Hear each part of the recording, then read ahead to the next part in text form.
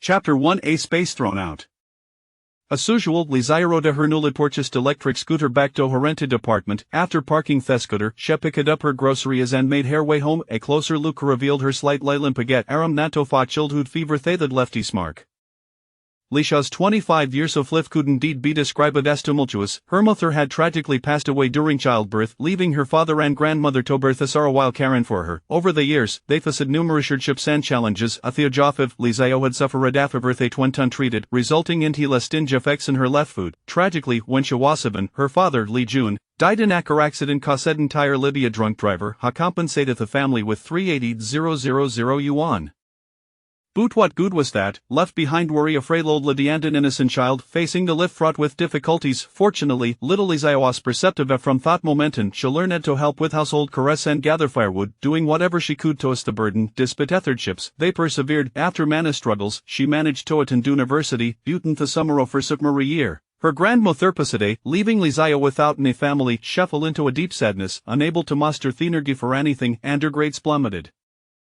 One night during her junior year, she dreamed in Smarif her grandmother, urged her to live well and find joy in life. With only herself to life family she could not afford to allow in despair otherwise, her levitinous would not find peace in death. After waking she cried for a long time, then resolved to pick herself up from the non she dedicate herself to her studies and took in various part-time leading Gabu Sayet fulfilling life. Eventually she graduated successfully and secured a position as a clerk at Asmal company.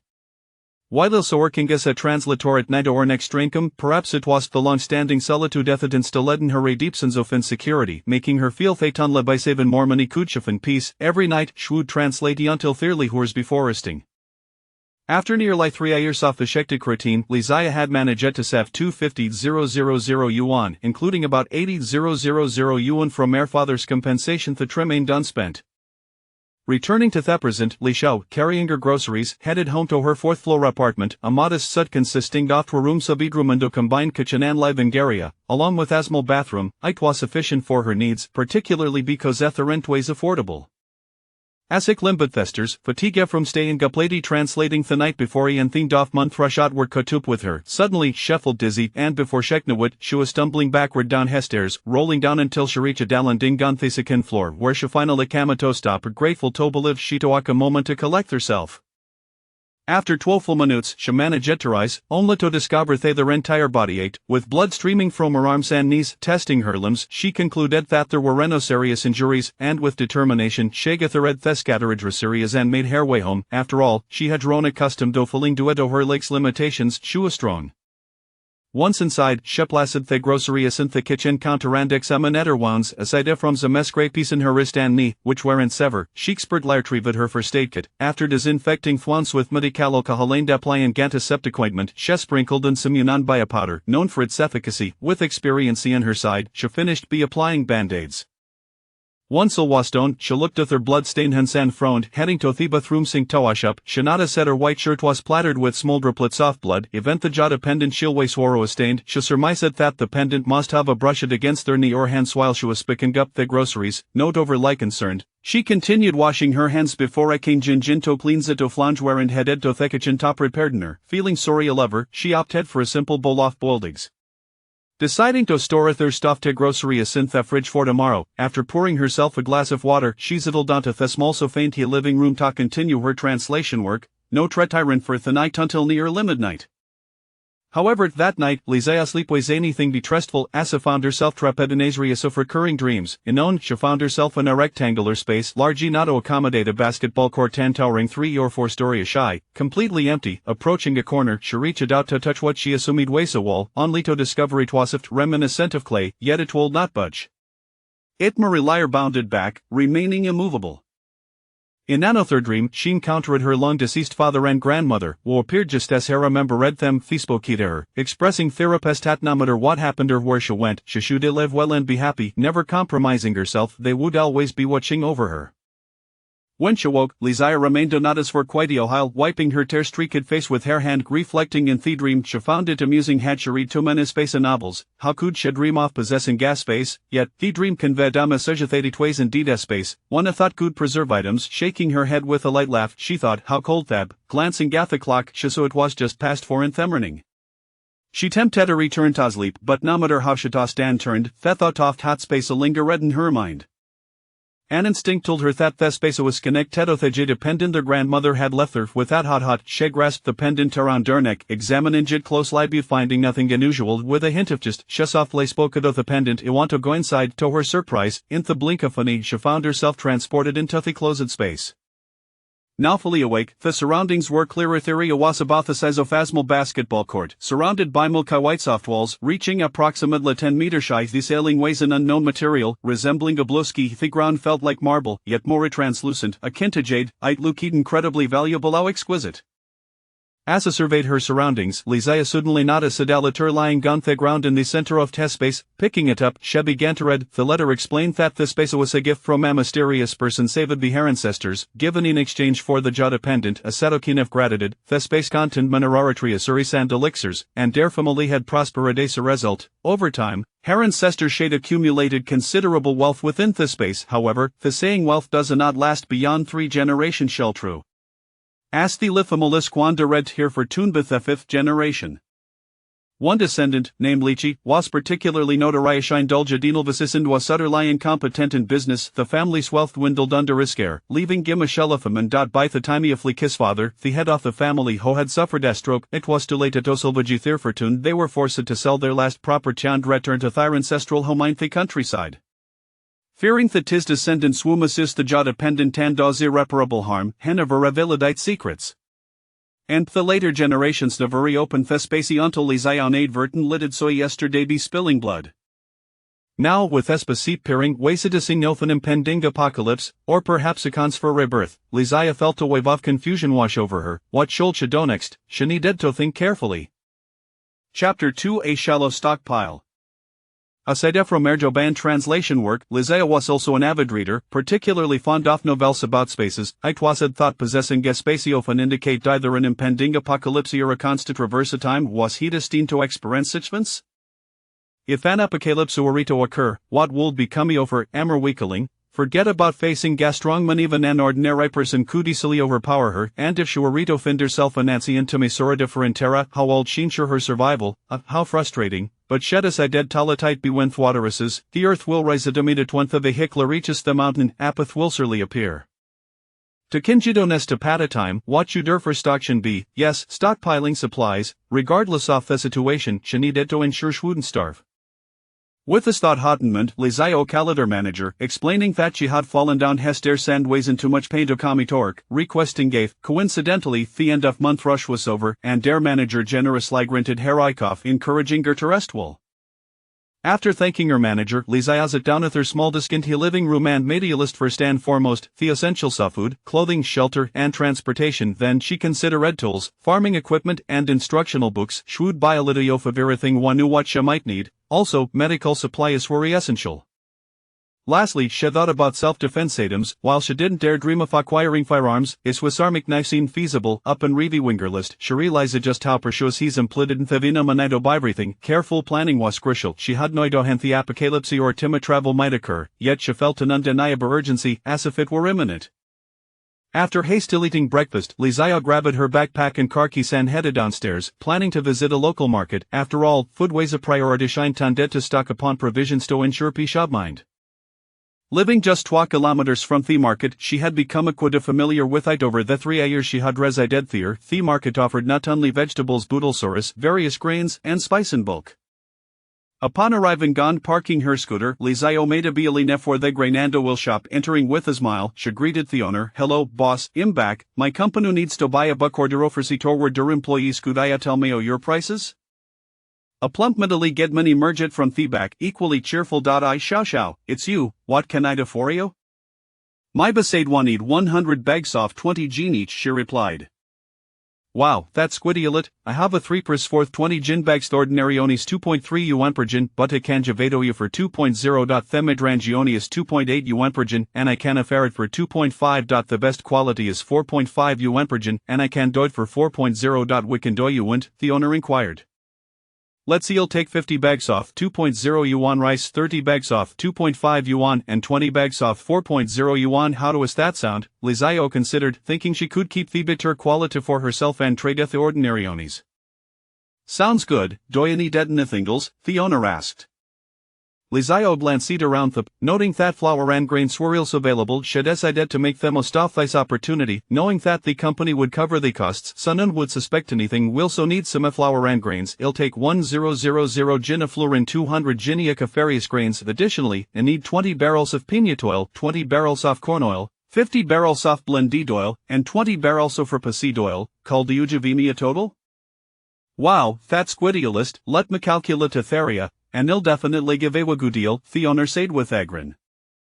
Therasecamesto 5, 100 yuan flour at 2.8 yuan per gin totals 2, 800 yuan green beans at 7 yuan per gin for 200 genies 1, 400 yuan soybeans at 5.5 yuan per gin for 200 genies 1, 100 yuan and red beans and barley at 8 yuan per gin total 3, 200 yuan milk at 5 yuan per gin totals 1000 yuan. Pianu toilet 110 yuan per barrel for 20 barrels is 2, 200 yuan cornel at 75 yuan per barrel for 20 barrels is 1, 500 yuan blended oil at 65 yuan per barrel for 50 barrels is 3, 250 yuan and rapeseed oil 130 yuan per barrel for 20 barrels is 2, 600 yuan. Let me calculate the total at Comsto 24, 150 yuan. But since we're old friends, let's make it 24,000 yuan on need for the change. The owner beamed, clearly pleased with the deal. Great, thank you, boss. You'll send out the payment via WeChat. Lizia responded happily, satisfied with Epris. Where shall dies in the goods, when Doyo want them delivered? The owner inquired. Caught off guard, Lizia realized that she hadn't arranged it for delivery. She thought for a moment before applying. Let's adito through in WeChat first. You'll ask my manager where to send it, and in Sahava Theta Tales, I'll message you. The owner chuckled heartily. No problem, I'll await your news. After leaving Fegrenando will shop, Lizia continued to browse. She stopped at a spice shop next, purchasing a variety of seasonings: dried chili, star anise, cinnamon, bay leaves, fennel, and 5 spice powder. Anything she could say in her cooking. Sheba 10 box each of emascancha essence, white box containing 50 packets, salt was another necessity, for which she bought 50 boxes. With the company covering the expenses, Lizia felt justified in her purchases. At Thespa shop, she spent nearly 20,000 yuan. Once again, reveling Gathalka Klimani could disappear. After exchanging WeChat information with the shop owner, she paid a deposit of 5,000 yuan as they were close friends.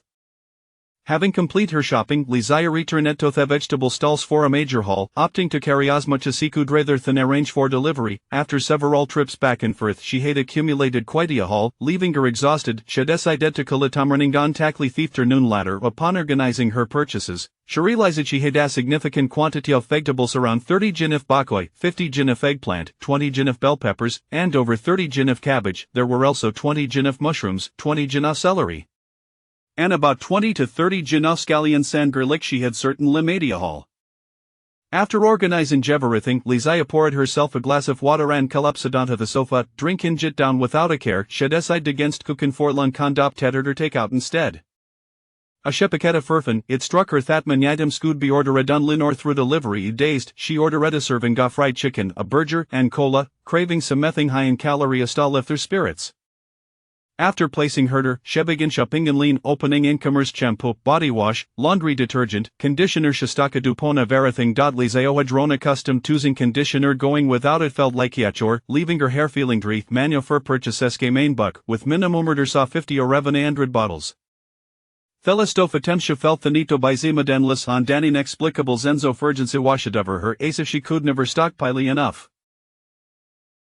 Chapter 3. Continuing the stockpile. Next on the list were sanitary products. Whether traversing through time or enduring an apocalyptic scenario, the agony of lacking sanitary pads is a pain only women truly understand.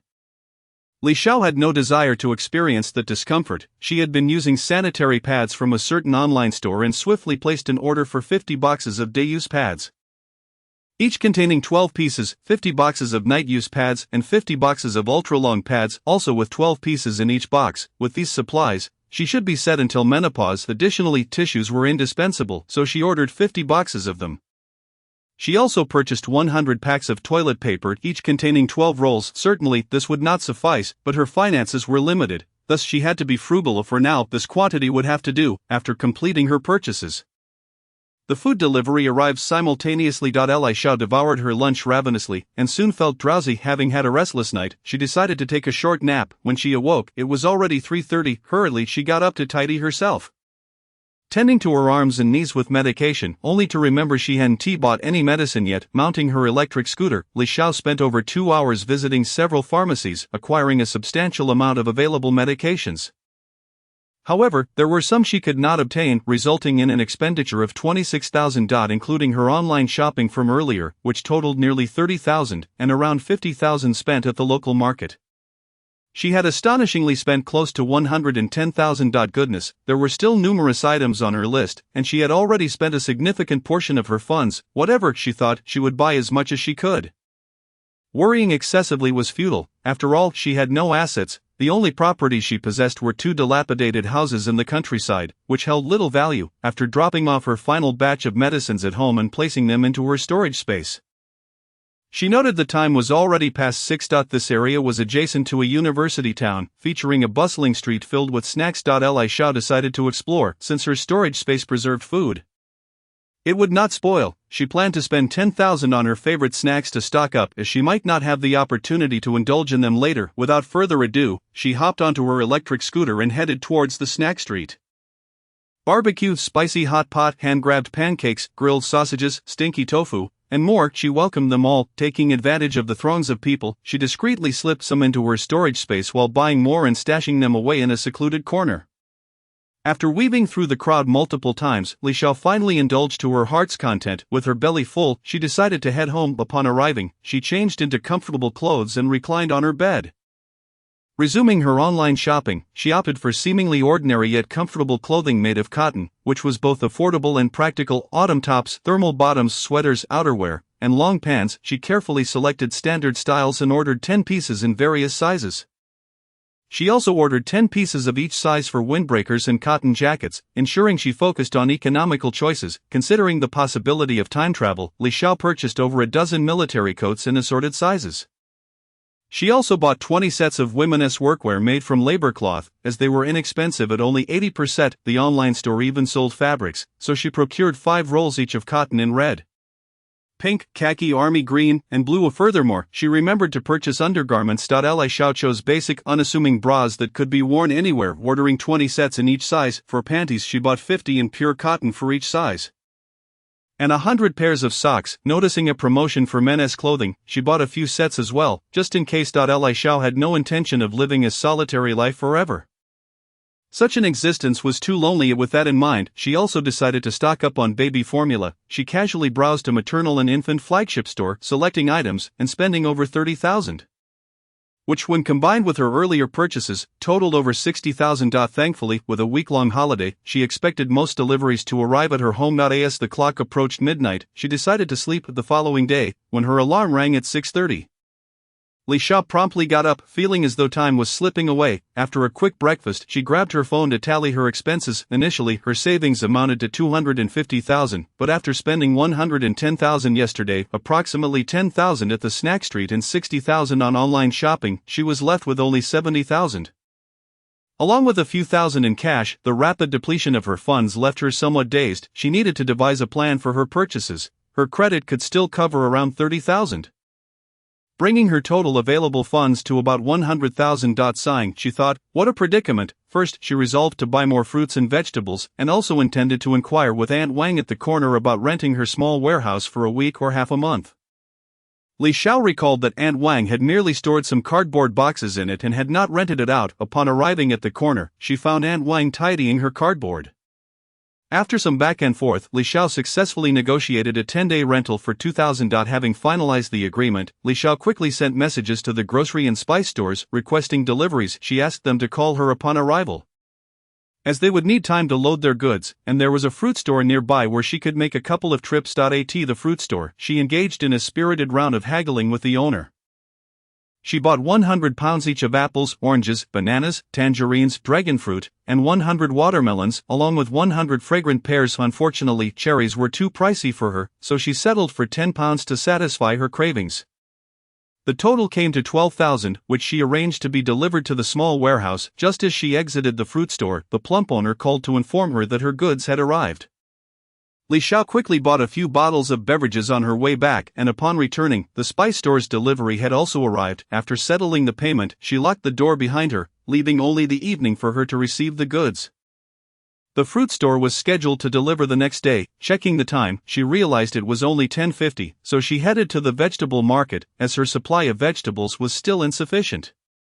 This time, she instructed the vegetable vendor to deliver directly to the small warehouse. Making multiple trips was too slow for her amidst her busyness. It was already 12:30. Li Xiao found a nearby home-style restaurant and ordered 4 dishes and a soup.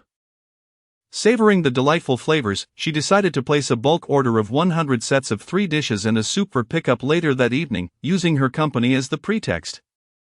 With her stomach pleasantly full, she returned home. Feeling fatigued, she decided to resume her online shopping. Upon arriving home, she changed clothes, sank into the sofa, and grabbed her phone, feeling utterly satisfied, reflecting on her needs for clothing and food.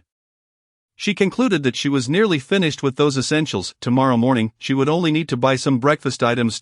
Right, I must also purchase duvet covers, bed sheets, basins, and electric kettles, those daily necessities. Placing her order, she spent nearly another 10,000 in one go. If all went well, she intended to acquire 10 Phoenix brand bicycles. She decided to buy them from a local bike shop, as online purchases would require assembly, which she was not skilled at. She would also check for unassuming women's models. With one electric scooter already in her possession, she could purchase another as a backup, which was about all she could afford. Scissors and kitchen knives could also serve as self-defense weapons. Having already placed an order for those, she now decided to buy a few Swiss Army knives and entrenching tools. To her surprise, even a basic one cost several hundred. She settled on 10 Swiss Army knives and 5 entrenching tools, which cost her another 8,000, all charged to her credit. Finally, she purchased instant noodles and snacks, as well as dried noodles and rice noodles, which were convenient. Another 10,000 was spent. That should suffice for now, she thought, planning to take a short rest before heading out to collect her boxed meals. At 6:30 that evening, Li Xiao took a ride to retrieve the meals. Paying 5,500 yuan, she instructed the driver to take her to a newly developed neighborhood, which was still under construction and lacked surveillance. After paying the fare, she discreetly transported the boxed meals to a corner and stowed them away in her storage space. She even made a point to take a longer route back home to avoid drawing attention. Chapter 4. Filling in the gaps. Upon arriving home, Li Xiao utilized the vegetables she had purchased 2 days earlier to prepare her dinner. It is worth mentioning that Li Xiao had been cooking since childhood and had quite the culinary prowess. She prepared sweet and sour ribs, stir-fried greens, and seaweed soup, relishing every bite. After finishing her meal and cleansing herself, Li Xiao intended to check her storage space to identify any items she might have overlooked. However, upon entering her space, she was taken aback by the chaotic scene before her. The entire floor resembled a disordered basketball court, cluttered and overwhelming. Piles upon piles of goods lay scattered, but thankfully, the boxed meals she had arranged were neatly stacked in cardboard boxes, preventing any spillage. It was evident that additional shelving was necessary, as searching for a specific item amidst the disarray would be an arduous task. Determined to rectify this, she exited her space and headed straight to the nearby shelving wholesale store at the street corner. Since she passed by this shop daily, her objective was clear. Upon entering, the owner greeted her warmly. "Young lady, are you in need of shelves?" "Yes." "What are the prices for these shelves?" Li Xiao inquired. "There are several varieties. This model, which is similar to those used in supermarkets, is 4-tiered and 1.5 meters wide. A set costs 150 yuan, the one next to it is solid wood, priced at 380 yuan for the same size. Over there, we have stainless steel shelves, which cost 800 per set. Which one would you prefer?" The owner provided a detailed overview. After contemplating her options, Li Xiao replied, "I would like 30 sets of the supermarket style, 10 sets of solid wood, and 10 sets of stainless steel. Could you possibly offer a discount? My budget is quite tight." The owner calculated the total and responded, "Young lady, your total comes to 16,300. I can give you a discount to 15,500. How does that sound?" "Alright, can you deliver them immediately? We urgently need them for our company." "It's out just down the road at 23 Yunjin Street," Li Xiao stated. "Certainly, I know that location. It's An Wang's warehouse, right? I'll have my workers assemble them for you in an hour." The owner replied cheerfully. After completing the payment, Li Xiao stayed nearby to observe the assembly process, hoping to learn some basics in case she needed to fix anything in the future. Following the delivery truck to the small warehouse, she waited until the workers unloaded the shelves, then promptly secured the warehouse door. Once inside, she received the shelves and other goods. It was already past 9, and the neighborhood was quiet. After receiving everything, She returned home. Upon re-entering her space, Li Xiao resigned herself to organizing the chaos. Fortunately, in this space, as soon as she touched an item and envisioned its desired location, it would move accordingly, otherwise, moving the shelves would have been exhausting. She began arranging the shelves in a supermarket-like fashion, which took up a third of the space. Then, the items were arranged in order, the lighter ones placed on the ordinary shelves, while the heavier ones were allocated to the other two shelves. Surprisingly, two shelves were dedicated to the snacks purchased from the street vendor, followed by boxed meals and medicine. Observing the neatly organized items, Li Xiao's previously furrowed brow finally relaxed. Next came the task of identifying any omissions. Facial towels, bath towels, skincare products, cotton, and quilts had not been purchased, and a small amount of coal could also be acquired. Additionally, breakfast items such as buns and steamed buns, which could be consumed conveniently when hunger struck, needed to be bought in larger quantities. Mineral water and milk should also be stocked up. With 36,000 remaining in her card and over 5,000 in cash, she sighed, uncertain if it would suffice. Armed with her meticulously noted shopping list, Li Xiao stepped out of her space. By the time she returned to her bed, it was already 11:40, yet Li Xiao still felt no inclination to sleep.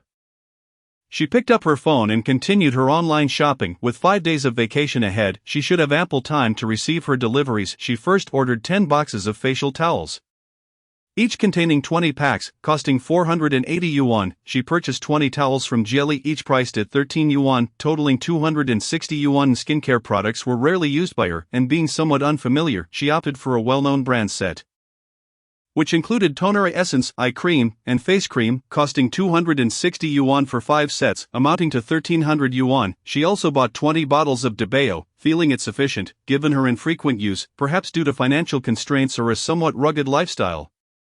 Li Xiao often forgot to apply such products before bed. She also acquired 2 sets of basic cosmetics as backups, just in case they were needed, costing a mere 300 for both. Cotton and quilts could be conveniently purchased at the market the following day. Finally, she ordered 20 cartons of pure milk and 20 cartons of peanut milk, entering her small storage facility as the delivery address. Suddenly remembering she had yet to purchase soap, she ordered 20 boxes of that as well, each box containing 30 bars. Checking her balance revealed a mere 27,650 yuan, quite disheartening. A night passed in silence, and the next day, Li Xiao rose early once more. While changing clothes, she realized she had forgotten to change her medication yesterday. Upon inspection, it seemed to have healed remarkably well.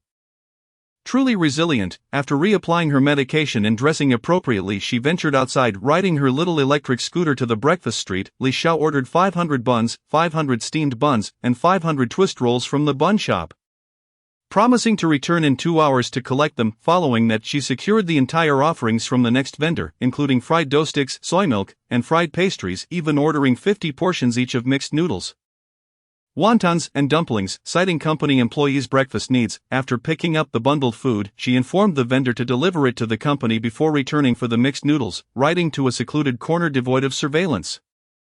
She cautiously stored the food in her space, repeating the process with the mixed noodles. With over an hour remaining until the buns were ready, Li Xiao decided to head to the second floor of the farmer's market, where cotton was available. Inquiring about prices, she purchased 20 pounds of cotton for 400 yuan. Handmade quilts weighing 10 pounds each were 150 yuan. She bought 5 for a total of 750 yuan.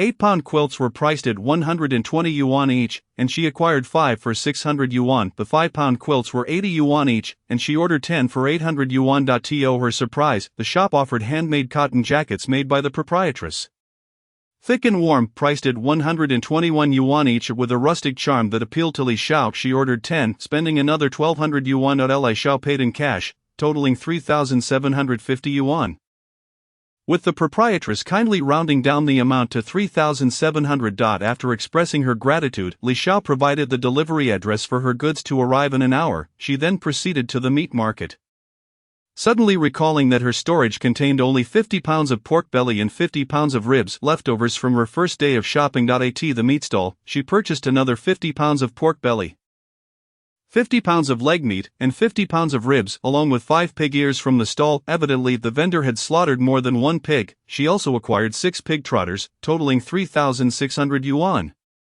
again receiving a discount. Next, she visited the chicken and duck stalls, securing the offerings from 3 vendors, 65 ducks and 47 chickens, for a total of 5,600 yuan. Likewise receiving a discount, the 3 vendors conferred and agreed to send one person for delivery. Watching her phone balance dwindle to a meager 6,000, Li Xiao resolved to head home. After collecting the meat, she planned to purchase some coal from the outskirts of the city, concluding her stockpiling efforts. Upon arriving at the warehouse, the bun shop owner had already delivered her order, thoughtfully packaged in white foam boxes, with 100 pieces each of buns, twist rolls, and steamed buns totaling 15 boxes. After settling the payment, which included an initial deposit of 200 yuan, she paid an additional 1,800. The deliveries of chicken, duck, and pork followed suit. After sending the vendors off, she secured the warehouse and returned home. Chapter 5, Is it a prophetic dream? By the time Li Xiao got back home, it was nearly 1 in the afternoon. Lacking the motivation to cook, she resolved to settle for a bucket of instant noodles before indulging in a 2-hour nap. At 3:30 in the afternoon, she set out once again, riding her little electric scooter straight to the southern outskirts of the city, recalling a few coal vendors in the area. Sure enough, beneath the abandoned factory, there lay a row of coal. She inquired about prices. Coal blocks were priced at 1,200 yuan per ton, with charcoal at 250 per pound, honeycomb coal at 60 cents each, and bamboo charcoal at 550 per pound. Considering her paltry 4,000 left, she dared only to purchase a ton of coal blocks, 200 pounds of wood charcoal, 200 honeycomb coals, and 100 pounds of bamboo charcoal, reducing her funds by 2,370 yuan. As usual, delivery was arranged. With just over 2,000 remaining, Li Xiao suddenly remembered her earlier desire to purchase 10 bicycles. How naive she was, completely unaware of her limitations. On her way back, she couldn't resist stopping by a bicycle shop, where she found the Phoenix brand bicycles available for 680 each. Gritting her teeth, she bought 2. With her balance reduced to a mere 1,160, she decided to call it quits. In the event that she did not traverse to another era or face an apocalyptic scenario, she would be left without even taxi fare. The most dreadful predicament in life is not merely living, but doing so without money. Upon reaching the warehouse, she found the coal vendor had unloaded the coal, and the bicycles had also arrived. Closing the door behind her, she returned home, planning to come back later for the remaining items. Arriving home at 5:30, Li Xiao aimed to prepare a decent dinner. Having made do for the past few days, she simmered a pork rib soup, stir-fried some greens, and pan-fried a fish. After savoring her meal and letting out a contented burp, she tidied up. By 9 o'clock, Li Xiao headed downstairs to collect the coal and bicycles. Closing the door behind her, after taking a shower, she made her usual trip to her space to organize her belongings. She moved the coal to a corner and placed the bicycles nearby, then wandered over to the shelves. A profound sense of satisfaction washed over her as she surveyed the abundance of items. After exiting the space and switching off the lights, she retired for the evening. Although she fell asleep early, her slumber was anything but peaceful. Various scenes unfolded in her dreams.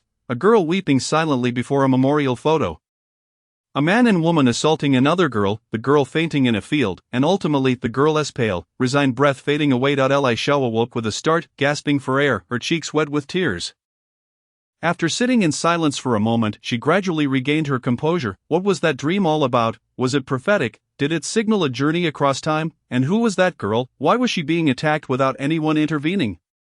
Who was the man in the memorial photo? Questions swirled in her mind, yet they were all devoid of answers. One thing was becoming increasingly clear. It involved a journey through time. Rising to wash her face in the bathroom, she returned to bed, attempting to sleep once more. When she finally awoke, it was already past 9 o'clock. Roused by the sound of her phone, some of the packages she had ordered a few days prior had begun to arrive.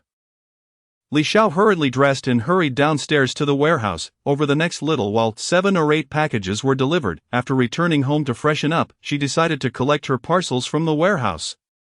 As there was little else to do, today was Thursday, and since she had taken leave starting Monday, many packages were expected to arrive. As she passed by a breakfast shop, she grabbed 2 buns and a cup of soy milk before heading to the warehouse. Setting up a chair to sit and wait while checking her phone, what was she looking at? To her surprise, she was engrossed in reading historical romance novels, hoping to understand their tropes and counter-tropes. So she wouldn't be completely in the dark if she truly found herself in such a setting. For the entire morning, Li Xiao was captivated by her reading, and several packages arrived. Glancing at the time, she realized it was nearly noon, prompting her to close up and head home for lunch. The neighbors she had passed by were indeed curious, but she quickly dismissed their inquiries, attributing her absences to company preparations for an annual celebration. At noon, she stir-fried a dish of 3 fresh vegetables and boiled a seaweed soup, relishing her meal, having grown accustomed to frugality from a young age. Li Xiao was never picky and enjoyed every bite. After resting for an hour, she ventured back to the small warehouse to collect more packages, planning to unpack and organize them in her space that evening. The next couple of days unfolded in a similar fashion as Li Xiao watched her stock of goods grow in her space, providing her with a sense of security. On Sunday afternoon, after collecting the last of her packages, she locked the warehouse door and returned the key to Aunt Wang. Light on her feet, she made her way home. That evening, she fried an egg, and with the leftover 3 fresh vegetable dish from lunch, she had more than enough to eat. After dinner and cleaning the kitchen, Li Xiao entered her space. Most of the items were already organized, leaving only today's packages unopened. Rolling up her sleeves, she set to work, taking over half an hour to finish. The shelves were now more than half full, and as she beheld the dazzling array of products, a profound sense of satisfaction enveloped her, the corners of her mouth lifting involuntarily in a smile that reflected her good spirits. Glancing at the mountain of delivery boxes piled beside her, Li Xiao patiently dismantled and stacked them, envisioning their potential for kindling in the future. By the time she finished organizing, it was 11 o'clock. Hastily exiting her space, she washed up and went to bed, knowing she had work the next day. The following morning, Li Xiao rose early to head to work. After returning home, she began tidying up her belongings, packing away items she would not need for the time being, including winter clothes, into her space and organizing them neatly.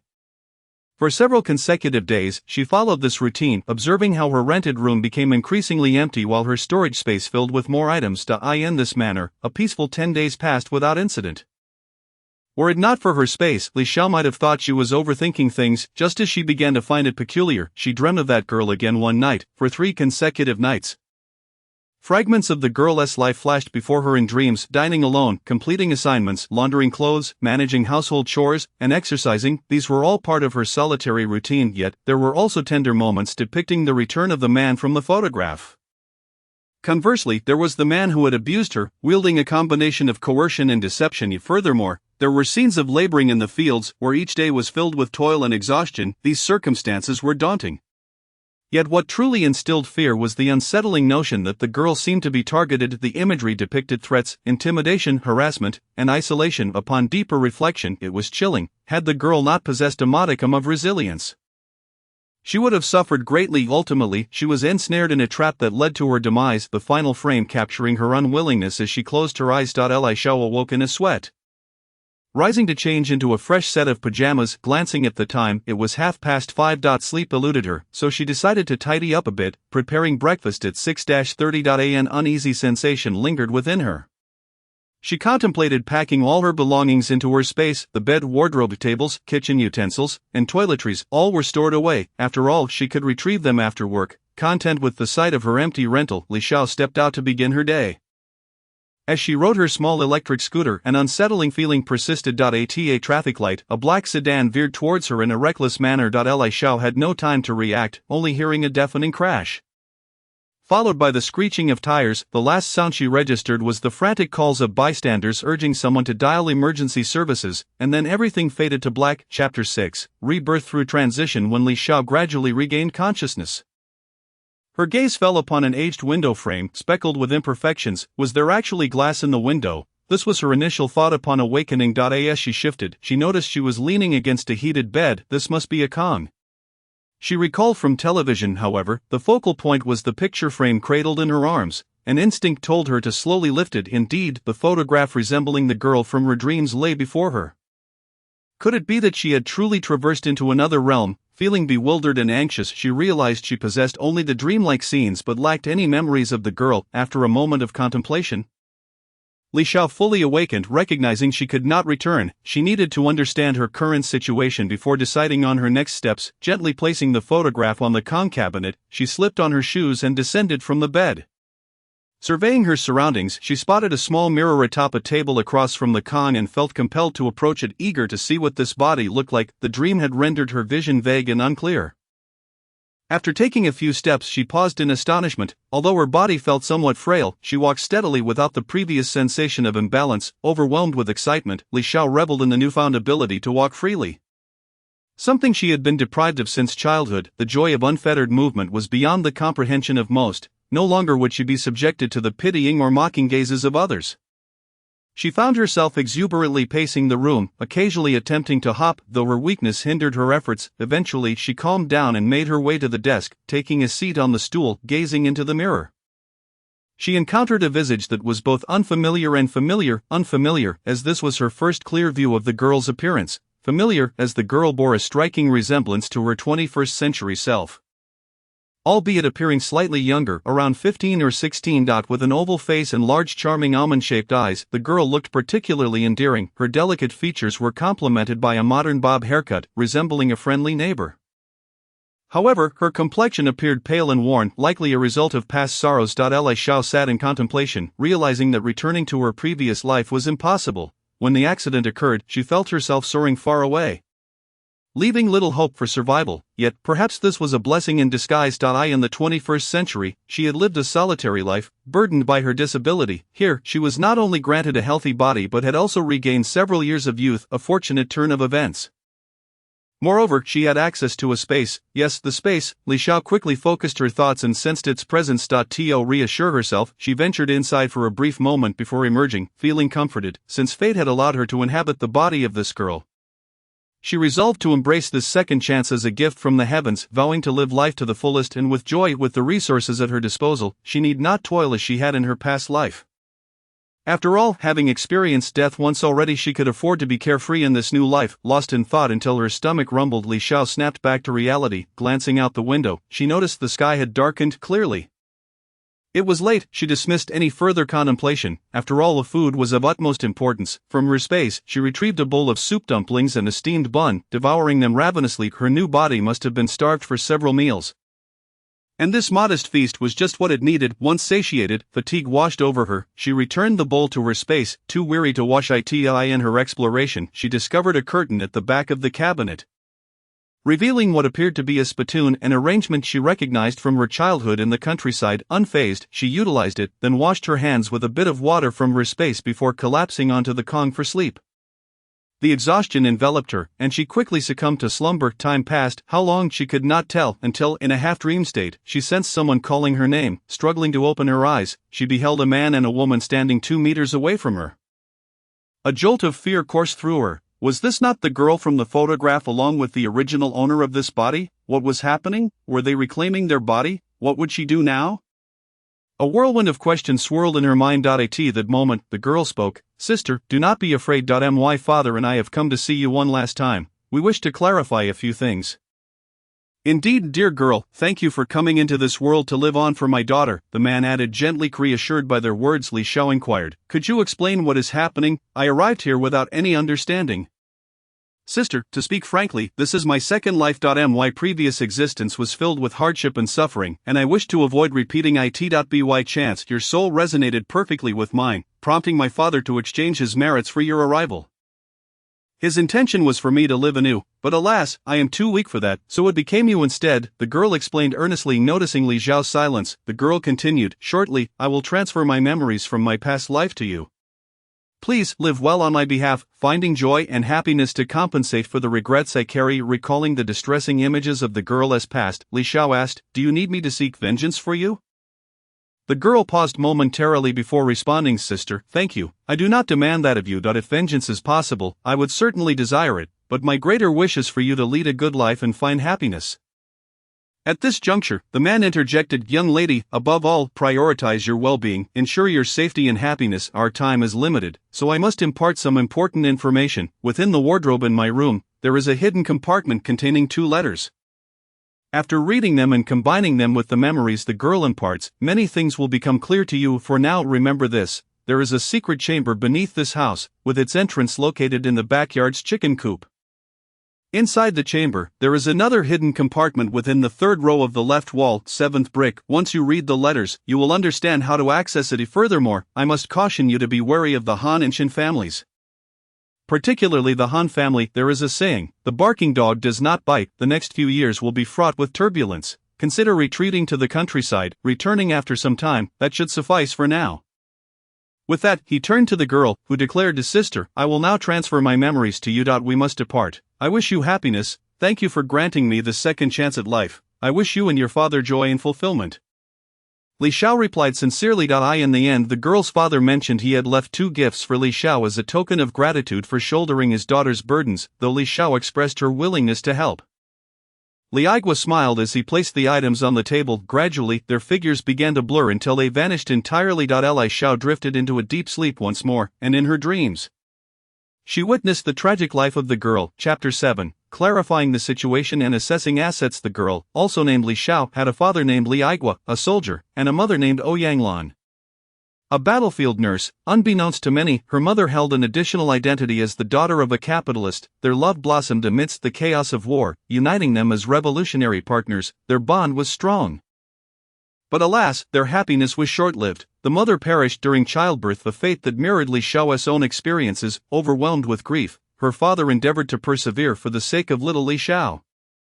After arranging for her mother's funeral, he hired a military spouse to care for the child while he resumed his duties, returning home sporadically to spend time with her. Little Li Xiao was remarkably mature, declaring at the age of 7 that she could care for herself, thus alleviating the need for a caretaker. Thus she navigated the ups and downs of life, growing into a 15-year-old on the cusp of graduating high school. Suddenly, she received the devastating news of her father's sacrifice, sending her into a spiral of despair. It was during this turbulent period that Uncle Shen, a supposed friend of her father's, infiltrated her life under the guise of concern, claiming that his son, Shen Yi, was her betrothed, a promise made to her father, but now shrouded in superstitions that forbade the mention of child betrothals. In a bid to spare the young Li Xiao from gossip, she was placed in the Shen household as a goddaughter, with a plan to marry her off in a few years. Being a naive girl, she was ill-equipped to withstand their sweet-talking and thus consented to reside with the Shens. This decision marked the commencement of her tragic fate. Unbeknownst to her, they were primarily motivated by her family's wealth, even going so far as to send her to the countryside in place of their own daughter. Gradually, the riches of her family were siphoned into their coffers, as they coercively assured her that if she toiled in the countryside for a couple of years, she could return to the city and wed Shen Yi. In truth, the young girl harbored little affection for Shen Yi, perceiving him to be insincere and unreliable. Yet, trapped in her predicament, she felt powerless against their collective pressure and reluctantly acquiesced. Little did she know that just before her departure to the countryside, she inadvertently stumbled upon Shen Yi's secret liaison with her friend and classmate, Zhang Lily, which had escalated to intimate levels. She contemplated an escape, wishing to feign ignorance, but fate intervened when she inadvertently knocked over a broom at the entrance. Alerting the 2 lovers inside, they seized her and subjected her to a brutal beating. This was not the worst of it. They had also bribed 2 fellow youths sent to the countryside to conspire against her, ultimately leading to her untimely demise. Reflecting on the young girl's life, Li Xiao pondered the propriety of sharing her tale. She recalled that there were indeed members of the Han family among the group sent to the countryside. Raising the question of their involvement in the girl's tragic end. As dawn broke, Li Xiao awoke with a start. She sprang up and turned to see 2 bottles, one large and one small, resting on the table opposite her. Gifts from her father. Approaching the table, she inspected the porcelain bottles, which were exquisitely crafted and evidently of exceptional origin. The smaller bottle bore the inscription "Essence of Body Refinement," while the larger one simply read "Sedative." The smaller one promised to enhance physical strength, potentially reaching 1,000 pounds, while the larger claimed to induce sleep for 5 hours within a 5-meter radius, with no side effects, and contained an antidote. Elated, Li Xiao expressed her gratitude to her father, recognizing that these items would empower her to protect herself, particularly the essence, which resonated deeply with her. Without hesitation, she consumed the essence in one gulp, only to find it tasteless and devoid of sensation. Dismissing her concerns, she carefully stored the sedative in her space, knowing its significance warranted immediate safeguarding. Now, with her mind free to wander, she surveyed the room. Though modest, it exuded warmth and loved the pristine curtains, floral bedding, and details like the snowflake cream on the desk all reflected a father's affection for his child. This room had once belonged to the original owner, and now it was hers. Contemplating her father's instructions, she exited her room and crossed the hall to his quarters. The layout of their rooms was nearly identical, though her father's was more sparsely furnished. Upon entering, she noticed a large Kong bed on the left, a camphorwood chest at its foot, covered with a blue cloth to ward off dust. Her father often embarked on missions, leaving the chest filled with blankets and quilts for his return. By the window across from the Kong stood a small desk adorned with a few books, where her father would occasionally sit to read. Adjacent to this desk was a tall wardrobe, approximately 2 meters high. Li Xiao examined her surroundings, climbed onto a small stool, and approached the wardrobe, she lifted the oilcloth covering its top and, using the method she had learned as a child, pressed specific spots on the upper corners, resulting in a hidden compartment opening. Inside lay 2 letters, which she retrieved and took back to the Kang's edge to read. Both letters were addressed, "To my dear child." She opened one, revealing its heartfelt contents. "My most beloved daughter, by the time you read this letter, I may have departed this world. It saddens me that I cannot witness your growth, marriage, or motherhood. Yet, as a soldier, I take pride in my service to my country. Sacrificing everything is my duty and honor. There are several matters I must convey. First, you should know where our family's money is kept. Secondly, beneath our yard lies a secret room, accessible by moving the chicken coop in the backyard. The entrance mechanism is a game we used to play. I trust you will remember how to find it. The items within are part of our family's legacy. Until you possess the means to protect yourself, it is wise to leave them undisturbed. Additionally, as you embark on this solitary journey, guard your heart and trust sparingly. Be particularly wary of the Han-Inshan families. The Han family is treacherously cunning, and our downfall is partly attributable to them. You are no match for them. Maintain your distance. As for the Shins, should they speak of betrothal or similar matters, do not be deceived or agreed. I have never trusted them and rejected their advances. When the time comes, inform them that I wished for you not to marry before turning 20. And that your firstborn should bear the surname Li. The other letter serves as a means to deflect any ill-intentioned individuals and the Shins. Feel free to show it to them. In the absence of my guidance, should you encounter difficulties beyond your capacity to resolve, seek out Uncle Lu and Uncle Su from the military district. They can be trusted, but remain cautious. Lastly, I hope you find happiness and fulfillment. With love, your father, Li Aigua. August 15, 1969. Tears welled in Li Zhao's eyes as she absorbed her father's profound love. Regrettably, the original girl had never encountered this letter, which might have spared her from her tragic fate. The second letter contains similar instructions meant to mislead others about her family's wealth and the importance of not marrying early. After storing the letters, Li Xiao made her way to the chicken coop in the backyard.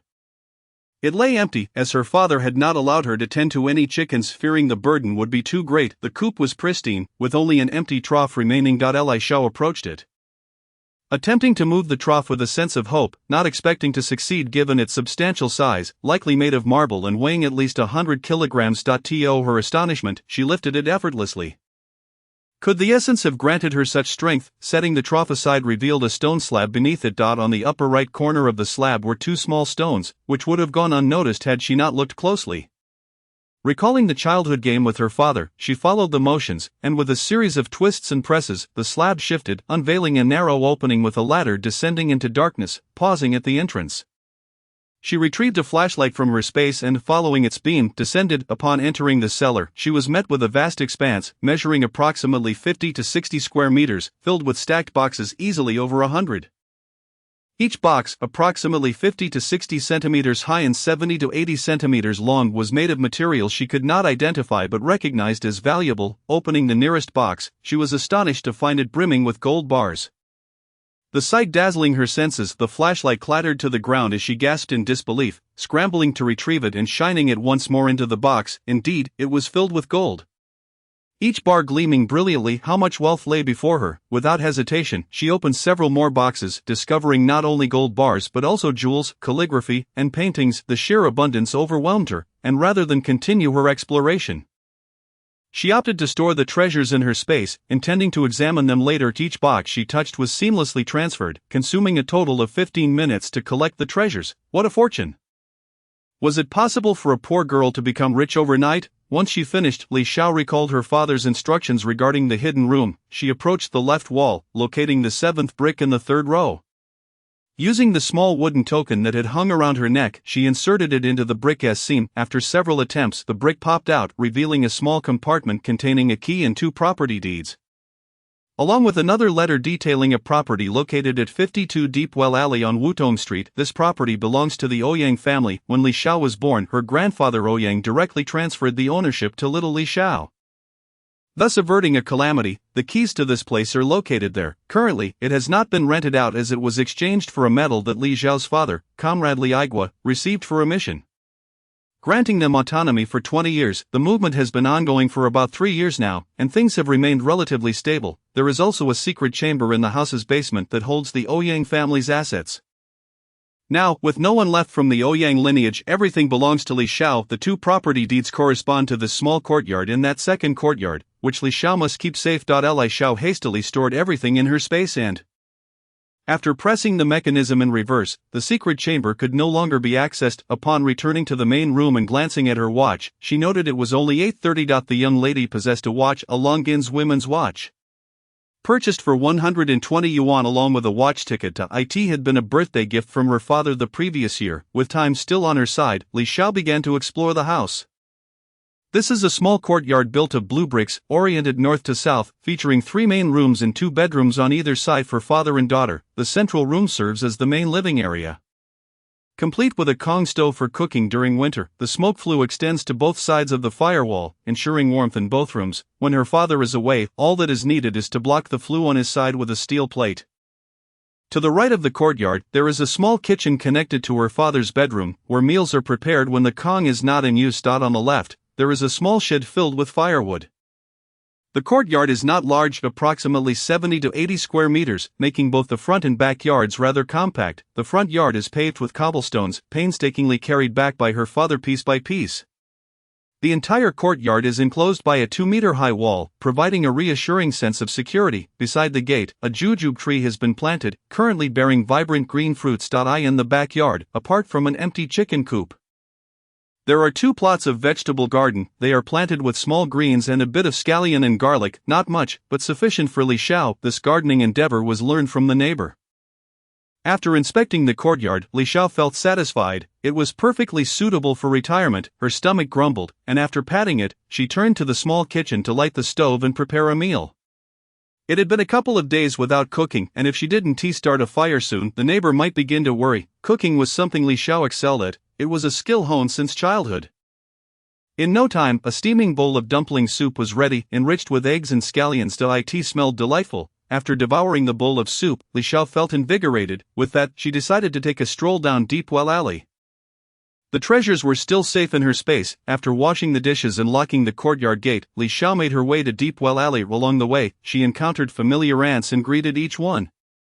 Adhering to the original owner's mannerisms, ensuring she maintained her persona, she expressed gratitude for their sympathetic or compassionate concerns. The 2 courtyards were not far apart. It took about 15 minutes to walk.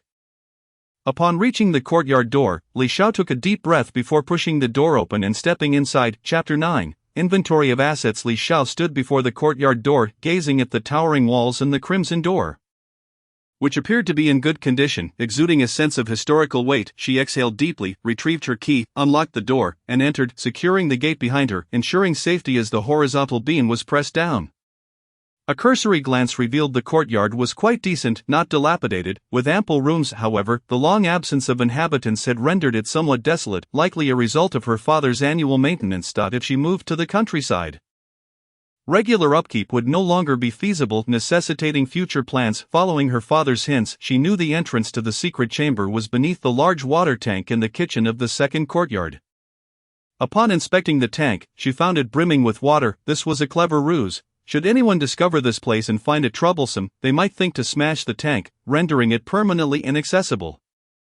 In reality, it required a rotation of the tank to unlock it. Curious about the effects of her spiritual liquid, she decided against drawing water from it. The tank, filled with water, weighed at least 300 jin.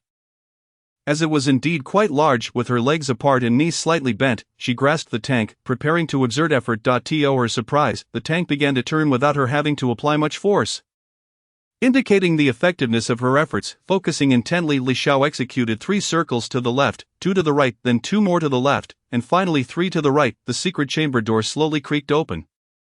Located directly beneath the tank, after waiting for about 5 minutes, Li Xiao descended carefully, guided by the beam of her flashlight. At the bottom of the stairs, another door barred her way, still marked by the same small wooden sign and requiring the same method of opening. Upon opening this door, darkness engulfed her, and it suddenly occurred to Li Xiao that her space might contain searchlights. She quickly retrieved one and turned it on, illuminating the secret chamber brilliantly. This chamber was even larger, filled with more boxes, and there were also bundled items wrapped in oilcloth. Astonishingly, one wall featured a shelf as tall as the wall itself, adorned with exquisite small boxes made from fine wood. It was reasonable to assume that the treasures within were even more precious. Approaching, she casually opened one box, revealing glittering pink gems, surely diamonds. Not only pink, but she had never encountered others of different hues. And there were so many, this single box must contain at least 100. She trembled as she opened another, discovering a crystal-clear orb larger than a ping-pong ball. Could it be a luminous pearl? Li Xiao suddenly felt a wave of dizziness. How many treasures were hidden in this chamber? Not wanting to be overwhelmed, she quickly began collecting items. Starting with the boxes, she methodically touched each one, tallying a total of 165 boxes. Next, she moved on to the oilcloth bundles, and then to the shelf. Rather than collecting each box individually, she simply transported the entire shelf into her space. In an instant, the chamber appeared vacant. Glancing around, Li Xiao retrieved a letter and a small box from a concealed compartment. At this point, everything her father had entrusted her with was safely stored in her space. She felt a sense of relief, assured that no wolves or tigers would dare to lay a finger on her possessions. Exiting the secret chamber, she dismantled the mechanism and locked the door before heading home. Upon arriving home, it was already 11 o'clock. Li Xiao prepared a bowl of noodles using the dried noodles stored in her space, which was quick to cook. She ate with satisfaction. In the afternoon, Li Xiao planned to enter her space to inventory these treasures and organize it further. Unlike other time travelers, her space was not extraordinary. It didn't automatically arrange items neatly but left them in a heap in the center. After resting for a while, she stepped into her space. Gazing at the mounds piled in the center, Li Xiao felt a mix of excitement and apprehension. The workload was considerable. One flaw of her space was that she had to physically touch each item and mentally decide where to place it before arranging it according to her wishes. Though it required no physical strength, it certainly demanded time and mental energy. What could she do but roll up her sleeves and get to work? It truly was a sweet burden. Li Xiao laughed heartily. She began with the large shelf, moving it to the western side of her space, where there was an empty area. As soon as she touched it, the shelf smoothly glided into its new position without a wobble. Settling securely, since she was taking inventory, it was essential to keep track of everything. Li Xiao grabbed a notebook and pen. Approaching the shelf carefully, she opened each box and recorded her findings, like the diamonds from earlier. There were 5 boxes. Specifically, there were 2 boxes of pink diamonds, 1 box of blue diamonds, 1 box of blood red diamonds, and 1 box containing several mixed colors. 3 boxes held pigeon egg-sized luminous pearls, with 2 pearls in 1 box. Additionally, 5 boxes contained exquisite headpieces. Li Xiao was uncertain of their exact worth, having never dealt with such items before, but they sparkled brilliantly. Several boxes contained small pills resembling those used in traditional Chinese medicine, each with a unique appearance and presumably distinct effects. Indeed, each box bore labels detailing their effects, usage, and dosage. There were energy-boosting pills, ginseng vitality pills, love flower pills, itch relief pills, hemostatic powders, and most intriguingly a box labeled truth pill. It was unclear how the ancestors of the Ouyang family acquired such rare pills, but the convenience of their form made them even more remarkable. The last 2 boxes contained intricately designed daggers. In total, there were 20 boxes. Li Xiao meticulously recorded each one. After examining the shelf, she turned her attention to the 5 oilcloth bundles. Cautiously unwrapping them, she feared damaging the treasures inside. To her surprise, she found 5 long, narrow brocade boxes, arranged in a row. Squatting down, she opened each one to reveal 5 scrolls. Realizing they were likely precious calligraphic works or paintings, Li Xiao decided against meddling, fearing she might accidentally damage them. She carefully closed the brocade boxes and left the oilcloth as it was. In her space, everything remained in its original state. Li Xiao gently placed the boxes on her solid wood shelf in the eastern part of her space, ensuring they were positioned correctly. Finally, she turned to the 165 large wooden boxes, all made from fine materials. One by one, she opened them, documenting their contents. To her astonishment, the discovery was overwhelming. She recorded her findings with trembling hands. They included 30 boxes of large yellow fish, 30 boxes of small yellow fish, 30 boxes of silver, 10 boxes of gold leaves, 10 boxes of headpieces, 10 boxes of antique porcelain, 10 boxes of ancient books, 10 boxes of silver ingots from the Republic era, 10 boxes of jade items, 5 boxes of gold beans, 5 boxes of silver coins, and the final 5 boxes contained silk fabric. Li Xiao took great care to log everything accurately. How much was this all worth? Her mind felt muddled. After completing her inventory, she moved the boxes to the empty space beside the shelf, stacking 5 boxes neatly. Next, she turned her attention to the boxes from her family's side, which were also numerous. After counting, she found a total of 100 boxes. One by one, she opened and recorded their contents: 30 boxes of gold bars, 30 boxes of gold cakes, 20 boxes of silver ingots, 10 boxes of jewelry, 5 boxes of ancient books, and 5 boxes of gold melon seeds. Li Xiao found herself in an amusing predicament, reflecting on the steadfastness of her ancestors from the Li family. After meticulously cataloging and sealing the boxes, she positioned them alongside the boxes belonging to the Ouyang family, ensuring there remained a slight gap between the two piles to avoid any confusion. Once everything was set, Li Xiao was consumed by a singular thought: to embrace a life of leisure. In her mind, it was imperative to adopt a laid-back attitude, for anything less would be a disservice to the venerable ancestors of both families. Chapter 10. The expectations of our ancestors must not be disappointed. Having completed the organization, Li Xiao stood in the center of the space. To her left lay her own prepared belongings, while beside the shelves rested all the possessions from her rented accommodation. To her right were the treasures from both families, occupying a significant portion of the area and filling Li Xiao with a profound sense of security. She felt as though she had struck it rich overnight. With these resources, she could thrive anywhere. It was time to examine the letter left by the ancestors of the Ouyang family, which came in a large envelope containing 3 smaller ones. Was this a precaution against loss? Getting back to the matter at hand, the first letter was penned by Ouyang's great-grandfather, whom Li Xiao should refer to as her great-great-grandfather. The gist of the letter conveyed that the ancestors of the Ouyang family had risen from humble agricultural beginnings, serving valiantly under a general during the Dejing dynasty. Their valor on the battlefield earned them respect and honor. Over the generations, the Ouyang family produced chancellors, scholars, generals, and even imperial tutors. The wealth they had amassed was a testament to their forebears' hard work. However, the elder expressed concern about the changing times, urging future generations to be prudent and to avoid drawing attention to themselves. He also specified the location of the ancestral burial site, encouraging descendants to pay their respects to the family graves when possible, along with other instructions that Li Xiao chose to set aside for the moment. Li Xiao recalled that her great-great-grandfather was buried in the ancestral grave, while her grandfather, due to increasingly dire circumstances, had been interred on Yangming Mountain at the outskirts of the city. The second letter was from Ouyang's grandfather, who was rather forthright. He mentioned that the Ouyang family had only one daughter, Ouyang Lan, who tragically passed away during childbirth, leaving Li Xiao as the sole granddaughter. The ancestors had devoted themselves to serving their country and had generously contributed to the welfare of the people, with the grandfather himself having donated a substantial part of his wealth. He hoped that Li Xiao would prioritize her own well-being, avoid seeking the limelight, and lead a peaceful life, safeguarding herself above all else.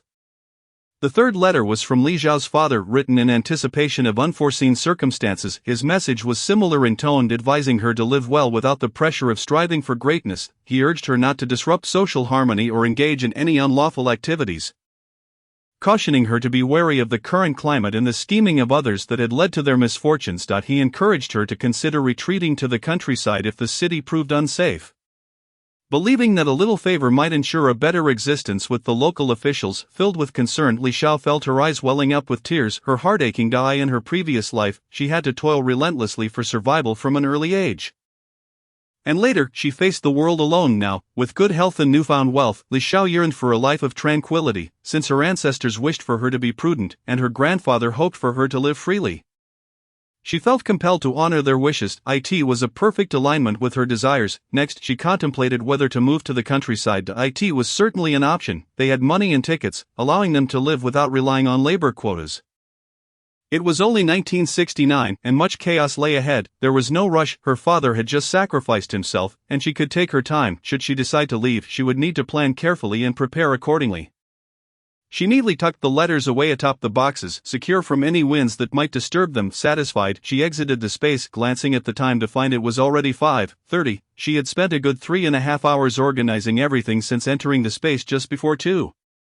Time was fleeting, so Li Xiao headed to the backyard to pick some fresh greens before returning to the kitchen to prepare a meal. She made stir-fried greens, tomato, and egg soup, and served it alongside rice that had been cooked and stored in the space before her time travel. As she enjoyed her meal, a sudden realization struck her. In her preoccupation with the basement, she had forgotten about the money and tickets at home. In this day and age, one could procure nothing without money. She quickly finished her meal and dashed to her father's bedroom. A small portion of the money was in her own room, but the majority was stored in her father's. He had told her where to find it. In the large wardrobe, she opened the door to discover a small compartment at the bottom. Using a key from her pocket, she opened a small drawer to retrieve a money box filled with colorful notes.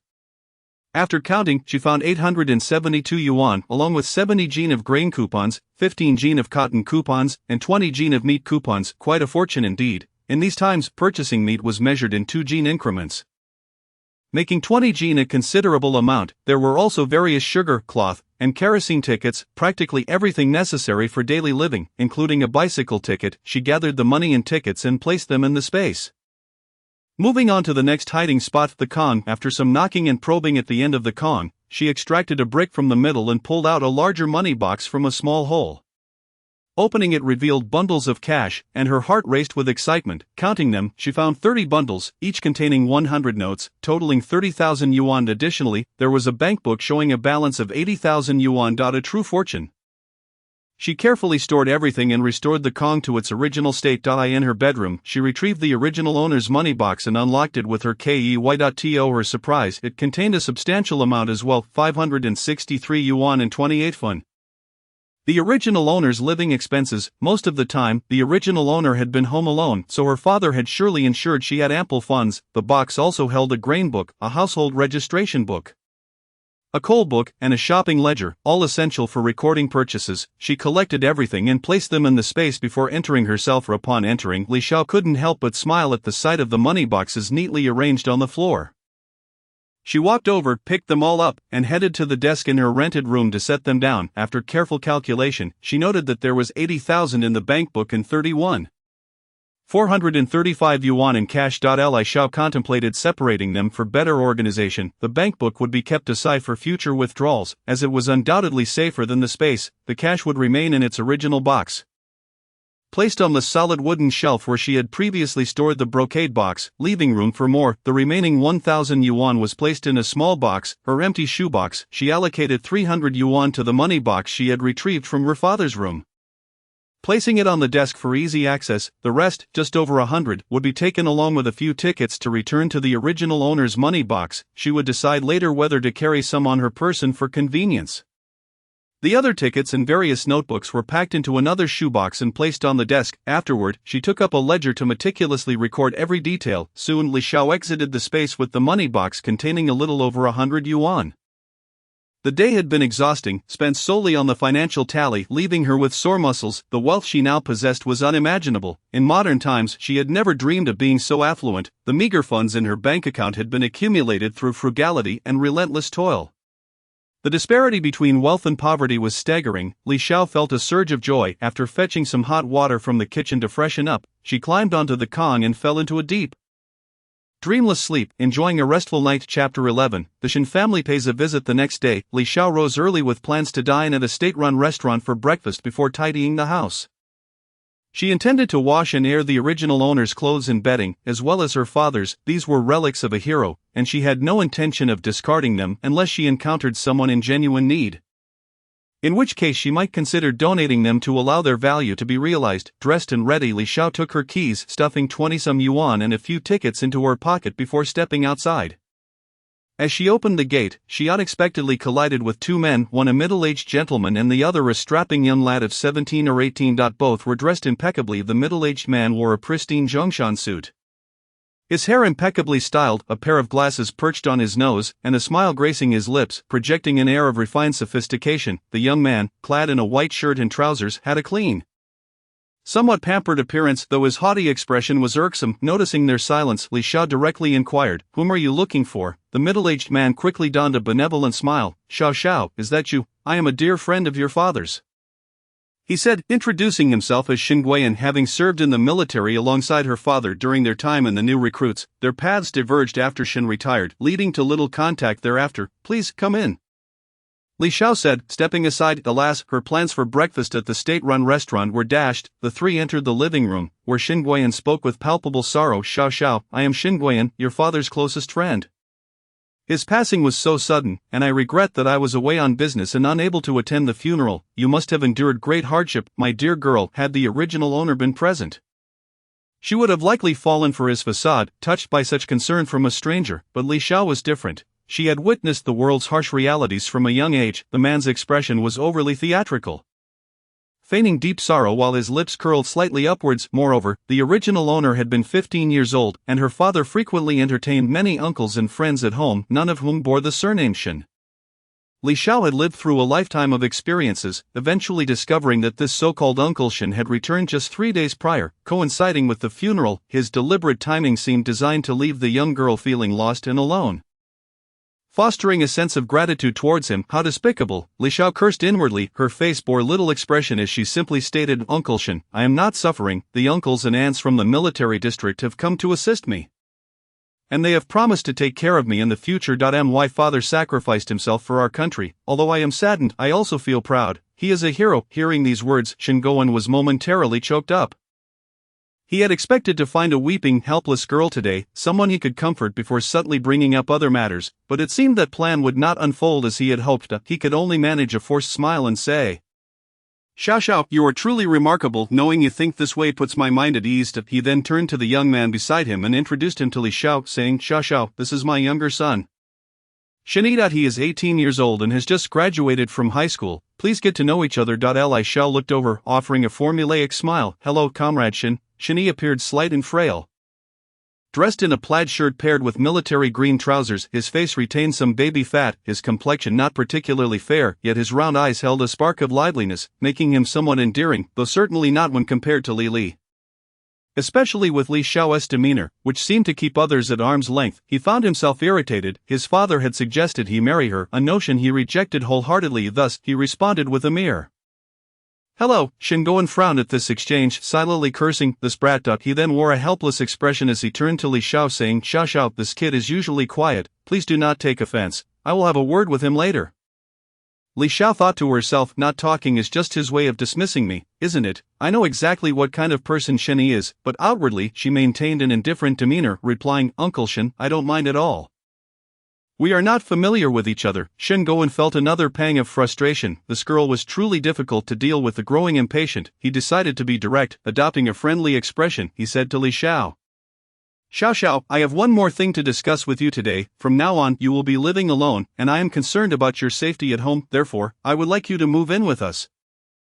We have a daughter at home who is 16. You two can keep each other company. The fox's tail was finally revealed. Thank you for your concern, Uncle Shen, but I'm accustomed to living at home. Besides, the neighborhood is filled with military families, so safety is not an issue. Li Xiao firmly declined. Shen Gowen was taken aback by her rejection, especially its decisiveness. At a loss for words, he paused before saying, Xiao, you may not know, but our families have a marriage agreement. Shen is your fiancé. This was arranged between me and your father. Surely this would suffice. An orphan like her, wasn't it rumored that the Li family harbored treasures? The Shen family had no interest in such matters. Little did he expect the girl would respond with confusion. Uncle Shen, are you sure you have not made a mistake or confused me with someone else? My father will specifically stated that I was not to be betrothed to anyone and instructed me not to marry before I turned 20. What, that damn Li Igua even included such stipulations? Shen Gowen thought bitterly, feeling the weight of the deceased's words. He collected his complex emotions and said, Girl, you wouldn't be deceiving me, would you? You may not realize this, but Uncle Shen is the deputy director of a textile factory. And your aunt is a union officer. Marrying into our family would be a life of comfort. How could I possibly be mistaken about this? Comfort, I see it as a trap. In my past life, they schemed against innocent girls without a trace left behind. What nonsense! Li Xiao cursed silently while maintaining an air of calmness. No, Uncle Shen, the deceased must be respected. I will honor my father's last wishes. I trust that Uncle Shen would not pressure me into this. Her expression was sincere. Xiao, I genuinely have your best interests at heart. You can stay with us for now, and when the time is right, we can discuss marriage. It cause any trouble. Shen Gowen refused to give up. Li Xiao feigned difficulty, saying, Uncle Shen, please hold on. I will retrieve my father's will for you to examine personally. With that, she entered her room, pretending to rummage through her wardrobe, but actually retrieving the letter her father had written to protect her from deceitful people. She emerged and handed it to Shen Gowen. He accepted the will eagerly, tearing it open to read. The gist was that if he ever faced misfortune or sacrificed himself, Li Xiao should not marry or become engaged before turning 20. Furthermore, the first child must bear the surname Li. He had not arranged any betrothals for Li Xiao, nor had he verbally committed to any. She was advised to be cautious and not to easily trust anyone, and to seek help from the military district if needed, as he had already made arrangements with the leaders there. Lastly, he mentioned finances, though he kept it brief, emphasizing that she must adhere to his last wishes.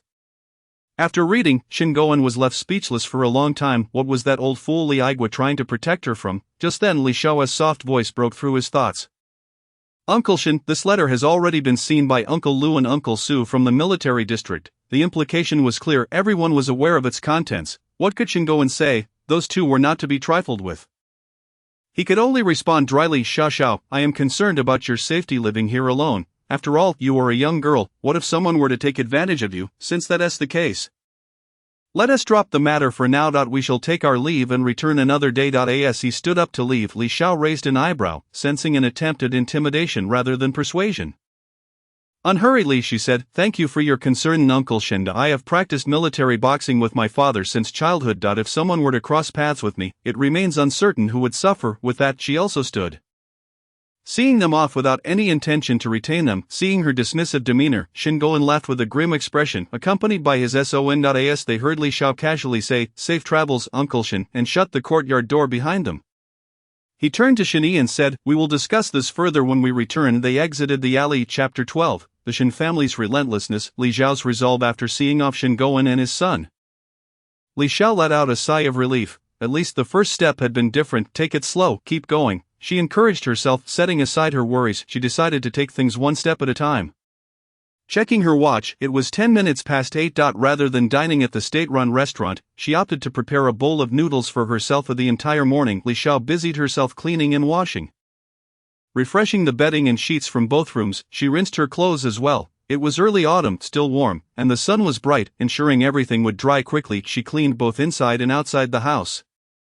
As she was quite particular about cleanliness, and the place was reasonably tidy, she swept the yard thoroughly, leaving no corner untouched. The backyard received the same treatment, and she watered the vegetables. With that done, she glanced at her watch. It was now 11:30, perfect timing to make up for the breakfast she had missed at the state-run restaurant. Slipping on her military green backpack and taking some money, she set out towards the restaurant. Upon arriving at the state-run restaurant, she found it bustling with patrons, as it was mealtime. As she approached the counter, 3 people were ahead of her in line. By the time it was her turn, 10 minutes had passed. "Excuse me, is there anything left to eat?" she inquired of the server. The server shot her a disdainful look, clearly annoyed. "Can't you read the board?" she replied curtly. Li Xiao paused, recalling the typical demeanor of state-run restaurant staff in this era. Not wishing to stir up trouble, she glanced at the small blackboard and then pulled out her money to order. "I would like a portion of braised pork, a bowl of rice, and a serving of shrimp and seaweed soup. How much will that be?" The server was taken aback, responding sharply, 3 liang of meat tickets, 2 liang of grain tickets, and 78 cents. Li Xiao paid promptly and turned to find a seat by the window, curious to hear the conversations of the patrons around her. The restaurant had several tables, about 10 in total, and it was still filled with people. Especially since it was just after factory hours, she overheard a conversation between 2 men in work uniforms. One lamented how the factory had been working overtime, having not slept well for days. But they were determined to complete the orders on time, even if it meant sacrificing sleep. The other man nodded in agreement. Such dedication was admirable in these times. To her right, a man and a woman seemed to be on a blind date, with the man enthusiastically introducing himself while the woman occasionally responded with a soft both blushing at the exchange. Indeed, it was a modest era, Li Xiao mused, enjoying the snippets of conversation around her. Suddenly she heard a high-pitched voice behind her, as if someone were speaking through a pinched throat. "Jiao, I really envy you for having someone to take your place in the countryside, so you won't have to suffer there like I will." "I am sure I'll be the one going." Another voice, somewhat haughty yet naive, retorted. "Taohua, keep your voice down. No, my dad said not to spread the word until things are finalized." Jiao, Taohua. Li Xiao recognized these names. Were they not Shin Jiaojiu and her sycophant Wang Taohua? The very ones who had conspired against the original owner, leading to her demise. These 2 murderers, one of whom had been bribed to betray her, had cost the original owner her life, all for a dubious chance to return to the city.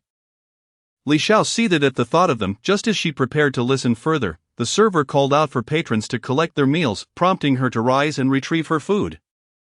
On her way back, she cast a glance at her 2 foes. Shin Jiaojiu had fair skin and an oval face, her pair of phoenix eyes radiating youthful allure. Her nose was well-defined, though her thin lips made her appear somewhat sharp. She wore a blue blouse that accentuated her figure, possessing the kind of attributes that drew male admiration. In stark contrast, Wang Taohua sat across from her, looking like a pitiful waif. Her appearance was unremarkable.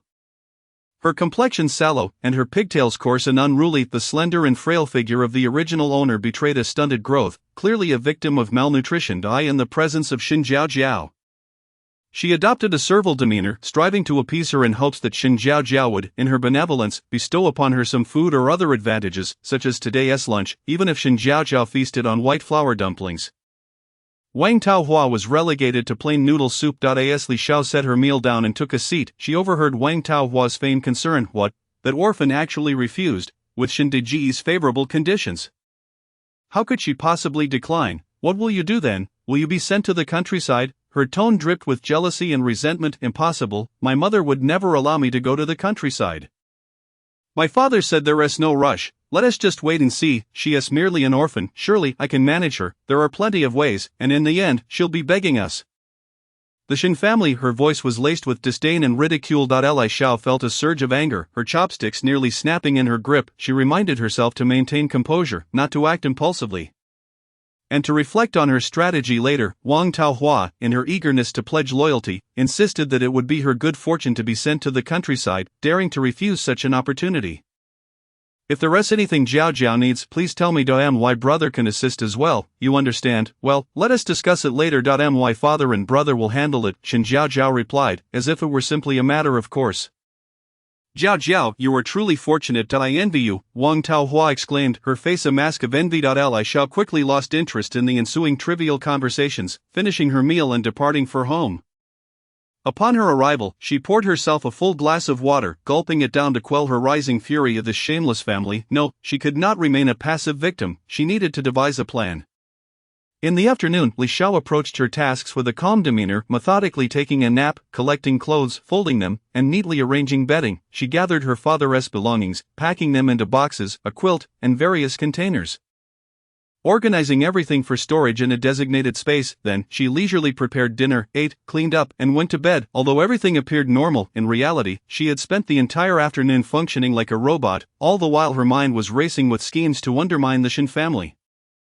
The following day, Li Xiao rose early, donning the oldest garments from the original owner's wardrobe. She then cut her already short hair even shorter, adopting a more boyish appearance. From her storage, she retrieved cosmetics, thankfully. She had prepared 2 sets earlier, which she was now putting to use. She thickened her eyebrows and applied a dull foundation to her face. The outfit she selected, a unisex short-sleeved white shirt paired with blue cotton linen trousers, rendered her indiscernible as either a boy or a girl. After this transformation, she gazed at her reflection in satisfaction. With keys in her pocket, Li Xiao stepped out, heading once more toward the state-run restaurant from the previous day. Chapter 13, Eavesdropping for Information. Knowing oneself and one's opponent. As Li Xiao exited her home, she encountered no greetings along the way. Whether due to the early hour or her altered appearance, she remained unrecognized. Upon arriving at the state-run restaurant, she was served by the same attendant as before. She ordered 2 large meat buns and a bowl of soy milk, filling herself before leaving. Li Xiao made her way to the outskirts of the western city.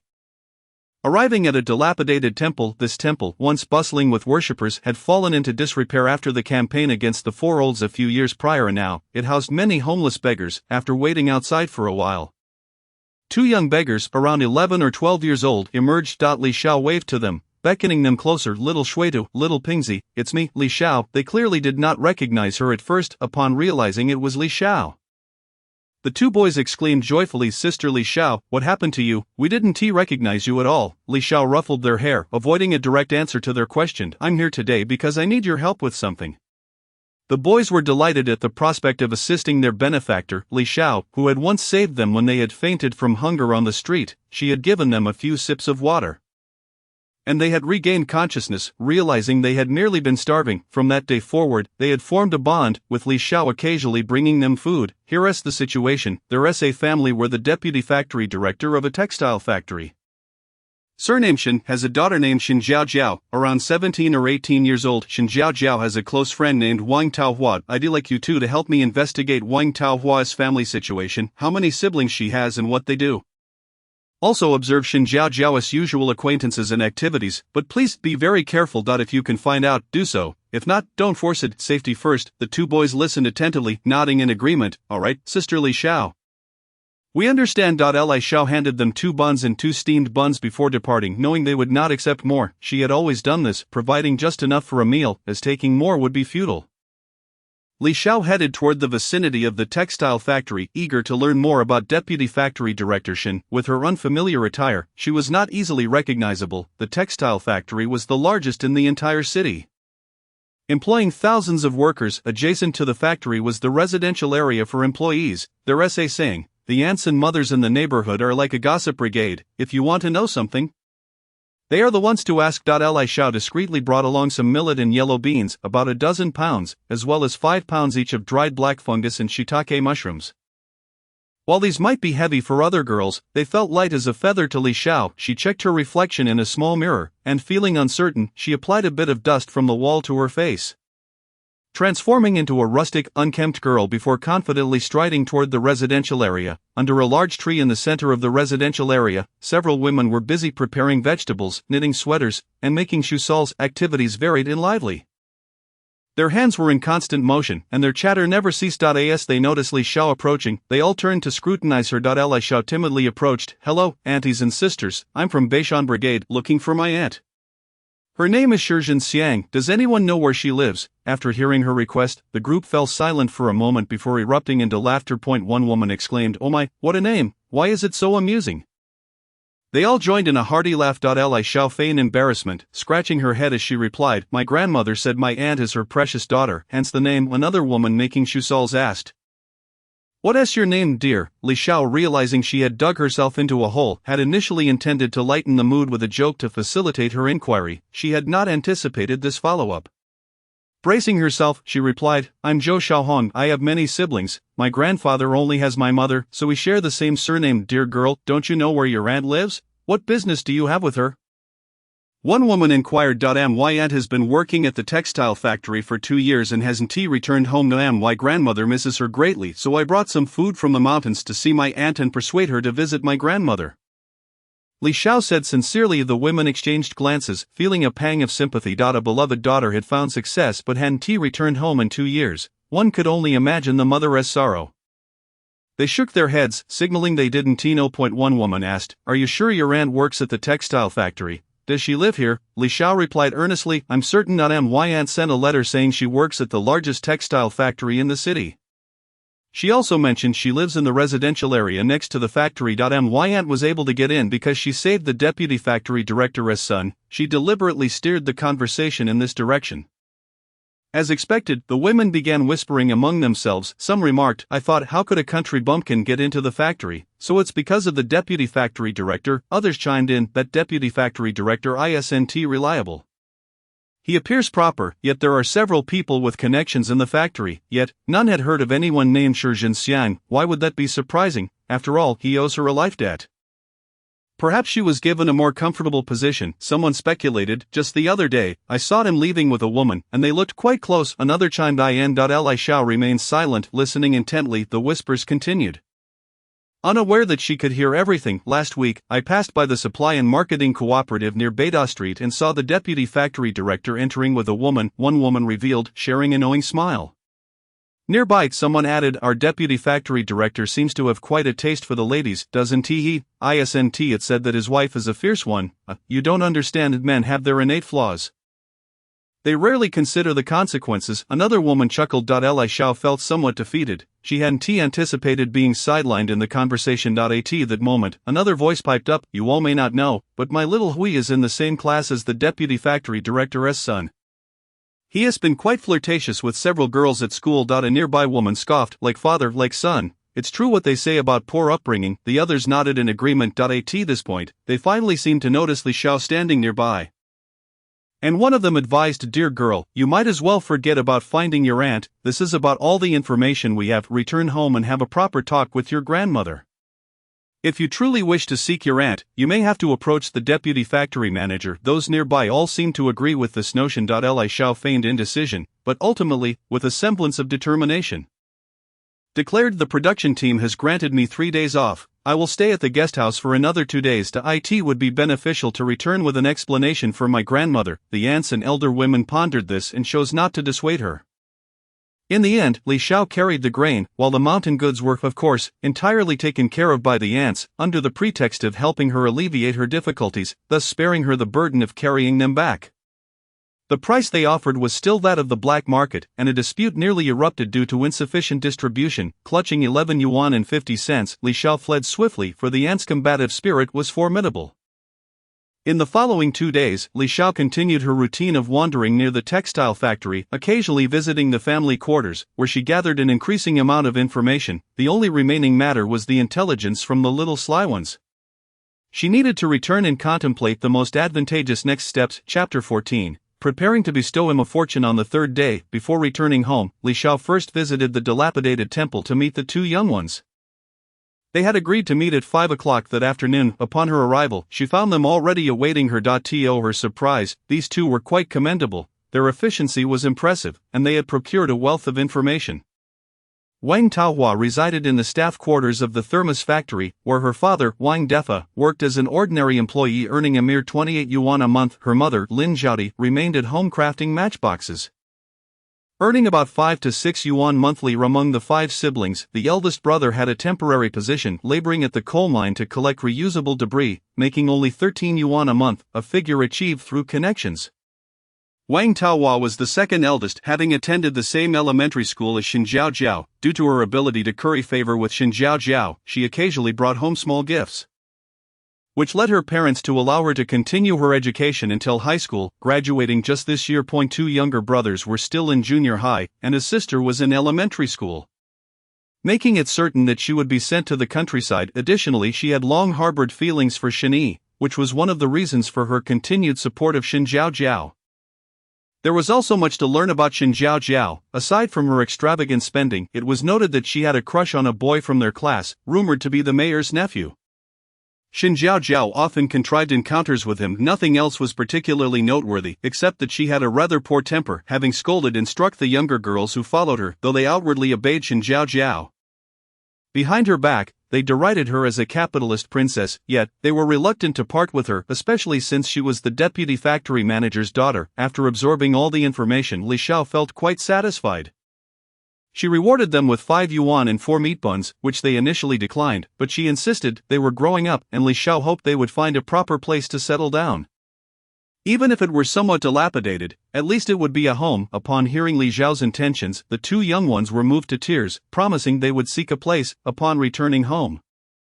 Li Xiao washed up, changed her clothes, and planned to prepare a hearty meal to reward herself. For the past few days had left her little time or inclination to cook, resulting in hasty meals.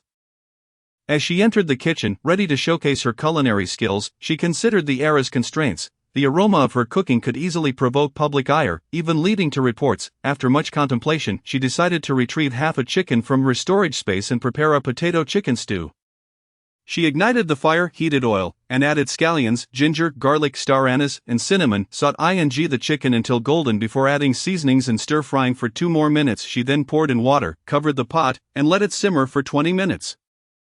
After that, she added potato chunks to cook for another 10 minutes, resulting in a fragrant potato chicken stew. She retrieved a portion of rice from her storage and a bottle of soda, and the meal was a delightful feast. After tidying up the kitchen, Li Xiao brewed herself a cup of tea and reclined on the kong, contemplating her next steps. The Xin family remained a lurking threat.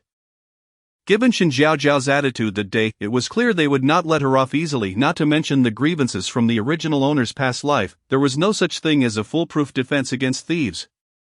Moreover, she lacked the time and energy to remain constantly vigilant against them. Therefore, a decisive resolution was necessary. Since the Xin family dared to set their sights on her, she would orchestrate their downfall. A one-time affair. Once the head of the family fell, the rest would be insignificant. How to proceed though? She needed to investigate the auspicious alley further to ascertain which family was involved. Additionally, she must examine the character of Wu Cuifan and gain first-hand knowledge. Such inquiries required her own involvement. The clothing at home was unsuitable as her father Li was tall. Tomorrow, she would first peruse the black market. With her plans set, Li Xiao retired for the night, knowing that great undertakings necessitate ample rest. At the break of dawn, Li Xiao awoke, having gone to bed too early. A glance at the clock revealed it was only 4:50. Despair washed over her. Unable to return to sleep, she rose, donned a gray checkered jacket and blue work pants, and applied a touch of makeup. Instantly, her demeanor and appearance underwent a significant transformation. Though her attire remained lacking, it was the perfect time to visit the black market and procure a few outfits. Stepping out of her home, she made her way directly to the hospital. Indeed, one of the black markets lay just behind the hospital on a small hillside. Some shrubs provided cover in case of inspections, and the area was surrounded by thoroughfares, with mountains and forests behind, making it difficult for anyone to track her. Approaching the base of the hill, 2 short men suddenly emerged, startling her. They scrutinized her appearance. Noting her somewhat outdated clothing, which in comparison to others, was still quite decent, their complexions appeared sallow, and their short hair made it hard to determine their genders. "What brings you here?" one of them asked in a hushed tone.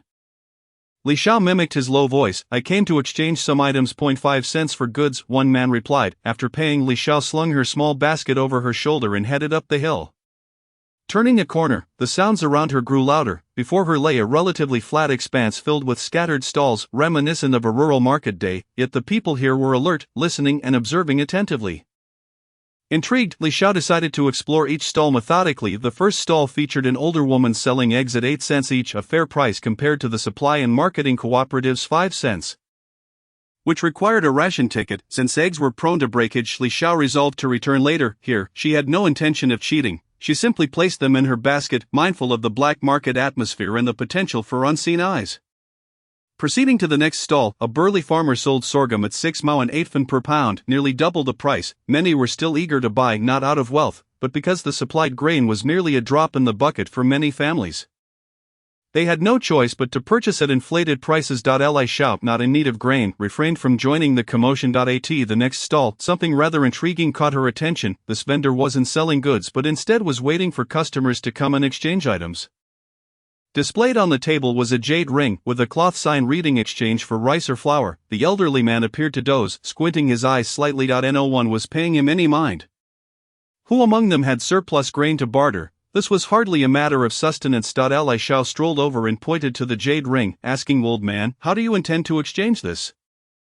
Upon hearing her question, he lifted his head, revealing sharp, wise eyes that suggested he was no ordinary man. "I only exchange for rice or flour. I won't accept coarse grains. 20 pounds, he replied, seemingly nonchalant but with a hint of urgency in his gaze.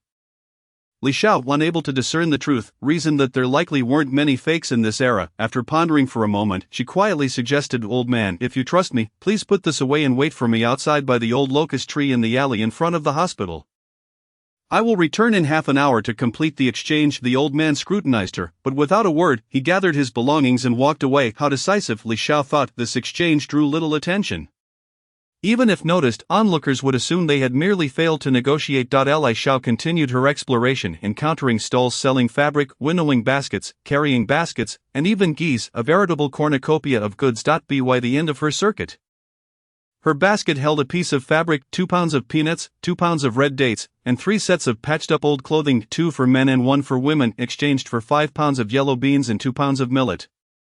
This could be deemed a mutually beneficial arrangement, as both parties had needs to satisfy, with no one at a disadvantage. She also acquired 20 eggs from her first exchange. With that, Li Xiao finally exited the black market. Meandering through twisting paths until she felt assured that no one was tailing her, she arrived at the alley, her heart at ease. In the distance, she spotted the old man pacing beneath the tree. Quickening her pace, she approached him, surveying the surroundings. The area was relatively secluded, with hardly anyone passing by. Without uttering a word, she unloaded her basket, lifting the cloth covering to reveal 10 pounds of rice and 10 pounds of flour. Freshly exchanged from the earlier encounter, the old man glanced at the contents, his pupils dilating. Such fine rice and flour. How long had it been since he had seen such quality? Perhaps over a decade. Excitedly, he thrust the jade ring into Li Xiao's hands, eager to take the grain and leave, but Li Xiao detained him. His eyes narrowed instantly, a wave of pressure emanating from him. "Miss, what is this?" Li Xiao hurriedly clarified, "Old man, you've misunderstood. My grandfather has a fondness for these old artifacts. I merely wished to inquire if you would still consider an exchange." Caught off guard by her question, the old man's expression turned cautious. Not for the moment. Li Xiao felt no disappointment. The treasures in her storage would last her several lifetimes, so she remained open to fate. She released her grip, saying, "Very well, old man, should we be fated to meet again, farewell." As she turned to leave, the old man watched her retreating figure, lingering in thought for quite a while. Carrying 2 bags, she strolled home with an air of lightness. Her companion finally able to indulge in a few morsels of fine grain. Chapter 15. Investigating the Shin family. When Li Xiao returned home, it was not yet 9 o'clock. The best time to probe the Shin family was at night. It was said that Shingoan often visited Jishang Hadong during his lunch break, so she planned to arrive early at noon, hoping for a stroke of luck to catch him. After resting for 10 minutes, she carefully placed the items she had purchased into the kitchen cupboard, hiding the fabric in the kongshin, all under the guise of normalcy. After preparing a bowl of noodles for herself, Li Xiao adorned herself and set out. Dressed in the men's attire she had recently acquired, taking the small back door for a discreet exit. Caution was always prudent. Upon reaching Jishang Hadong, it was only 11 o'clock. Li Xiao confidently walked into the alley. Her appearance resembling that of a destitute youth to the point that even her father might not recognize her. After navigating through several twists and turns, she arrived at a secluded courtyard made of green bricks. This was the residence of a woman, possibly one among several. She had learned of this through a hefty sum of 2 jin of white rabbit candy just a few days prior. The woman's name was Xue Fangfang, appearing to be in her 20s, rumored to have a man working in a factory far away. Shen Goen visited frequently, always during lunchtime. It was easy to identify him, as his genteel yet dissolute demeanor was quite conspicuous. Li Xiao scanned her surroundings. To the left of the courtyard lay an abandoned space, which, judging by its structure, had once thrived, a poignant reminder of bygone eras. Noticing no one passing by, she took a running leap into the yard. Finding a spot where she could observe the adjacent courtyard without being detected, she waited for an hour, during which the woman prepared a meal and retreated to her room. Just when Li Xiao thought the scoundrel Wen Ti arrive, a knock echoed from next door. Who could it be? That the woman, clad in a cheapao, seemed cautious, not opening the door immediately. A magnetic male voice called out, "It is me, open the door." Upon hearing the voice, the woman eagerly opened the door, ready to embrace him, but Shen Goen cautiously shut the door before enveloping her in his arms. "What are you afraid of? This place is so remote, no one will come here." The woman expressed her dissatisfaction. "Better safe than sorry. Look at you, your mouth could almost hang a bottle with that." He playfully pinched her nose. Li Xiao shuddered, goosebumps prickling her skin. How shameless could one be at such an age? Shen Goen entered the house with the woman, and Li Xiao could no longer see them. Moments later, muffled sounds of intimacy wafted through the air. Li Xiao was speechless. Did they get straight to business upon arrival? Undeterred, she wanted to eavesdrop on their conversation. Lightly she leaped over the courtyard wall and approached the window, where the muffled sounds persisted. With her ears burning, she waited for 5 or 6 minutes until the sounds ceased. Was it possible? Based on her experience from reading novels, Shen Goen was certainly not the type to perform well. She scoffed internally. Soon after, she overheard the woman's voice sweetly pleading, "And go, when will you divorce and marry me? I want to be with you every day." This voice sent another shiver down Li Xiao's spine. "Fangfang, it'll be soon. Don't rush," came the man's soothing response. "It's been 5 years. How can I not be anxious?" The woman retorted impatiently. "Really, it will be soon. Do you remember the orphan I mentioned last time? What about her? What does her marrying you have to do with me?" The woman asked eagerly. "Listen, I've heard her family was wealthy. Once I acquire her family's fortune, I'll be able to elevate my status. Then, I won't have to fear anything. When I divorce, no one will be able to hold me back, and you'll be the factory director's wife," Shen Goen boasted with a hint of arrogance.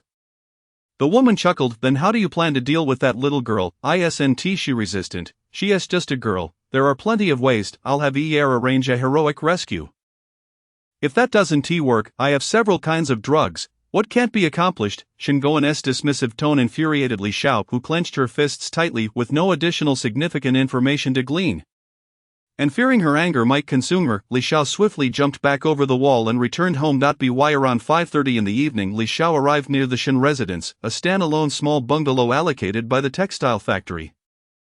Likely spanning 50 to 60 square meters, befitting a deputy factory director and a union officer. She waited patiently around the bungalow, observing as the family returned home, ate dinner, and eventually retreated to their respective rooms. Like a solitary wolf on the hunt, she was filled with patience. Around 8:30, many households extinguished their lights for the night. Only Shen Jiao's room and her parents' room remained illuminated. Such was the benefit of living in a large factory neighborhood. Electricity was available in every household. Li Xiao nimbly leaped into the courtyard, first approaching Shen Jiao's window, where she could hear her humming a cheerful tune, seemingly in good spirits. Next, she moved to her parents' window, where the couple was engaged in conversation. Time is passing. Is already 19 and has been a temporary worker for over a year. When will he find a wife? Shen's mother lamented.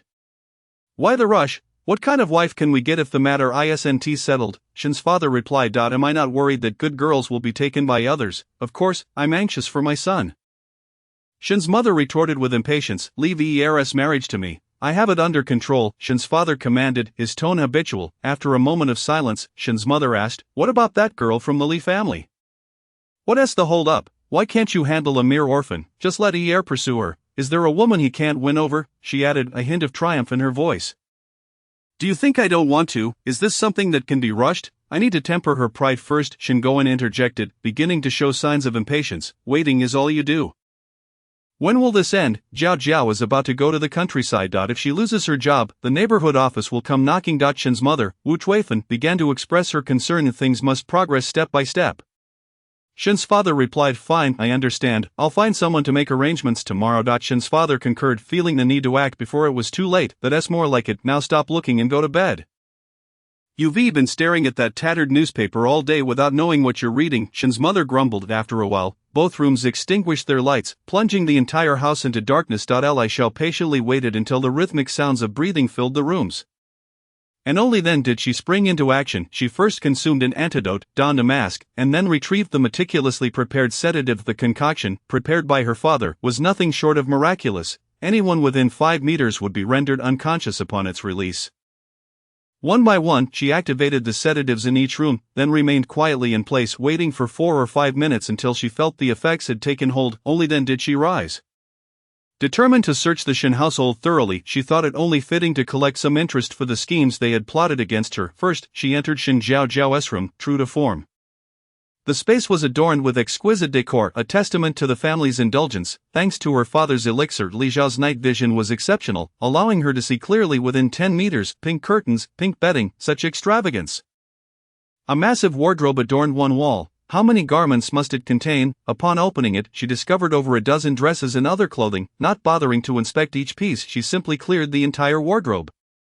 On the table, she gathered the radio skincare products. Anything unused could be gifted. 2 large bags of white rabbit candies were collected. 2 cans of milk powder were taken as well. She decided to leave the furniture behind, as it would only take up space. Digging through the kongqin, she uncovered over 600 yuan in cash and even confiscated the watch from Shin Jiao Jiao's wrist, feeling satisfied as she moved on to the next room.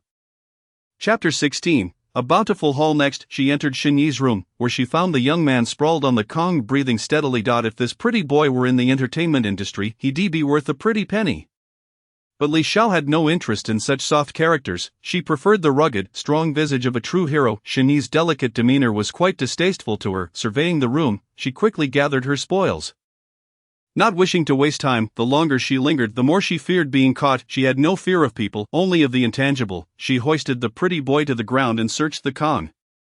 Finding only a little over 200 yuan in cash, this was unexpected. Perhaps the rest was hidden in the wardrobe she had just cleared. Well, she could always check again later. Finally, she approached Shin Goen's room, where the couple lay in a deep slumber. Did you doubt the potency of my sedative? Li Xiao commenced a frenetic collection, sweeping up everything except for the chairs and tables, which could not hide any items. She even took the bedding the couple used. Who knew what letters might be concealed within? After dragging the couple out and giving them a thorough search, she felt something unusual at the end of the kong. Upon prying open several bricks, she discovered a sizable iron box hidden within. Without a second thought, she seized it. Glimpsing the empty room and the couple sprawled on the floor, she turned and made her way to the kitchen, where she continued her search. Beneath the water tank, she found a large wooden box, inspired by her grandfather Ouyang's secretive entrance, hidden under the water tank in the courtyard. Satisfied with her haul, Li Xiao dashed out of the Shin residence, her heart racing. She hurried home, locking the courtyard door behind her, and finally felt at ease upon entering her bedroom. Unable to sleep, she immediately began to tally her gains in her space. To her astonishment, her bounty was indeed substantial. That large wooden box contained 50 gold bars. Holding one, she noted its considerable weight. Fetching an electronic scale, she weighed it at 1 kilogram. Good heavens, each bar weighed an astonishing 2 pounds? That meant this entire box contained 100 pounds of gold. What an incredible fortune! In the future, gold would be measured in grams for weddings. 100 pounds is indeed quite spectacular, is it not? The metal box in the Kongdong contains 10 small yellow fish, along with over 8,000 large tickets and some currency. I did not come across a savings book. Perhaps it is cleverly concealed like a crafty rabbit in its burrow. And there are likely numerous hiding spots for cash as well. Unfortunately, I accidentally brought back someone's household registration book and other documents. My apologies, I shall take care of that. There are indeed several letters in the desk that I have yet to peruse. Additionally, I found an account book, which upon examination reveals records of assisting others with transactions and gifting. No wonder the promotion came so swiftly. What purpose does this serve? Is it a contingency plan?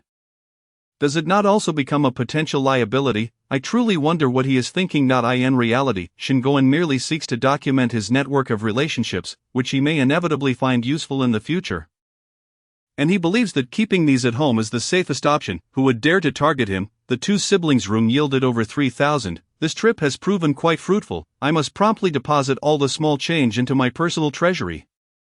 After all, money is innocent. With this, my little vault now contains over 45,000. I shall consolidate the 45,000 together and set aside a few hundred for spending. This does not even account for the 80,000 in the savings book. It is simply too much to spend, utterly impossible to exhaust. Ha! In the dead of night, I burst into laughter. What a delightful turn of events. The interest is rather generous as well. Continuing my inventory, I will place the gold bars and small yellow fish beside my treasure chest at home, allowing them to find their companions, for from now on they belong to my household and must become acquainted. Returning to the center of the space, I continue to organize. In total, the 3 rooms contain 3 unopened jars of malted milk powder and 2 unopened packets of milk powder, all resting on the shelves. With 17 shelves still vacant, there are 4 watches and 1 radio, which can later be exchanged for money. Additionally, there are clothes, shoes, and socks belonging to a family of 4. I will gradually dispose of what can be sold, as keeping them serves no purpose. The 2 jars of half-consumed malted milk powder can be given to the little slippery ones next time, along with the big white rabbit, which will come in handy. The remaining odds and ends shall be set aside for later processing. A few letters, 2 of which are from someone named Lin Deshang, expressing gratitude for securing a position as deputy director at a certain association in Jean City. He promises to send the agreed-upon items. 1 letter is from within the city, urging him to assume the position of factory director as soon as possible, wishing for pleasant cooperation in convoluted language that is hard to decipher. The final letter is from the Han family of Haishur, instructing him to ruin Li Aigua and his daughter. It would be best to eradicate them completely. If that is not feasible, then their reputations must be destroyed. The date is a month prior, when Li's father was still alive. Could it be that the Han family was responsible for his demise? Is the Han family that Li's father spoke of indeed this one? How utterly ruthless! It is best if Li's father's sacrifice is unrelated to them. Otherwise, I will surely bring down the Han family. However, Li's father never disclosed the enmity between the 2 families, only advising avoidance. I shall not dwell on it. Let us take one step at a time. A gentleman's revenge is not too late even after 10 years. Having tidied up, it is already 11:30. Tomorrow I must go to the Shin family to witness the commotion. I shall wash up and retire for the night. A night devoid of conversation. The next morning Li Xiao rose early. By the time she finished breakfast and hurried over, the textile factory's residential area was already in an uproar. The deputy factory director's house had been burglarized last night, and Wu Zuifan was weeping and cursing in the courtyard. The crowd was packed tightly, and today Li Xiao was dressed as an ordinary girl, blending into the throng without standing out. As she squeezed through, she spotted Shin Zhaojiao crying nearby, while Shin Yi and Shin Fu were speaking with the police, who were taking notes. Shin Mu was in the courtyard, hurling the most unpleasant curses at the thief. Li Xiao found it quite entertaining, nearly needing a sunflower seed to enjoy the show. The first gourd was an enemy's, yet it was a familiar one could hardly imagine the thrill. Later, the police asked Wu Zuifan how much money was stolen from her home. Wu Zuifan opened her mouth to say something but was tugged by Shin Fu, and she hesitantly replied 500 or 600. Such an old fox, quite cautious, seeing his seemingly anxious yet remarkably composed demeanor, it was clear that the amount was not the entirety, but merely a fraction. A glance at the other 3 revealed that Shin Mu and Shin Zhaojiao were genuinely anxious. Shin Yi, however, appeared quite indifferent. It seems both father and son are aware of the situation. The police conducted a thorough investigation and left after taking notes, instructing them to await further information. Shin Goen stepped forward, looking at the crowd, and asked everyone to disperse. After all, this was the deputy factory director, and some respect must be accorded. Gradually, the crowd began to disperse, and Li Xiao also melted away with the throng. Meanwhile, Shin Goen summoned Shin Yi and left, leaving the 2 women at home to clean up. Though what was there to clean? The house was empty, devoid of money or tickets. Half an hour later, Shen Goen dispatched someone to deliver 100 yuan and some tickets, claiming they were borrowed, instructing them to purchase urgent necessities first. In a dilapidated courtyard in the north of the city, 2 men were engaged in a hushed conversation. It was none other than the Shin father and son. The younger man, somewhat uneasy, said, "Dad, I can't shake the feeling that last night's incident was unusual."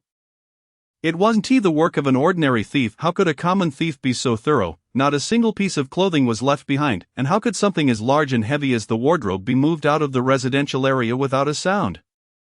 Why the urgency? Who doesn't have a few rivals when undertaking significant endeavors? Shinfu maintained a calm facade, though internally he felt anxious. If it truly were rivals, their strength could not be underestimated. So Dad, what should we do next? Shinyi gradually regained his composure. What's lost is lost. We aren't lacking in that regard. First, gather a few people to deal with that Li Xiao. What need have we for money? Shingoen's expression was serious and left no room for debate. Dad, you know I have feelings for Wenya. I don't like her and have no intentions of marrying her. Shinyi protested. I'm not asking you to marry her, just deal with the situation first, secure the funds, and let her take your sister's place in the countryside. A lone girl in the village can easily be made to disappear without a trace. With a sinister smile, he expressed thoughts that starkly contrasted with his usual demeanor. Fine, I will listen to you, Dad. I'll take care of it immediately. Shinyi was determined. Unbeknownst to them, Li Xiao had overheard everything. She had followed them all the way. Given her current physical condition, it was easy for her to keep up. Since that was the case, she would wait for Shinyi and see what tricks he had up his sleeve. Chapter 17. The sister is not to be provoked. Initially, I thought Shinyi would take a few days to make a move, but I didn't expect him to be in such a hurry. That very afternoon, on her way to the supply and marketing cooperative, Li Xiao was cornered. How did they know she was heading there? She herself didn't know. It was a sudden whim due to boredom. It seems they were lying in wait at her doorstep. She must be more cautious in the future. This was a small alley community, winding and intricate. Li Xiao had intended to take the shortest route to the cooperative. But at a fork, several shifty-looking young men emerged from the alleys. They appeared to be in their 20s and looked rather intimidating. They blocked her path, and one young man with pockmarked skin spoke up.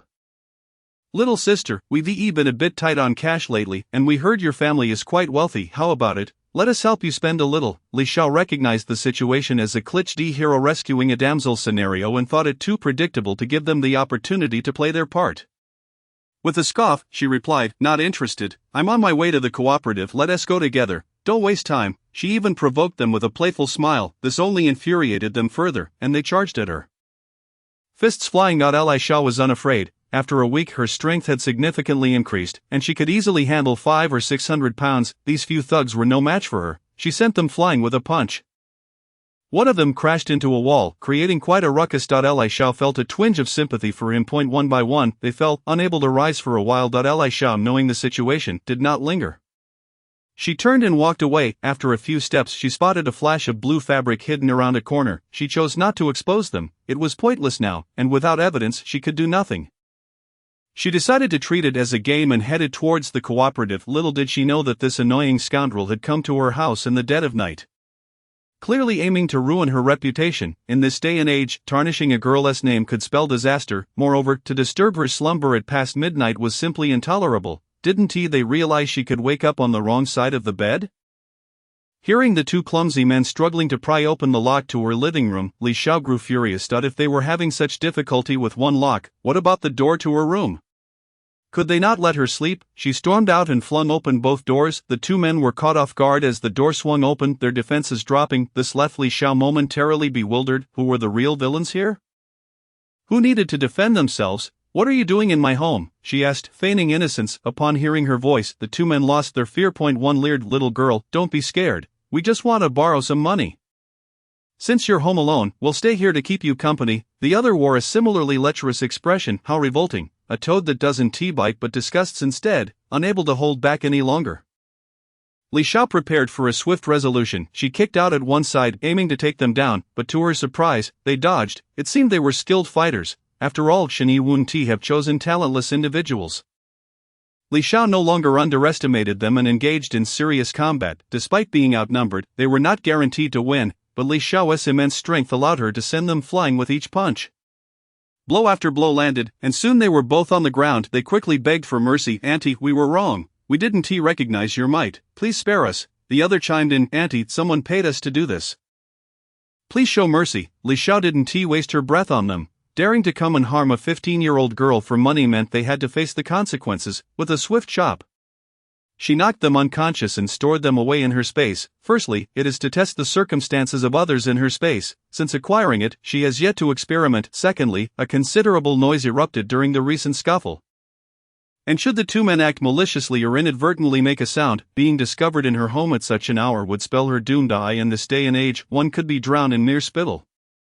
After tidying up, she planned to return to her slumber. The subsequent days became a cacophony of chaos, covertly drugging her water tank, blowing narcotic smoke into her windows, and ambushes on her way out that left her defenseless.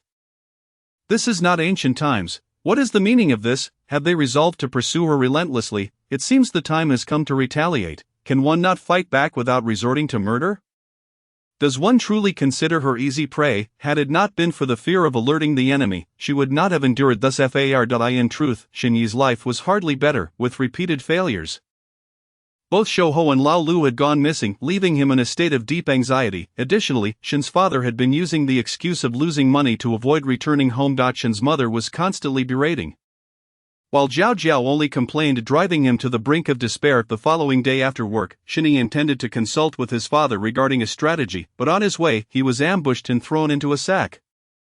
By the time he was discovered and taken to the hospital, it was nearly 8 o'clock. He was a patchwork of bruises, with not a single piece of flesh unmarred. His eyes resembled those of a panda, and he had lost a molar. Unconscious, he was fortunate that the doctor claimed there were no serious injuries, and he would recover given some time. Upon seeing his condition, Shen's mother rushed over, weeping and scolding. She chastised not only the assailants but also Shen's father for neglecting the family. Unable to even protect his own son, Shen Jiao, beside her, was weeping uncontrollably. Shen's father learned of the incident only the following day at the factory and hurried to the hospital just as Shen Yi regained consciousness. Shen's mother scolded him vigorously before heading home to gather items for his hospitalization. What transpired between the father and son in the hospital room remains unknown. In the days that followed, Shen's mother took leave to care for him, occasionally replaced by Shen Jiao to allow her some time for personal hygiene and rest. Shen's father would visit during the day but would retreat to Jishang Alley at night. Unbeknownst to them, all this was within Li Zhao's foresight. This would effectively lead Shen's mother to catch them in the act without raising suspicion. That evening, the moon had transformed into a waning crescent, casting a faint, melancholic light over the darkened world, offering a glimmer of hope to its suffering inhabitants. Li Shao, guided by the moonlight, confirmed the presence of individuals in Jishang Alley and informed Xiao Huatu that the plan was set in motion. In the hospital, Wu Zuifan could not find rest while gazing at her sleeping son. The household was in disarray. They had been robbed, her son was injured, her daughter was struggling to find work, and old Shen frequently stayed out all night. Overwhelmed with sorrow, she rose and sat in the corridor for a moment. However, it was not long before she overheard two women in the adjacent ward whispering conspiratorially. "I tell you, I've seen it several times, there's no mistake." One woman spoke in a mysterious tone. The other woman exclaimed dramatically, "No way, that's the deputy factory director. How could he engage in such behavior? It's utterly shameless." The first voice continued, "Indeed, I witnessed it firsthand. My son works at the textile factory, and I've seen it happen multiple times. There's no way I could be mistaken." Initially, Wu Zuifan paid no mind, thinking it merely idle chatter, but as she listened further, it became apparent they were discussing old Shen. What had happened to him? What did they mean? Her mind was a whirlpool of questions until she heard, "Oh dear, at his age, he still harbors such desires. How must his wife feel?" "I have no idea," the other responded, "but I was curious about what kind of woman could entice the deputy factory director to neglect his wife and children. So I followed him to take a look." It was at the end of Jishang Alley, number 56. You should have seen it. That vixen was dressed in a tight-fitting cheapao, swaying her hips, and before the courtyard door was even closed, they were already hugging and kissing. It was simply unbearable to witness. The woman spoke passionately, unable to contain herself any longer. Wu Zuifan dashed out of the hospital, heading straight for number 56 in Jishang Alley. Arriving at the courtyard, she was consumed by rage and kicked the door open. Grabbing a broom leaning against the door, she stormed inside. Finding the door ajar, a fortunate circumstance for her, she rushed in to find a man hastily disentangling himself from a woman, who shrieked in fright and hurriedly pulled a blanket over herself. What had just transpired was all too clear. Chapter 18. Caught in the act, Shen's father arrested the woman's scream and Shen's mother's frantic cries drew the attention of nearby residents. After all, it is in the nature of the Chinese to gather around for a spectacle, and Li Xiao blended into the crowd. Not only did she observe, but she also instructed Xiao Huatu and others to alert the police and the director of a certain association. Such events were precisely what the association thrived on. Inside, Shen's mother and Wu Zuifan displayed their formidable presence, leaving the illicit couple with no opportunity to retaliate due to their lack of clothing. It wasn't long before Shin's mother dragged them out, one in each hand. The man had only managed to put on his underwear, while the woman hastily draped a loose qipao over herself. Clearly in a state of disarray, hence, one must never underestimate a woman, especially one in a fit of rage. Wu Tsuifan wielded the broom like a warrior, striking at both individuals with fervor. The broom not only struck the woman's head but also landed on Shingoen's arm. While hitting, she cursed, "You shameless vixen, seducing another woman's man, and you, Shingoen, after all these years of bearing your children and managing the household, is this how you repay me? Do you feel uneasy without a man for just a day? You wretched, ungrateful scoundrels, may you both meet a terrible fate." As she continued to berate them, Shingoen, seeing her about to strike Xue Fangfang, pulled her into his embrace. This action only enraged Wu Tsuifan further. She widened her eyes, raising the broom high above her head. After several strikes, she paused momentarily, unleashing a torrent of insults. "You shameless little harlot, clinging to another woman's man, what a disgrace to your ancestors! May you meet a terrible end." Her relentless tirade left Li Xiao and awed Xue Fangfang cowering in Shingoen's arms, dared not move and could only sob softly. Shingoen, unable to endure her insults any longer, shouted, "Wu Tsuifan, have you had enough of this ruckus?" Wu Tsuifan, incensed by his fury directed at her for the sake of another woman, felt a surge of anger, injustice, and sorrow all at once. She dropped the broom, collapsed onto the ground, and cried out, "Oh heavens, I cannot go on. I have devoted my life to serving the Shin family, caring for the old and nurturing the young. I have worked tirelessly to support my in-laws. And now, after all these years, I am left aging and neglected while you seek comfort in the arms of a vixen. Shingoen, you are heartless." She turned to the gathered crowd, tears streaming down her face. "Everyone, come see this shameless couple. This vixen is still wrapped in the arms of a man, destroying another's family and undermining the unity of the people." Upon hearing this, the two hastily separated, with Xue Fangfang's face turning ashen. Shingoen, realizing he needed to dress, took a step toward the door, but just then, the police and members of a certain association arrived, perfectly timed. The crowd parted to allow them entry. As they stepped inside, a short, stout, greasy, middle-aged man wasted no time in declaring, "We have received reports of illicit affairs here, undermining communal unity and corrupting public morals. We have come to investigate the matter." He then fixed his gaze on the disheveled couple, particularly Xue Fangfang, whose exposed skin made the eyes of the onlookers widen. The newcomer was the brother of the association's director, formerly known as Qian Gaodan but now called Qian Adong. While his brother, originally named Qian Shitu, had renamed himself Qian Shengli upon joining the association, claiming to adapt to the times. Such scandalous affairs were typically handled by the younger brother, who followed his elder brother's commands. Naturally, upon learning of such a significant incident involving the deputy factory director, they dispatched the brother to handle it, as the potential for manipulation and personal gain was substantial. Shingoen recognized him and understood the gravity of the situation. He quickly interjected, "Director Chen, this is all a misunderstanding. Please give me some face, and I will certainly express my gratitude another day. Oh, is that you, Deputy Factory Director Shin? Forgive my oversight, I didn't recognize you at first. This misunderstanding is quite peculiar. Isn't it? Here you are in the middle of the night, not wearing any clothes, at another woman's home, enjoying some tea." His words left Shingoen and Xue Fangfang blushing crimson.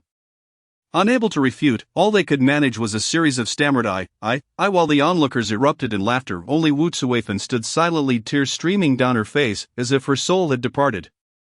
Meanwhile, two police officers had already entered the room to assess the scene and document their findings. One officer, maintaining a professional demeanor, stated, "Comrade Shingoen, we have received reports of your involvement in an illicit affair, and we must ask you to accompany us." With that, the police officers and members of the association took Shingoen, Xue Fangfang, and Wu Tsuifan into custody. The crowd buzzed with excitement as they escorted them out of the alley, while Li Xiao seized the opportunity to sneak into the courtyard unnoticed. In a world where the cunning have their hideouts, it was time to search for hers. As the surroundings quieted and the night deepened, Li Xiao commenced her operation. This was the perfect opportunity. With such a vast courtyard, where should she begin her search? At that moment, she envied those with metal detectors or those endowed with supernatural abilities. But regardless, she would press on. Donning a mask, disposable shoe covers, and gloves, she boldly entered the room that emanated a nauseating odor. It was a complete mess. Wu Tsuifan was indeed formidable. Li Xiao couldn't help but marvel.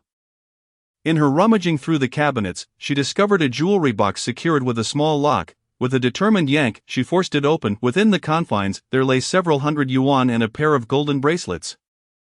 Along with some receipts. Li Xiao collected everything, leaving the household registration book and the box discarded on the ground. Finding them repulsive, gritting her teeth against the disgust, she extracted a chest from the Kong hole. Indeed, upon opening it, she discovered an array of gold and silver jewelry, as well as an abundance of gold ingots, filling the chest to the brim. The chest had been left there for so long that it also felt distasteful. She retrieved a large travel bag from her space, the kind typically used by migrant workers to carry quilts, and began to pour the contents in, filling it to the brim once secured in her space.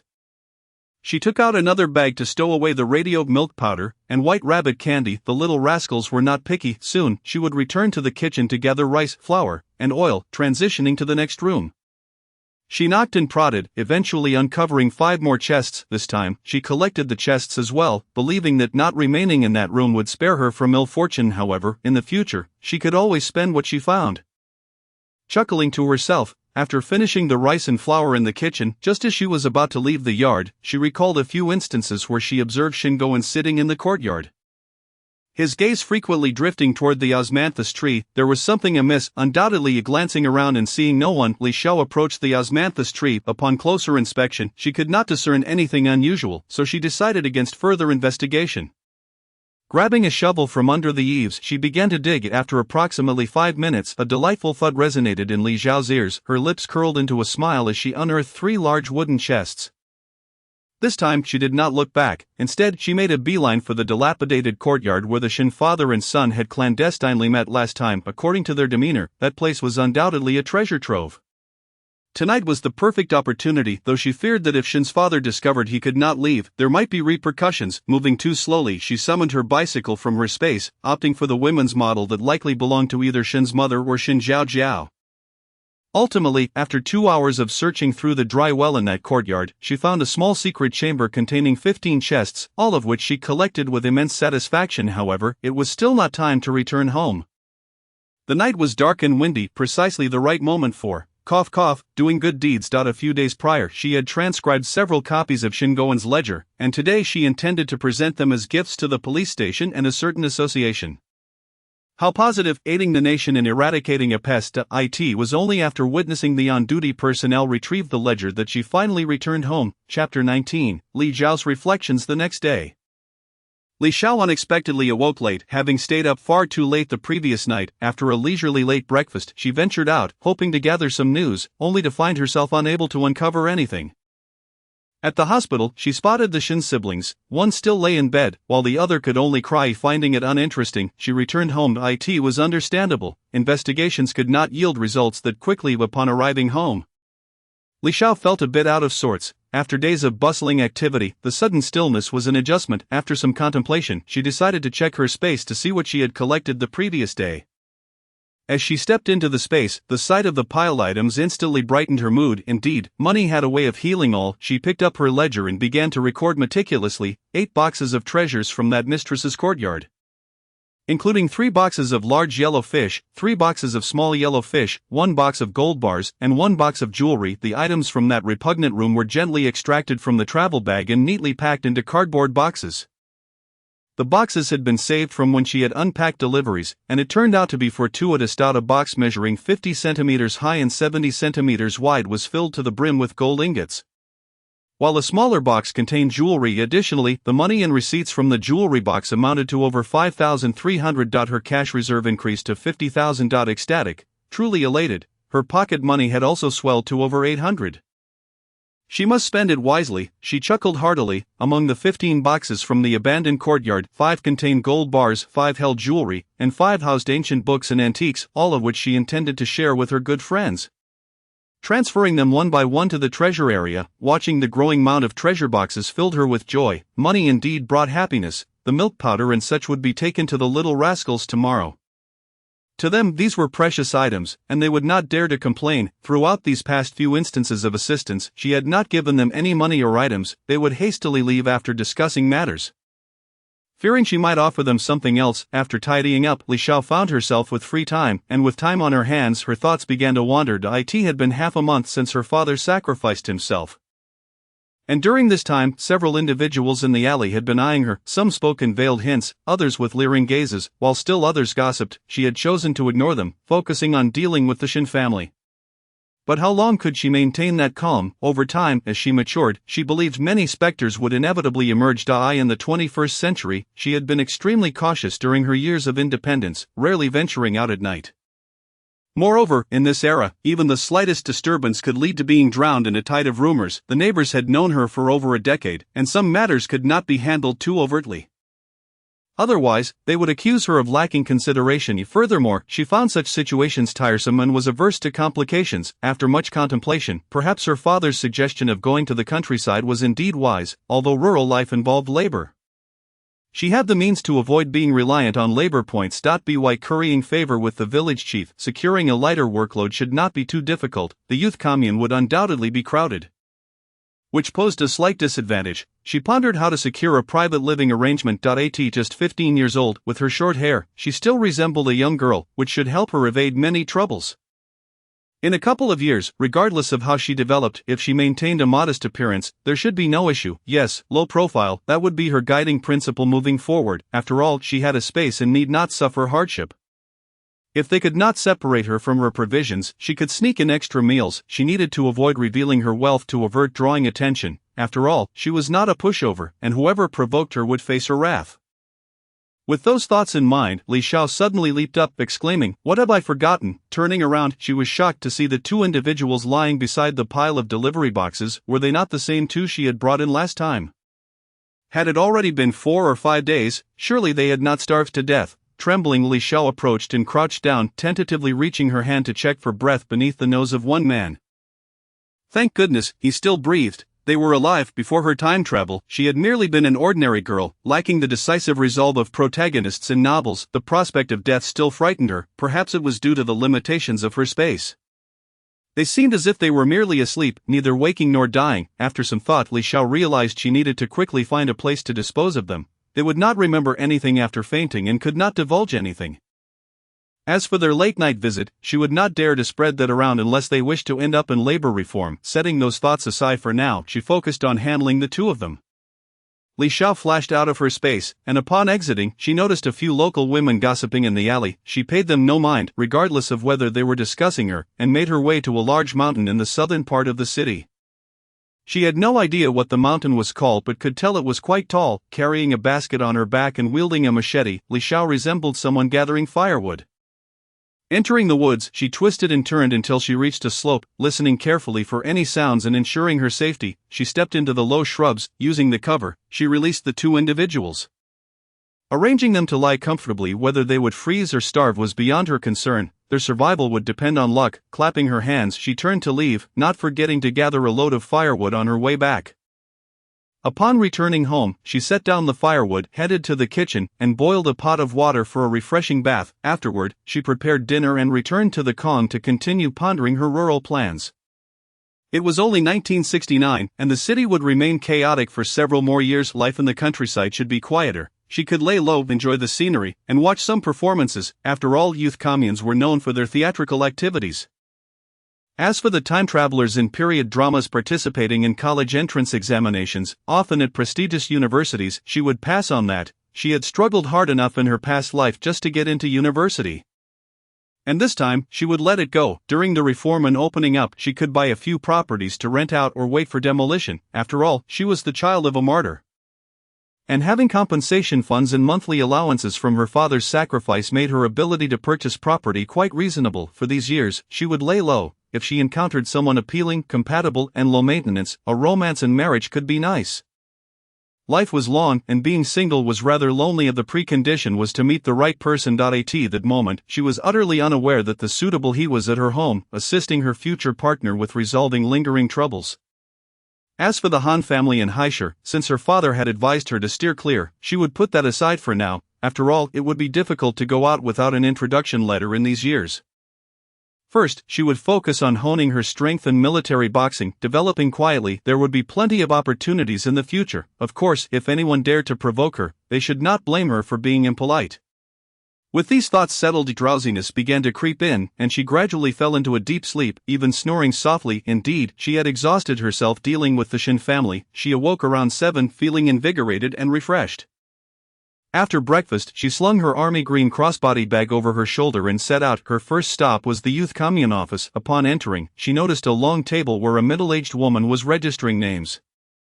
Opposite her stood a mother and daughter. The girl appeared reluctant to go to the countryside, tears brimming in her eyes. When the registering woman saw Li Xiao enter, she looked up and asked, "Comrade, may I help you?" Li Xiao smiled politely and replied, "Hello, comrade, I'm here to apply for a position in the countryside, but it's no trouble, I can wait." The registrar was momentarily taken aback but quickly regained composure, offering a warm smile as she said, "Your awareness is commendable, comrade. Volunteering to go to the countryside is admirable. Unlike some who require persistent urging, please hold on for a moment, we will be done shortly." She glanced at the mother and daughter pair. Li Xiao smiled but remained silent. She had no desire to become anyone's pawn. The registrar continued to assist the girl, explaining, "You are fortunate this time. Your destination is Jiangsu in Zhejiang, a southern region that is neither too hot nor too cold, a land of fish and rice. You will depart in 5 days. Here are your youth commune certificate and subsidies.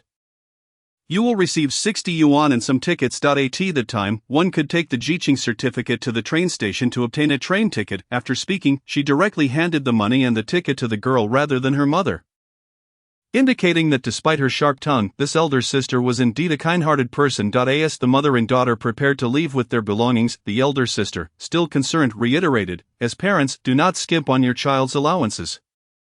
Ensure that the necessary luggage is not lacking. It is not easy for children to go to the countryside. Otherwise, we at the Jiqing office will not stand idly by." Li Xiao felt a warmth in her heart upon hearing this.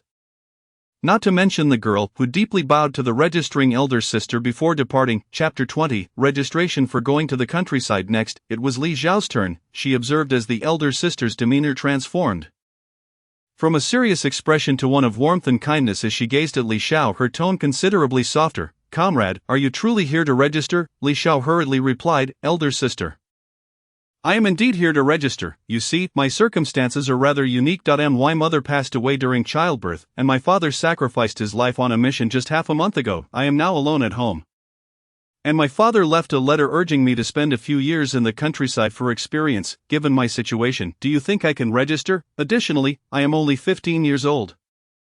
Is that a problem?" The elder sister was moved by her words, feeling both compassion and admiration. What a pitiable yet sensible girl. With both parents gone, she still wished to honor her father's last wishes by working in the fields. Thus she advised, "Child, perhaps you should reconsider going to the countryside. It will be quite arduous for a girl like you, and as the daughter of a martyr, no one would dare send you to the countryside. It would be best for you to stay comfortably in the city." "Elder sister, since my father wishes for me to gain experience, I shall go. After all, he is a hero, and I cannot let him down. Can I? As the child of a soldier, I should not fear hardship or fatigue." Her words were noble and righteous, touching the elder sister deeply, causing her eyes to redden as she gave a thumbs up. "Good. Well done. In that case, I will register you. Although the age requirement is typically 16 and above, there are indeed exceptions. That will suffice." Seizing the opportunity while the elder sister was moved, Li Xiao made a request. "Elder sister, would it be possible for me to choose to go to northeast China? Both my grandfather and maternal grandfather hail from there, and my father hoped I could return to search for our ancestral roots." After speaking, she discreetly took out a few milk candies from her bag and placed them on the table. The elder sister glanced at the candies, bemused. "You little girl, do you think I can indulge in your candy? Take it back." Li Xiao shook her head. "Elder sister, please take them back to sweeten the mouths of the children. I have plenty at home." Resolutely insisting, seeing her determination, the elder sister finally accepted the candies, saying, "Do you know where exactly in northeast China you wish to go? There happens to be a group heading to northeast China in 7 days, with 3 destinations: Yangshi in Heilong Province, Pingliang in Jilin Province, and Qiqihar in Liaoning Province. I wish to go to Yangshi in Heilong Province. It seems my father mentioned this place. Yangshi in Heilong Province goes to Xining County. Alright, little comrade. It is all registered. I will provide you with your subsidy." As she spoke, she handed Li Xiao 100 yuan in subsidy along with some receipts and the Jiqing certificate. Li Xiao looked at the money in her hands and recalled the girl who had just received 60 yuan. She hurriedly insisted on returning 40. "Elder sister, please take this back. I cannot allow you to make a mistake." The elder sister chuckled. "This money is for the subsidy to northeast China. It is a bit more due to the cold weather, little girl. It truly is cold there. By October, you will need to heat the Kong and wear thick cotton padded jackets. It is much colder than here. You should prepare thicker clothing and quilts. It would be wise to send some things ahead, as carrying large bundles can be cumbersome. Make sure you are well prepared. Don't arrive there without a clue. The train to Northeast China departs at 1 o'clock noon in 7 days. You should arrive early to collect your ticket. The elder sister patiently continued her instructions, warming Li Xiao's heart. So this was how it was. The subsidies differed from place to place. Embarrassed, Li Xiao smiled and thanked the elder sister once more, carefully stowing away the money, tickets, and documents before turning to leave the Jiqing office, noticing that there was still time. She detoured to her school. Classes had been suspended for half a year, but fortunately, the principal was still on duty at the school. After explaining her situation, she hoped to obtain her graduation certificate early. The principal did not make things difficult for her. After all, classes had been suspended, and graduating a bit earlier was not an issue. He handed her a test paper. If she performed well, he would promptly issue her a graduation certificate. It was merely a thin piece of paper, with the content already printed. All that was needed was to fill in her name, the principal's signature, and a stamp. Receiving her high school diploma, Li Xiao felt a surge of excitement. This should be her highest level of education in this era. She had no intention of taking the college entrance examination. A high school diploma was more than sufficient for this period. She would no longer endure the hardships of studying. Exiting the school gate, she turned towards the dilapidated temple in the west of the city. She waited for quite a while near the temple but did not see the two boys. Eventually, another beggar noticed her and informed her that the two boys had rented a small room to live in. After asking for the address, Li Xiao gave the beggar a steamed bun and made her way to the boys' residence. The boys had indeed rented a place in the western part of the city. This area was filled with old houses, and the rental prices were low. It was only a 20-minute walk from the dilapidated temple. Standing before the half-collapsed house, Li Xiao felt a surge of emotions. No matter how small or shabby the place was, these two boys had managed to secure a space of their own.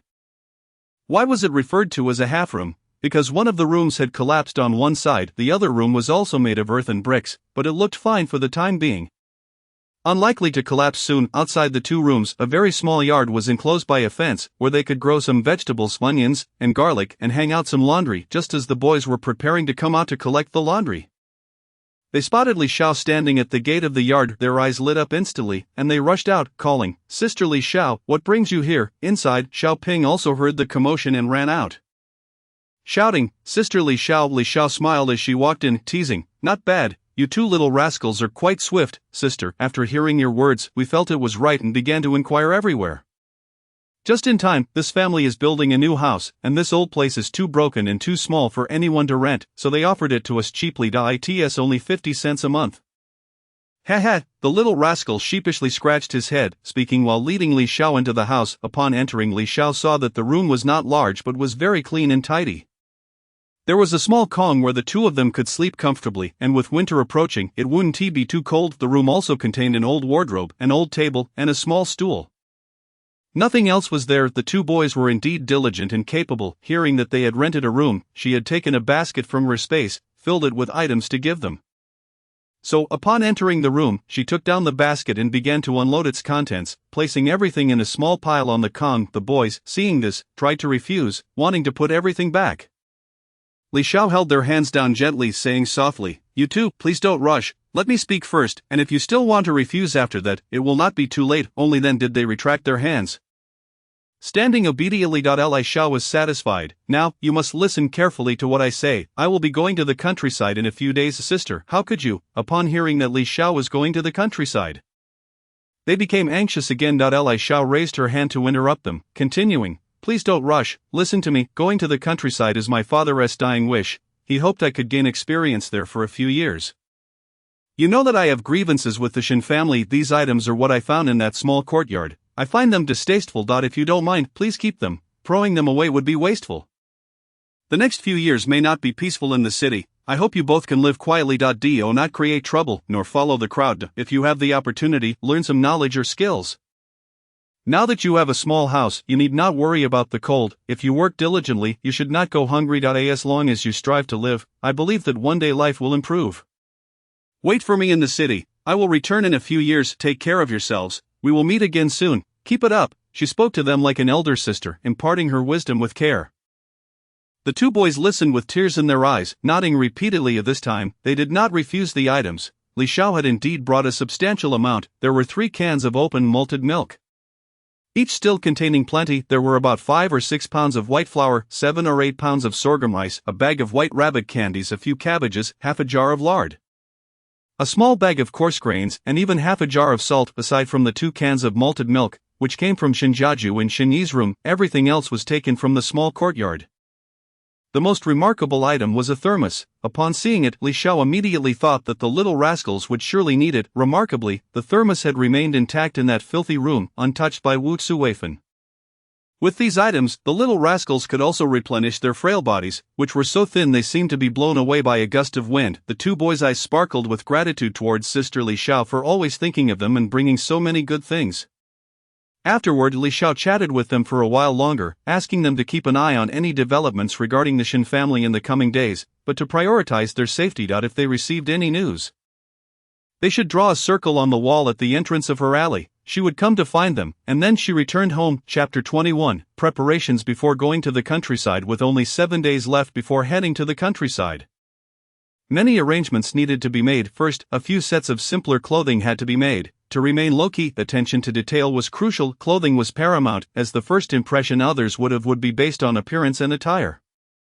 The original owner's clothes were rather avant-garde, consisting of various flashy garments, green military uniforms, D-long shirts, faux work clothes, woolen coats, and corduroy suits. This clearly indicated how much her father adored her. However, such attire would be too conspicuous in the countryside, and commissioning someone to make clothing would require time. In the afternoon, I must hurry to purchase some fabric. The coarse cloth I found in the black market last time was quite satisfactory, and I favored its color, a delightful blue with tiny floral patterns. Unfortunately, it was insufficient for more than a single garment. The quilt at home will suffice, as it is rather thick. Li Xiao intends to finalize the fabric procurement and deliver it to the state-run tailor shop. By 1 o'clock she set out, first stopping by the nearby supply and marketing cooperative to peruse their offerings. Armed with an abundance of fabric coupons, upon entering the cooperative she made a beeline for the fabric counter. Noting the dearth of customers, particularly during the festive season, as fabric coupons were exceedingly rare, the sales clerk behind the counter was engrossed in knitting a sweater, not bothering to look up. "Excuse me, I would like to purchase some fabric," Li Xiao said with a smile. The clerk glanced up, her expression one of disbelief at the sight of a seemingly youthful girl attempting to buy fabric. "Do you have the necessary coupons?" she scoffed, rolling her eyes in irritation. "Little girl, do not touch. If you damage it, you will have to compensate." Is this a scene straight out of a period drama? Yet Li Xiao had no intention of adhering to the script. With a serious demeanor, she declared, "If one does not offend me, I shall not offend them. However, if one offends me, I shall retaliate. Comrade, I wish to purchase fabric." This statement startled the clerk, prompting her to stand at attention. "Serving the people, comrade, what kind of fabric do you require?" See, now she was all too eager to assist. By the time Li Xiao exited the cooperative, her basket contained 5 feet of blue cotton fabric, 5 feet of white cotton fabric, and 5 feet of light gray cotton fabric. While this was certainly not enough, it was all she could afford without exceeding the regulations. After some contemplation, she decided to venture into the black market, where there were no restrictions, albeit at a higher price. Though money was not a concern for her, she returned to the same black market. As she was unfamiliar with others, upon exiting, she had acquired 2 bolts of coarse cloth and 2 sets of second-hand clothing, spending a total of 75 yuan, equivalent to 2 months' wages for a worker. The old clothes were inexpensive, costing only 5 yuan for both sets. The coarse cloth was pricier, but that was to be expected, as it did not require coupons. Moreover, a single bolt of fabric was quite substantial. Upon turning a corner, she stored the fabric in her spatial pocket and entered as well. It wouldn't do to carry 2 bolts of fabric to the state-run tailor shop, as it might attract unwanted attention. Li Xiao retrieved a large pair of scissors, confident that the amount she cut would suffice for either a dress or a pair of trousers. If it were insufficient, she could always piece it together. She had no qualms about that. After cutting 4 or 5 pieces of fabric, she stopped, feeling that, combined with the 3 pieces from the cooperative, it would be adequate. Not knowing the exact location of the tailor shop, she inquired of a couple of passers-by before locating it in a narrow alley. It was not far from her home, about a 30-minute walk. Upon entering the tailor shop, she observed a master tailor, adorned with reading glasses, diligently crafting garments, while a young apprentice, likely 15 or 16 years old, was sewing buttonholes. Li Xiao softly smiled at the tailor and said, "Hello, comrade, I will be going to the countryside in 7 days. Could you assist me in making a few garments? The tailor adjusted his glasses and glanced at Li Xiao, replying, Certainly, young lady, what kind of garments do you wish to make? Relieved by his affirmative response, she realized that without his assistance she would have been at a loss for whom to turn to at the last minute. She produced the pieces of fabric and 5 pounds of cotton from her basket, cheerfully stating, I would like a set of everyday wear, 2 sets of autumn wear, and 2 sets of cotton padded clothes and trousers. This white fabric is quite soft. Could you use it for the lining of the cotton padded garments? Would that be acceptable? The tailor examined the fabric, nodded, and said, Very well, let us take your measurements, and please provide a 3 yuan deposit. You may return in 5 days. The apprentice then brought over a measuring tape to document her dimensions in a notebook. Li Xiao paid the 3 yuan deposit and left with the receipt. As she exited the tailor shop, she contemplated returning to the cooperative to see if there were any additional necessities she might acquire. Noticing that there were few customers at the cooperative, she took the opportunity to browse the various counters, soon filling her basket to capacity. With no choice but to head home, she discreetly stashed a few items in her spatial pocket along the way. Mindful of not drawing undue attention, she managed to keep only a pound of coarse cake and a pound of salt, but trouble was not far behind just as she approached her doorstep. A middle-aged woman, dressed in a blue jacket, intercepted her. The woman's face was gaunt, her cheekbones prominent, with slanted eyes, a flat nose, and thin lips, betraying an air of scrutiny and calculation that rendered her demeanor rather mean-spirited. Li Xiao recognized her as Aunt Lin, who lived in the second house around the corner. Aunt Lin flashed a self-satisfied smile at Li Xiao and said, Li family girl, I've been waiting for you for quite some time. Why are you never home? Her words dripped with ulterior motives, suggesting a trap at every turn. Auntie, we ran out of salt, so I went to the cooperative to buy some. There's something you need. Li Xiao replied, maintaining a stern expression. Indeed, a splendid opportunity. Let us discuss this inside, she suggested, her eyes greedily scanning the small courtyard. No, Auntie. My father recently sacrificed his life, and it would be inappropriate for you to enter. If you have something to say, let us do so here. If not, I must return to gather laundry. Li Xiao firmly declined. Their voices were not quiet, and neighbors began to emerge, curious about the commotion. Aunt Lin pursed her lips, conceding, Well, since he has just passed, it may be Yoloman to enter. Very well. She then shifted to a more congenial tone. You are no longer a child, and now you are all alone. I have a nephew who is quite handsome. He would be a perfect match for you. The city job market is tough, but your father's sacrifice should earn you some compensation from the army. Correct? Perhaps they could arrange a position for my nephew, and your life would be much more comfortable. To hell with that comfort, Li Xiao thought, exasperation bubbling beneath the surface. I'm not interested, Auntie. I'm still young and have no intentions of courting anyone for the next few years. You're not so young, dear. At your age, my brother already had a child, Aunt Lin insisted, feigning concern. You are all alone. You never know when someone might take advantage of you. My nephew is tall and strong. Living with him would ensure your safety. Li Xiao silently raged against the absurdity of the situation, but maintained her composure, replying coldly, First, I am only 15 and have no desire to date at such a young age. Second, the army does not simply arrange jobs for anyone. Third, my father left a letter stating that I am not to pursue any romantic relations before I turn 20. The leaders of the military district have seen this and can attest to it, as they are responsible for overseeing it. I hear your brother is also in the army. Why not ask the leaders to speak with him? These words were directed not only at Aunt Lin but also at any onlookers with ulterior motives.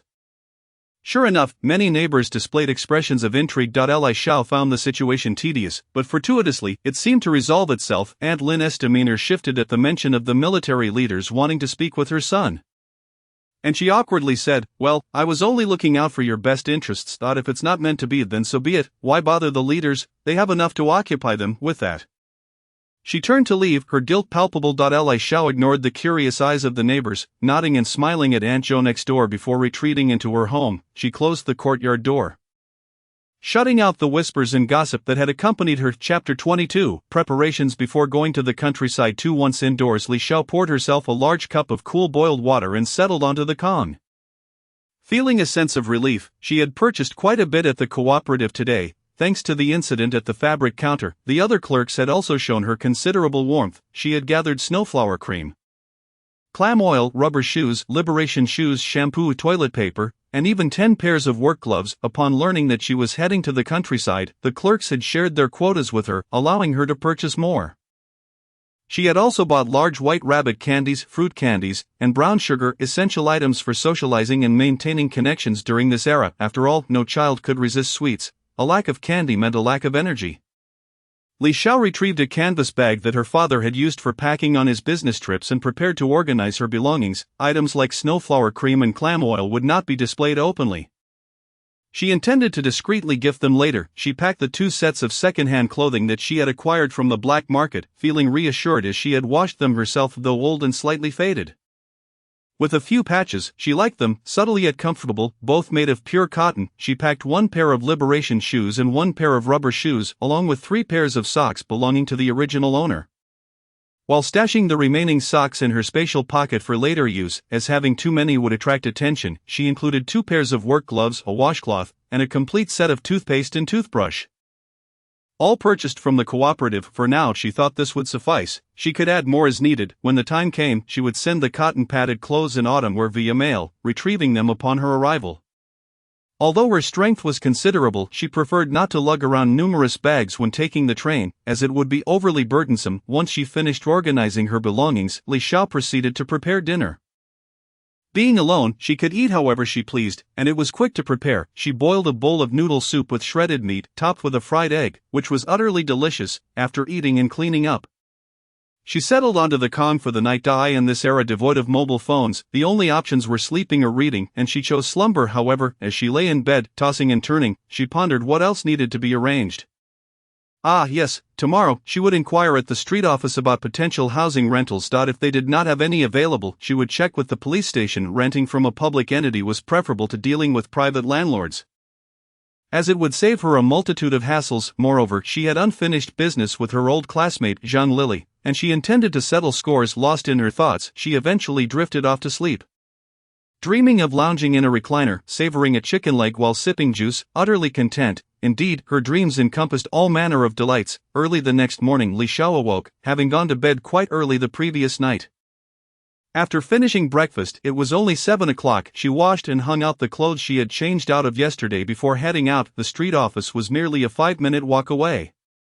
Upon arriving, Li Xiao knocked and entered. As she was only acquainted with Sister Wang from the street office, she made her way directly to Wang's workstation, smiling as she greeted, "Hello, Sister Wang." Wang looked up and immediately broke into a smile.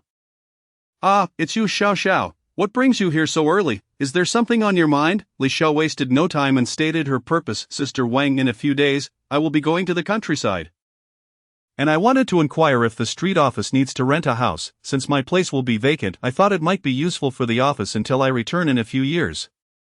Wang appeared momentarily taken aback, then gently pulled Li Xiao aside and whispered, "Xiao Xiao, with your situation, you can opt out of going to the countryside, right? Is there something troubling you? If there is anything you can't resolve, feel free to come to me. Life in the countryside can be quite harsh, and as a young girl, it might be too much for you." Li Xiao felt a warm rush of gratitude.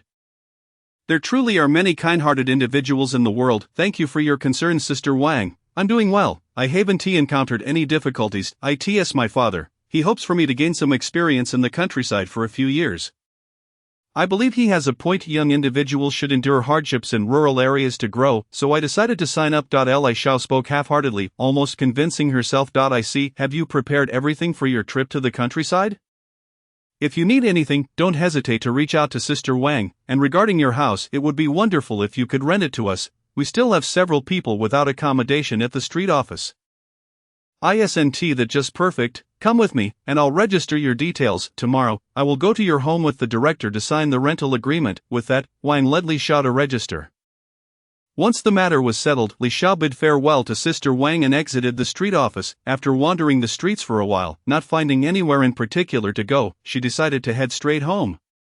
Upon arriving at her doorstep, she spotted 2 individuals in military uniforms standing by her entrance. Upon noticing Li Xiao, both men stood at attention and saluted her. "Comrade Li Xiao, greetings. I am Comrade Xiao Jianjun, the political commissar of the XXX Regiment. This is my colleague Lin Yong, the logistics minister of the XXX military district. You may call him Uncle Lin." "Hello, Uncle Xiao and Uncle Lin. Please, come in." Li Xiao opened the gate and led them into the living room, offering them a cup of water before inquiring, "May I ask what brings you 2 uncles here?" "Comrade Li Xiao, we are here on behalf of the XXX military district and the XXX Special Operations Regiment to extend our condolences.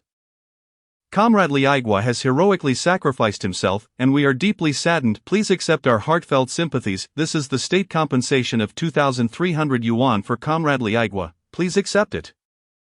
Should you encounter any difficulties in the future, do not hesitate to contact us. We will certainly do our best to assist you. Lin spoke sincerely. Thank you, uncles from the military district, for your concern. I am proud of my father. Li Xiao expressed her gratitude earnestly. Comrade Li Xiao, if you face any challenges in the future, please feel free to reach out to us. We will never turn you away. Commissar Xiao added, thank you, Uncle Xiao and Uncle Lin, and all the leaders. I will strive to live well and not cause you any worry. By the way, may I ask if I can donate this money? It was earned with my father's life. I wish to use it to help more people. As she spoke, tears welled up in Li Xiao's eyes, falling unbidden. The two leaders were equally moved, their hearts a mixture of emotions. Truly she was the daughter of a hero, displaying such high awareness. However, concern clouded their thoughts. Xiao, may I call you that? If you donate this money, will your future life become difficult? What if you need funds for something? Commissar Xiao spoke first. He was familiar with Li Aigua, having been comrades, and had often heard Li Aigua speak fondly of his daughter. Don't worry, uncles. My father's previous salary is still available. Additionally, the government recently granted me a living allowance of 10 yuan per month, which is sufficient for my needs. By the way, I wanted to inform you that I will be going to the countryside in about 5 or 6 days. It is my father's wish, and I intend to honor it. He hoped for me to gain experience, and I feel compelled to comply. Li Xiao thought it necessary to inform them, as they might worry if they came to visit and found her absent. The two soldiers were even more touched. Comrade Li Xiao, you are commendable. Since this is your father's wish, we shall not dissuade you. However, please ensure your safety once you are in the countryside, and if you encounter any difficulties, contact us immediately. We will always be behind you, Lin Minister said, leaving behind his phone number. After a thorough discussion, they took their leave. Once the two military uncles departed, Li Xiao sat quietly in the living room for a long while. She believed that this arrangement was the least she could do to honor her father's sacrifice. The two uncles had already committed to donating the compensation to an orphanage to help more children without parents. She hoped they could find a bit of warmth in that. This was the only way Li Xiao felt she could repay the original owner and her father. Reflecting on her father, Li Xiao decided that she should visit the military district to speak with Uncle Lu and Uncle Su in the afternoon. If she did not clarify her plans, they might worry about her once she left for the countryside. It was better to reassure them, as they had genuinely cared for the original owner. Recently, many readers have expressed concerns regarding the donation aspect of this narrative. I wish to clarify that Li Xiao feels the original owner and her father have left her with so much. Especially since her father is a hero, she wants to use this money to help those in need, as a way to increase their blessings. Additionally, receiving a donation certificate can be beneficial in many situations, making it a win-win scenario. Wouldn't you agree? Chapter 23, The Aftermath of the Shin Family. In the afternoon, Li Xiao went to the military district and met with Uncle Lu. While Uncle Su was attending a meeting at the Urban Armed Forces Department, upon hearing her intentions, Lu, a sturdy man, had tears welling in his eyes. He paced around the office, even proposing to transfer her to a nearby village for easier visits. Ultimately, after much negotiation and reasoning, they settled on Li Xiao agreeing to dinner at his home the following day. Exiting the military district, Li Xiao wiped away the non-existent sweat on her forehead. Realizing that one task was resolved, yet another loomed ahead. It was indeed a sweet burden. She initially planned to return home to tidy up and consider how to manage her belongings. However, upon reaching the alleyway, she noticed a signal left by the little troublemaker and promptly turned to visit his home. Sure enough, the verdict regarding Shin Guiyan had been delivered. Shin Guiyan was found guilty of various charges including corruption and misconduct, leading to a combined sentence of 30 years of hard labor at the 81st agricultural farm in northwest China. Wu Zuifan, being his spouse, faced a harsher sentence but was given leniency due to her ignorance of the full circumstances and her cooperation after capture, resulting in an 8-year sentence at the agricultural farm. Or their children, being unaware of the situation, received a lighter sentence, requiring them to spend at least 10 years in rural areas for reformation. Shen Yi was undoubtedly aware, but it seemed Shin Guiyan had concealed the truth from him. Nonetheless, this was no light matter. Life in the northwest countryside was no joke, and the two siblings would undoubtedly face hardships. Li Xiao felt a sense of joy at the misfortune befalling her adversaries. She handed a few steamed buns and around half a pound of white rabbit candy to the little rascals before sauntering back home. Little did she know, there was more excitement awaiting her on the way. In front of the textile factory's housing compound, a man and a woman were engaged in a heated exchange. Zhou Deji, will you marry me? I beg you, just help me out. The woman was none other than Xin Zhaojiao. The once high and mighty young lady now reduced to pleading with a man to marry her. The man, however, coldly yanked his hand away and replied, "Shin Jiao Jiao, when I was pursuing you, you looked down on me. Now that I have no interest, I wouldn't dream of marrying the daughter of a criminal. Get lost." He wasn't foolish. Marrying Shin Jiao Jiao now would be tantamount to ruining his future. A crowd gathered, murmuring and pointing fingers, but Shin Jiao Jiao was beyond caring. Zhou Ping's father held a position as the county director and had some influence. Marrying him would mean avoiding the countryside. This was her lifeline, thus she softened her tone. "Zhou Ping, I was wrong before, please forgive me. I promise to love you wholeheartedly from now on." She reached out to grasp his arm but was deftly evaded. "Get lost, what a disgrace, I still have my pride." With that, he dashed away, leaving Shin Jiao Jiao in tears, wailing loudly. No one stepped forward to console her. The onlookers grew bored and dispersed. Li Shao walked away. Satisfied, having not only learned about the Shin family's fate but also witnessed a delightful scene. The next morning, Li Shao was awakened by a series of loud knocks at the door. Upon opening it, she found Uncle Su and Aunt Su standing there. Aunt Su's eyes were red, clearly having had a sleepless night. The moment she saw Li Shao, she rushed forward and enveloped her in a tight embrace, patting her back gently while muttering, "Oh, you little girl, have you grown so bold? You sign up for such a significant matter without consulting us first? You're going to give me a heart attack."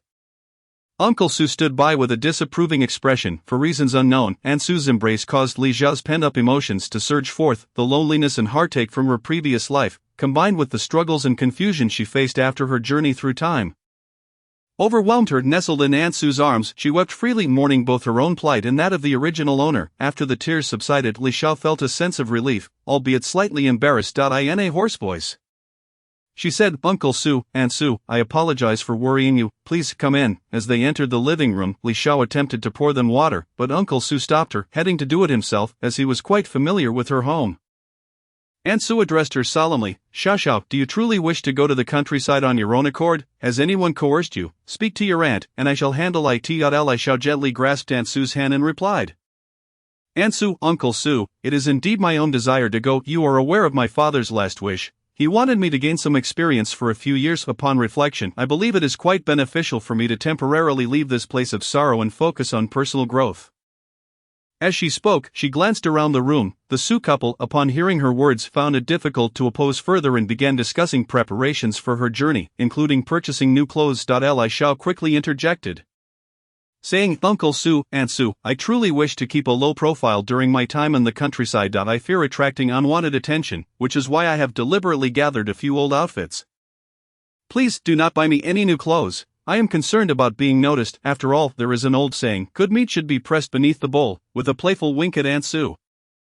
The couple pondered her reasoning and agreed that a young girl would indeed stand out too much in an unfamiliar environment, potentially leading to trouble. Understanding this, Aunt Su still expressed her concern, saying, "Xiao, you are right. In that case, I shall refrain from buying you anything. I will give you some money. Keep it safe for whenever you might need it, and do not be modest about accepting it. Your Uncle Su and I have always considered you as our own daughter. In the future, you can repay us with your filial piety." Upon hearing Aunt Su's words, Li Xiao felt compelled to accept and replied earnestly, "All right, Aunt Su, I will accept it. I promise to show my gratitude to you and Uncle Su in the future." After a lengthy discussion that lasted 2 hours, Uncle Su and Aunt Su finally took their leave. Had it not been for their work commitments, they would have lingered longer, with countless words of advice still to share. Li Xiao sighed, feeling overwhelmed. Why did her heart feel so joyful and warm? After seeing off Uncle and Aunt Su, Li Xiao resolved to tidy up her home today, determining what to keep, what to take, and what could be given away. Today marked the 3rd day, with only 4 days remaining before her departure to the countryside. In truth, there was little to organize, as Li Papa's room had already been sorted last time. Her own room would be the last to attend to. The only areas requiring her attention were the backyard and the vegetable cellar. Upon entering the backyard, she was greeted by the lush vegetable garden, brimming with small leafy greens, well-grown garlic sprouts, and scallions, a testament to both the previous owner and her own efforts. Li Xiao intended to harvest them all to store in her space, ensuring she would have some to eat whenever she desired. Without hesitation, she fetched a basket from the kitchen and filled it to the brim, emptying it by the front yard water basin. It took her 5 trips to finish the task. Truly, the saying holds, the land never betrays the diligent. Once completed, she began washing the greens, neatly arranging the vegetables and herbs into a basket before placing them in her space. By the time she finished, it was already noon. Leaving behind a small portion of greens, Li Xiao decided to prepare a simple dish of vegetable and shredded meat noodles, after a brief rest following her lunch. She resumed her work. In the afternoon, Li Xiao transferred the stored cabbage, potatoes, and white radishes from the cellar into her space, amounting to several hundred pounds. She also had 200 to 300 pounds of rice and flour. All prepared by her father, there was little left in the kitchen, so she opted to leave it for now. It was time to head to Uncle Lu's house for dinner, as Aunt Lu's impatient nature meant she would soon be arriving if they did not go. Chapter 24, not related by blood, yet closer than family. Li Xiao carried a net bag filled with apples in her left hand and 2 bottles of Maotai liquor in her right. These were procured from the Supply and Marketing Cooperative, where she had exchanged a handful of fruit candies for a spot in line, ultimately managing to buy 4 bottles. They were indeed quite affordable. Priced at merely 5 yuan and 80 cents each, Uncle Lu's residence was located within the family compound, just a 20-minute stroll from Li Xiao's home in Wuton Lane. The locals jokingly referred to Wuton Lane as the second family compound, as it was close to the military district, housing many military families who either had not received their allotted homes or had their residences there. After a quick registration at the entrance of the compound, Li Xiao soon arrived at Uncle Lu's abode. To her surprise, she found Uncle Su, Aunt Su, as well as Commissioner Xiao and Aunt Xiao already present. Li Xiao set down her belongings and hurriedly greeted them with a smile. Uncle Su, Aunt Su, Uncle Xiao, Aunt Xiao, good to see you. Aunt Xiao responded with a warm smile. How could we not come to see you off? How have you been lately? We've been wanting to visit. But Uncle Lu said you needed some time to yourself and advised us not to intrude. Who knew you were such a determined child? Thank you all for your concern. I am quite all right now. Li Xiao replied, Aunt Xiao, please do not blame Uncle Lu. I was the one who expressed my desire for some solitude. I apologize for causing you worry. Before she could finish her sentence, a boisterous voice chimed in. You naughty girl, what are you saying? Why are you being polite with us? Have you been spoiled from not being scolded for 3 days? It was Aunt Lu, as spirited as ever. Li Xiao quickly pleaded.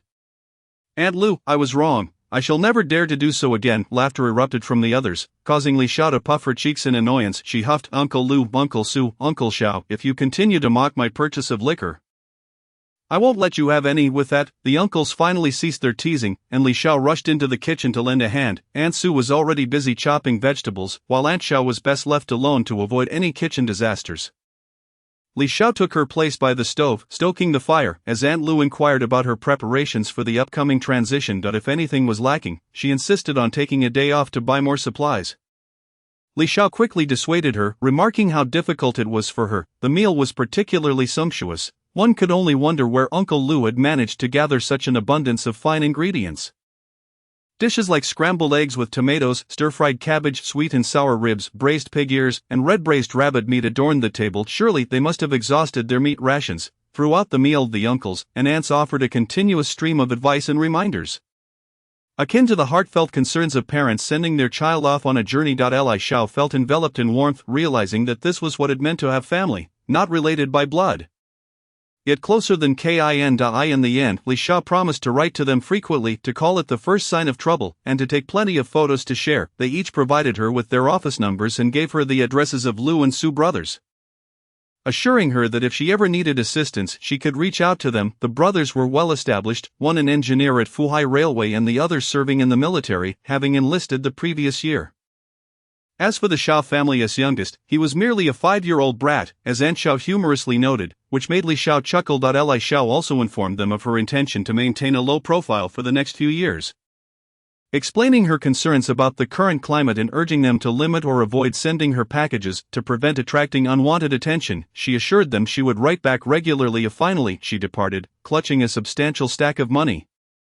A token of their genuine affection, which she felt compelled to accept, she resolved to send them gifts from the northeast in due course. Upon returning home, she counted her money, over 300 yuan.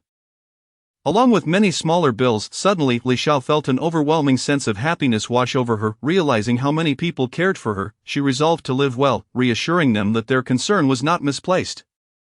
Her pocket money had increased rather than diminished, totaling over 1,130 yuan, with 1,000 set aside on the table in her space and over 100 kept on her person for immediate use. Speaking of finances, she decided it was best to withdraw the 80,000 from her savings account, as keeping it in the bank would yield no interest, and withdrawing it later would mean losing the current currency. It seemed wiser to withdraw it now while it still held value. She planned to take care of that tomorrow, but by the way, she wondered why Sister Wang had not come to sign the contract today.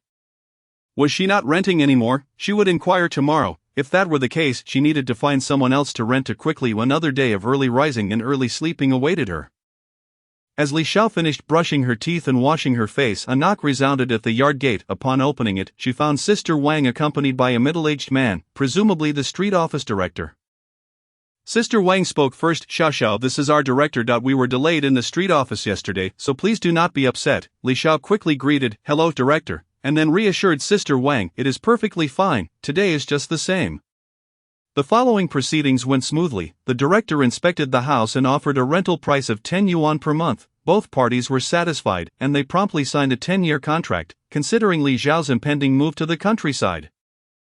They agreed to settle the rent annually. She would pay for the first year, and for subsequent payments, she would notify Sister Wang of her new address for her to send the rent. With yet another task completed, Li Xiao pondered her next steps. Oh right, she needed to transfer her monthly subsidies to her new location in the countryside. Tomorrow, she would take care of that. She also planned to pay her respects at her parents' graves. Regardless of the circumstances, she felt it was her duty to honor the original owner's memory. Moreover, she held deep admiration for her father. In private, he had single-handedly cared for the original owner, and in public, he had devoted himself tirelessly to the country, even sacrificing his life. Yesterday, while passing by the tailor's shop, the tailor had informed her that her clothes were ready. She planned to pick them up in the afternoon and try them on. If they fit well, she would send them off. She could still wash her autumn clothes, but there was no hope for the cotton jacket. Without a spin dryer, it would never dry properly, and washing it would only diminish its warmth. Having cooked her lunch early, she slung her crossbody bag over her shoulder and ventured out. Her first stop was the department store, which she had yet to visit since arriving. The Jing City department store appeared quite appealing. Reminiscent of a modern shopping mall, albeit less bustling. After browsing, she purchased several items, including towels, paper, soap, and multiple lunchboxes, before deciding to check if the state-run restaurant had any dishes to take away for later. However, upon arriving at the restaurant, she was informed that it was not during operating hours and that they were unable to sell anything. Well, that is unfortunate. I shall return in the evening, she resolved. Li Xiao made her way directly to the tailor's shop, where she settled the remaining payment of 9 yuan for 5 sets of clothing. She placed the garments into the specially prepared backpack, making them easier to carry. Upon returning home, she tried on the outfits. It must be said the tailor's craftsmanship was indeed commendable, as each ensemble fit her perfectly. Additionally, as per Li Xiao's instructions, patches had been sewn onto the knees of the trousers and the elbows of the jackets. The more she looked, the more satisfied she became. After changing out of the clothes, she washed one summer set and 2 autumn outfits to hang out to dry. They could be sent off with the quilt either tomorrow afternoon or the day after. Around 5:30 in the afternoon, Li Xiao packed 3 portions of meat and vegetables from the state-run restaurant. Was the server displeased? What could it matter? She could certainly give him a couple of quotations to ensure he remained polite. Alright, she also needed to visit the Supply and Marketing Cooperative to buy 2 copies of the Little Red Book to take along, as they could prove invaluable in critical moments. Thanks to Zui Yuifeng for the donation. You are the first person to support me. Chapter 25. Paying respects to the original owner's parents. The next morning, Li Xiao set off with her household registration book, youth certificate, and Martyr South certificate to the street office. Sister Wan was off duty that day, and another staff member informed her that she must first obtain verification from the government and the youth office, including signatures and seals, before the street office could issue a subsidy transfer certificate. Only then could she present these documents to the local government in the county where she would be sent. At that point, the subsidies would no longer be issued by the local street office, but rather by the county government. After a whirlwind of errands, she finally secured all the necessary certifications, regretting not having ridden her bicycle instead. Oh, what a miscalculation! Glancing at her watch, it was nearly 10 o'clock, and she still needed to visit the black market to procure some yellow paper and other offering items. In recent years, due to a crackdown on feudal superstition, such items were no longer available on the streets. Fortunately, the black market still carried them, and she managed to purchase a fair amount of gold ingots and other trinkets. After exiting the black market, she slipped into an alley to discreetly store her purchases in her backpack. Feeling a sense of relief wash over her, she had no desire to breach the taboos of this era. Not wanting to return home, she turned and headed directly to Li Mama's burial site. Li Mama had passed away due to complications in childbirth and was not a martyr. hence she could not be interred in the martyrs' cemetery. She was laid to rest on Yangming Mountain on the outskirts of the city, a location personally selected by Li Papa, who claimed the air was fresh, the sunlight abundant, and the scenery particularly lovely. Li Mama had enjoyed hiking in this area during her lifetime. Moreover, Ouyang Grandpa was also buried here, and every time Li Papa had a day off, he would bring the original owner to visit both Li Mama and Ouyang Grandpa. This time, however, she was alone. And for reasons unknown, a sense of loss and discomfort enveloped her, despite not being the original owner. Li Xiao climbed slowly up the mountain, step by step, akin to a toddler taking its first steps toward its mother, who stands just a few paces away with open arms, ready to embrace. Yet for Li Xiao, there was nothing awaiting her, only the cold gravestones that greeted her from 2 lifetimes. The loneliness and yearning were palpable. Even in the dead of night, her mother's face remained a blur in her memories. By the time she reached Li Mama's grave, her cheeks were already stained with tears. She could not articulate the reason for her sorrow. All she knew was that she missed the person she referred to as Mama, the one who had been a constant presence in her grandmother's murmurs over the years, or perhaps the figure of her father drunkenly rambling in her memories.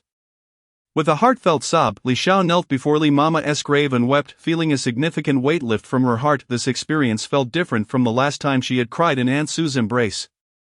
Though she could not quite pinpoint how, after drying her tears, she surveyed her surroundings. This was a place Li Papa and the original owner had often visited. The area was not cluttered, only a few tender blades of grass had started to emerge. Li Xiao meticulously tidied up the site, ensuring the gravestone was spotless. Noticing no one around, she discreetly retrieved a box of braised pork, a box of braised fish, and a box of soy sauce trotters, all packed from the state-run restaurant the previous evening. Li Mama would certainly not mind if she partook of Li Papa's portion first. After arranging the food and lighting 3 incense sticks, Li Xiao sat beside the gravestone, leaning against it, and softly murmured, "Hello, Li Mama, my name is Li Xiao, just like your daughter. By a twist of fate, I have become your daughter. I feel incredibly fortunate and grateful. Like your daughter, I too have grown up without a mother. From now on, I will come to honor you on her behalf, and I promise to live well, to be happy and free. Please rest easy. In another world, you must have reunited with your daughter and Li Papa. Surrounded by family, I sincerely wish you all the happiness in your next life. In a few days, I will be going to the countryside, and I may not be able to come to pay my respects temporarily. But I assure you, I will return, so please forgive me. Once again, thank you. Your daughter is remarkable, and I am honored to take her place, having burned a considerable amount of gold and silver ingots and paper money for Li Mama." She decided against burning any for Li Papa, as they needed to be shared among the family. After some contemplation, Li Xiao resolved to bury a piece of clothing frequently worn by the original owner beside Li Mama's gravestone, so she could keep her company, thus reuniting their small family of 3. After paying her respects to Li Mama, she proceeded to honor Ouyang Grandpa, diligently cleaning the area around his grave as well, and informed him that she would not be able to visit for a while. Before bowing and departing, having descended the mountain, Li Xiao headed straight to the martyrs' cemetery, where she was permitted entry only after registering at the entrance. Walking past the long rows of martyrs' gravestones, she felt a profound sense of reflection. How many children were lost to the sacrifices made by these brave souls, who selflessly gave everything, even their lives? Li Papa was among them. Upon reaching Li Papa's grave, she noticed the gravestone was impeccably clean, a testament to the staff's diligence. Li Xiao took out a fresh towel and carefully wiped it down, an act that felt right as a daughter, whether she was the original owner or not. She then produced the 3 boxes of food, lit 3 incense sticks, and respectfully knelt down to bow 3 times. Raising her head, she spoke softly to Li Papa's gravestone. "Thank you, Li Papa. Thank you for giving me the opportunity to be your daughter. I cherish this chance immensely. I will live joyfully for both myself and for Xiao Xiao. In a couple of days, I will be heading to the countryside, just as you suggested. I have chosen Haixing City. If the opportunity arises, I will seek out Li Grandpa in Ouyang Grandpa's hometown. I apologize for my inability to visit you and Li Mama in the near future. Please forgive me." With that, she bowed 3 more times before finally rising to sit beside the gravestone for a while before leaving. Upon returning home, Li Xiao felt rather lethargic and had little motivation to cook, so she simply took a boxed meal from her space to eat. It was indeed the meal from the restaurant, and the taste was quite delightful. After finishing her meal, her mood improved significantly, yet sleep eluded her. The alley was decent, with electric lights, albeit not particularly bright. Under the dim yellow glow, Li Xiao decided to pack the items she intended to send. She carefully compressed the 2 sets of cotton clothing as much as possible before tying them up to prevent them from shifting. She also grabbed a large urea bag to fit everything. With some extra space remaining, she stuffed in the 2 autumn outfits, pressing them tightly. After securing the bag with a rope, she felt accomplished. Next came the quilt. She planned to take a lightweight 4-kilogram one with her, so she wouldn't need to worry if the delivery was delayed. The mattress and winter quilt were to be sent off, and Li Xiao skillfully folded the 2 quilts into neat blocks.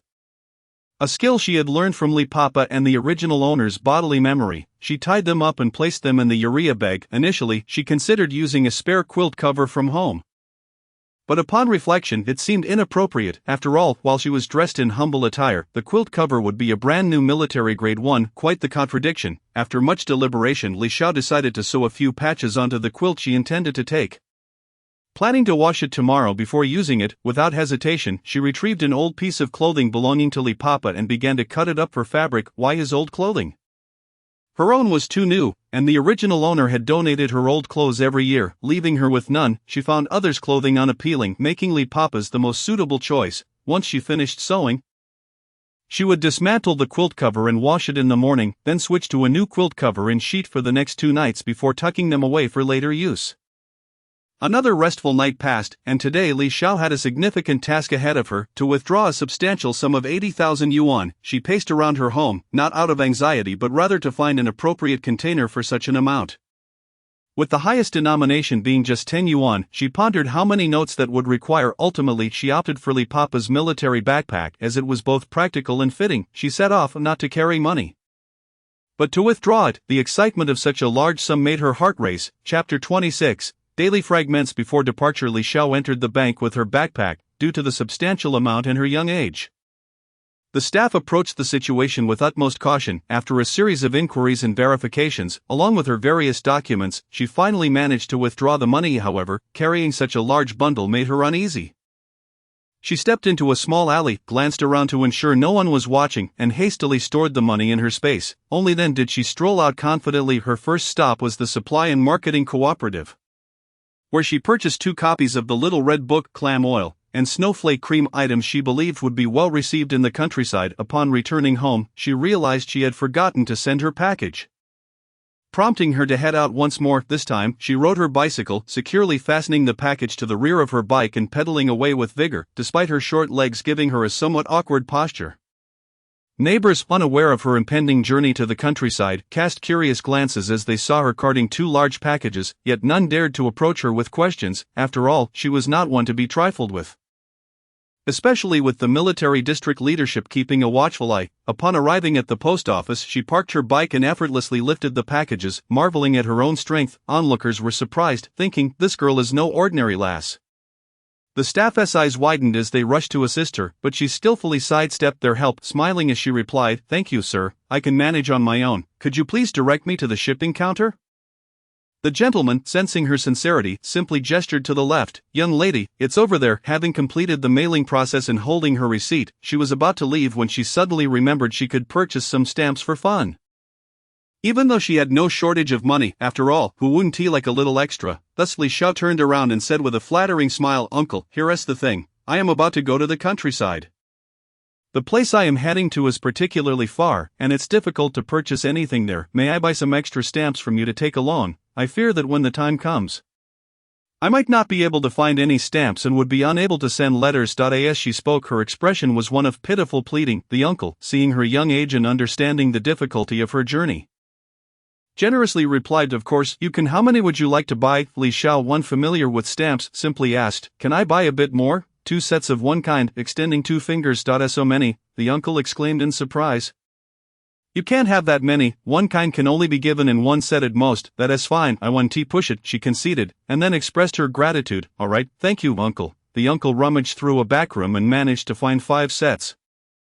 Although the others were not complete, Li Xiao promptly paid for them all, wondering if they might appreciate in value later. It would be wise to keep them, and they were quite lovely, weren't they?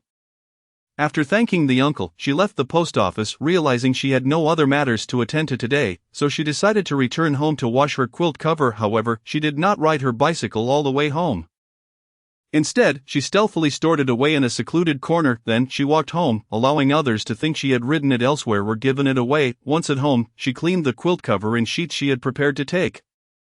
Knowing they would dry in the afternoon sun, with her departure set for tomorrow, Li Xiao surveyed her courtyard, feeling a twinge of reluctance. After standing lost in thought for a moment, she rallied herself. Reminding herself that she would return in a few years and that she wasn't going to endure hardship for the sake of it, there was no need to be melancholic. With this realization, she busily went about her tasks, finding several pounds of cornflour in the kitchen, likely left by the original owner for appearances. She picked it up and, along with 2 large cabbages, headed to her neighbor's house on the left. The family surnamed Zhou were decent people who had been kind to the original owner, often lending a hand with heavy chores. They had a son who was still in middle school. Upon reaching next door, Li Xiao called out, "Aunt Zhou, are you home?" Not having a free hand to knock, she called out instead. After a moment, a voice replied from within, "Yes, yes, who is it?" Wait a moment, then footsteps approached, and the courtyard door swung open. Seeing Li Xiao, Aunt Zhou quickly exclaimed, "Xiao Xiao, is that you? I was just in the backyard cleaning the chicken coop. What brings you here?" Li Xiao did not enter but handed the things in her hands to Aunt Zhou, politely saying, "Aunt Zhou, I am leaving for the countryside tomorrow, and I cannot take these with me. Consider them a token of gratitude for the care you and Uncle Zhou have shown me." "It is not much, please don't think poorly of it," Li Xiao said in a rush. Both Aunt Zhou and a nearby listener were taken aback. Aunt Zhou placed the items by the door. Worry etched across her face as she asked, "Xiao Xiao, why are you suddenly going to the countryside? Is everything all right?" "I'm fine, thank you for your concern. This was arranged by my father before his passing." "You needn't worry," Li Xiao replied with a carefree smile. Hearing this, Aunt Zhou felt relieved. "That is good to hear. Your father was very reliable. It was he who asked us to look after you."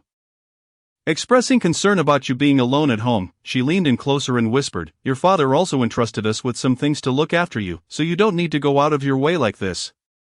"No need to be courteous, Aunt. It's not anything special, just please don't think badly of it," Li Xiao reassured her, showing that she did not mind the small gesture. After exchanging a few casual words, Li Xiao returned home. She took 2 cabbages and half a pound of brown sugar to visit Sister Wang at the street office, informing her that the keys would be left at Aunt Zhou's house and asking her to keep an eye on the house, helping to mail any letters if needed. Finally, Li Xiao filled her backpack with 20 pounds of coarse grains and 10 pounds of cornflour to drop off at the Xiaohua family, giving them a few instructions before leaving amidst their reluctant gazes. Once home, she boiled water for a shower, washing her hair and bathing, ensuring her clothes would dry by morning. After completing these tasks, she tidied up the kitchen, leaving only 1 large pot while taking the smaller one just in case it might come in handy. Looking at the now empty kitchen, with only 1 pot remaining, Li Xiao felt a twinge of awkwardness. She did not overlook the farming tools of buckets or sieves in the yard, nor did she neglect the furniture in the main room. Satisfied, she retired to her room to sleep. In the dead of night, Li Xiao undertook a significant endeavor, borrowing space from Zhang Lilia's home to smuggle her out, delivering a package of punches and kicks in a small forest to the south. After which she returned her safely, employing a sedative to ensure everything remained undetected. If she never reappeared, they could each live their lives in peace. After all, the young girl from the previous life had no affection for Shani, so it mattered not whether she was taken or not. After all, what dung is not swarmed by flies? The only issue was the grudge of having received a beating, which had now been settled, leaving them with no more debts to settle. After accomplishing all this, she returned home to sleep. When she awoke, she pulled out 2 old handbags, procured from the black market. One held a 4-pound lightweight quilt, with just enough space remaining for the washed and dried quilt cover and sheets. The other bag contained 2 sets of clothes she currently wore, along with toiletries. She also grabbed a net bag, placing 2 lunchboxes inside, one with stir-fried tomatoes and eggs over rice, and the other with dumplings. Additionally, she packed a slightly used military water bottle, knowing she would need water on her journey. Once her luggage was organized, she put on the set of clothes she had washed yesterday, a white floral short-sleeve shirt paired with blue work pants. The shirt had faded from washing, and the pants had a patch on the knee. Not perfect, but not too shabby either. It was just right. Li Xiao gazed longingly at her room before gathering her belongings. With her small shoulder bag slung over her shoulder, she grasped the 2 luggage bags and the net bag. Stepping confidently out of the house, she locked the courtyard door and handed the keys to Aunt Zhou. With determined strides, Li Xiao moved forward, embarking on her next journey. Perhaps there would be confusion, perhaps hesitation, but Li Xiao remained steadfast in her goal, to live leisurely and freely. Of course, indulging in some snacks along the way would be even better. Chapter 27. On the train. The train from Jing City to Haixing City takes 2 days and 2 nights. Departing at 1 in the afternoon and arriving approximately at 2 in the afternoon 2 days later. It is currently October 23rd on the Gregorian calendar, the 13th day of the 9th month on the lunar calendar. The weather remains quite warm, and with no opportunity to bathe for 2 days and nights, the thought alone is discomforting. There is no choice but to endure its sight. It is exceedingly difficult. I wonder how many fellow educated youths there will be this time. Will they be easy to get along with? I hope nothing goes awry along the way, as I dread trouble the most. After a seemingly endless journey, they finally arrived at the train station. And amidst the bustling crowd, Li Xiao felt a surreal sense of detachment. Shaking her head, she dismissed her chaotic thoughts and strode towards a group of young people, clearly fellow educated youths. Indeed, they formed a circle around the staff from the Educated Youth Office. The older sister from last time was present, along with a male staff member taking registrations. Once registered, an older sister distributed train tickets. She repeatedly reminded everyone, be cautious while out in the world. If anything happens, don't panic. For issues that cannot be resolved, consult the village brigade, or otherwise, reach out to the Educated Youth Office. Also, be mindful of your words and actions, follow arrangements, and refrain from causing unnecessary trouble. Her instructions were meticulous, but whether anyone truly absorbed them remained uncertain. Li Xiao stepped forward to provide her name, and the staff member checked her educated youth certificate before handing her a train ticket. Just as she was about to step back, the older sister called out to her, "Comrade Li Xiao, please wait a moment." Approaching her, she pulled Li Xiao aside and whispered, "Comrade Li Xiao, I reported your situation to the higher-ups. And the leaders unanimously praised your spirit. They noted your resilience in the face of difficulties and your lack of desire for comfort, willingly undertaking rural labor, making you a role model for everyone. They have specially awarded you a certificate. Keep it safe, as it may prove useful at a critical moment. However, do take care not to let it become a burden." The older sister handed Li Xiao a rolled-up document. Likely the certificate. Understanding the older sister's intent, Li Xiao gratefully bowed. "Thank you for your thoughtful consideration, sister. I will certainly keep it safe." The older sister patted her hand and turned to leave. It was still not yet noon, and there was an hour to spare. Li Xiao decisively took her belongings to a nearby state-run restaurant, where she ordered a bowl of meat strips noodles. Returning with half an hour to spare, after a brief wait, the train arrived, and everyone began boarding with their luggage. Li Xiao blended in seamlessly, neither too conspicuous nor too hidden. She easily found her seat, one of 6 hard seats facing one another. With 3 on each side, in the center was a small rectangular wooden table. It present, the compartment was empty, and Li Xiao's seat was by the window on the left. She stowed her luggage above in the overhead rack and settled into her seat with her net bag. Before long, the seats beside her filled up, revealing that most of the people in this carriage were fellow educated youths, with only a few exceptions. In her section, aside from herself, there were 3 other girls and 2 boys. The boy sitting next to Li Xiao wore a green military-style outfit, though not an actual military uniform, as it was the fashion of the era. He seemed proud to wear such attire. And the original owner had 2 sets as well. This boy appeared to come from a well-off family, exuding a delicate demeanor, with smooth skin that suggested he had never endured hardship. The girl in the aisle seat had long braids and was dressed exceptionally well in blue checkered fabric. She was also quite beautiful, with fair skin, striking features, and full, rosy lips, an archetype of a pure, innocent flower. However, one could only wonder about her character. Opposite them sat 2 girls and 1 boy. The boy, sitting on the outer edge, wore a white shirt paired with black trousers and polished shoes, wearing an expression of impatience, exuding an air of aloofness. He appeared to be either a domineering CEO or a wealthy young master. Seemingly mismatched with the innocent flower beside him, the 2 girls in the middle presented a stark contrast. One had a pale complexion, dry yellow hair, and was so frail it seemed she had no flesh to spare. Her clothes patched in layers. This was a significant departure from Li Xiao's intentionally dressed appearance. The girl sitting by the window opposite Li Xiao possesses short hair, akin to Li Xiao's but even shorter. Yet she exudes a completely different aura. If Li Xiao is akin to the sweet neighbor girl, then she is the resplendent flower of the magnolia tree, brimming with vigor. The majority of the carriage is filled with young intellectuals, most of whom are embarking on this journey away from home for the very first time. There are those filled with excitement, those harboring reluctance, those voicing complaints, and those enveloped in a bittersweet sense of parting. The sounds of conversation, consolation, and advice resonate throughout, as cacophonous as a bustling market in later times. Li Xiao, however, pays no heed. She leans against the window frame, closing her eyes to rest. Unbeknownst to her, a few individuals outside on the platform are discreetly hiding behind a pillar.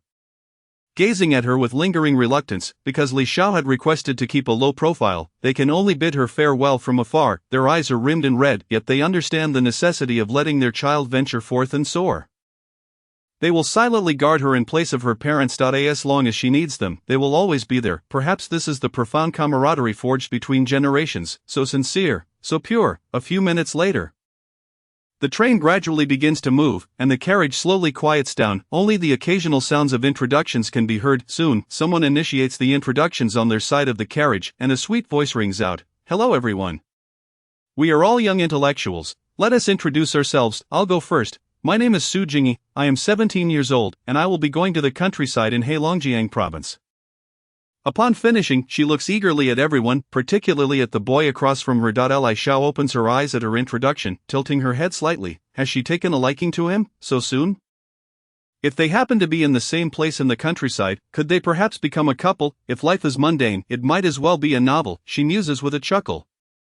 Then another person stands to introduce themselves. It's the poised girl with short hair. "My name is Qinya. I am also 17, and I am going to Heilongjiang province." She states this succinctly before decisively taking her seat. Next is the charming young man seated beside Li Xiao, sporting a cheerful grin. "Hello everyone, my name is Lin Yang, but you can call me Brother Yang. I am 18 years old and heading to Heilongjiang province as well." While introducing himself, he waves amiably, radiating a friendly demeanor. The next to stand is surprisingly the girl adorned with several patched clothes, whom one would have presumed to be last in line. She appears timid, nervously wringing the hem of her garment, yet her voice is audible. "Hello everyone, my name is Wang Zhaodi, I am 19 years old, and I too am going to Heilongjiang province." After her introduction, she continues to fidget with the faded edge of her clothing, her eyes furtively glancing at the young gentleman beside her. It seems she has set her sights on the same pure and innocent flower. How bold! Is her timidity merely an act? Could she be the classic protagonist and antagonist in this tale? How intriguing! Li Xiao, unfazed, rises to introduce herself with confidence. "Hello everyone, my name is Li Xiao.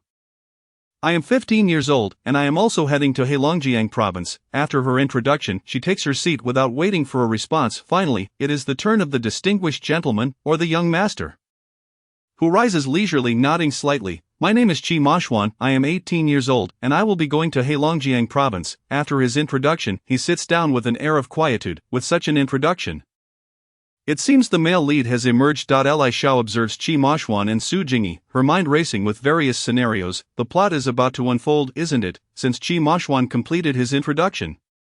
Su Jingyi and Wang Zhaodi occasionally steal glances at him, their expressions tinged with bashfulness. Li Xiao finds amusement in their reactions, bouncing her gaze from one to the other, conjuring up myriad narratives in her mind.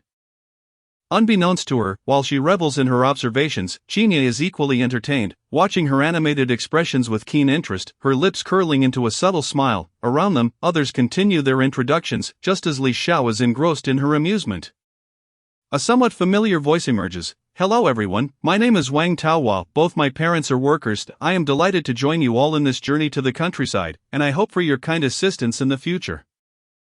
Wang Taohua, isn't she the girl who dined with Shin Jiaojiu at the state-run restaurant last time? Wasn't he her mother merely a matchbox maker at home? Why the pretense of being a worker? That half-new outfit she wears must have been a hand-me-down from Shin Jiaojiu. This girl was the nemesis of the original owner of this identity, and although she acted on Shin Jiaojiu's behalf, it was still her doing. No rush, they are bound to meet again in the same countryside, and there will be opportunities for retribution. Without Shin Jiaojiu's support in this life, her family, with their bias towards sons, will certainly not send her any money or resources. Let us see how she manages to navigate life in the countryside without the same ease and comfort. As the conversation unfolds, one voice chimes in, "Brother Qi, I absolutely adore the book How Steel is Tempered. I never expected you to like it too. It seems we share a common interest. How wonderful. I was worried about finding friends in the countryside." Another adds, "Brother Qi, I've heard that life in the countryside can be quite arduous. I'm used to hard work, so I can help with laundry and cooking if needed. After all, being together in the countryside is quite a serendipitous affair, isn't it?" Lin Yang chimes in, "It's fate. Being seated together is undoubtedly a stroke of luck, and so the conversation flows, warm and lively, though only among the three. Li Xiao responds only when directly addressed. Maintaining an amicable yet reserved demeanor, Qinya shows no inclination to engage, while Qi Mashuan reserves his warmth for Su Jingyi. Before long, someone initiates a song, and the carriage fills with the spirited melodies of revolutionary songs. Igniting a fervor among the passengers. Li Xiao joins in singing several tunes. After nearly an hour, the singing gradually subsides, and the carriage returns to a semblance of calm, yet the melancholy of parting begins to seep in. A quiet sob breaks the stillness, akin to opening Pandora's box, gradually escalating into a chorus of weeping throughout the carriage. Even many of the young men are left with reddened eyes. Until silence descends once more. Li Xiao observes the scene as a bystander. She has grown accustomed to solitude, eating alone, stepping out alone, and working alone, thus she feels somewhat out of place in an effort to blend in.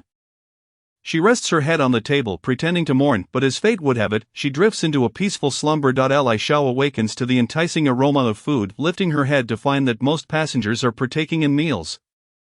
Some are using lunchboxes, while others munch on snacks. She decides to freshen up in the restroom before returning to eat. Standing, she politely addresses the two individuals outside. "Excuse me, may I step out for a moment?"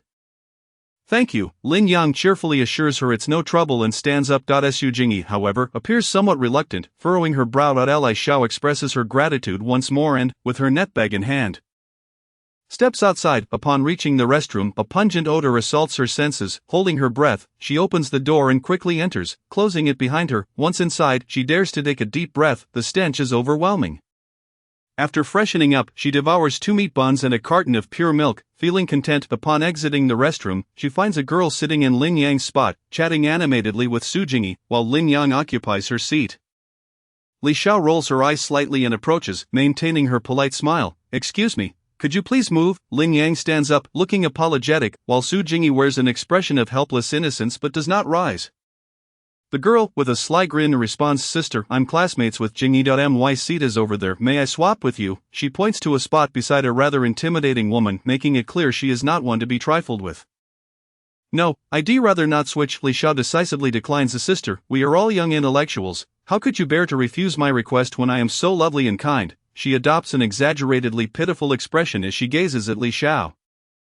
What a tactic! Li Xiao feels a surge of competitive spirit. "First of all, I am 15 this year. May I ask how old you are to address me as sister? Secondly, since we are merely acquaintances, what compels me to accommodate you? I believe we should help each other as young intellectuals." I simply noticed Jingyi was too delighted. It wouldn't hurt to switch seats for a moment.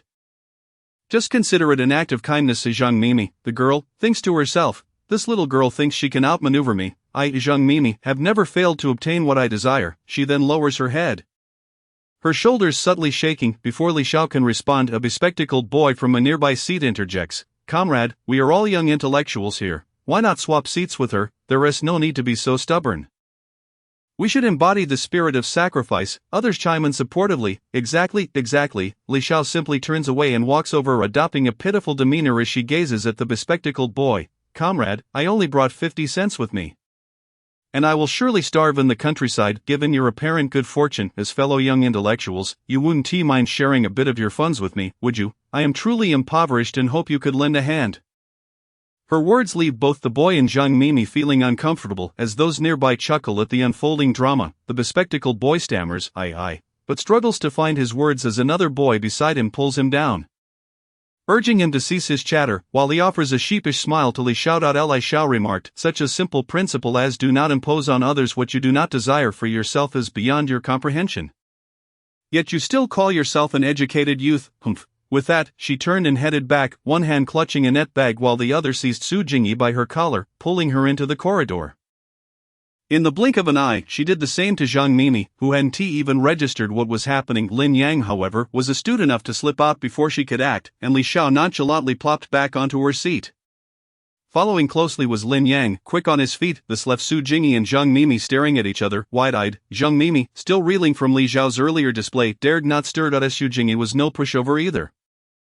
She awkwardly told Zhang Mimi, "Mimi, why don't you head back? We can talk when we get there. I'm quite tired, and it wouldn't be polite to trouble them further." After saying this, she sat down, not wanting to face that formidable woman again. See, the knife missed her hand this time, but even a slight cut would have been alarming. Zhang Mimi, realizing her objectives were thwarted and aware of Li Xiao's formidable nature, retreated in silence. As she passed by the bespectacled boy, she cast a hopeful glance, only to find that he wasn't foolish enough to jeopardize his own interests. She stomped her foot in frustration and returned. Chapter 29, Arrival at Xinjiang County. Once seated, Li Xiao became the center of attention, with curious, appraising, and approving gazes directed her way, mingled with a few ambiguous glances. She raised her head slightly, scanning her surroundings but ultimately finding nothing of note. Being carefree by nature, she decided not to dwell on it. The vastness of the world paled in comparison to the necessity of sustenance. She eagerly retrieved a box of tomato and egg rice from her net bag. Savoring every bite, despite having secretly consumed 2 buns earlier, her appetite remained undiminished. Diagonally opposite her, Wang Zhadi swallowed hard several times, deterred from making any move due to Li Xiao's earlier conduct. After finishing her meal, Li Xiao couldn't be bothered to wash her lunchbox. She would simply do so in secret later. By now, it was already 7:30 p.m., and many were succumbing to drowsiness, some even resting their heads on the table. Li Xiao, having napped too long in the afternoon and now well fed, found sleep elusive. She took out a red-covered book from her crossbody bag and began to read intently. This book could facilitate numerous endeavors, so it warranted thorough attention. Time flew by surprisingly quickly, and when she glanced up, it was already 10:30 p.m. The carriage was nearly silent, with most passengers asleep. Li Xiao excused herself to the restroom before returning to rest. In her half-asleep state, she heard someone shout, "My money is missing, catch the thief, it's him, quickly help me catch him." Li Xiao opened her eyes just in time to see a thief sprinting toward them. A shifty-eyed man, small in stature, appeared to be in his 30s or 40s. Behind him, several male-educated youths were in hot pursuit. The thief, slippery and agile, zigzagged through the narrow aisle, making it difficult for his pursuers to catch him. Passengers on either side were knocked about, screaming in alarm. Just as he was about to collide with Su Jingyi, she shrieked and leaped into Qi Maoxuan's arms. Qi Maoxuan instinctively embraced her, shielding her with his body. As the thief approached, Qinya and Lin Yang simultaneously lunged forward, each gripping one of the thief's hands. One should never judge a book by its cover. Qinya's prowess was evident, yet Lin Yang, with his delicate features, surprised everyone with his quick reflexes. This individual was no ordinary person. The conductor arrived to escort the thief away, while the girl who had been robbed and Lin Yang proceeded to file a report. The carriage buzzed with commotion. Some were rearranging their disheveled belongings, others whispered among themselves, and a few discreetly checked their valuables for theft. Su Jingyi had extricated herself from Qi Maoxuan's embrace and, after expressing her gratitude, returned to her seat, her face flushed with embarrassment. Qi Maoxuan's ears also turned red nearby. Wang Zhadi's expression twisted in indignation. Li Xiao watched in silent amusement. How delightful and entertaining. The remainder of the journey was considerably more tranquil, devoid of further disturbances. However, Qi Maoxuan and his female companions occasionally engaged in playful displays of jealousy, adding a touch of levity to the otherwise monotonous trip. Li Xiao relished the entertainment. After enduring 2 arduous days and nights, the train finally approached its destination. As they arrived in Xinjiang County, the carriage erupted in excitement once more. Li Xiao, with her crossbody bag slung over her shoulder and a piece of luggage in each hand, effortlessly followed the throng toward the exit. The contents of her net bag had long been consumed, and it now resided within her crossbody bag, effectively becoming part of her storage. The weight was negligible for Li Xiao. It was merely the crowding that made it uncomfortable. Just as she reached the door and was about to step out, she felt a forceful shove from behind. Caught off guard, she stumbled, and nearly fell forward onto the cobblestones. With such a drop, would she even survive? Just as Li Xiao thought she might meet her end in this moment, a large package slid toward her, cushioning her fall onto the stones. It appeared to be a quilt or something similar. Li Xiao quickly rose and glanced back, but all she saw was a mass of people. They were quick to escape. She hoped that whoever had pushed her wouldn't be caught by her. She silently mused about the consequences they would face if she ever found them. At that moment, a clear male voice inquired, "Are you all right?" Li Xiao snapped back to reality and turned to express her gratitude. "I am fine. Is this your package? Thank you for saving me. Otherwise, I might have met a tragic end." She playfully glanced at the package and then at the cobblestones, truly grateful for the intervention. "Don't mention it, it was merely a gesture," the man replied nonchalantly. Upon hearing his cool yet slightly melancholic tone, Li Xiao finally lifted her gaze to observe him closely. He had a sharply defined face, a prominent nose, and piercing eyes that held depth and intensity, yet also bore a hint of weariness. His bronzed skin added to his rugged and three-dimensional appearance, exuding a quiet strength and restraint. Wasn't this the face of the legendary Peace and Prosperity? She found herself quite taken with it. Speaking with newfound politeness, she said, "Hello, comrade, my name is Li Xiao. I sincerely thank you for rescuing me." The man hesitated briefly before responding, "Hello, I am Gu Hong. We are all educated youths. There is no need for such formality. His tone was courteous yet distant. Sensing his disinterest in further conversation, Li Xiao refrained from pressing the matter. She reached out to help him lift his package, passing it to him before grabbing her 2 pieces of luggage and making her way toward the station exit. Ji Yuhong followed closely behind. Once outside, they encountered clusters of educated youths gathered together, with a staff member holding a sign that read "Welcome New Educated Youths" standing at the forefront. Li Xiao and her companions made their way toward the group. Once the crowd had gathered sufficiently, a man in his 40s, dressed in a Zhongshan suit, stood centrally and began to speak. "Hello everyone, I am Su Dehai, the director of the Xinjiang County Educated Youth Office. Welcome to our county. The agricultural machinery station has arranged several tractors to transport you to various townships. Please follow me." The crowd surged forward, following him to the agricultural machinery station, which was just a few minutes' walk away. In the station yard, 4 tractors awaited, each marked with a placard indicating its destination. At this moment, the staff member who had been holding the sign approached to inform everyone that he would call out names, and they should board the tractor corresponding to their assigned township. Li Xiao was assigned to Yong'an Township, along with over 20 other educated youths. Coincidentally, the individuals who had sat beside her on the train were also present, including Gu Hong and Wang Taowada. To her surprise, Su Jingyi and the bespectacled boy were there as well, the one who had urged her to do good deeds. If they were assigned to the same village, it would surely be lively. The tractor jolted along the road, the bumpy ride making some feel nauseous. Li Xiao gripped the iron railing tightly, fearing she might be thrown off after an hour of this torment. They finally arrived at Yong'an Township, now late afternoon. The accompanying staff directed them to stay overnight at the guest house, explaining that representatives from the various production teams would come to collect them the following day. A group of them chattered excitedly in the guesthouse lobby or outside, filled with curiosity and excitement about the unfamiliar place and their fellow educated youths. Li Xiao, however, was undeterred. She decisively approached the front desk and requested a single room for 8 dimes for the night. Xinya and Gu Hong, equally astute, also opted for private accommodations, indicating they were not short on funds. The 3 exchanged smiles before heading to their respective rooms. Li Xiao's room was at the end of the second-floor corridor on the left. Quite small, accommodating just a single bed, a small table, and a chair. A hot water bottle lay on the floor nearby. She heard that to obtain hot water, one had to go downstairs, where a bottle cost 5 cents. Though the surroundings were modest, the room was clean and tidy, with the primary advantage being the absence of shared quarters. Li Xiao pretended to fetch hot water downstairs, then closed the door and windows upon returning.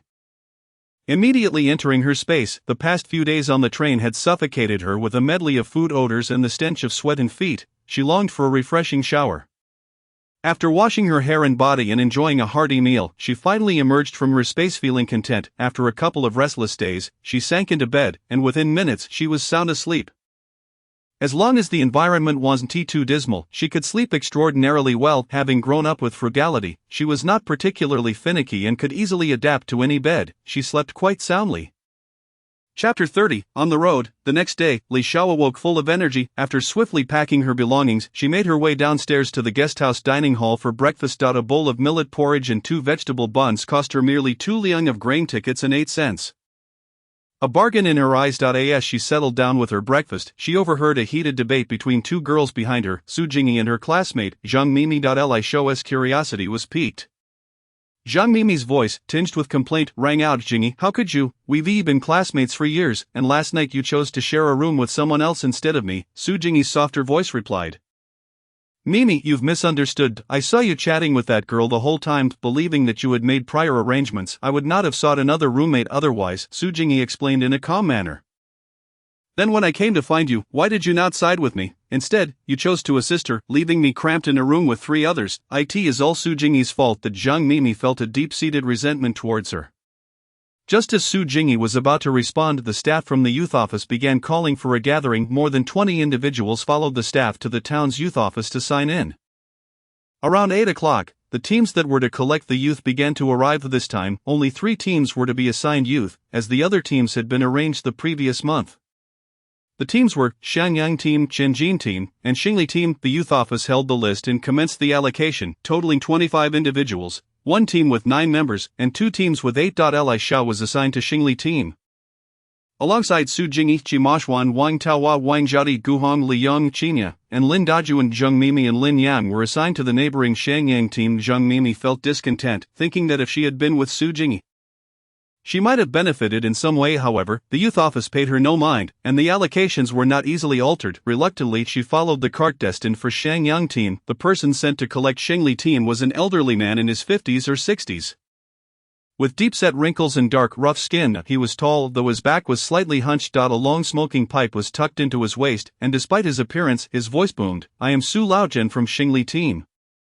Everyone calls me Uncle Laojian, and you kids should too." He instructed everyone to place their luggage on the cart and prepare to depart, as time was of the essence. "I have work to do when I get back," he added, affectionately patting the head of the large black ox beside him. Having read period literature, Li Xiao promptly placed her luggage at the front of the cart and stood by, ready to leave at a moment's notice. Gu Hong and Qinya followed suit, positioning their bags next to Li Xiao. The others gradually arranged their belongings, but only Su Jingyi and Wang Taohua remained still. Wang Taohua was the first to voice her discontent. "Excuse me, sir, we are city youths here to assist in rural development. Why have you come to collect us in such a decrepit ox cart? Look how filthy it is. How can we possibly sit in that?" As she spoke, she waved her hand in front of her nose, mimicking the spoiled demeanor of Shen Jiajiao. Su Jingyi remained silent, yet her inaction clearly indicated her agreement with Wang Taohua's words. While she sought to maintain a benevolent image in front of Qi Mashuan, feigning uncertainty about how to proceed, and appearing helpless. Su Laojian, however, was no ordinary old man, nor was this his first time collecting youth. Unfazed by their remarks, he calmly secured the ox cart and waved over a staff member from the youth office. The staff member approached with a forced smile. "Uncle Laojian, what seems to be the problem?" Su Laojian cast a steady glance at Wang Taohua and her companion, before calmly stating, "Zhao, these two kids look down on our Shengli team. Take them back and reassign them." Upon hearing this, Su Jingyi felt a surge of urgency. If they were branded as disdainful of the rural team, how could they expect any favorable outcome? She quickly interjected, "Sir, you misunderstand. Taohua is simply not accustomed to rural life yet and was merely inquiring. She did not mean it that way. If I had known, I wouldn't have come with her." She inwardly regretted her impulsiveness. Su Laojian was not genuinely angered, recognizing them as just two young girls. Thus, he impatiently continued, "Can we leave now? If so, put your luggage on the cart. We can't waste any more time." Su Jingyi hastily lifted her belongings onto the cart, with Qi Mashuan assisting her by carrying two bags. Su Jingyi looked at him with gratitude, her cheeks practically glowing with warmth. Seeing this, Wang Taohua dared not protest any further and obediently placed her luggage onto the cart. The ox cart leisurely departed from the town youth office, heading down a narrow dirt road, followed by a group of new youth. Not far ahead, another similar group was seen, presumably from Shangyang team, as Lin Yang was among them, having heard during the allocation that he had been assigned there. It seemed both teams were heading in the same direction. After approximately half an hour of travel, the terrain became increasingly mountainous and the path more winding. Li Xiao maintained a steady pace alongside Uncle Laojian, with Qinya and Gu Hong trailing behind. The other youth lagged several meters behind, prompting Uncle Laojian to glance back at them repeatedly. Li Xiao found it difficult to pretend she hadn't noticed. After being scrutinized by Uncle Laojian for what felt like the umpteenth time, she could no longer hold back. "Uncle, why do you keep staring at me? Is there something on my face?" Uncle Laojian, caught off guard by her question, feigned annoyance. "I wasn't looking at you. Why are you making such a fuss, young lady?" He then continued, "You seem quite young. Why are you out in the countryside?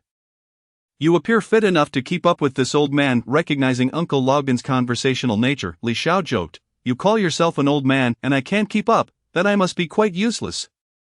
"Ha, ha," the group behind them laughed, joining in the banter. "You little brat, you have no respect." Uncle Laojian chuckled, yet his demeanor grew more amicable. After the playful exchange, Li Xiao half-seriously divulged, "Uncle, my mother passed away during childbirth. And recently my father also sacrificed his life. I'm all alone now. My father left a letter urging me to gain experience in the countryside for a few years, so I donated my father's compensation and came here.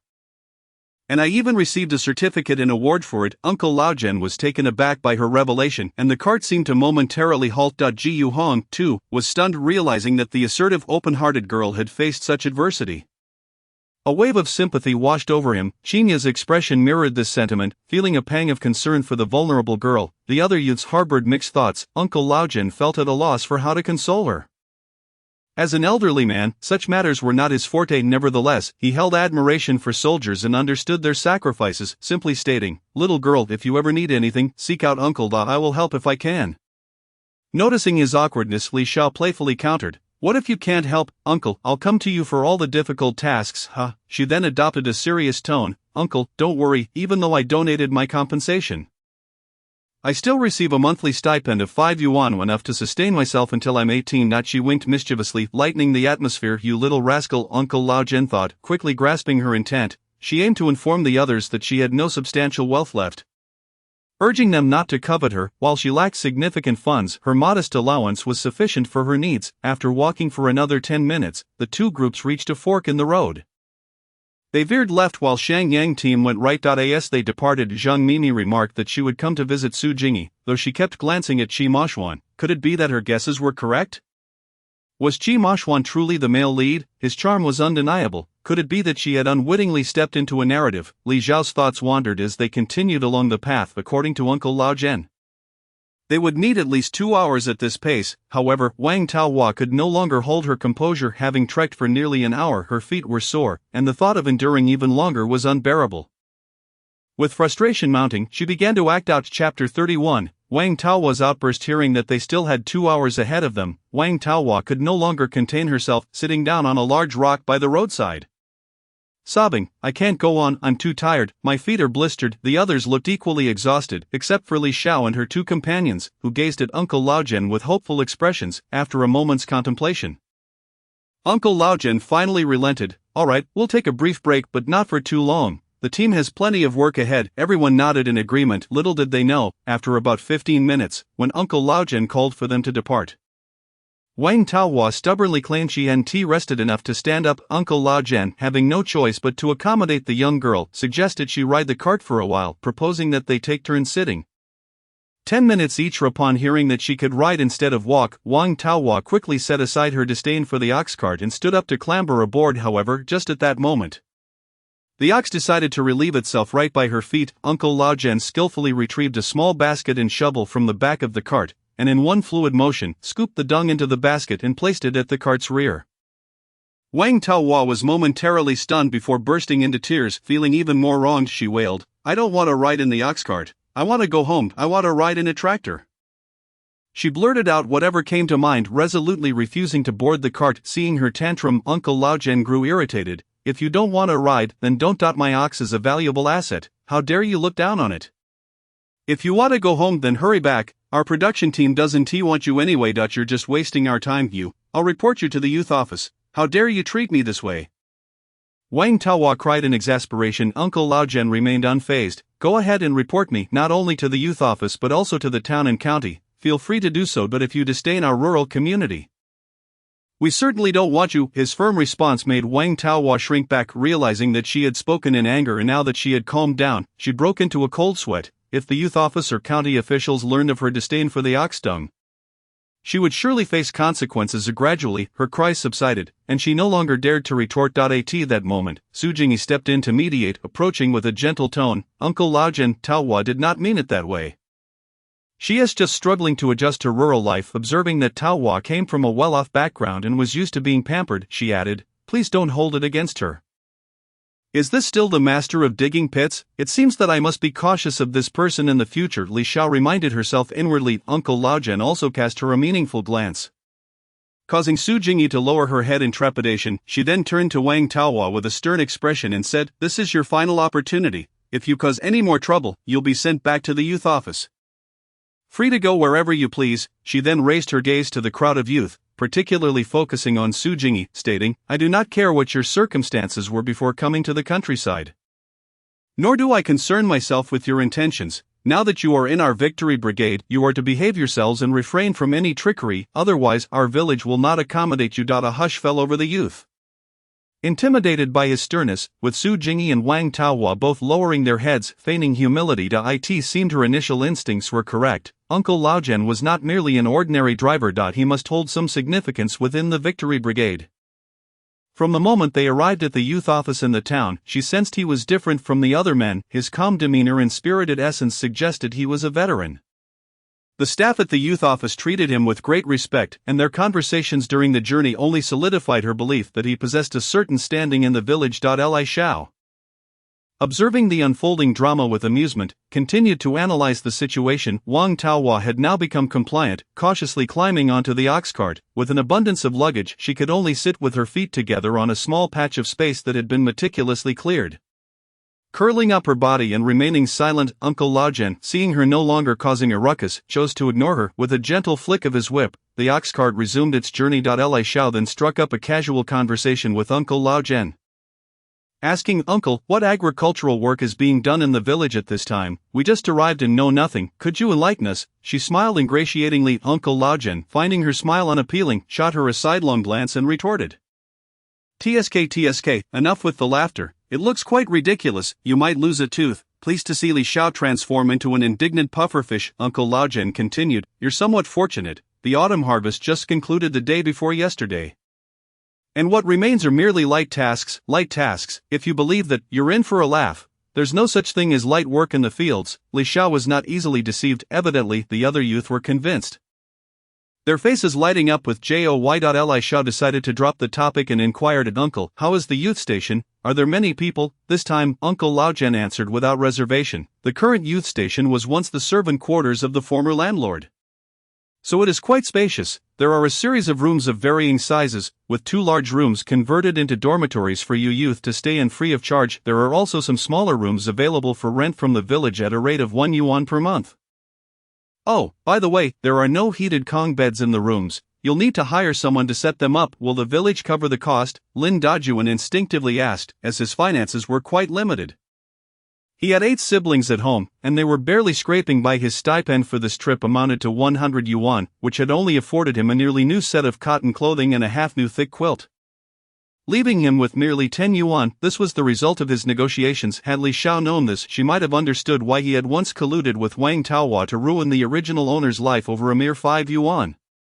But why should his poverty serve as a justification for causing harm? Uncle Laojian regarded him with an expression befitting a fool and said, "What are you thinking? Does the village have the funds to support you?"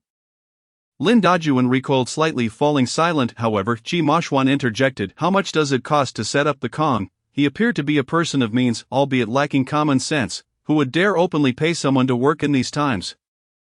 It was customary to conduct such arrangements discreetly or to barter with goods. Indeed, Uncle Laojian dismissed his inquiry with indifference, simply stating, "Currently, there are 8 youth at the station, 5 females and 3 males. Only 1 girl resides alone. The others share the large dormitory. You can check it out when you arrive." The possibility of having a private room brought Li Xiao some relief, sparing her the need to devise a plan. She then asked another question. "Uncle, sensing her chuckle, Uncle Laojian promptly cut her off. "Stop right there. Enough with the laughter. It's quite unbecoming. Speak plainly." Li Xiao frowned. "Uncle, I'm not unattractive. What is so unbecoming about me? Is it wrong to smile at you?" Uncle Laojian, feeling an inexplicable sense of familiarity with her akin to that of a relative, spoke more casually. "You're not bad-looking, but your smile always reminds me of Fulai." "Who is Fulai?" Li Xiao inquired, puzzled. "Fulai was the dog my father used to keep. Regrettably, it passed away a few years ago," he responded, a look of nostalgia on his face. Was he indirectly suggesting that her smile resembled that of a dog? By the time Li Xiao recovered from her shock, laughter erupted around her. Ji Yu Hong stifled his laughter with his fist, while Qinya burst into hearty giggles. The tension that had been held throughout the journey dissipated. Others chuckled quietly. Even Qi Mashuan couldn't suppress a smile. The goodness, was she being ridiculed by the group? She turned to glare at Uncle Laojian. "Uncle, you are my own uncle." Amidst the banter between Li Xiao and Uncle Laojian, they finally arrived at Victory Brigade. After passing a large ginkgo tree at the village entrance and walking for another 10 minutes, they reached the youth station. They hadn't encountered many people along the way, likely because everyone was already at work. From Beijing to Yangshan and then to Victory Brigade, this journey had indeed been fraught with difficulties, truly reflecting the saying, "In the past, travel was slow." Chapter 32, The Youth Station. After meandering through the village for at least 10 minutes, they finally arrived at the entrance of the youth station, located at the western end of the village, which is essentially the rear. The station is bordered by the mountains. It is a courtyard shaped like a character.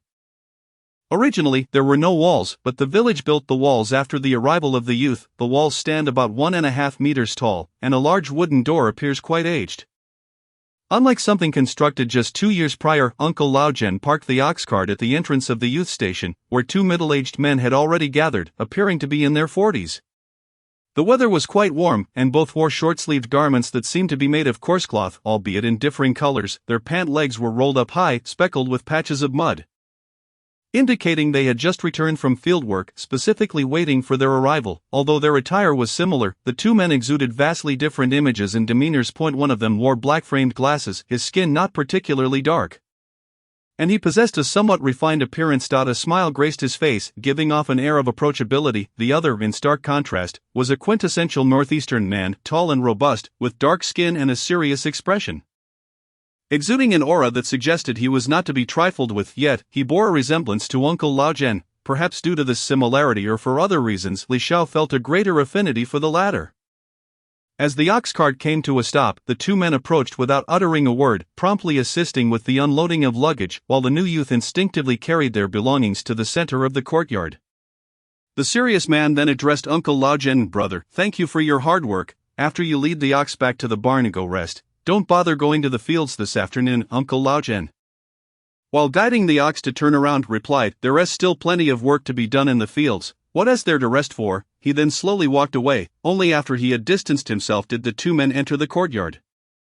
The smiling man was just about to speak when a young man in his 20s hurried into the courtyard, apologizing. "Brigade leader, Accountant Lu, I'm sorry for being late. I waited for them at noon, but they hadn't arrived yet, so I thought I would do a little work in the fields since the work hours had begun." He then turned to the new youth, saying, "I apologize, new comrades." As everyone was unfamiliar with the situation, they hesitated to speak up and fell silent. It was still the bespectacled man who broke the silence. "Hello everyone, welcome to our victory brigade. I am Accountant Lu Zhigao, and this is Brigade Leader Su Jiandang." He then pointed to the young man who had just rushed in. "This is Zhao Bin, the head of your youth station, essentially your supervisor. If you encounter any difficulties, you can approach him. If he cannot resolve them, then come to us village officials." He continued, "Now let us have the brigade leader say a few words." The serious-looking man finally spoke. "Hello everyone, I am Su Jiandang, and I welcome you to our village. Since you've just arrived, you need not work today. You will have the afternoon and tomorrow to rest and organize your belongings. I also want to inform you that I have a rather short temper,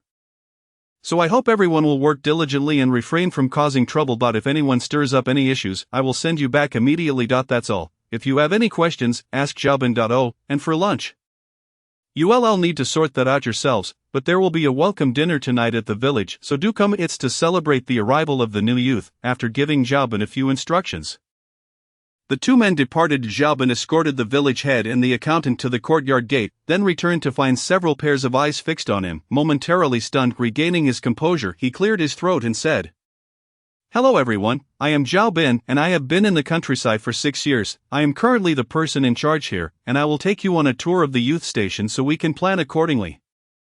Zhao Bin led them toward the central room of the main building. Upon entering, they were greeted by a large rectangular table surrounded by 7 or 8 stools. Against the wall, there were a dozen small stools, looking quite new, presumably prepared for the newcomers. Zhao Bin explained, "This is the dining hall. Everyone eats here, and you will too from now on." He then gestured to the rooms on either side. To the left is the girls' dormitory, and to the right is the boys'. Both are large dormitories. You may check the girls' side for yourselves. Iwan Tigo and Wang Zhadi was the first to push open the door, and Li Xiao glanced inside. The room was quite spacious, with a large Kong bed running along the left wall. On the opposite side stood several cabinets of varying heights and styles. The Kong was large enough to accommodate a dozen people, at least by her estimation. At present, there are 4 bedding rolls on the Kong, and nothing else has been carefully examined. In any case, she is not residing here, so she quietly waits aside. Once everyone has finished their observations, Zhao Bin finally speaks. "This is the situation with the communal Kong. There are also a few small rooms nearby. You may wish to take a look at them. If you prefer to stay alone, you will need to pay to have the Kong set up and the stove built." As he speaks, he walks over and opens the door to a small room. The room is indeed quite small, with a width of less than 3 meters, but it is fairly long, measuring around 4 or 5 meters. Inside, it is completely bare. One would need to furnish it anew to stay. The ceiling is made of thatch and oilcloth, but fortunately, the youth dormitory is built with a half-brick, half-mud structure, which appears quite sturdy. Zhao Bin voluntarily adds, "There are a total of 13 small rooms. 2 are on either side of the main house, and the one on the far right is currently the kitchen, leaving 3 small rooms on this side of the main house. The remaining rooms are arranged in 2 rows of 5. With one of the rooms on the right rented last year by Zhou Jiqing, leaving 12 rooms unoccupied. He points to one of the rooms close to the kitchen on the right side. Upon entering, Li Xiao had already observed that the youth dormitory occupies a vast area, with the entire courtyard forming a downward concave shape. But now, with Zhao Bin's introduction, it is even clearer. There are 3 large rooms and 4 small rooms in a horizontal row. The 3 large rooms consist of the dining hall in the center, with the male and female dormitories as the adjacent communal spaces. Connected to these communal areas are 2 small rooms on each side, with one of the rooms on the male side serving as a communal kitchen. Further along, there are 2 rows of 5 small rooms on either side of the courtyard. Additionally, 2 thatched sheds have been erected by the courtyard wall for storing firewood. It is said that there is also a plot of land in the back that belongs to the youth dormitory, with each person allotted 2 fen. The vacant area is designated for the newcomers. Fortunately, the youth dormitory is situated at the foot of the mountain, providing ample space, so it would be quite cramped otherwise with so many people in one courtyard. After Zhao Bin's introduction, Wang Zhaodi is the first to carry her luggage into the girls' dormitory. With such a spacious con, there is no need to rent a single room, especially since she lacks the funds to do so. Wang Taohua hesitates, unwilling to go, but ultimately due to her financial constraints. She also carries her belongings inside of the remaining 3. Qinya, Su Jingyi, and Li Xiao remain unmoved. On the boys' side, Lin Dajuan and Li Yong take their luggage into the boys' dormitory, leaving Gu Hong and Qi Mashuan behind. Zhao Bin glances at the 5 individuals who have stayed, remarking to himself that it seems the families of the incoming youth are quite well off. He clears his throat and says, those wishing to rent small rooms can first place their luggage in the small room or the communal area, and then go to the village office to find Accountant Lu to pay the rent. It's 1 yuan per month, for setting up the Kong. Consult Grandpa Sun from the 4th house. His craftsmanship is commendable. Comrade Zhao, whom should I approach to exchange for some cabinets, tables, and the like? Qinya inquires as Zhao Bin meets her gaze and replies, at the eastern end of the village, Grandpa Su specializes in carpentry. However, you must first go to the village office to obtain a note before you can exchange. So buying furniture requires a note as well. Li Xiao muses to herself, realizing that the narratives from the past may not always hold true. One by one, the group selects their rooms and places their luggage inside. Li Xiao chooses a room on the left side against the courtyard wall, separated by a wall from Qinya, with an empty room in between, followed by Gu Hong. Su Jingyi and Qi Mashuan opt for the 2 central rooms across the way, also separated by a wall. Once everyone has stowed their belongings, Zhao Bin announces that he will take them to the production team to collect their grain. The newcomers are entitled to 3 months' worth of grain at 28 jin per month. The group retraces their steps along the path they came, mostly passing mud brick houses, with the occasional half-mud, half-brick house appearing as a significant improvement. After about 5 to 6 minutes of walking, they arrive at the production team, which consists of 5 half-mud, half-brick houses. As they enter one of the larger rooms of the production team, they find a long table capable of seating a dozen people, which appears to be the office for the brigade. Currently, only Accountant Lu is present, seemingly engrossed in his writing. Upon noticing their arrival, he smiles warmly. You must be here to collect your grain, right? The crowd nods in agreement, and he retrieves a ledger. Continuing, each person is entitled to 28 jin of grain per month, which includes 5 jin of rice, 5 jin of millet, 10 jin of potatoes, and 8 jin of sorghum flour. Just sign here, and you can take it. While they sign, Accountant Lu reminds them to bring their household registration books and youth certificates tomorrow to register with Secretary Fan, as he is currently attending a meeting at the commune. After signing and collecting the grain, those in the communal dormitory take their supplies back, while those renting rooms remain to register and pay their rent. Upon seeing that 5 people wish to rent small rooms, Accountant Lu's eyes light up with excitement. The brigade has gained a new source of income, and it is not a small sum, and none of them seem to be short of money, as each person hands over a year's worth of rent, 12 yuan apiece. This totals 60 yuan, and how could Accountant Lu not be thrilled? This money is nearly like a windfall for the village. The brigade leader is quite astute, having devised this plan for renting single rooms. Thank you very much, you flatter me, making me feel like a cunning old fox, he exclaims. After settling the payments, they also request a note for purchasing furniture from Lu, who is beaming with joy. Yet another source of income. Everyone departs with their notes and grain in hand. During this time, Zhao Bin notices how frail Li Xiao appears and offers to assist her, but she declines, effortlessly carrying her 28 jin back to the youth dormitory. Zhao Bin watches in astonishment. Meanwhile, Su Jingyi has her grain carried back by Zhao Bin and Qi Mashuan. Upon returning to the youth dormitory and placing the grain inside, Li Xiao produces a small lock she had prepared and secures the door of her small room before stepping outside. Accompanying her are Gu Hong and Qinya, while Zhao Bin has already gone off to work. Qi Moxuan and Su Jingyi remain inside. Following Zhao Bin's suggested route, they head to the eastern end of the village to find Grandpa Su. It is said that he has not returned to work since the autumn harvest, as he suffers from rheumatism and has been advised by his son to rest at home for a few days. He should still be capable of crafting some simple furniture, according to Zhao Bin. Upon reaching Grandpa Su's doorstep, Li Xiao shouts, "Grandpa Su, are you home?" She expresses her disdain for the two quiet companions. Wondering how they could assist in any endeavor, the two remain perplexed by her apparent disdain, questioning what they might have done wrong. Someone inside shouts back as they approach, "Yes, who is it?" Shortly thereafter, the door swings open, revealing an elderly man dressed in a short gray cloth coat, his face lined with deep creases and speckled with wood shavings from recent work. It is Li Xiao who steps forward first. Smiling broadly, "Grandpa, we are the new youth here, and we would like to exchange for some furniture." As she speaks, she discreetly slips him 2 liang of tobacco. Initially, the old man declines, but after some back and forth, he ultimately accepts. His face breaks into a smile of wrinkles, leaving Gu Hong and Qinya astonished. Qinya has never witnessed such an exchange, while Gu Hong has, but did not expect a young girl like Li Xiao to display such savvy.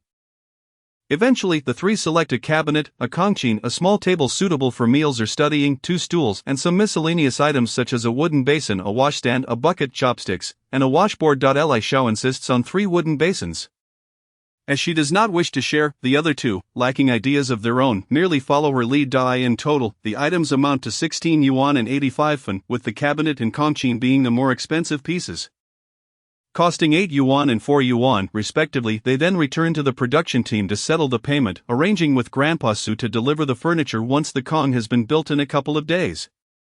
They attempt to locate Grandpa Sun for the Kong construction, but he is not home. His wife, Grandma Sun, hears that several Kangs need building and cheerfully runs to the fields to call for him, assuring them that he will come to the youth dormitory shortly. The three return to the youth dormitory, tidying up their respective rooms in preparation for the Kong construction. Meanwhile, Su Jingyi and Qi Moxuan are absent, and their whereabouts remain unknown. After cleaning their own rooms, they also tidy a bed space in the communal area to temporarily reside until the Kong has dried sufficiently. Li Xiao chooses the position at the far end of the Kong, with Qinya right beside her. If it weren't for the fact that she finds this person somewhat agreeable, she might have rolled her eyes at her clinginess. Over on the other side, Gu Hong officially organizes a spot at the end of the Kong, leaving several spaces open, which is the advantage of having a large Kong. At some point, Wang Zhaodi and Wang Taohua appear to have developed a bond, walking hand in hand to explore the village, leaving behind their numerous bags of belongings. Lin Dajuan and Li Yong, however, have been industrious, continuously organizing and tidying, were it not for Li Yong's occasionally inquisitive expressions giving him away. Li Xiao might have entirely forgotten that he is from the Han family, but who is the other? Has the other not yet arrived, or is he already in the youth dormitory? Regardless, she thinks, if he dares to provoke her, she will not hesitate to retaliate. As they wrap up their tidying, the youth begin to return from work, filtering back it turns out there are 8 youth in the dormitory. 5 females and 3 males, one of whom has rented a single room. The 2 Wangs, Wang Zhaodi and Wang Taohua, also return. Noticing that everyone is present, Zhao Bin organizes them all to gather in the main room for introductions, as they will be dining at the village canteen for a reminiscing the hardships and savoring the sweetness meal later that evening. Once everyone is seated, Zhao Bin clears his throat and begins. "Hello everyone, today 9 new youth have arrived, and from now on we will all be a part of this community. I hope we can coexist peacefully and regard one another as family." He continues, "Now let us introduce ourselves. I will go first. My name is Zhao Bin, I am 23 years old, and I am from Haishur. I have been in the countryside for 6 years." After finishing, he takes his seat and looks at the others as the seasoned youth lead the applause, which the newcomers join in. Next, a tall girl stands up, indeed, a girl, standing at least 175 centimeters tall, sturdy in build, with an appearance that is quite ordinary, yet her eyes shine with remarkable brightness. She rises gracefully and introduces herself. "Hello everyone, my name is Ma Dongmei, I am 20 years old, from Sichuan province, and I have been in the countryside for 3 years." This is followed by another round of applause. "However, that name is amusing, it reminds me of a certain film. My name is Lu Mei, I am 19 years old, and I have been in the countryside for 2 years, from Mengshi." A girl with long braids fidgeted shyly, her eyes occasionally darting towards the several new male sent-down youths. Indeed, she was glancing at all of them. This was quite amusing. Li Xiao couldn't help but chuckle inwardly at the antics of the sent-down youths. Gu Hong, observing her fascination, felt a twinge of curiosity himself. Perhaps he ought to learn from this girl, for her optimistic outlook on life was truly enviable. Perhaps it was time for him to reconsider his own life choices. In his previous existence, he had sacrificed so much for a family of ingrates, only to meet an unsatisfactory end. Though he had awakened to the truth in this life, he had ensured they paid the price. But what about himself? Was he destined to live out his days in apathy? It seemed he needed to contemplate this more deeply. His moment of distraction was fleeting, as the next individual introduced herself. "I am Yi Lily, a resident of the capital, 19 years old, and I have been sent to the countryside for a year." She was a student-type girl, fairly attractive, with an air of shrewdness about her. The rest would be revealed through further interaction. Next came a girl with an appearance that was both striking and somewhat aloof. There was a certain contradiction in her looks. Her voice carried an air of coldness and arrogance as she introduced herself. "Zhou Shui, from the capital, sent down last year, 18 years old." She promptly took her seat. The final girl was slender, pale, and appeared timid. I am Sun Sanmei, 18 years old, from Lan City, and I have been in the countryside for 4 years. The boys were simpler, 3 of them. Apart from Xiaobin, the other 2 were Su Ming and Zhou Ping. All had been sent down for 6 years. Su Ming was from the same province, age 22, while Zhou Ping hailed from Meng City, age 21, and had also been sent down at 15. Zhou Ping was slight of build, with somewhat sharp features that were not particularly pleasing. By the time the new sent-down youths had finished their introductions, a good 10 minutes had passed. Xiaobin then summarized the proceedings with a single statement: "Let us coexist harmoniously and refrain from causing trouble." Before the meeting adjourned, it was rumored that the veteran sent-down youths had a program planned for the evening's recollections of suffering and sweetness gathering. This was the first time Li Xiao would partake in such an intriguing feast, and she felt quite eager about it. The other new sent-down youths also expressed their interest, while the veterans observed them with a look of bemusement, as though they were watching fools, thinking it would suffice to be this enthusiastic for just a while longer. Chapter 34. The meal of recollections of suffering and sweetness. Once the veteran sent-down youths had tidied themselves up, the enthusiastic newcomers followed them to the barley field of the production team. This was where the team dried their grain, a spacious area accommodating over 400 members of the Victory Brigade. At this moment, the field was teeming with people of all ages, each clutching their own bowls and chopsticks. Li Xiao and her group had brought theirs, as reminded by Xiaobin, numerous benches of various styles, presumably brought from different households, dotted the field. At the front of the barley field stood a makeshift wooden stage, said to be used for denouncing bad elements or for performances during festive occasions.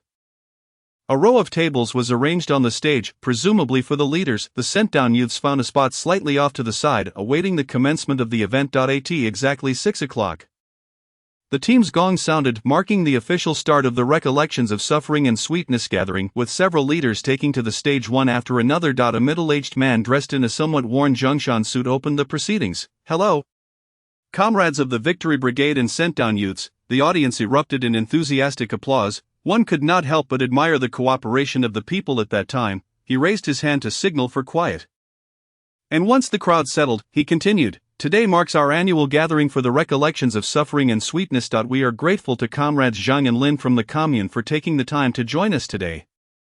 On behalf of the Victory Brigade, I express our gratitude. I hereby declare the gathering officially commenced." The program was surprisingly rich. It began with speeches from commune leaders and village officials. After their addresses, the leaders stepped down, and someone came up to remove the tables to clear the stage. Next came the performances, showcasing a variety of talents. The first act was a singing of revolutionary songs, led by 2 sent-down youths, none other than Xiaobin and Ma Dongmei. Their enthusiasm was infectious, prompting Li Xiao to sing along. The second act was a skit performed by several villagers, depicting the oppression of the impoverished by wealthy landlords in the old society, followed by the liberation that allowed the common folk to take charge of their own lives, leading to an improved existence. Surprisingly, the next segment was not a performance but rather the appearance of several so-called bad elements who were brought onto the stage, where the villagers proceeded to criticize them, some even throwing rotten vegetables and rotten eggs at them. Li Xiao witnessed several villagers spitting at them and throwing small stones. Captain Su frowned from the sidelines but said nothing,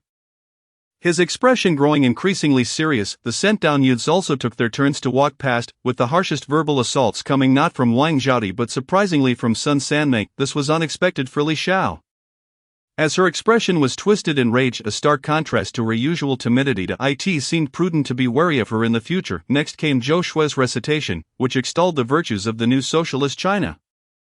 Celebrating the farmer's newfound autonomy, despite her seemingly arrogant demeanor, her performance was genuinely pleasing to the eye. After several acts, the main event unfolded. The previous commune and village leaders returned to the stage, and tables were brought back out. Several village women carried or lifted a dozen large wooden basins filled with food, their contents obscured by the dim lighting. They arranged the basins on the tables and continued to bring more from the back. All filled to the brim with food, the brigade leader then took the stage, his voice resonating. Comrades of the Victory Brigade, comrades from the Sent-Down Youth, and to our comrades from the Commune. Good evening. We thank you all for your hard work over the past year, which has yielded this joyous harvest. We also warmly welcome the new Sent-Down comrades who have just arrived in our village. You are now part of our community, and we hope you will coexist harmoniously with the villagers. Most importantly, you must work diligently and strive to become exemplary laborers. We shall now begin distributing the meal of recollections of suffering and sweetness. We remember the hardships of the past and embrace the happiness of the present. The village officials led the way, filling large bowls with food. When it was Li Xiao's turn, she discovered she was given a bowl of a porridge-like soup and 2 steamed buns. The woman serving her assured her that it was unlimited and that she could return for more if she was still hungry. Skeptically, she carried her bowl and buns back to the group of sent-down youths. Where the veterans had already begun eating, their expressions a curious mix of smiles tinged with a hint of pain, joy intertwined with a sense of resignation. Particularly, Yi Lily's expression of resignation was unmistakable. Li Xiao tentatively tasted the porridge only to find it was not fragrant but rather peculiar, a bitter, sour, and even earthy taste. Observing everyone around her devouring their meals, she swallowed her mouthful in silence. Taking a bite of the steamed bun, she found it difficult to chew, needing to exert effort just to take a small piece. The flavor was indescribable, and as she struggled to swallow, she felt as though it was obstructing her throat.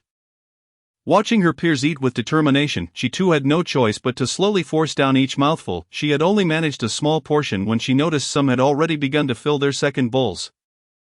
Among the sent-down youths, Sun Sanmei and Zhou Ping were among them, leaving her utterly astonished. What tenacity! Li Xiao silently praised them. A glance around revealed that not everyone was so resolute. Zhou Shui, Su Jingyi, and Qinya were struggling just as she was. Qi Mashuan frowned, while Gu Hong maintained an impassive expression, methodically eating in a way that was strangely pleasing to observe. Without tables, they could only balance their bowls of porridge in one hand while clutching 2 steamed buns in the other.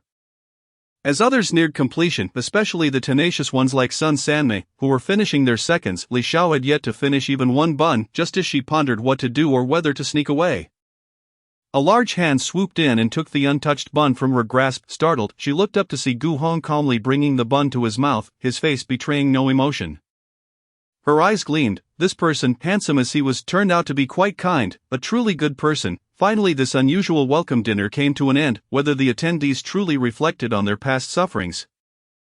Li Xiao could not say, but she knew her throat was quite uncomfortable. A lingering taste that was hard to describe lingered as she burped. The villagers began to disperse in small groups, while the sent-down youths congregated, making their way back to the dormitory. Along the way, through Comrade Ma Dongmei's explanation, the new sent-down youths learned that the peculiar porridge was made from wild vegetables, elm bark, and kudzu root, simmered with a bit of cornmeal, which explained its strange flavor. The steamed buns were crafted from wild vegetables, wheat bran, and rice husks, thus their texture was hardly palatable. Upon returning to the dormitory, the veteran sent-down youths hurriedly washed up and prepared for bed, as they had work to attend to the following day. Li Xiao and Qinya lay down on the Kong, while the 2 Wang sisters were left bewildered. Earlier that afternoon, they had merely wiped down the Kong before tossing their luggage onto it and heading out. Having done no actual tidying up, let alone making their beds, they hastily began to organize their belongings. Moving packages back and forth, their movements frantic. After a while, Lu Mei could no longer hold back. She rolled over, propping herself up on the bed, and huffed, "You 2 newcomers, you left the place in disarray for such a long time this afternoon. Do you have no sense of decorum disturbing others at this hour?" Beside her, Yi Lily rolled her eyes and interjected, "Exactly. Do you even know what rules are? We have to work tomorrow while you 2 lounge around?" Wang Zhadi was not one to be easily intimidated. She retorted, "And what's wrong with that? It's just making a bed. This dormitory isn't your home, so what's with the fuss? You think you can make noise and still have a right to complain? Disturbing our rest affects the entire team's productivity. Should I call the brigade leader to discuss this?" Lu Mei was not one to back down either. Meanwhile, Li Xiao and Qinya silently enjoyed the spectacle. Their eyes sparkling with delight. Su Jingyi stood by, seemingly hesitant to interject. Over there, Wang Zhadi was ready to continue her rebuttal when Wang Taohua intervened, gently saying, I'm sorry, Lu Jiqing, Yi Jiqing, and everyone else were exuberant after just arriving in the countryside. Their hearts brimmed with excitement at the thought of becoming members of the Victory Brigade. Eager to explore their new surroundings, they could hardly contain themselves. I believe that the elder sisters among the youth possess kind hearts and would not hold anything against us. Would they? The tea, rich in flavor, proved effective as Yi, Lily and Lu Mei fell silent. Gradually, the night deepened, and the young intellectuals drifted off to slumber. Chapter 35, to the town as dawn broke. Madame Mei rose from her slumber. Li Xiao glanced at her watch. 5:15 a.m. She had heard that she and Zhao Bin were to prepare breakfast, necessitating an early start. Such an hour felt excessively early, especially for Li Xiao, whose biological clock preferred a 6:30 a.m. wake-up. The new young intellectuals remained asleep, and as Li Xiao dozed off again for a brief moment, several of the older youth began to awaken around 6. Li Xiao decided to rise as well, recalling that they had agreed the new youth would manage breakfast themselves. They planned to venture into town to procure supplies, returning for lunch before discussing dinner arrangements later in the evening. The ox cart was set to depart at 7:30, so Li Xiao took her time, strolling to the open area behind the youth dormitory to practice a set of military exercises. Upon returning, she found the other youth had already gone to work, and noticing Qinya still asleep, she approached and gently shook her awake. Qinya, still groggy from sleep, finally roused when informed it was 7 o'clock.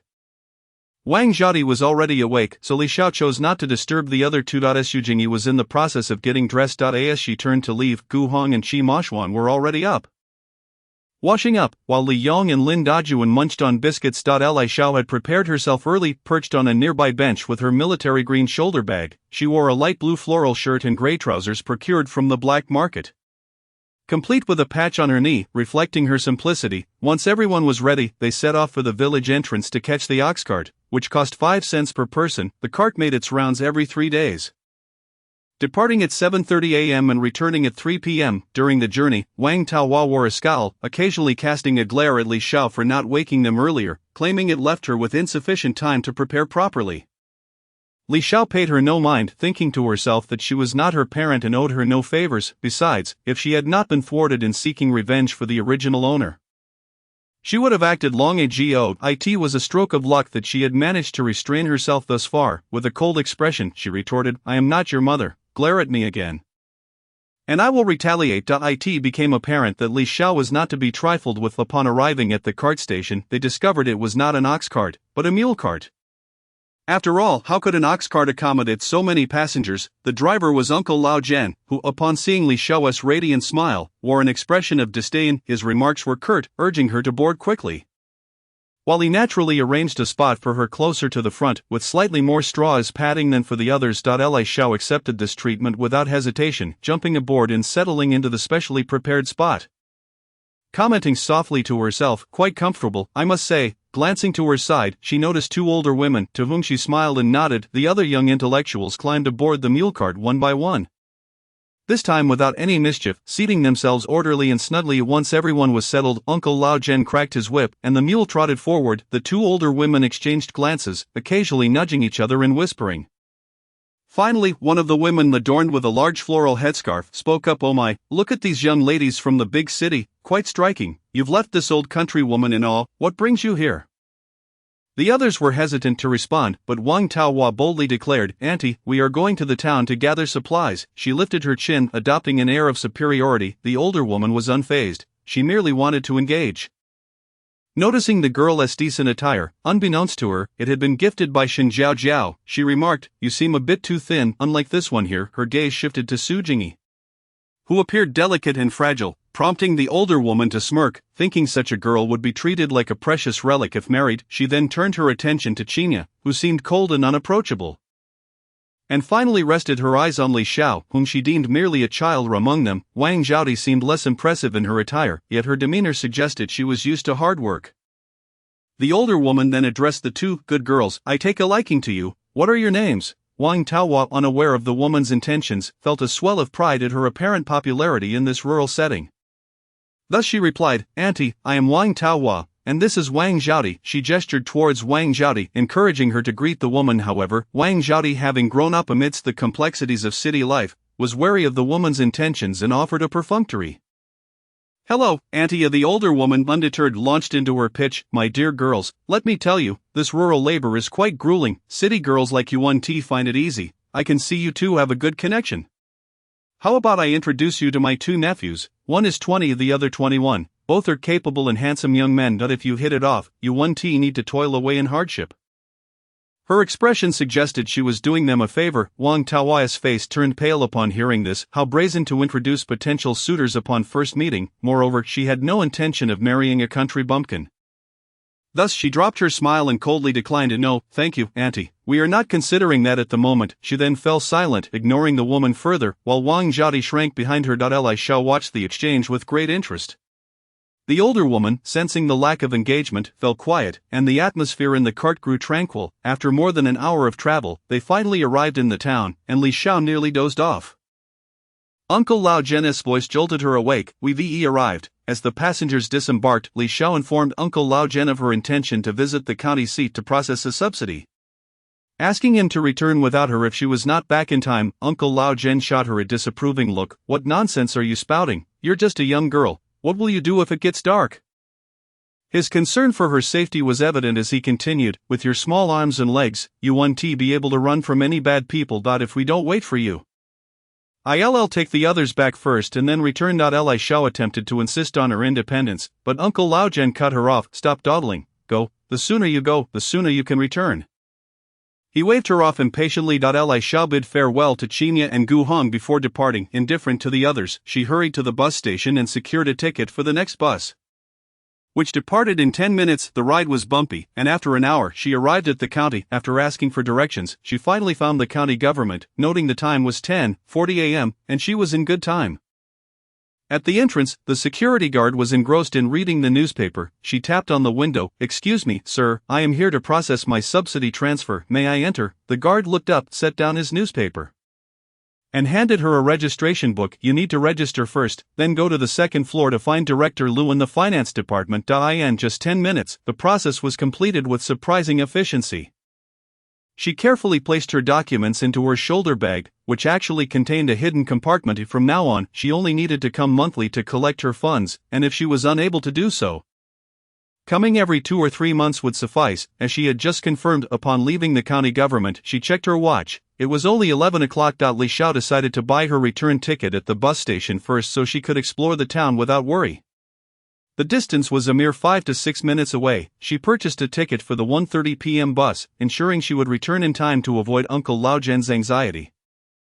With the rest of her time, she planned to enjoy a leisurely stroll around the county. She first headed to the state-run restaurant for lunch, as she had not eaten all morning. At the restaurant, she ordered braised pork egg soup with rice, and packed a portion of sweet and sour pork along with some fried ribbon fish. The server's disdain was palpable, as if she were rolling her eyes at the situation. After leaving the state-run restaurant, Li Xiao initially intended to visit the supply and marketing cooperative but ended up inadvertently wandering into the black market. Chapter 36, an unintentional foray into the black market. Li Xiao wandered back and forth, unable to locate the supply and marketing cooperative. Finally she asked a friendly older woman nearby, who eagerly informed her that it was down the street. The woman suggested a shortcut through an alley that would lead her there much quicker.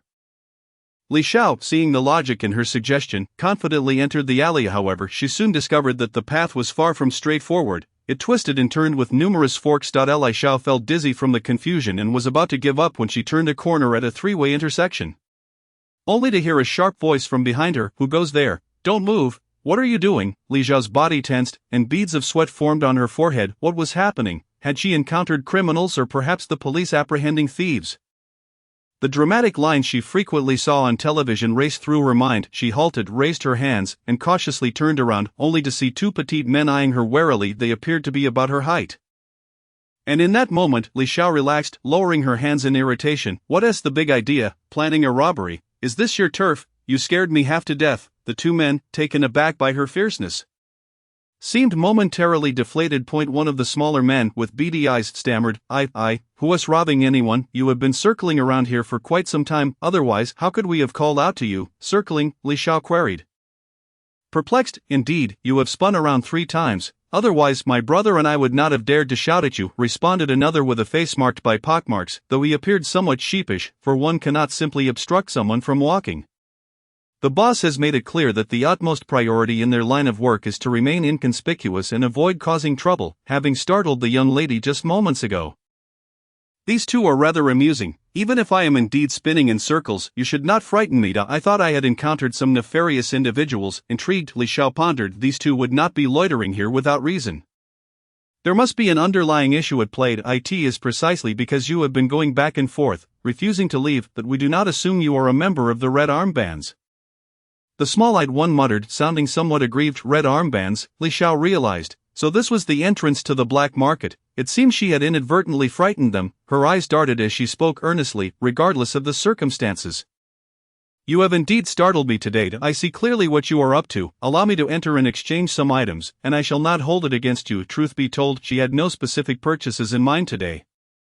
Merely intending to familiarize herself with the place. Given the dim-wittedness of these two, their black market leader could not possibly be a malevolent figure, otherwise, these two would have been dealt with long ago.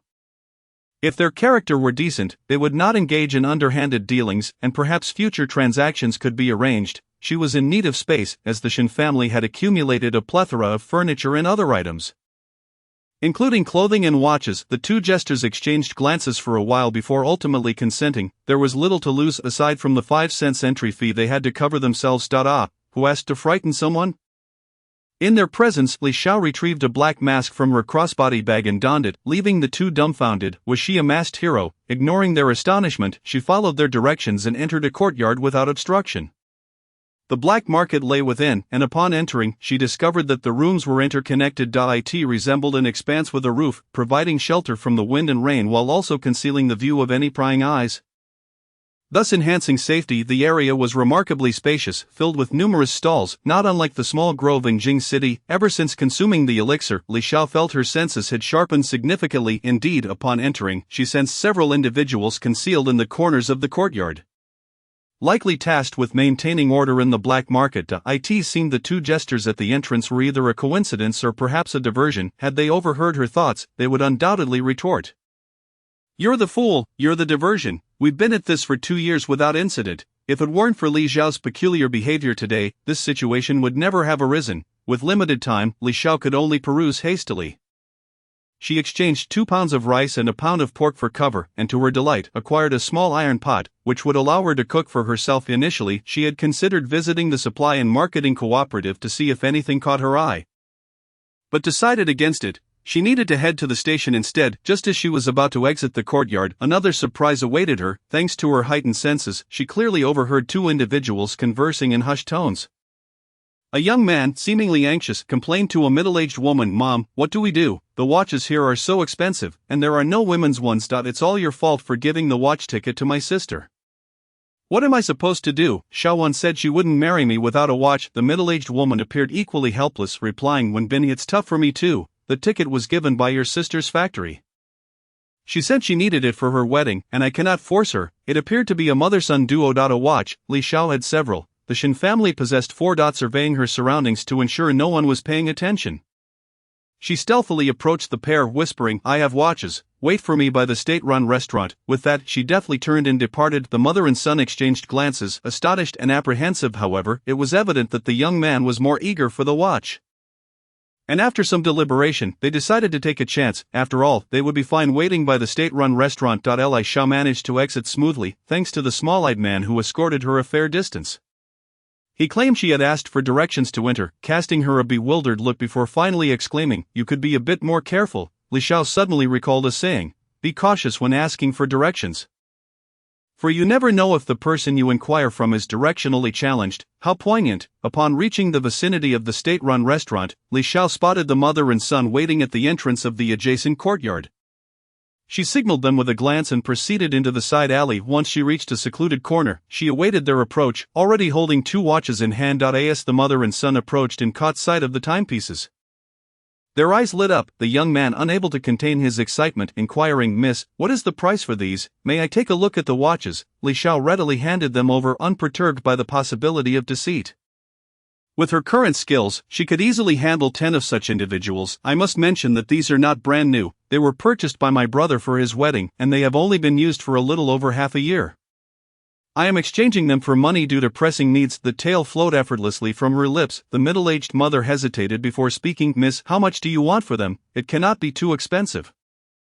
As my daughter and son are both getting married, and there are many expenses to consider. If the price is right, perhaps we could buy both. As my son also lacks a watch, we might manage. Li Xiao contemplated briefly, deciding that as long as she received something for her trouble, she would be agreeable. These are Shanghai brand watches. The supply and marketing cooperative charges 200 per ticket, but I will let you have them for 180 each without the ticket. While they weren't brand new, they were still in excellent condition, likely due to having been recently acquired by the Shin family. The other two watches were not as pristine, having been worn for 2 to 3 years. The young man tugged at his mother's sleeve, clearly eager to make a purchase. The mother, after a moment's hesitation and a hint of embarrassment, proposed, Miss, if I were to take both, could you lower the price a bit? We truly did not bring much money. How about 350 for both watches? A 10 yuan discount felt somewhat unfair to the mother, considering that 10 yuan could purchase a significant amount in these times. Li Xiao feigned great difficulty, eventually nodding. Very well, we are also in urgent need of money, otherwise I would not be so accommodating. The transaction proceeded with a swift exchange of goods and cash, both parties satisfied with the outcome. After the watches were exchanged, Li Xiao sprinted towards the station at breakneck speed. Fortunately, it was quite close, and she finally exhaled in relief upon boarding the vehicle. Today had been a whirlwind of excitement. Thoroughly startling those two clowns, however, the results were quite favorable. She had successfully located the black market and exchanged 2 watches. Heavens, 350 yuan was equivalent to nearly a year's salary for many. Yet, it seemed she had forgotten something crucial. Unable to recall, she decided to set it aside for now. Chapter 37. Confronting the innocent flower. When Li Xiao disembarked, she rushed to the spot where the mule cart was parked. Arriving at 310. Uncle Lao Zhen was pacing nearby, and the new educated youth along with 2 older women had gathered, all awaiting her arrival. Qinya and Gu Hong appeared equally anxious. Visibly relieved upon seeing her approach, Uncle Lao Zhen, ever with his sharp tongue, chided, You little brat, why are you running? Are you not afraid of dropping all that you're carrying? Yet, his hands eagerly accepted the pot and a bundle she had discreetly prepared. She suddenly recalled what she had forgotten, the need to inquire at the post office about her package's arrival. Her parcel had been sent to the county, and she was still uncertain of which town it had been assigned to. Li Xiao wasted no time handing everything to him, her tongue unrestrained. Old man, have you underestimated me? With just this little bit, how could I possibly drop it? As she clambered onto the cart and settled in, she exchanged a wink with Qinya and offered a casual smile to Gu Hong, attempting to reassure them. Perhaps they had been waiting a bit too long, or perhaps she had simply forgotten that Li Xiao had effortlessly lifted the man aboard the train. Or perhaps it was simply this that sparked resentment within Su Jingyi. In any case, Su Jingyi was the first to jump out, her voice still soft, but her words lacked sweetness. Li Jiqing, is it not rather inconsiderate of you? Leaving the educated youth group without permission is one thing. Returning so late to keep so many people waiting for you is quite another, do you not think? The little white flower had remained silent for a couple of days only to resurface now. Does she truly believe her youth makes her immune to being taken lightly? She has taken to casting accusations as well? Li Xiao's round almond-shaped eyes bore no warmth as she regarded Su Jingyi, who shrank back slightly at her gaze but quickly regained her composure, feeling justified in her words. Li Xiao raised an eyebrow. Is Comrade Su our educated youth leader? What do you mean by that? Su Jingyi was baffled. If Comrade Su is not the leader, then why must you concern yourself with my whereabouts? The team leader did not specify that we could not separate to buy supplies. Li Xiao retorted, a smirk playing on her lips. Uncle Lao Zhen had little patience for such trivialities. After all, that little brat was not one to be trifled with. He cracked his whip, and the mule cart began to trot back. You cannot expect so many people to wait for you alone. You are not an official. Su Jingyi stammered, at a loss for words. She redirected her focus to Li Xiao's tardiness. I was merely 10 minutes late. Besides, Uncle Lao Zhen only mentioned that we typically depart at 3 o'clock with no fixed schedule. It is perfectly normal for one person to be a little late. Does that mean if you, Comrade Su, were late next time, we should leave without waiting for you? Li Xiao remained unfazed, recalling that in the original owner's memories, this individual often feigned concern while actually laying traps to isolate the original owner further.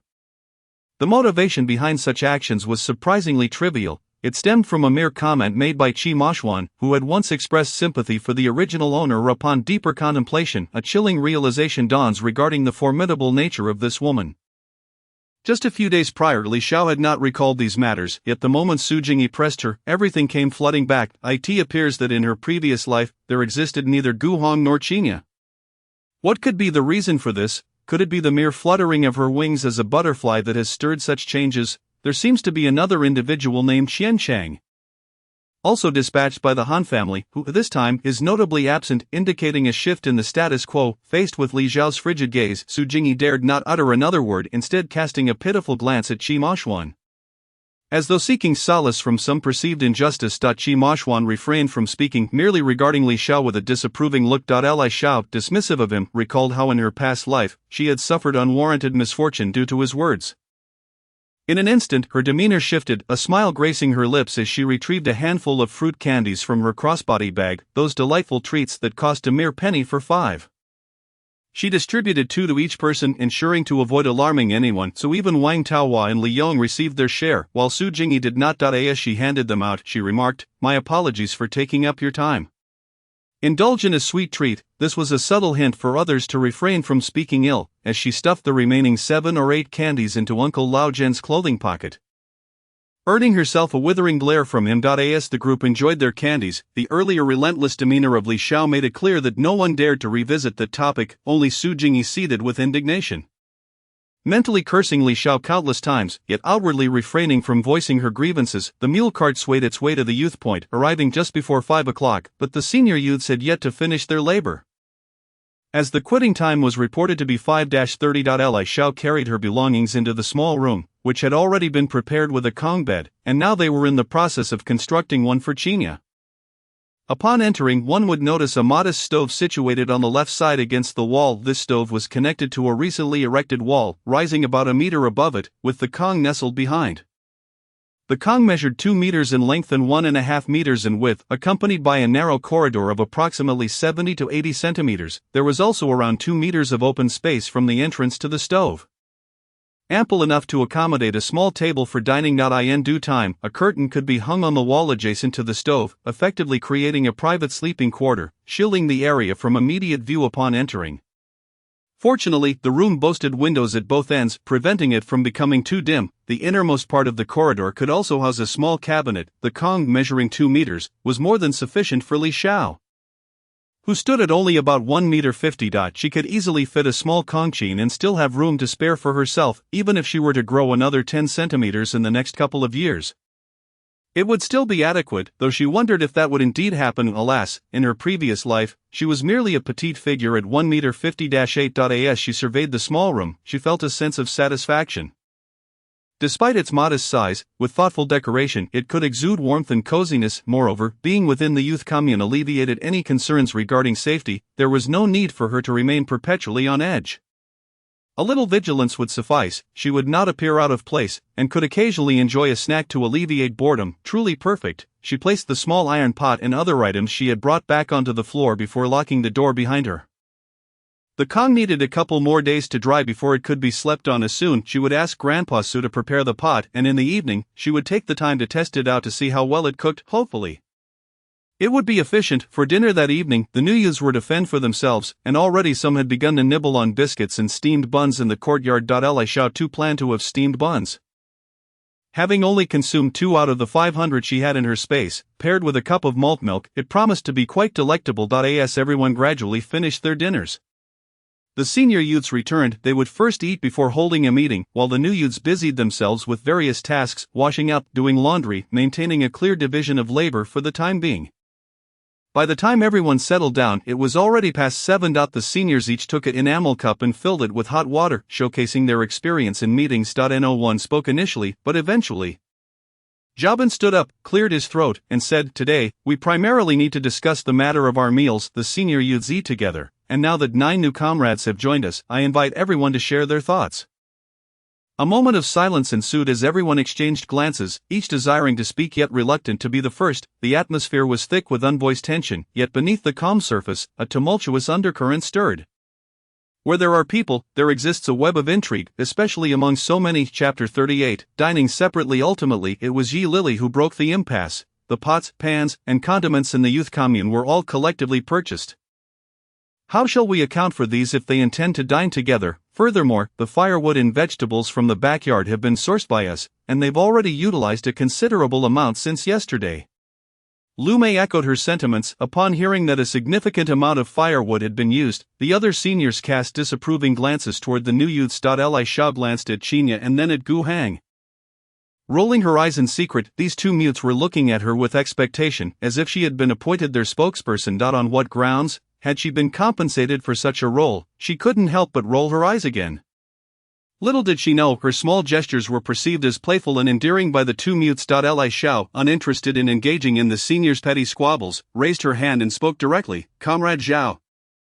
When Gu and Qin were constructing the khan, we built a small stove as well, therefore, we shall not dine with everyone, we will cook for ourselves." Barely had she finished her sentence when Su Jingyi interjected sharply. "What, you secretly built a stove while constructing the khan? Why didn't you inform me and Brother Qi?" She directed her ire at Li Xiao and the others, particularly targeting Li Xiao. How could this be? Wasn't she the one labeled as a solitary orphan? Why was she living more comfortably than herself? And why did she need to cook for herself? Li Xiao calmly cleared her ears and replied with deliberate nonchalance. "I say, Su Jingyi, if you truly wish to be in charge of the youth commune, there ought to be a procedure to follow. Your approach is quite improper. Comrade Zhao Bin is managing things quite well." Mao Dongmei and the others looked on in confusion, bewildered as to when the leadership was set to change. They were entirely unaware of any such development. Meanwhile, Wang Taohua and those in the know were stifling their laughter. Zhao Bin cast a puzzled glance between Li Xiao and Su Jingyi, while Su Jingyi, now blushing from everyone's scrutiny, hastily clarified, "Don't listen to her nonsense, that's not it at all. I was simply frustrated. Yesterday, to demonstrate her popularity, she had someone else build the khan, not wanting to fall behind them. Who would have thought they would secretly construct a stove? How cunning!" Before she could finish her explanation, Li Xiao chimed in, "Oh, what do you mean by not it? Did you not just say that I should have informed you before building the stove? Or did you mean to say that me going to the county alone was an unauthorized departure from the team? If you aren't interested in being in charge, why concern yourself with so much? Leaders have stated that everyone has the freedom to live their own lives and should not meddle excessively in others' affairs." She delivered her words with a teasing demeanor, provoking Su Jingyi to the point where her eyes reddened with frustration. Turning to Qi Moxuan, she looked to him for sympathy, but seeing her in such a state rendered him devoid of rationality. He approached Li Xiao with a stern tone. "Comrade Li Xiao, Su Jingyi was merely expressing concern for your safety this afternoon. Why must you be so aggressive?" Li Xiao was not one to relent easily. "Oh. So now you're defending Su Jingyi. What is your relationship with her that you understand her so well? You know she cares for me. Is that why she accused me of leaving the team without permission?" She regarded them with a mocking glint in her eyes, watching their faces shift from white to red in a manner reminiscent of a dye factory nearby. Wang Zhaoti's eyes practically blazed with fury as she glared at Su Jingyi. Observing that Qi Moxuan was at a loss against Li Xiao, she decided to change her strategy. With reddened eyes and a feigned air of vulnerability, she spoke softly, "Comradely, I was merely anxious. Believing that as new youths, we ought to unite, we should inform each other of any matters." This tactic infuriated Li Xiao, who had an aversion to the green tea persona. She had often skipped over similar plots in novels before her transmigration. Her demeanor turned icy, her voice laced with frost. "Su Jingyi, have you forgotten how your classmate, that Mimi, or Lily, spoke similarly, and where did that lead her?" The recollection of that incident drained some color from Su Jingyi's face. As she recalled the moment when Li Xiao had effortlessly lifted her, without allowing her to respond, Li Xiao continued, "With everyone present, I feel it necessary to clarify that my purpose in coming to the countryside is to live quietly for a few years. I have no desire for trouble and prefer tranquility. As long as others do not provoke me, I shall not instigate conflict. Should anyone cross me, I am not a soft target. I have been training in military boxing since childhood. Also, I am 15 years old, still a child, and I want to be pursuing relationships in the coming years. My father has instructed me not to marry before I turn 20. Therefore, I hope we can avoid unnecessary misunderstandings in the future. Otherwise, I fear I may resort to violence." She felt it prudent to articulate these sentiments clearly while the audience was gathered, as it would help mitigate future complications, should the need arise for her to defend herself. She would have witnesses to corroborate her statements. She had no intention of being ensnared by the same fate as her predecessor, who had been manipulated and targeted due to misplaced sympathy for certain men. As Su Jingyi recollected Li Xiao's formidable strength and the words just spoken, she calmed down, refraining from further provocations as Xiaobin seized the moment to redirect the conversation. Comrade Li Xiao, are you three truly planning to cook for yourselves? If so, you will need to arrange your own firewood. Li Xiao exchanged glances with Qinya and Gu Hang, and after a moment, they all nodded in agreement, with Li Xiao taking the lead. We will take care of the firewood ourselves. They do not yet possess a pot and can join me for a few days. When they have the chance to purchase their own, we will separate again. Today, I merely boiled some water and used a bit of firewood. I will ensure to return it in the next few days. At this point, Qinya finally contributed. I also used a little and will return it promptly. I filled 2 buckets of water this afternoon. Sufficient for myself and Comrade Li Xiao today. Ji Yuhong succinctly added. I did not use any. Li Xiao glanced at them with satisfaction. It was fine as long as they expressed themselves. What she feared was the type that remained silent even when the facts were not as they seemed. Unwilling to defend themselves, much like those she often saw on television, as if they had no mouths at all. Xiaobin felt a bit embarrassed when he heard them mention firewood, and he hurriedly said, It's no problem, just a little firewood. However, the other educated youth looked at him disapprovingly. Li Xiao chose not to elaborate, as they would return the firewood anyway. From that point on, the matter was no longer their concern. And she found joy in watching the unfolding drama from the sidelines. In the end, Su Jingyi and Qi Mashuan decided to join everyone for a meal, not only due to the absence of a stove but also because they lacked the skills to cook. Wang Zhadi, however, was capable of cooking, yet no one paid her any mind. After a back-and-forth discussion, a consensus was reached. Each new educated youth would contribute 3 yuan to the older ones, while the male educated youth would be responsible for chopping wood and fetching water. And the female educated youth would handle the cooking. To ensure the new educated youth were not overwhelmed, the older and newer ones would work together. On the female side, Ma Dongmei paired with Wang Zhadi, Lu Mei with Su Jingyi, Yi Lili with Wang Taohua, and Sun Sanmei with Zhou Shuet. The male side consisted of Xiaobin, Li Yong, Lin Daju and Zhou Ping, Qi Mashuan, and Su Ming. When it came to the vegetable garden, the others had no objections, but the 3 of them could not partake in the vegetables grown by the older educated youth. After some discussion, a separate plot of land was designated for them to cultivate on their own.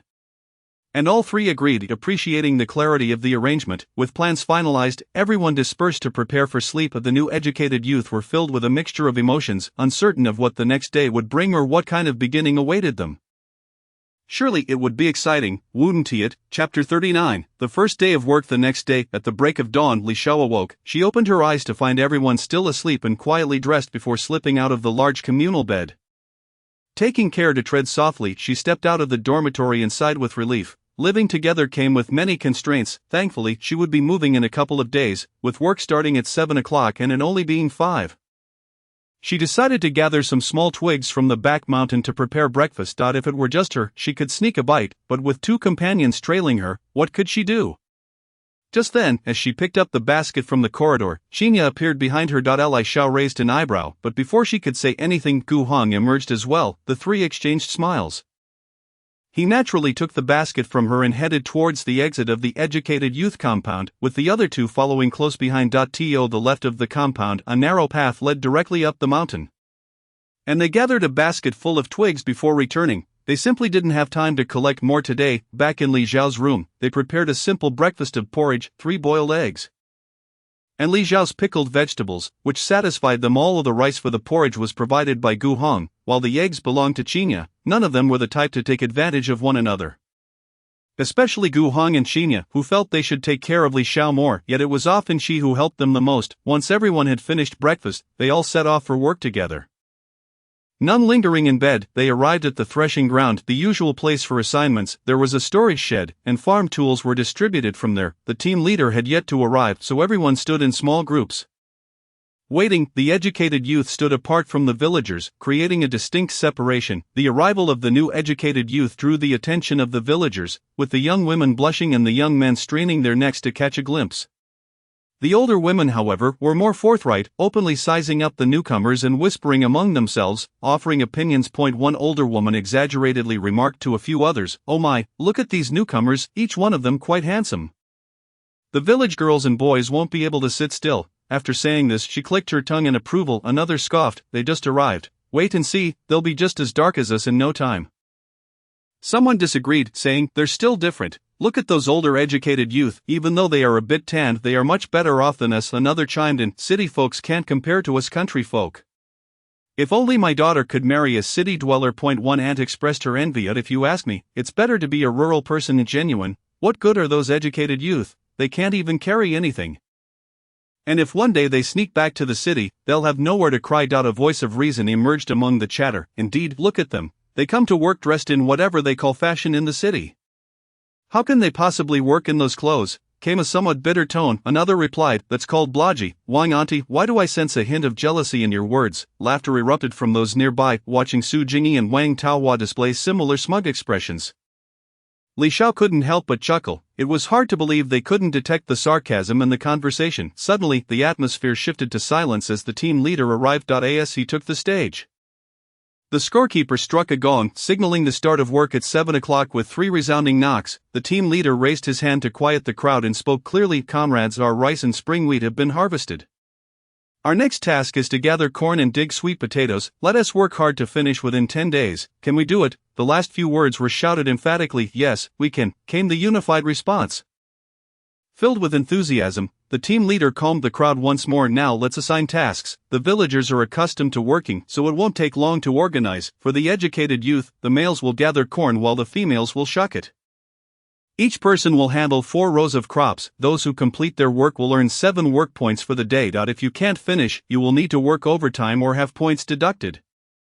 And the squad leader will assign you further tasks. As for digging sweet potatoes, let us skip that. What can these greenhorns do? If they break something, it will be on me. Just as he was about to leave, he remembered something and turned back to the new educated youth, sternly saying, why haven't you registered with the village secretary yet? Don't you want work points? Without registration, you won't even have a name to your credit. How can you earn points then? This reminder jolted everyone, as they had been too preoccupied with shopping in town yesterday to remember such an important task. However, since they had not brought their identification to work, they could only agree to register during lunchtime. The older educated youth were assigned to the 3rd small team, while the new ones were in the 4th. The 1st and 2nd teams were designated for digging sweet potatoes. Li Xiao's team leader was a sturdy man in his 30s, a typical northern fellow, tall and muscular, with a serious demeanor rivaling that of the team leader. He surveyed the new educated youth, dispensing with pleasantries and getting straight to the point. You will pair up as you wish. Once you've made your pairs, I'll take you to the field. For every additional female educated youth, I will assign a male villager to assist. The goal is to complete the task. As soon as he finished speaking, Su Jingyi and Wang Zhaodi simultaneously moved to stand beside Qi Mashuan, who quietly shifted a few steps closer to Su Jingyi. She smirked triumphantly, while Wang Zhaodi, feeling slighted, said, Brother Qi, I'm quite capable. Partnering with me will make things easier for you. She even affected a higher pitch, which sounded somewhat awkward. Qi Mashuan's expression darkened. No need, I'll partner with Jingyi. He fell silent thereafter. Upon hearing this, Wang Zhaodi's eyes welled with tears, yet she could only stand there in silence, feeling wrong. Li Xiao was thoroughly entertained by the scene. Suddenly a tall figure appeared beside her, and a deep resonant voice spoke. I'll be in your group. Li Xiao. That was acceptable to her. She didn't mind, as she had planned to take it easy anyway. She nodded nonchalantly. Ultimately, Su Jingyi paired with Qi Mashuan, while Li Xiao teamed up with Gu Hong, Wang Taohua with Lin Daju, and Wang Zhaodi with Li Yong. And Qinya partnered with a local young man named Su Jianjun, who was apparently a distant relative of the team leader. He was decent looking, with a square face and thick brows, exuding a somewhat simple charm. The squad leader led them to a vast cornfield stretching endlessly and appearing quite impressive. It seemed that these 4 rows of crops were no small feat. They were assigned 4 rows of corn, and the squad leader departed to attend to his own tasks. Li Xiao and Gu Hong approached their designated area, and as Li Xiao glanced around, noticing everyone was quite far away, she inched a bit closer to Gu Hong. He was taken aback by her sudden proximity, his body tensing as a faint, pleasant fragrance wafted from her. Li Xiao leaned in conspiratorially and whispered to Gu Jiqing, can we take it slow with our work? As long as we keep pace with everyone else, that should suffice. I don't want to finish too quickly. It would make things harder later on. Let us pretend we don't know what we're doing and take our time. Then we can decide how to proceed based on everyone's progress in the afternoon. She looked up at him with hopeful eyes, needing to raise her head due to their height difference, as Gu Hong was at least 6 feet tall. Ji Yu Hong chuckled, realizing this mischievous girl was far from innocent. She had quite a few tricks up her sleeve, but he appreciated her cunning. At least she wouldn't be as naive as he once was, allowing others to take advantage of him completely. Thus, he didn't see her plan as being underhanded, rather he admired her cleverness. After a lengthy pause, just as Li Xiao began to feel anxious, Gu Hong finally replied, "Alright." That single word sounded like music to Li Xiao's ears. How delightful it was to have a teammate willing to slack off alongside her. As Li Xiao and Gu Hong leisurely labored, treating corn shucking like an art form, the other new educated youth were struggling hilariously, creating a spectacle that entertained both them and the nearby villagers endlessly. Chapter 40, The New Educated Youth in Disarray. Aware that work commenced today, Li Xiao was exceptionally well prepared, clad in long sleeves and trousers, complemented by a pair of liberation shoes and protective gloves. She was ready for the task ahead. Most astonishingly, she had somehow acquired a straw hat, which she had not possessed when she left home. Ji Yu Hong, standing nearby, was taken aback. Li Xiao had no intention of revealing that she had just spent a dime to purchase it from the aunt next door. The aunt was overjoyed with her unexpected windfall, secretly pondering, this urban educated youth might be a bit foolish, who in their right mind would pay a dime for a used straw hat? A new one from the supply and marketing cooperative costs only 8 cents. Such details were unbeknownst to Li Xiao. As she busily shucked corn, she couldn't help but observe the lively antics of the other new educated youth nearby. The corn seemed to yield effortlessly beneath her hands, yet she feigned the strenuous effort of a laborer exerting every ounce of strength. If only her gaze did not keep drifting towards her neighbors, it would have enhanced the spectacle even further. What could Gu Hong do but indulge her whims and play along? Although the boys were primarily tasked with sorting, they initially assisted with shucking. For if one group failed to complete their share, the other could not possibly succeed either. The atmosphere grew lively again as Su Jingyi stepped into the cornfield, her delicate black shoes sinking into the muddy earth. Completely enveloped by a clump of muck, stunned into silence, she stood frozen until a sudden gasp escaped her lips, attracting the curiosity of nearby laborers. Everyone promptly abandoned their tasks to gather around, with Li Xiao joining the throng. The moment she laid eyes on the scene, laughter erupted all around. Qi Mashuan hurried over, concern etched on his face. "What's wrong, Jingyi?" Upon witnessing the state of her footwear, he fell silent. Su Jingyi's eyes glistened with unshed tears as she looked up at him.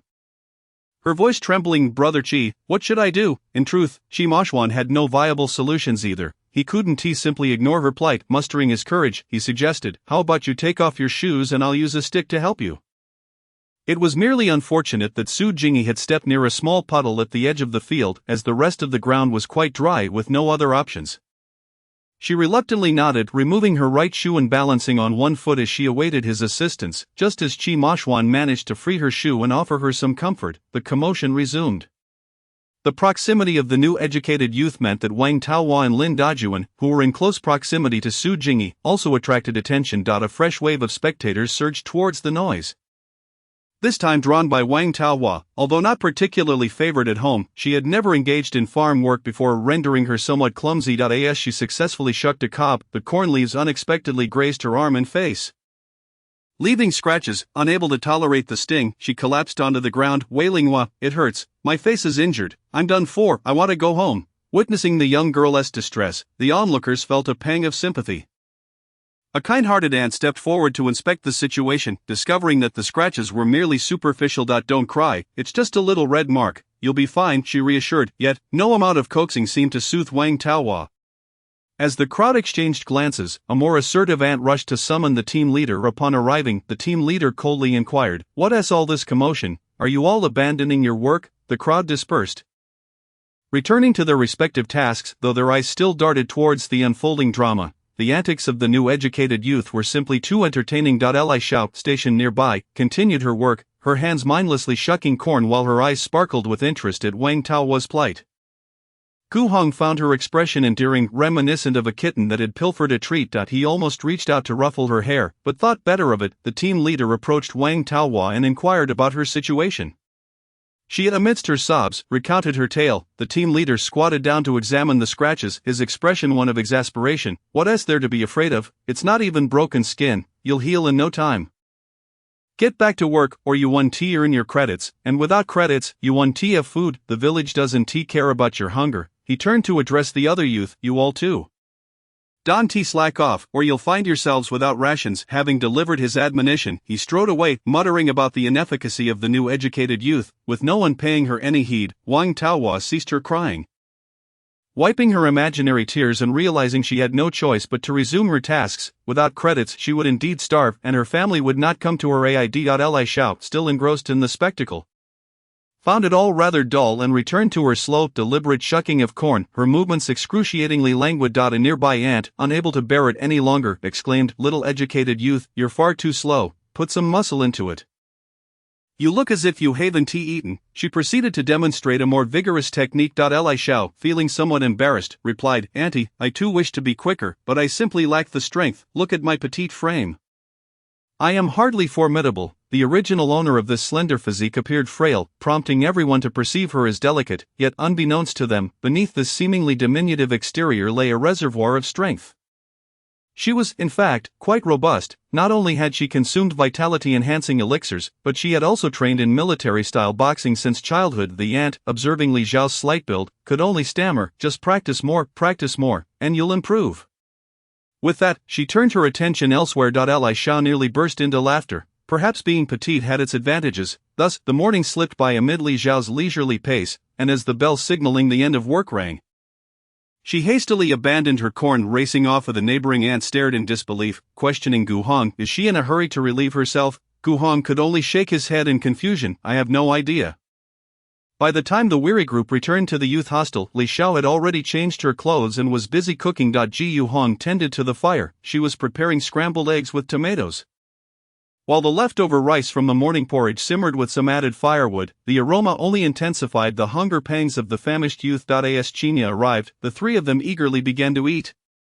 While the communal kitchen had yet to begin cooking, today, it was Yi Lily and Wang Tao's turn, but after a long morning, Wang Tao, still nursing her scratches, was reluctant to move. With a contrite tone, she whined, "I'm injured, and utterly exhausted. Could you lend a hand with the cooking?" She punctuated her plea with exaggerated sobs, though a closer inspection would reveal no tears at all. The other youth exchanged glances, remaining silent. Finally Bijabin spoke up, "Wang, cooking assignments are predetermined. If you wish for assistance, you must negotiate a swap with someone else. We are all fatigued, and no one can help you. Besides, your injury is not severe." A decisive individual, he was well suited for a leadership role. Realizing her ploy had failed, Wang Taohua refrained from further protest. Since childhood, she had been astute in reading the room, which explained her prolonged association with Xin Jiaojia. Wiping away her non-existent tears, she trudged off to the kitchen. Li Xiao, at the door of her small room, watched with keen interest, feeling as though she could devour an extra bowl of rice. Just as she was about to retreat inside, another scene unfolded by the well. Woohoo! Li Xiao felt an urge to whistle. The drama was relentless. Chapter 41, Mundane Daily Life. By the well, Qi Mashuan was drawing water while Su Jingyi scrubbed her shoes in a basin. Tears streaming down her cheeks, her voice quivered as she lamented, "Brother Qi, working in the fields is so arduous. I've never done such tiring labor before. What am I to do?" Her demeanor was reminiscent of a weeping willow. "Fear not, Jingyi. I'll take on more of the burden this afternoon. You'll gradually acclimate," Qi Mashuan patiently reassured her, though he himself had never engaged in such labor. After a morning of shucking and sorting corn, he too felt utterly drained. However, witnessing Su Jingyi's distress tugged at his heartstrings. Seizing the moment, Wang Zhadi interjected, a sly smile on her face, "Brother Qi, why not join my team tomorrow? I'm quite adept at work. That way, you can take it easier." "No, thank you," he firmly declined. While it would indeed be less strenuous, he had no desire to entangle himself with Wang Zhadi. Upon hearing Wang Zhadi's advances towards Qi Mashuan, Su Jingyi's temper flared. She abruptly dropped her shoe, standing up and shouting, "Wang Zhadi, Brother Qi has already decided to be on my team. What do you mean by continually seeking him out?" Wang Zhadi, unperturbed, replied languidly, "What could my intentions possibly be? It's merely that you, Su Jingyi, seem too weak, and I'm concerned Brother Qi will be overly burdened." You. Su Jingyi was left speechless, her anger momentarily stifled.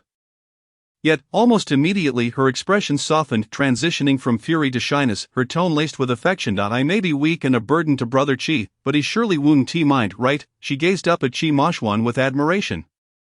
Under her gaze, Qi Mashuan felt himself stiffen, instinctively nodding yes. Witnessing this exchange, Wang Zhadi clenched her fists in frustration, silently retreating into the house. The best dramas always featured two women vying for the attention of one man.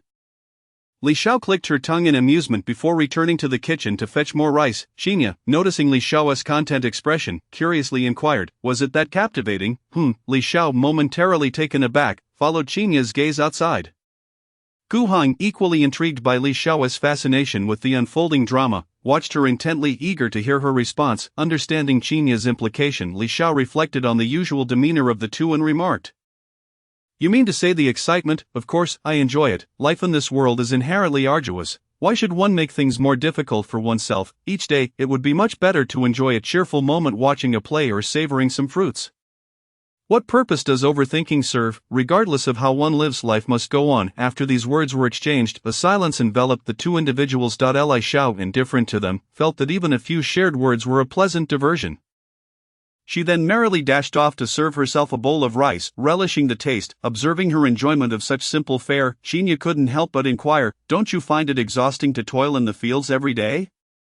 And, from now on, you'll be all alone. Doesn't that make you feel sad?" Although hesitant to voice her curiosity, she ultimately asked. Li Xiao shrugged, "What's wrong with being alone? One must live well, for oneself and for the loved ones who have departed. They wouldn't want us to worry. As for farm work, if one can live without relying on work points, why exhaust oneself unnecessarily?" Qinya pondered, is she perhaps a bit foolish? After her comment, she continued eating.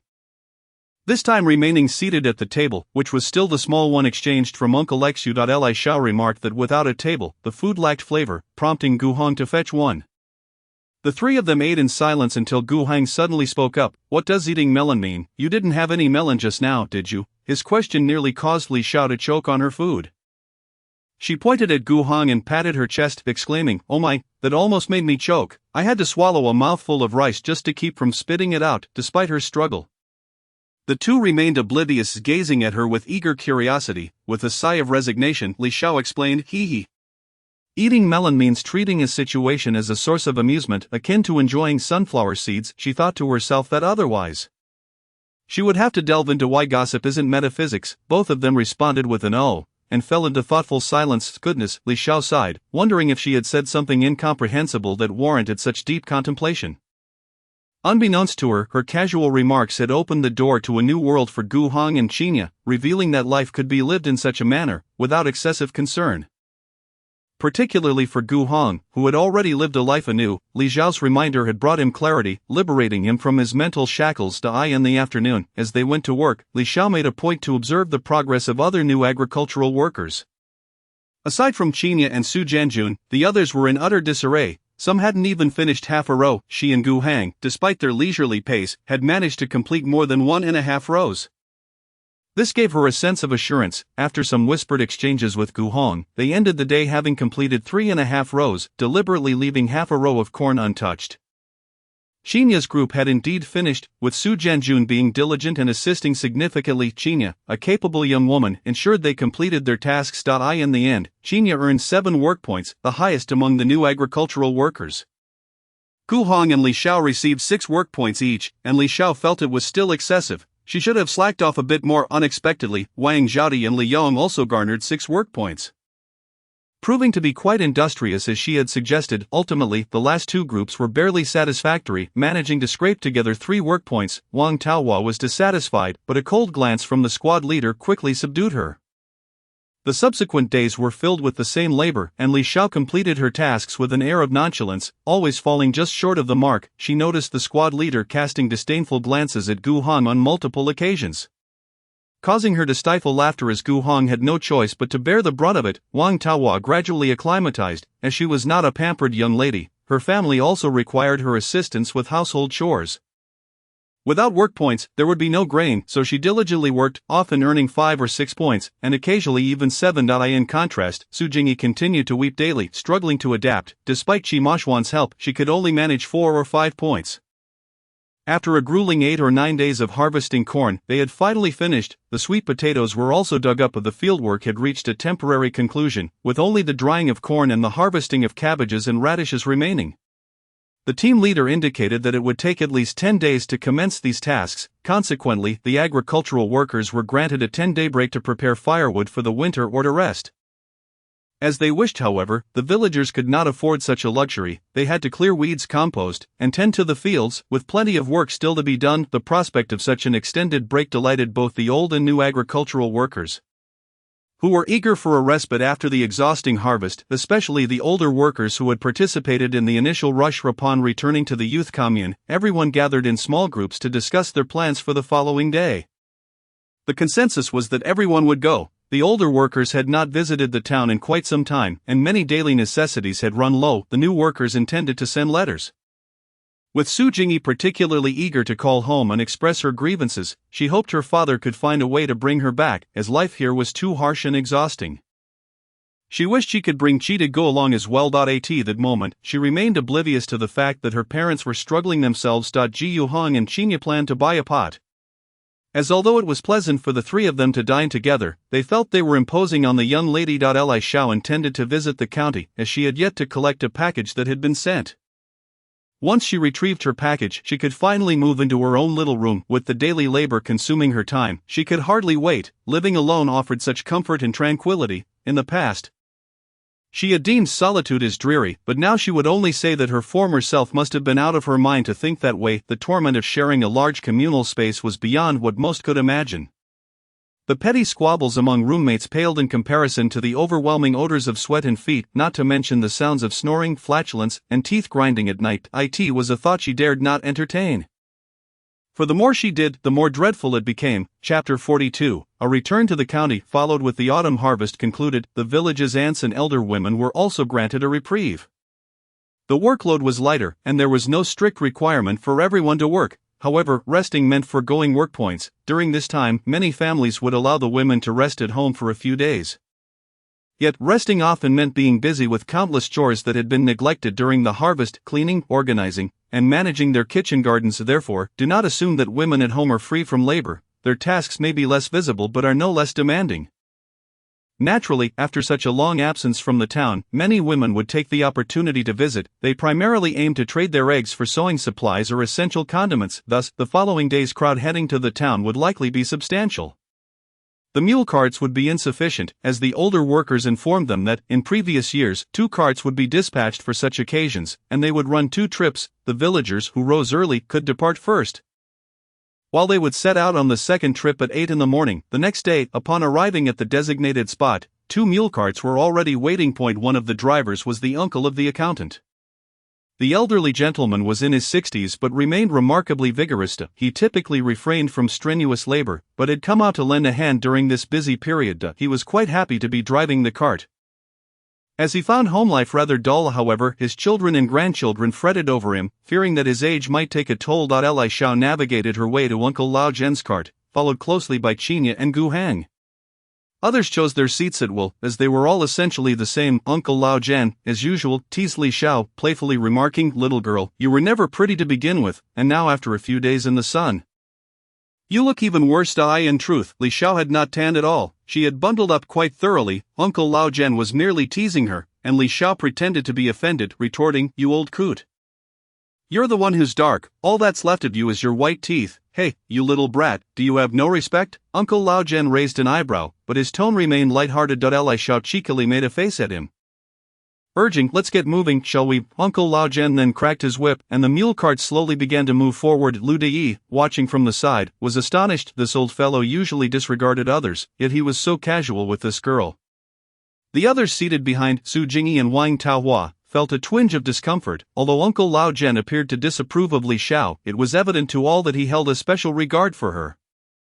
Su Jingyi felt a pang of resentment. Why should this girl, who seemed to have nothing, be more likable than her? Wang Taohua's feelings were more complex. She recalled the last time Li Xiao had mentioned her father's sacrifice. She hadn't paid much attention at the time, but now, reflecting on it, it seemed, as they exchanged banter, they soon arrived at the town. Li Xiao informed Uncle Lao Zhen of her intention to go to the county to collect her package.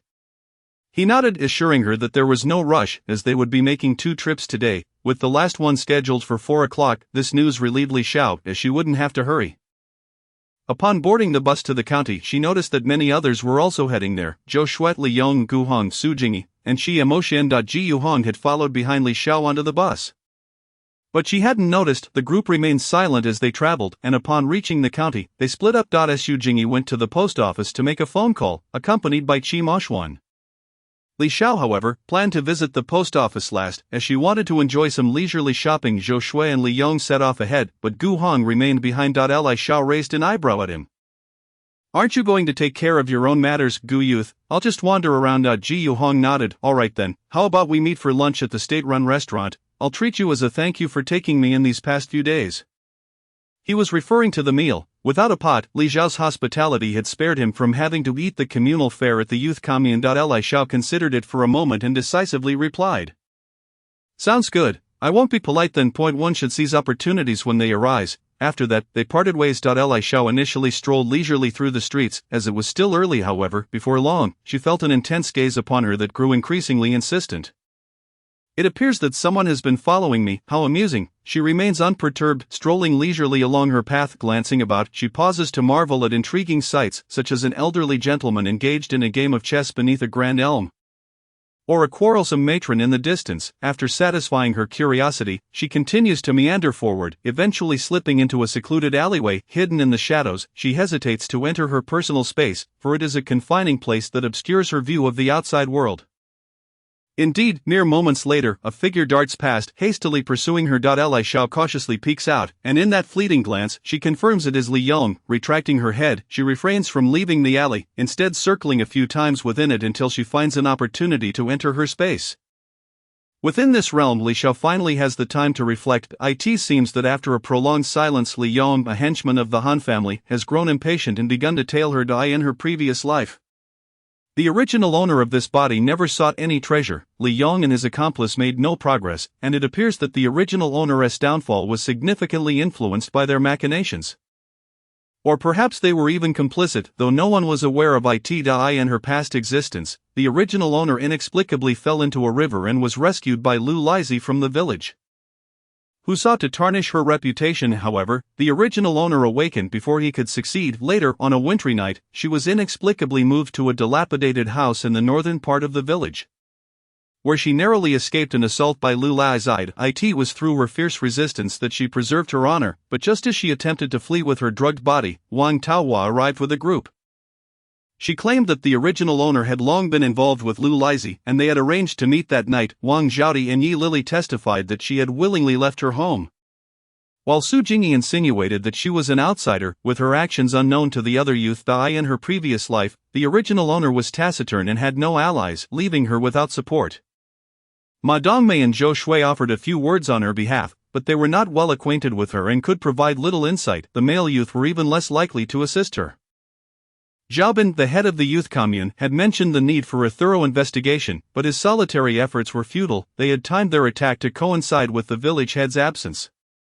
In her past life, there were neither Gu Hong nor Qinya, leaving her utterly isolated. And there was also Sun Sanmei. Li Xiao recalled that it was after drinking the water she had prepared that she fell into a deep sleep. Sun Sanmei often borrowed the original owner's thermos, returning it after use. That night was no different. Li Xiao drank from the thermos and then drifted off to sleep, after which she remembered nothing. How utterly perplexing! In the days that have passed, she has been so preoccupied that she neglected to ponder this matter deeply, and now it is evident that not only Wang Taohua and Lin Dajuan are involved in this conspiracy. Many others have a hand in it as well. What was the name of Li Yong's other lackey? The young girl had mentioned it to her, something like Xian Shang. Yes, that was it. These two are undoubtedly implicated. Additionally, Sun Sanmei, Wang Zhaodi, and Yi Lili should all have a stake in this, and Su Jingyi's awareness remains uncertain. Lu Lizhi cannot be overlooked, nor can those villagers who were quick to insult and denounce her. A living girl was driven to her demise by their actions. The thought is chilling. What manner of demons are these? There is a saying that blood debts must be repaid in blood. And though she has vowed to lead a life of leisure, she cannot ignore the original owner's vendetta, otherwise she would betray Li father and the treasures left behind by the original girl. Not to mention her sorrow for the original owner, a daughter of a hero who met an untimely end. How absurd, how utterly ridiculous. However, there is no need for haste. She must remain in this victorious brigade for 7 or 8 years. There is ample time to settle accounts, for debts must be repaid, especially blood debts. Chapter 43, a fortuitous encounter with an elderly man. Upon clarifying her thoughts and emerging from her space, Li Xiao appeared as a rustic village girl, clad in tattered rags unfit even for cleaning purposes. Her hands, face, and even neck were grimy, adorned with speckles of freckles. Dressed as such, she would surely be turned away from any state-run dining establishment. Striding confidently onto the main road, she unexpectedly caught sight of Li Yong looking back. He seemed to be searching for her, which caused her some concern. As they passed each other, they failed to recognize one another, which brought her a sense of relief. With little time left in the morning, she wished to visit the black market and had no intention of engaging with him. Perhaps fate had other plans. Just as she turned into the alley leading to the black market, the same one she had circled previously, she stumbled upon a disturbing scene. A group of young men wearing red armbands were mercilessly beating an elderly man. They struck him with fists and feet, hurling profanities. "You filthy old man, still daring to hoard your possessions, hand over what you have, or we'll make you regret it." Witnessing such brutality, Li Xiao instinctively retreated a few steps. Seeking refuge in the corner to observe the old man, ragged and crumpled in the corner, showed no reaction to the blows, fiercely clutching a scroll to his chest. After a while, perhaps bored or having deemed the old man sufficiently beaten, one of the assailants disdainfully remarked, "Enough, that worthless painting isn't worth our trouble. Let us not get ourselves into a mess over this old fool. We have other places to visit today.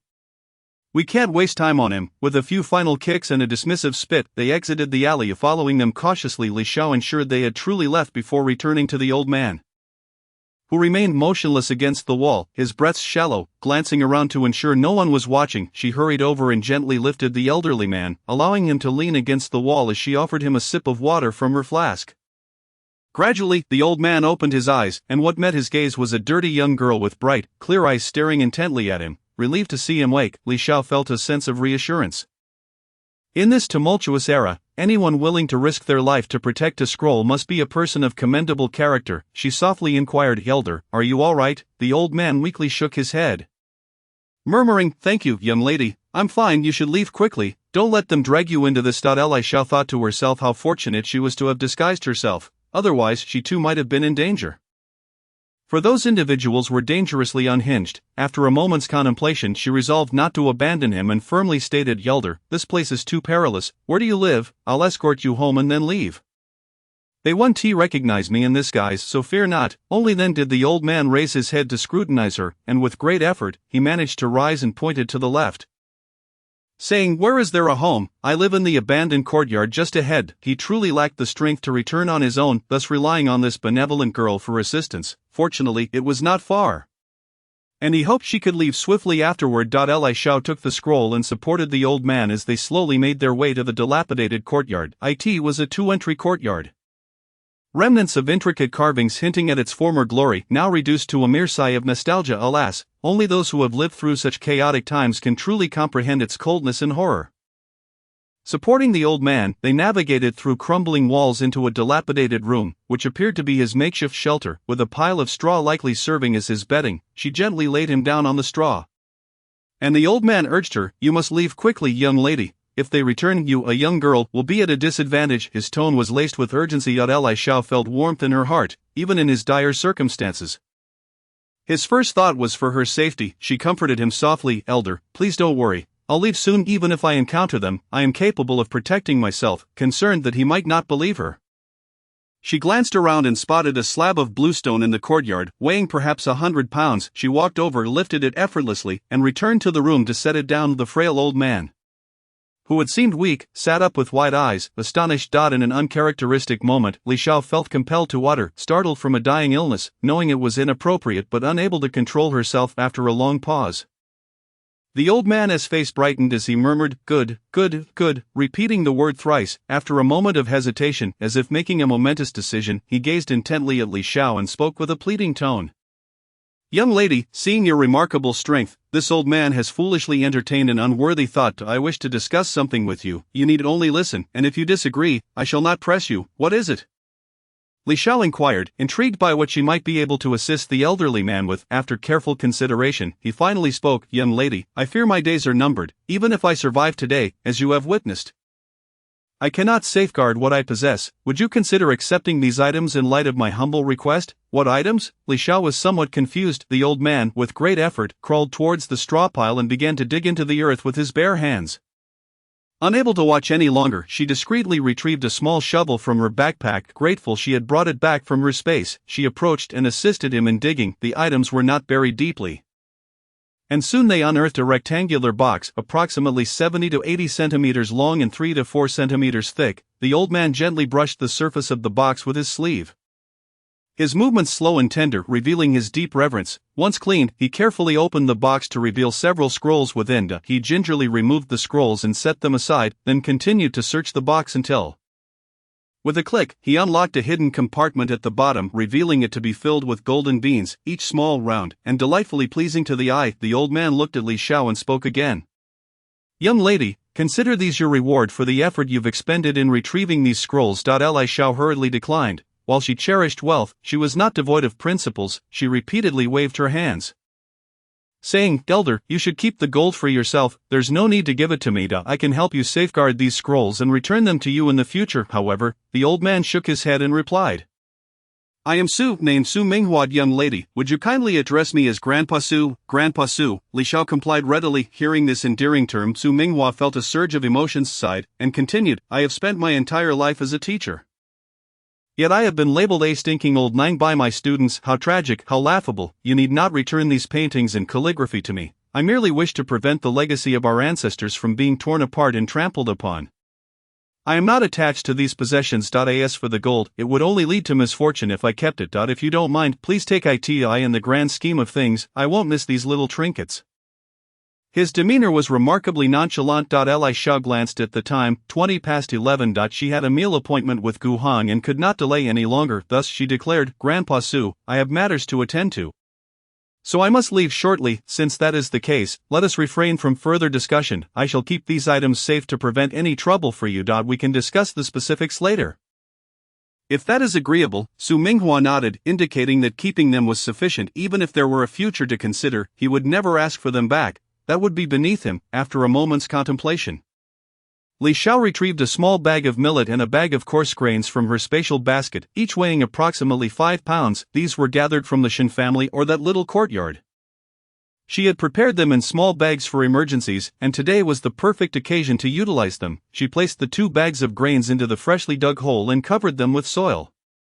While doing so, she explained, "Inside is a bit of millet and some coarse grains. You can cook them to eat. When I come again, I will bring more, but as a sent-down youth, I cannot visit frequently.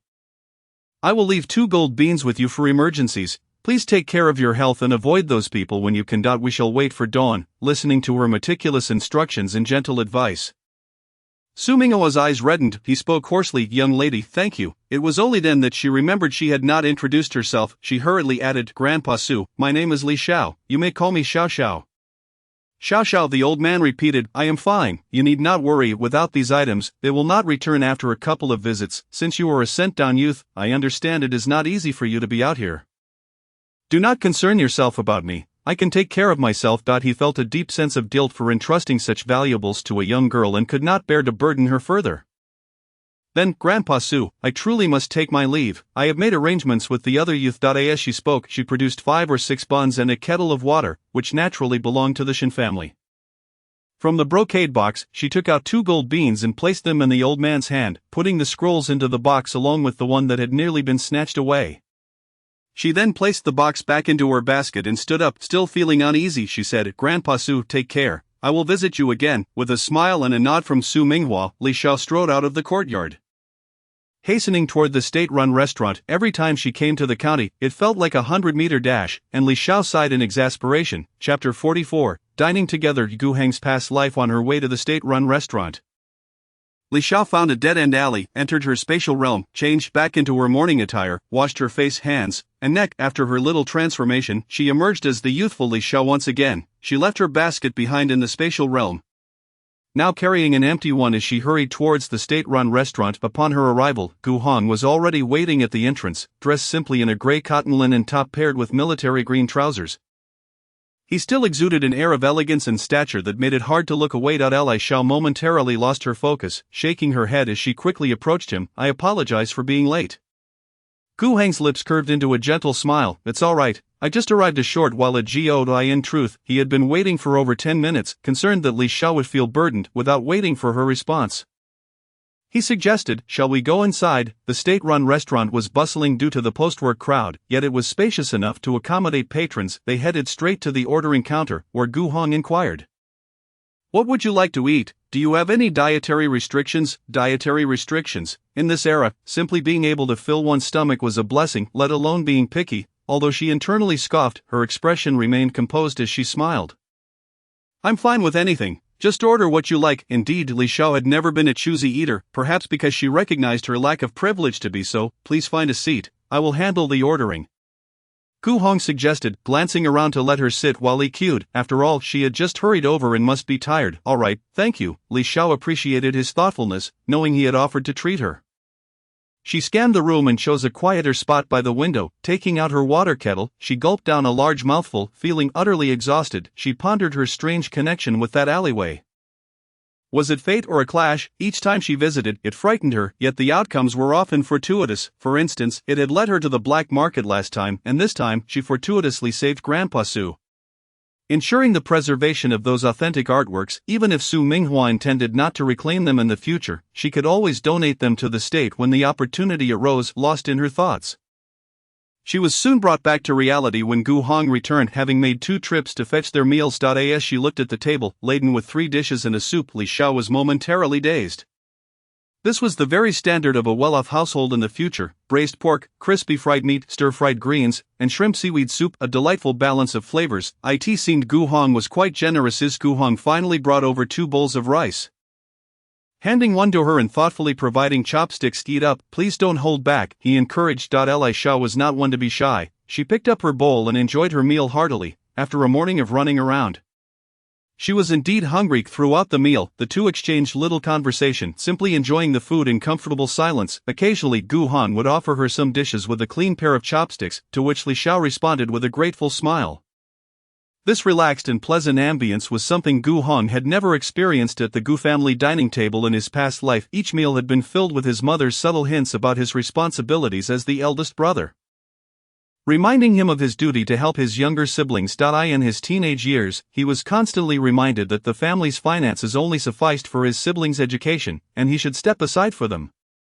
As he approached adulthood, he was admonished that it was his responsibility to work in the countryside while his younger siblings were too young to endure hardship, even after returning to the city.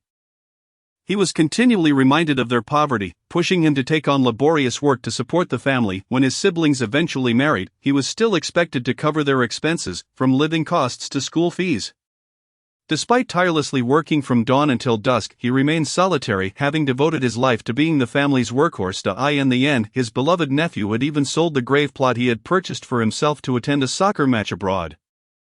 While his own brother criticized him for wasting money on a burial site, arguing it was inconsequential where one was laid to rest. As he lay in a hospital bed, Gu Hong reflected on his entire life. Feeling increasingly disheartened, what had he labored for? Was it for a fleeting word of praise from his parents or the elusive notion of family affection? He spent an entire night without sleep, contemplating his existence. The next morning, he called his company's lawyer to draft a will. Upon his death, all his assets, the money, shares, and properties, were to be donated to the state, distributed to welfare institutions, with the lawyer overseeing the entire process to ensure every penny was accounted for. The day he was reborn, he had resolved to sever ties with that ungrateful family, secretly taking all the money from home. After a painstaking year, he succeeded. He believed that without his selfless dedication, the Gu family would thrive without him. As for revenge, he decided to let bygones be bygones, wishing them well, but if they crossed him again, he would show no mercy. No one would be able to stop him then. After ending his ties, he pondered the meaning of life. What significance did wealth hold? Did having money truly equate to happiness? Wasn't every day still filled with monotony, however, since meeting this whimsical and unpredictable young girl? His perspective began to shift. He realized that the kind of life one leads is dictated by one's own desires, not by the judgments of others. One need not be overly concerned about the opinions of those who do not care. One can prioritize oneself and live with hope, even in solitude. A person who had lived 2 lifetimes, totaling 60 or 70 years, found clarity that a mere 15-year-old girl possessed. Gu Hong suddenly felt a wave of embarrassment wash over him.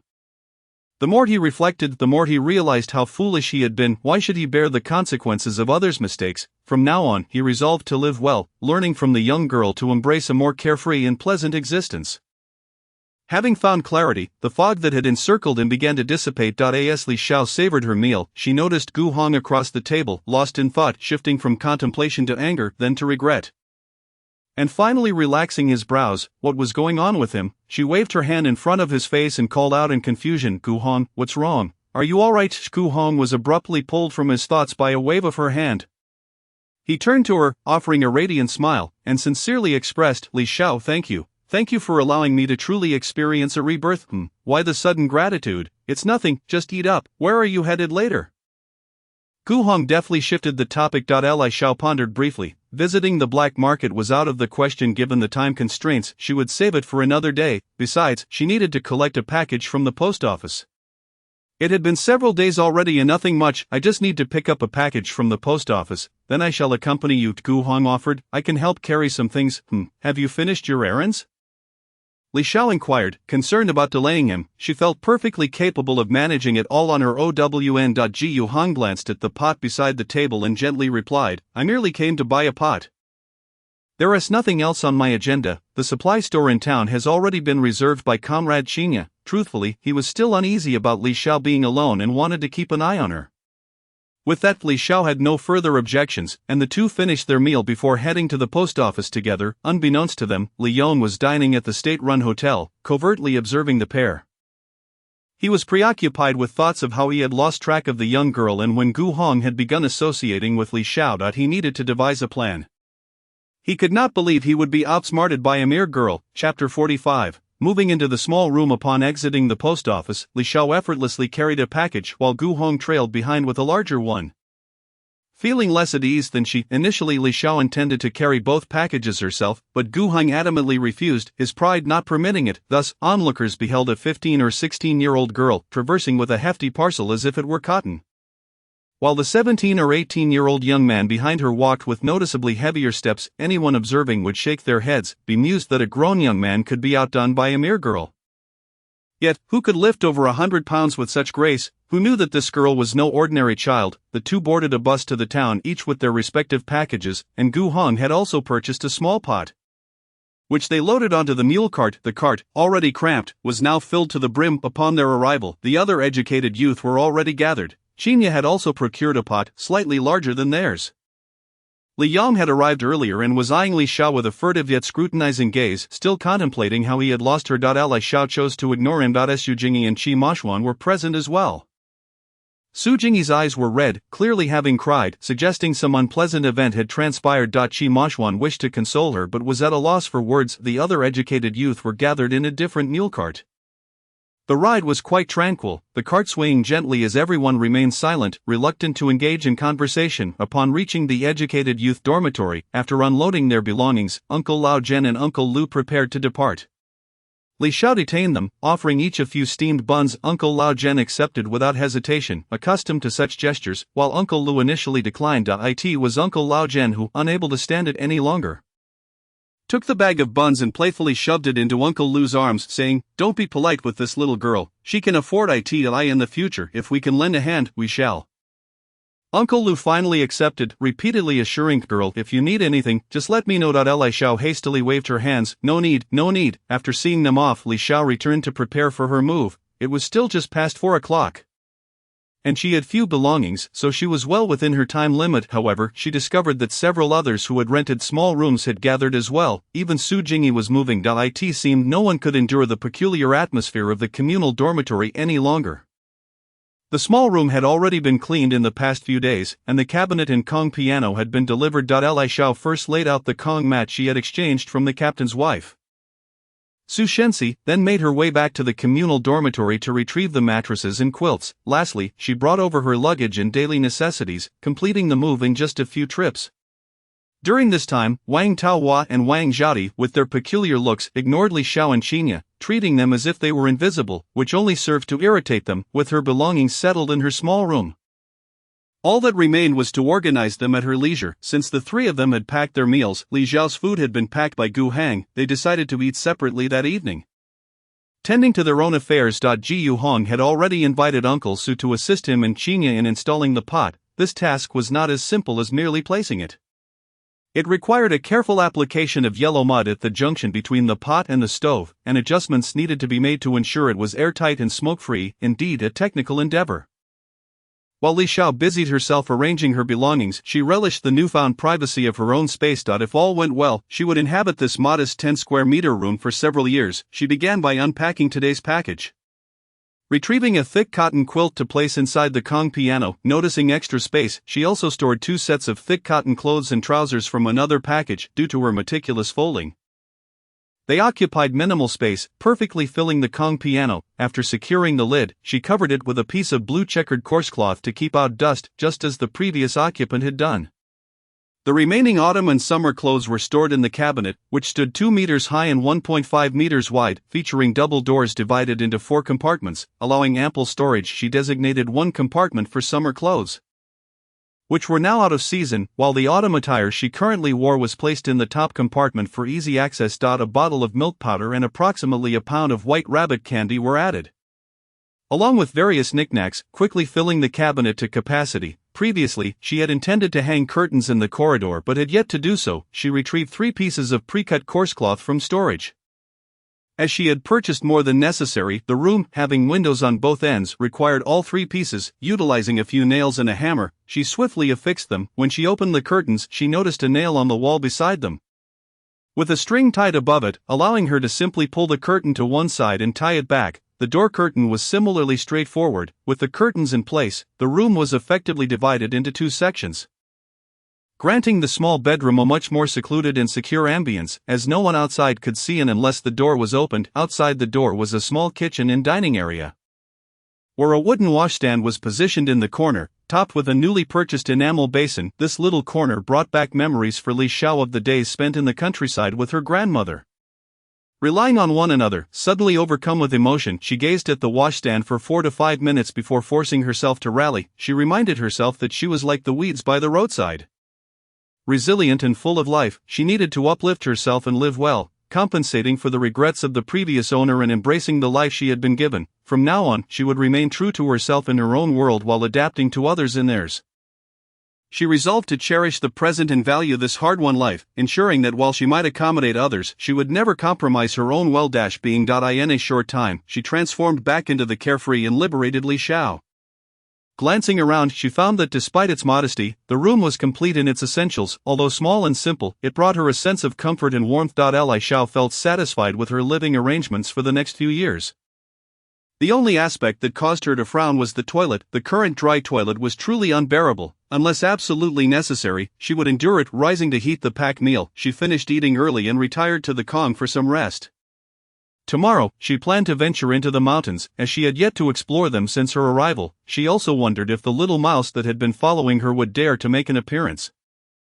If it did, she would certainly indulge it. Initially, she had intended to tidy up slowly, especially since there was still one person yet to arrive. However, since he was proving to be a nuisance, she decided to let him be for a while, as his constant presence was rather bothersome. Once her mind was made up, she felt no more conflict and gradually drifted off to sleep. The next day, Li Xiao awoke at 5:30, accustomed to the early rising from her work routine. After lingering in bed for a few minutes, she got up to wash and prepare breakfast. Being alone was convenient. A simple bowl of vegetable and egg noodles sufficed. The vegetables and eggs were sourced from her storage, and cooking in her room would go unnoticed. After finishing her meal and tidying up, she slung on her backpack and grabbed her water bottle, a new purchase from Uncle Sun's family. She also took along a firewood axe that she had brought from home. Ready to head out, stepping outside, she noticed that most people in the educated youth dormitory were also preparing to enter the mountains, gradually making their way down the small path to the left of the dormitory. After several turns, they arrived at the foot of the back mountain, which was neither too high nor too deep. This nameless mountain was referred to simply as the back mountain. In contrast, the 2 larger mountains connected to it were both high and deep, and the villagers spoke of numerous wild beasts residing within, deterring most from entering. Even experienced hunters were wary. During the years of Great Famine, some had ventured inside, but none returned. These 2 mountains were known as Black Mountain and Meng Mountain. At the foot of the mountain, the group gradually dispersed, as gathering together would hinder their ability to collect firewood. It was a pity that it hadn't rained, as they could have gathered mushrooms. As they ventured deeper, Li Xiao noticed that several villagers were also busy at work. With the harvest season concluded, aside from those who continued working at home, others were free to attend to household chores. In northeast China, stockpiling firewood was of utmost importance, otherwise one would risk freezing to death. Li Xiao continued onward, unperturbed by the perceived dangers of the back mountain. After all, her purpose for entering the mountains today was not solely to gather firewood. She needed to venture further in. However, she hadn't fully formulated a plan. Having previously been a cog in the societal machine, she had never encountered such bloody matters. Truth be told, she was somewhat anxious. After her rebirth, she simply wished to live a tranquil life, savoring the mundane joys of day-to-day existence, yet the relentless scrutiny of a lurking presence akin to a rat in the gutter was unbearable. Last night, while leaving the restroom, she had glimpsed a shadow flit past. Had she not been sharp enough to discern the color of the person's clothing matching that of Li Yong's, she would have been terrified in the dead of night. Perhaps it is best to adapt to the situation as it unfolds. Chapter 46. Dealing with Li Yong. Li Xiao ventured deeper into the woods, arriving at a secluded grove. The surroundings were deserted, overrun with wild grasses, shrubs, and thickets towering over a person's height. It would be effortless for someone to conceal themselves here. The reason she favored this location was that she had just discovered two rather deep traps. Likely constructed by the villagers, they were camouflaged with dry branches and decaying leaves, making them nearly invisible without careful scrutiny. This area seemed to be the depths of the back mountain, a place few would dare to enter. Allowing the trap diggers to remain unconcerned about anyone inadvertently falling in. Li Xiao circled the vicinity, gathering dry branches and meticulously arranging them in her backpack with a hatchet. She was entirely focused on her task.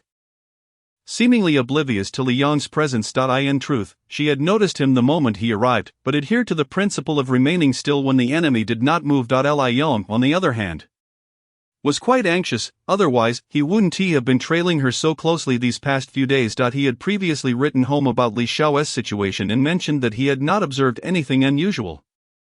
However, his aunt's reply was tinged with urgency, urging him to expedite his efforts. Although he was indeed a distant nephew of Lady Han, his mother and Lady Han were merely distant cousins, not close relatives. His aunt's recent correspondence indicated that her husband seemed to be targeted and was experiencing difficulties at work. She required a sum of money for some dealings and hoped he could act swiftly.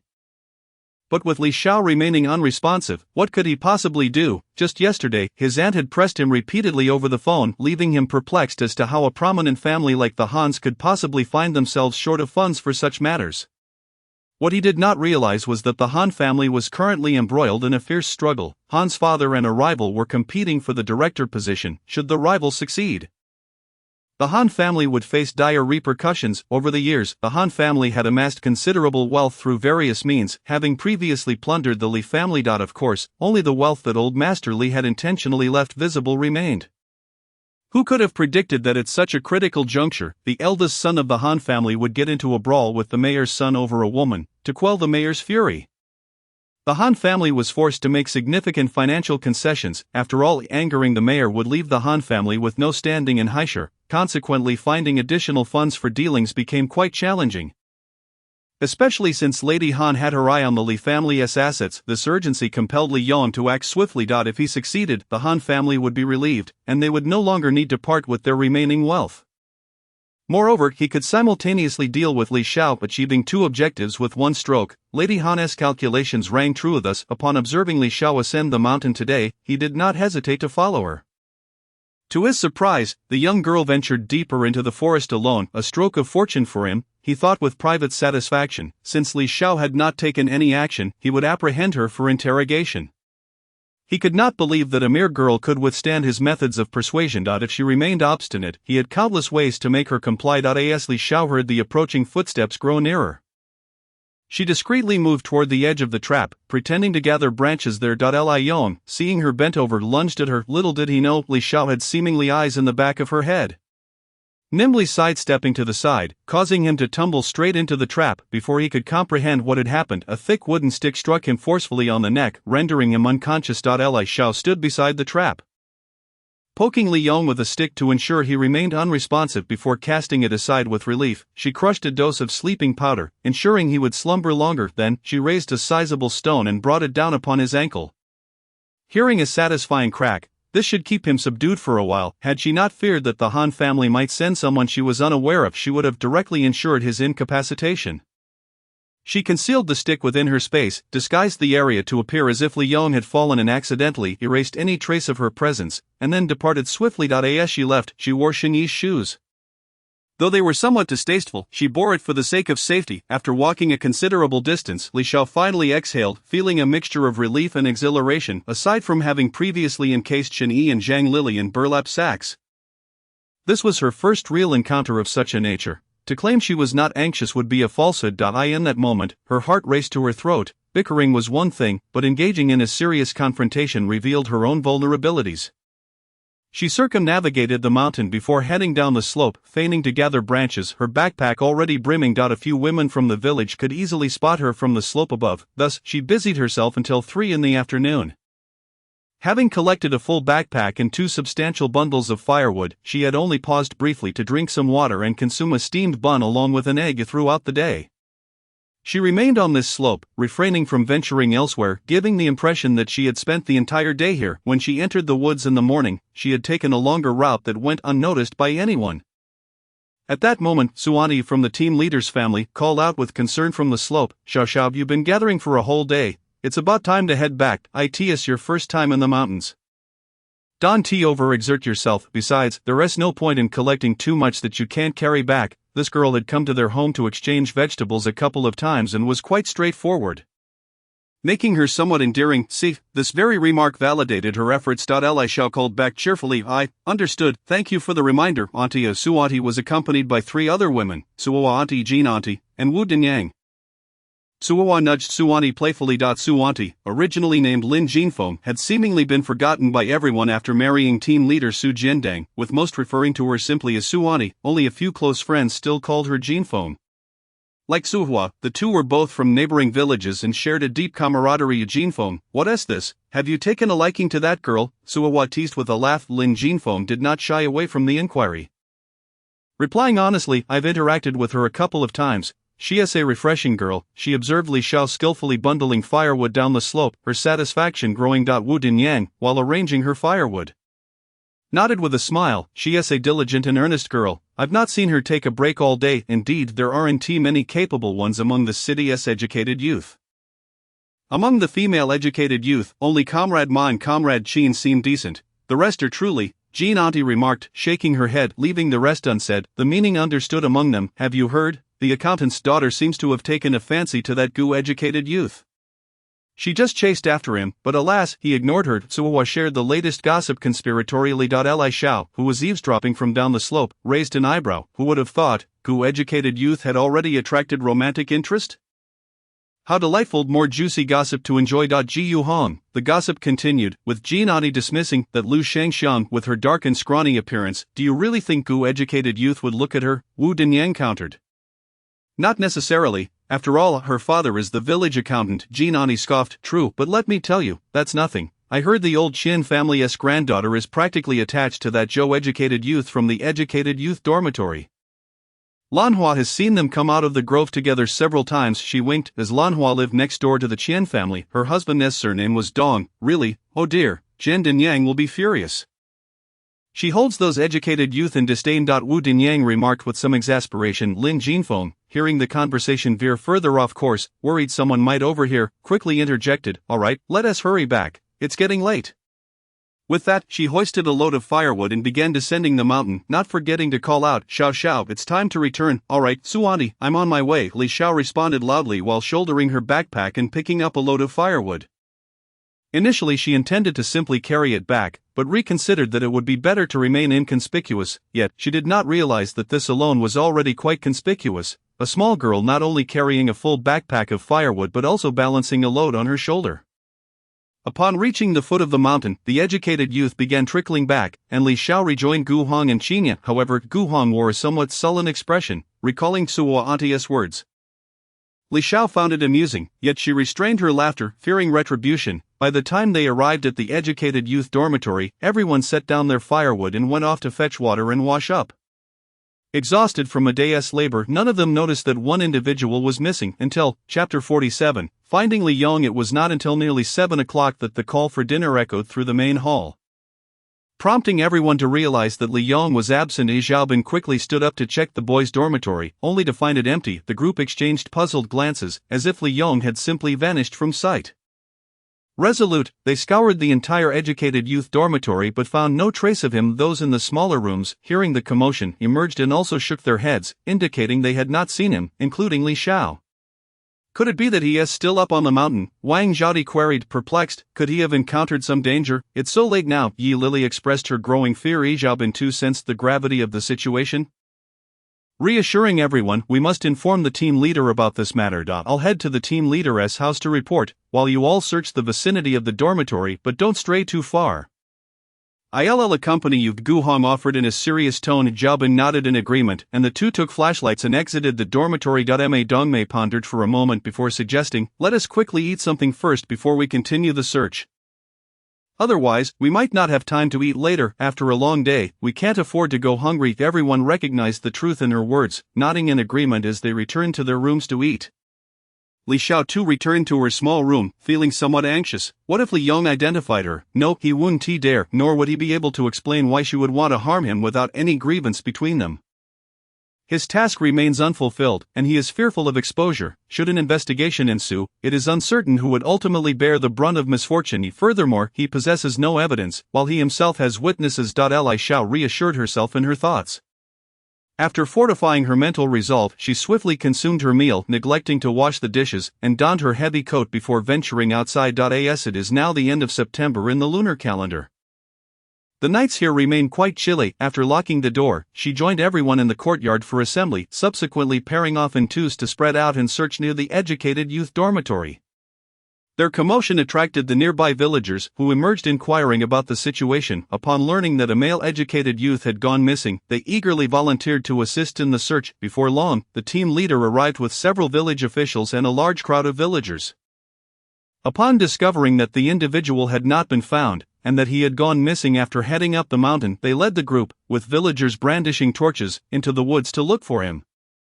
And all the educated youths followed suit. Upon reaching the back mountain, the team leader instructed everyone to split into two groups, one to the left and the other to the right in their search.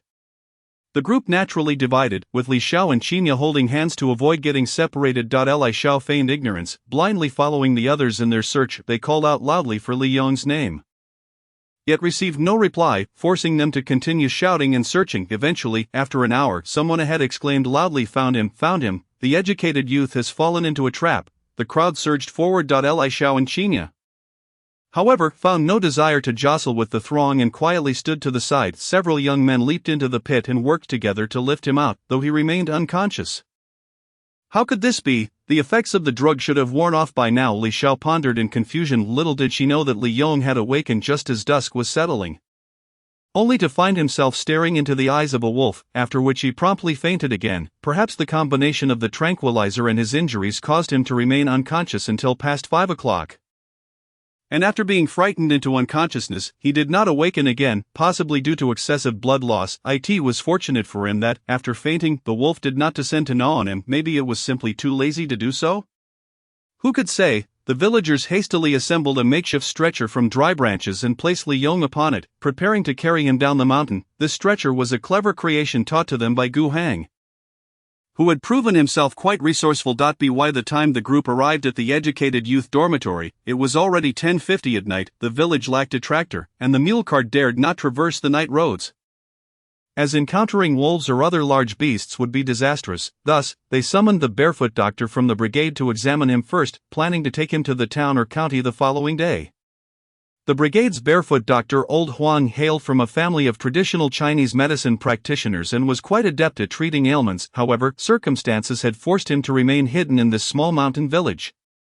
Once summoned to the educated youth dormitory, he wasted no time in conducting a thorough examination of Li Yong from head to toe. Ultimately, he concluded that Li Yong had sustained a fracture in his right leg.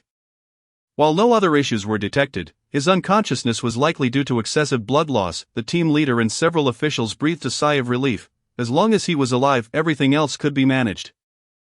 Otherwise, if an incident befell an educated youth in their brigade, not only would they face penalties, but they would also fail to fulfill their duties. Old Huang provided a simple treatment for the fracture, but without tools or medication, he dared not proceed further. The team leader instructed several male educated youths to keep watch over Li Yong that night, planning to take him to the town first thing in the morning, and if necessary, to the county afterward. The officials and villagers then dispersed, leaving the educated youth dormitory to return to a state of tranquility. The next morning, as dawn broke, the team leader and Uncle Lao Zhen arrived with the mule cart.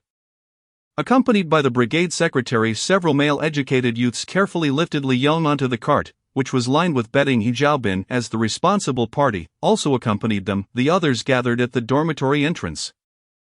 Bidding them farewell before returning to their respective tasks, today, Li Xiao went about her routine of collecting firewood, though she brought along a cloth. Gu Hong had mentioned that he had spotted a chestnut tree with ripe chestnuts that could be harvested. Accompanied by Qinya, the three of them made their way to the back mountain. Gu Han led them down a small path to the left. This area seemed less frequented, the path overgrown with weeds. Gu Hong and Qinya wielded machetes to clear the way, mindful of Li Xiao's tendency to trip. Her petite and delicate appearance often elicited protective instincts from others. Qinya wielded Li Xiao's machete, while Gu Hong had procured one from the educated youth dormitory. After walking for approximately 20 minutes, they arrived at a relatively flat hilltop, where two tall chestnut trees stood prominently, their branches laden with yellow-brown prickly husks. The three of them, akin to mice in a grain bin, set down their baskets, eager to climb up and gather the chestnuts. Unfortunately, none of them possessed the talent for climbing trees, leading Gu Hong to suggest, "I believe I've heard that people usually use long poles to knock them down." He had recalled witnessing this method while in the countryside of Sichuan in his previous life. Li Xiao and Qinya exchanged glances, both bewildered. In Li Xiao's childhood home, her grandmother had never allowed her to engage in such activities, fearing she might fall. Qinya found a long branch nearby and, using her knife, trimmed it down into a makeshift pole.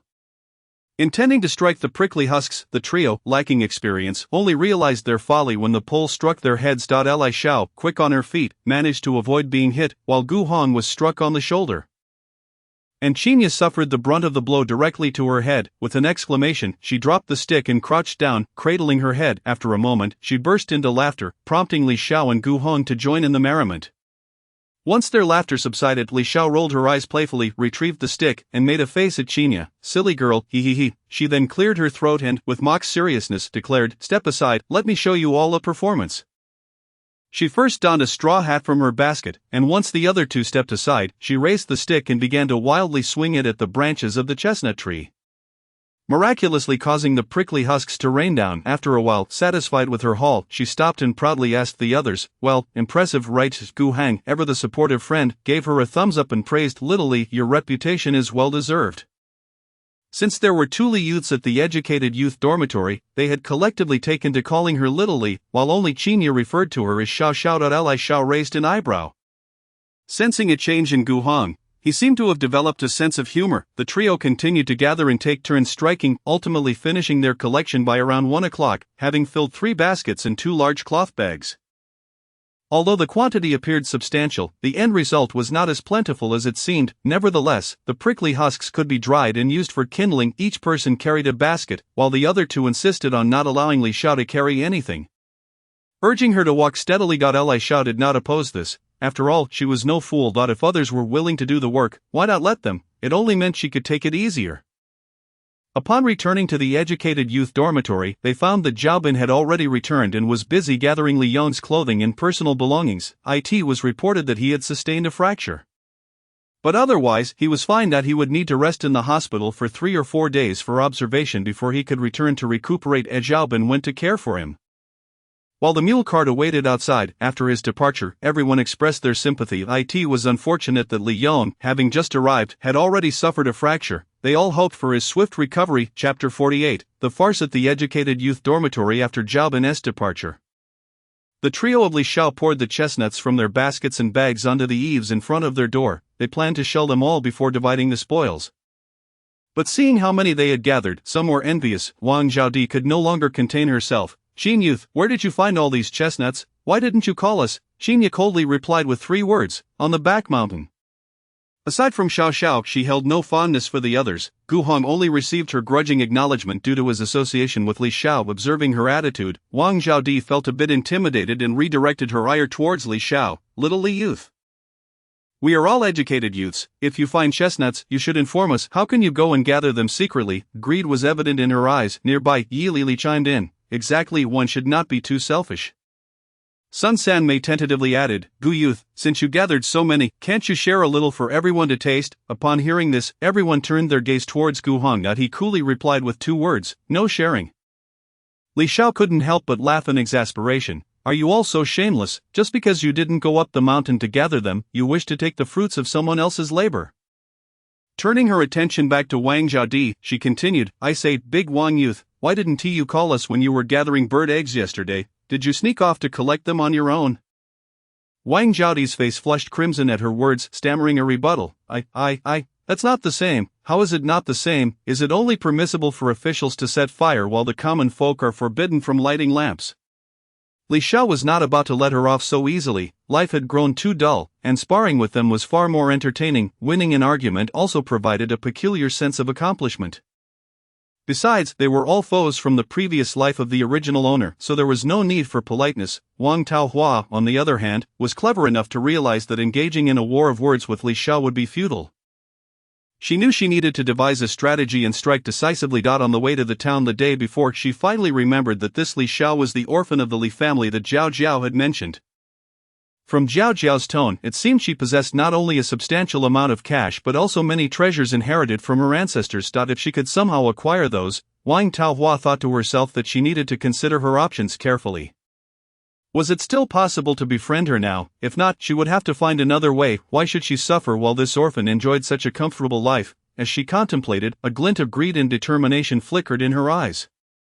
After a 2-day silence, Su Jingyi resurfaced, her complexion somewhat pale and her demeanor sharp. She addressed Li Xiao in a feeble voice. Little Li youth, why do you always oppose everyone? Do you look down on us?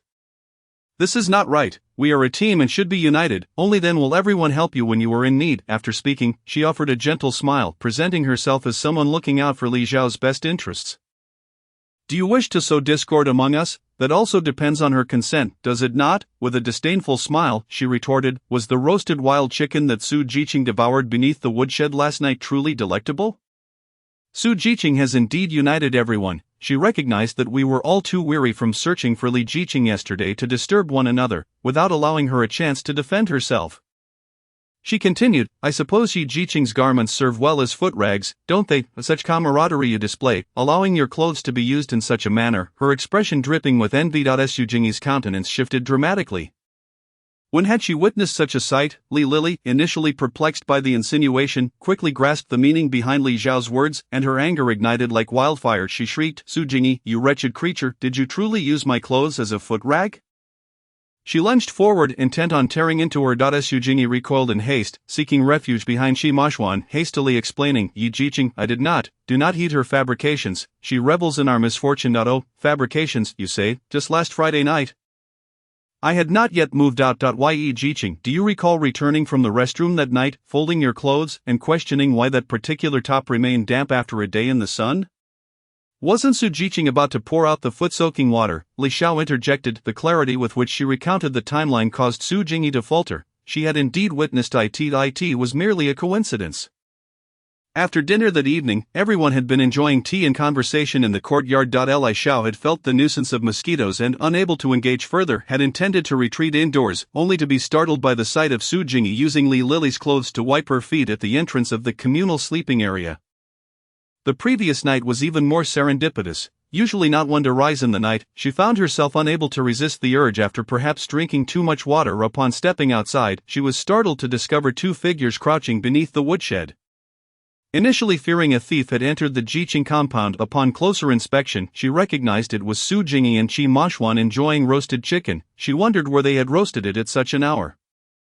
The aroma had been tantalizing, making her stomach growl. After attending to her physiological needs, she had returned to devour 2 large meat buns to quell her hunger. She had no desire to share this incident. Yet her peers insisted on pursuing their demise. Li Lily recalled that the other garments had dried, save for that one. In a fit of fury, she charged toward Su Jingyi, seizing her hair and dragging her into the open space before delivering a slap, which Su Jingyi narrowly dodged by tilting her head. Seeing Li Lily lunging again, she trembled and pleaded, Brother Qi, save me. Though Qi Mashuan wished to intervene, he found himself constrained by the fact that he was a male. Just moments prior, Li Lily had warned him that any attempt to assist would result in accusations of impropriety. He could only urge from the sidelines, Li Jiqing, let us resolve this through dialogue. Do not resort to violence. He then turned to the other female Jiqings. You all must come quickly and lend your aid. Wang Taohua, observing the unfolding drama, clearly desired no part of it, while Li Xiao and Qinya were unlikely to intervene. Ma Dongmei, surprisingly positioned beside Li Xiao, exhibited a similar reluctance. Lu Mei and Sun Sanmei attempted to separate the combatants, yet their efforts seemed somewhat ineffectual. It was only after Su Jingyi had endured 2 slaps that they finally managed to pull them apart. The underlying motives behind this altercation were intriguing. Perhaps it stemmed from resentment regarding her indulgence the previous night, though the true reasons remained elusive. As the pair dragged away the irate Li Lily, Su Jingyi knelt on the ground, weeping pitifully. She presented a woeful visage that elicited sympathy from several male jiqings, so Zhou Ping repeatedly considered reaching out to lift her, but Qi Moxuan's icy demeanor intimidated him. Crouching down, Qi Moxuan produced a handkerchief to gently dab at Su Jingyi's tears, his heart aching at the sight of her swollen left cheek. The chill in his gaze intensified as he lifted his head. Reproaching Yi Jiqing, was it truly necessary to resort to such brutality over this trivial matter? Before the fiery Li Lily could retort, he turned his cold stare toward Li Xiao. Li Xiao, does your conscience not weigh heavy knowing that it was your words that led to Su Jingyi's severe beating? Li Xiao, known for her fiery temper, snapped back, Qi Jiqing, are you blind or deaf? Did you not see that it was Su Jingyi who instigated discord between me and the other jiqings? She deserved the punishment. Have I wronged her? Did her words not possess the potential to harm me? What nonsense! In a moment of incredulity, she continued. On the train, she prattled on, claiming he might be the male lead. Clearly, I must have been struck senseless. At this juncture, Li Lily aligned herself with Li Xiao, furiously asserting, indeed, so it seems that Su Jingyi using another's clothing to wipe her feet is a minor transgression, yet my striking her is a grave offense? Qi Jiqing, do you not grasp the concept of equality? Is Su Jingyi some pampered daughter of a wealthy landlord, deserving of honor for using another's clothing as a foot rag? Such utterances rendered Qi Moxuan speechless. While Su Jingyi's complexion drained of color, should those with malicious intent overhear, she would undoubtedly face dire consequences. Coupled with her family's recent circumstances, the mere thought sent shivers down her spine, leaving her mute. In an instant, the two women had rendered him at a loss for words, and Qi Moxuan found his composure faltering. He opted for silence, guiding Su Jingyi to a nearby seat, applying a damp cloth to her face. Just as he believed the farce might conclude, the timid Sun Sanmei unexpectedly resurfaced. Chapter 49, Sun Sanmei. The chaos in the Jiqing compound. Sun Sanmei had recently been consumed by anxiety over a letter from home. Just days prior, the postman had delivered correspondence revealing that her elder brother had found a suitor, yet the girl had high demands, seeking a dowry of 3 rounds and 1 chime. The girl's family was prepared with the necessary documentation. But the financial burden fell upon the Sun family. With their limited resources, the family turned to Sun Sanmei for assistance, demanding that she procure 200 yuan or else return home to marry. Upon receiving the letter, Sun Sanmei was in a state of distress. With only a meager sum of 10 yuan to her name, how could she possibly gather 200 to return home for marriage? What respectable family would accept her as a bride? After much contemplation, she recalled how Li Xiao, though seemingly modest, indulged in fine foods, partaking of eggs regularly. Just the previous evening, she had overheard Wang Taohua mention that Li Xiao was now the sole member remaining in her household. With all financial resources resting solely upon her shoulders, thus, on the following morning, she mustered the courage to approach Li Xiao, requesting a loan of 100 yuan, only to be met with an immediate refusal. Why be so stingy when repayment was assured? With such a golden opportunity before her, Sun Sanmei could not afford to let it slip away. With a feigned air of righteousness, she spoke up. Little Li Jiqing, it was due to you that Su Jiqing was beaten. Do you not owe her some medical expenses? After casting a glance at Su Jingyi, her eyes conveyed a sense of solidarity. As if to say, I am helping you, all for your sake. A chorus of support emerged from the sidelines as Zhou Ping narrowed his eyes, his tone laced with menace. Little Li Jiqing, you should indeed compensate Su Jiqing. Otherwise, we shall not remain idle. At this Gu Hong and Qinya prepared to charge forward, but Li Xiao intervened. What do you intend to do? Perhaps we should converse first. Li Xiao remained unfazed, her hands clasped behind her back.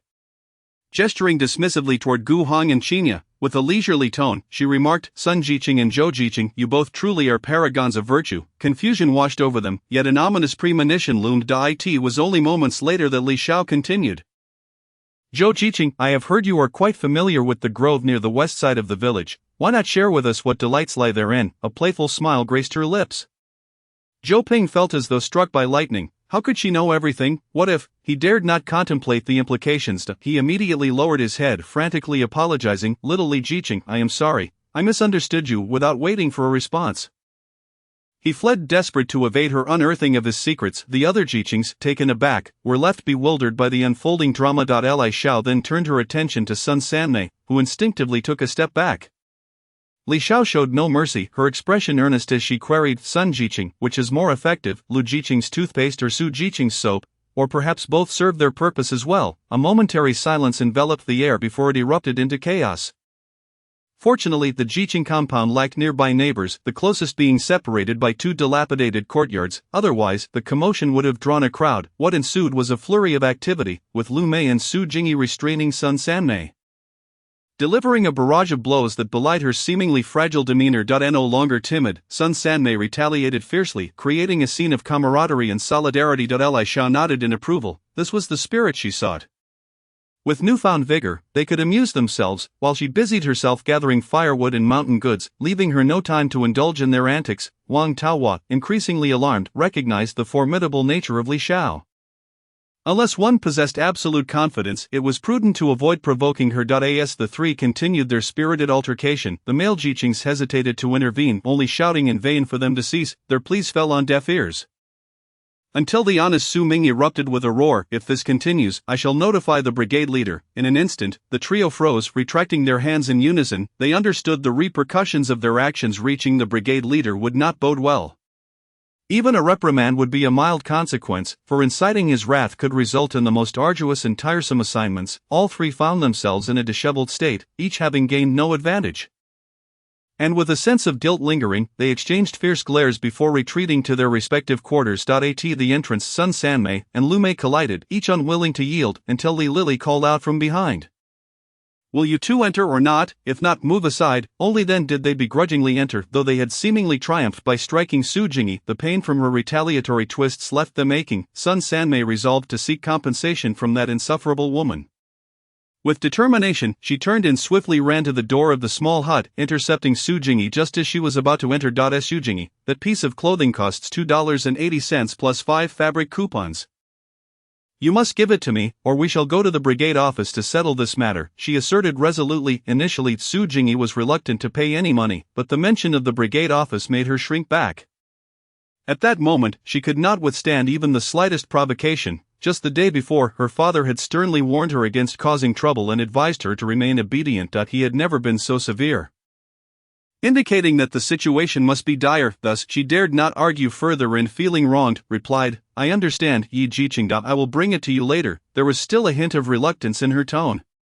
Satisfied by this response, Yi Lili turned to leave, casting a disdainful glance at Su Jingyi as she departed. Su Jingyi fought back tears, appearing pitiful and oppressed, as she looked at Qi Moxuan and said, "Brother Qi, I didn't mean to." Her words trailed off into sobs. Qi Moxuan, feeling a pang of sympathy, quickly comforted her in a gentle voice. "I know, I understand completely, please don't cry, hurry back and tidy up." Thus, a farcical episode came to an end, and the other youths dispersed quietly. Li Xiao and her companions each settled on small stools beneath the eaves, peeling chestnut burrs, with Ma Dongmei joining to lend a hand.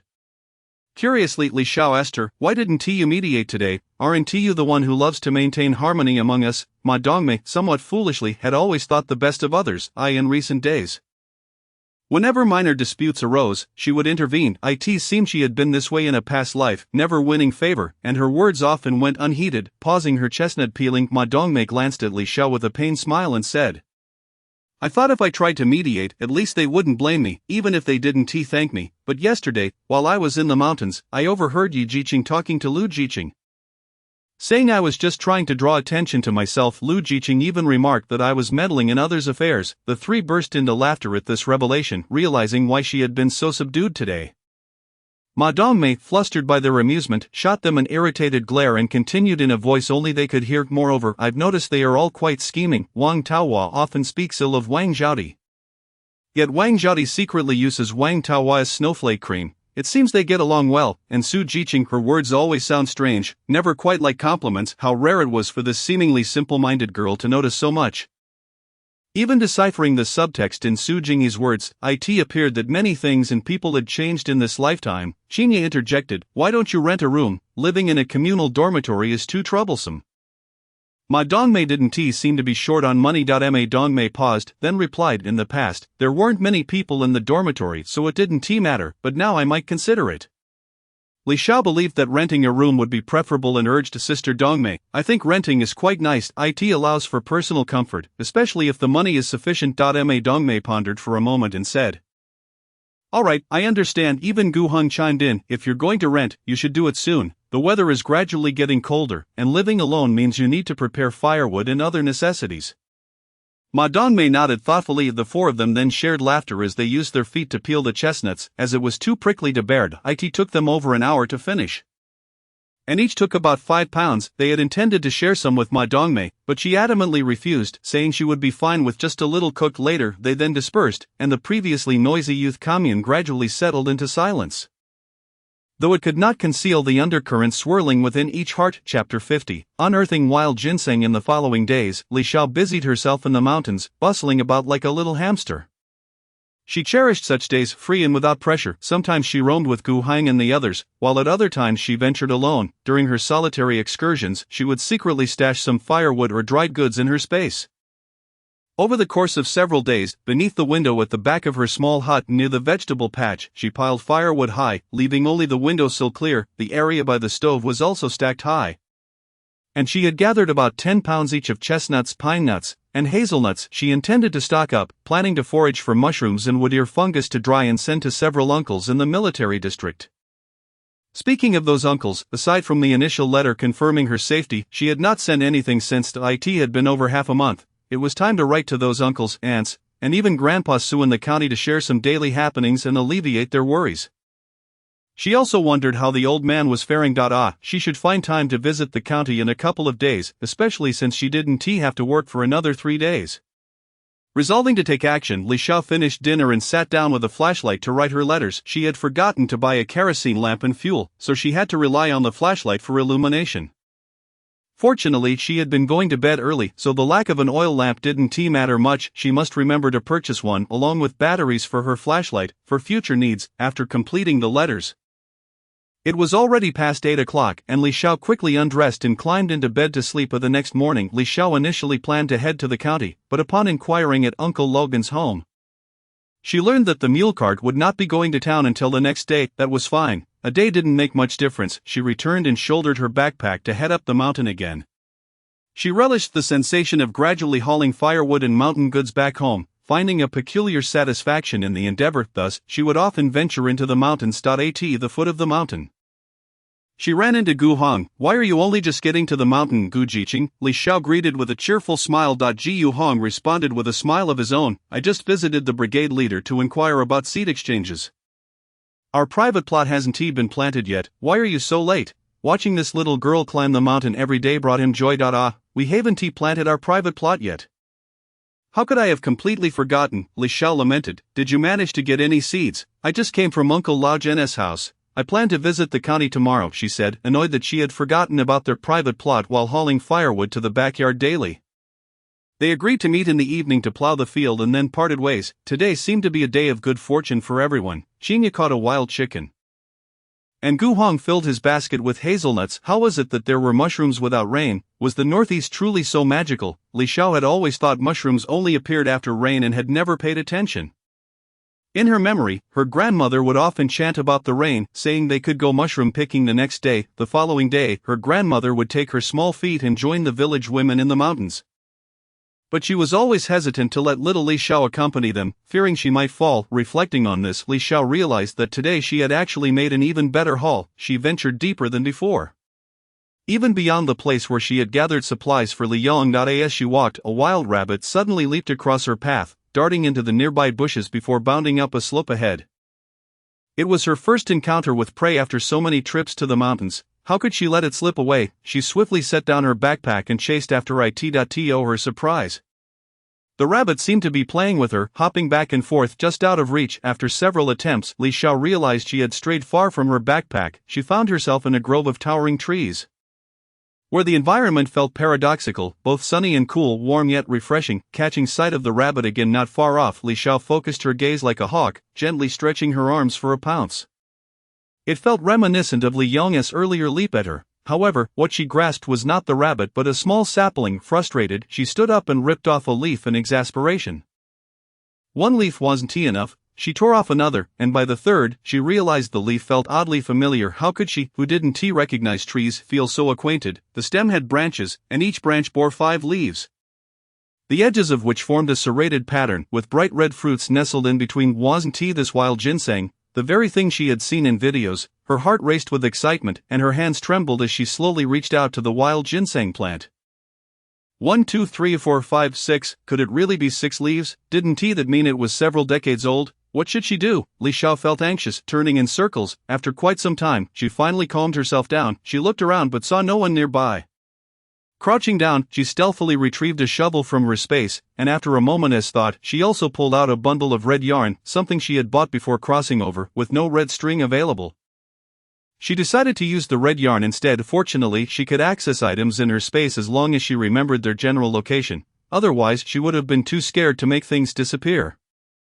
Following the method shown in the videos, she tied the red yarn around the wild ginseng, having heard that this would prevent it from escaping. However, some video bloggers claimed it merely served a stabilizing purpose. She didn't quite understand, but she followed the instructions nonetheless. Using the shovel, she carefully began to dig around the root edge, proceeding with utmost caution. After a painstaking hour and 10 minutes, she finally unearthed the ginseng.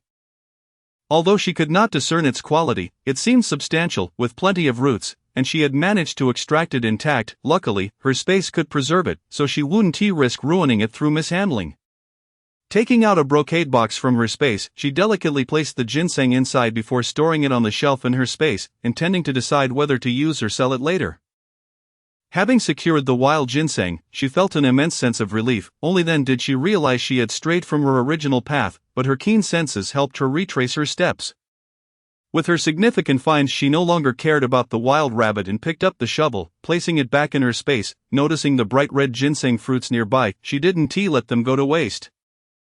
She had heard that these were also quite nutritious, helping to boost energy and delay aging. She picked them all, filled a small bowl, and before placing them in her space, couldn't resist tasting a couple.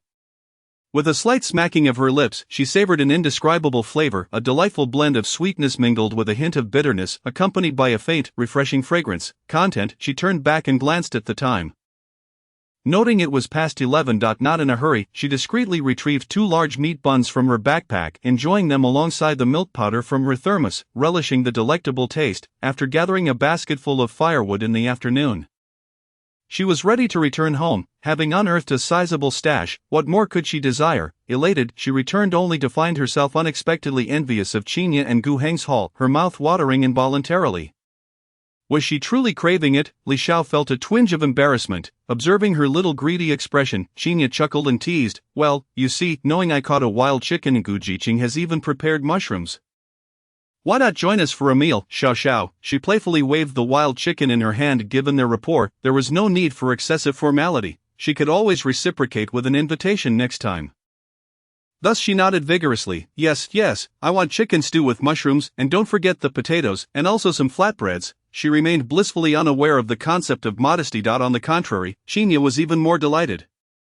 She cherished the closeness with the little girl. Of course, I'll make sure to prepare everything for you, she responded cheerfully, her smile radiant. Ji Yuhan quietly retreated to the house to fetch some potatoes, hazelnuts, and flour. Qinya, observing this, felt somewhat disgruntled. Was he trying to steal her thunder? The 3 of them feasted heartily, discussing plans to visit the county together the following day before tidying up the dishes and returning to their respective rooms.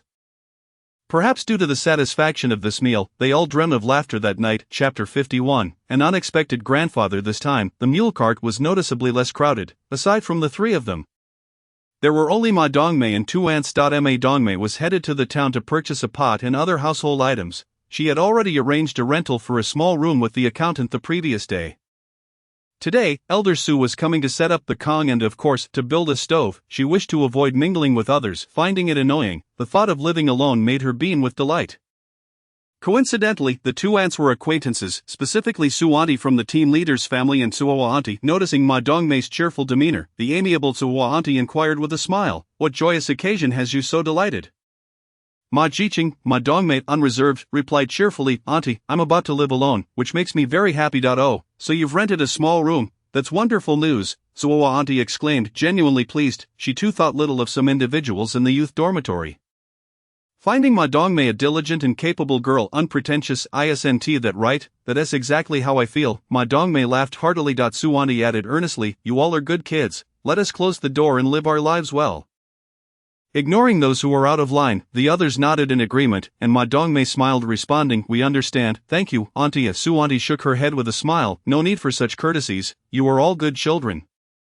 She then turned to Li Xiao, who was beaming, and asked, "Xiao, are there enough greens to eat lately? if not, come to my house to pick some. Absolutely, auntie, I wouldn't be shy about it, she replied, though she wouldn't take without giving something in return. Reciprocity was a principle instilled in her by her grandmother. One should never develop the habit of taking advantage of others, lest one face greater losses in the future. Su auntie appreciated her straightforwardness. Finding it endearing, hearing her response, she felt a surge of joy. It's auntie chimed in, this girl has a good disposition, the elder driving the cart. Uncle Laojian scoffed, she is just thick-skinned. Li Shao retorted, uncle, what are you saying?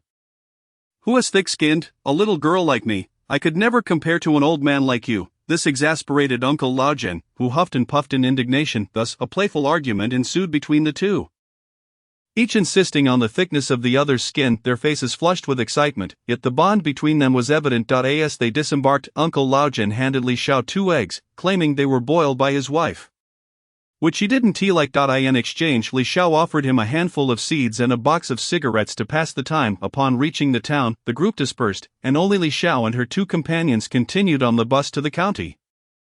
As usual, the ride was bumpy, lasting over an hour until they finally arrived at the county at 9:10. Informing her friends that she intended to visit an old friend, Gu Heng, and Qinya naturally parted ways with her. They agreed to meet at noon in front of the state-run restaurant and then scattered. After walking a short distance, Li Shao entered a women's restroom to change her appearance before heading directly to the dilapidated courtyard where Grandpa Su resided. Upon reaching the courtyard wall, she heard a cough from inside. Furrowing her brow, she leaned against the half-crumbled wall, then leaped over it with vigor. Upon entering, she startled Grandpa Su, who was hanging clothes in the yard. He patted his chest, coughed a few times, and then chided, you little rascal, couldn't you knock? As she strolled over, she nonchalantly replied, is knocking really necessary? She took a moment to assess the old man's health. Noting he seemed better than last time, though still somewhat pale, suddenly she slapped her forehead, walking toward the door with an air of annoyance. Grandpa Su, this is all your fault. I nearly forgot the basket at the door because of your distraction. She had placed it there just before entering, otherwise how could she bring him gifts? Grandpa Su, more anxious than her, hurried over to open the dilapidated gate. Spotting the basket, he attempted to lift it but found it too heavy. Li Shao couldn't help but chuckle as she witnessed the old man's struggle. No need to strain yourself. Let me handle it. Effortlessly she lifted it and carried it back to the yard while Grandpa Su closed the door behind her. Inside the temporary dwelling, Li Shao began pulling items from the basket. Today's load was substantial, as she had deliberately chosen the largest one. This basket was likely woven by her father, showing less finesse but solidly constructed. As she retrieved the contents, she chattered on, there are 5 pounds of millet, 5 pounds of rice, and 5 pounds of flour, oh, and 4 or 5 pounds of coarse flour for your cover. Don't hesitate to eat. I'll bring more next time. Also, I've included 2 pounds of brown sugar to replenish your energy. Continuing to rummage, she produced a set of thin cotton clothes and pants that her father had worn. Slightly oversized, but after a little alteration, they should fit him well, not too thick, they would be just right for the cooler days ahead. She turned to Grandpa Su and said, these are clothes my dad wore before he sacrificed himself. Please don't mind, they're clean. The next time I come, I'll bring you a winter coat. Sitting on the bench and listening to her chatter, Grandpa Su felt both warmth and guilt. He had become a burden to this child. Momentarily stunned by her mention of her father's sacrifice, he took a while to process it. His eyes reddened, and he felt even more pity for her, asking in astonishment, child, when did your father sacrifice himself? Why are you still going to the countryside? Li Shao did not hide the truth from him. Squatting beside him, she spoke plainly. Grandpa Su, my dad sacrificed himself 2 months ago. I volunteered to go to the countryside. I am the only one left in my family, and living in the city feels unsafe with so many people worrying about me. To avoid complications, I thought it best to stay in the countryside for a few years until the situation stabilizes before returning. Grandpa Su felt another wave of sorrow wash over him. The poor child, his loving gaze held a hint of guilt as he said, child, you're already facing enough hardship alone, it's me who is dragging you down. Li Shao paused, then cheerfully responded, Grandpa Su, what are you saying? Don't worry about me. Besides your golden beans, the government provides me with monthly subsidies, and I'll let you in on a little secret, my dad left me a considerable sum of money. You needn't worry about me, I'm well taken care of. She playfully winked at him. Grandpa Su couldn't help but chuckle at her antics, tapping his forehead lightly. You little rascal, well, I'll have to rely on you from now on.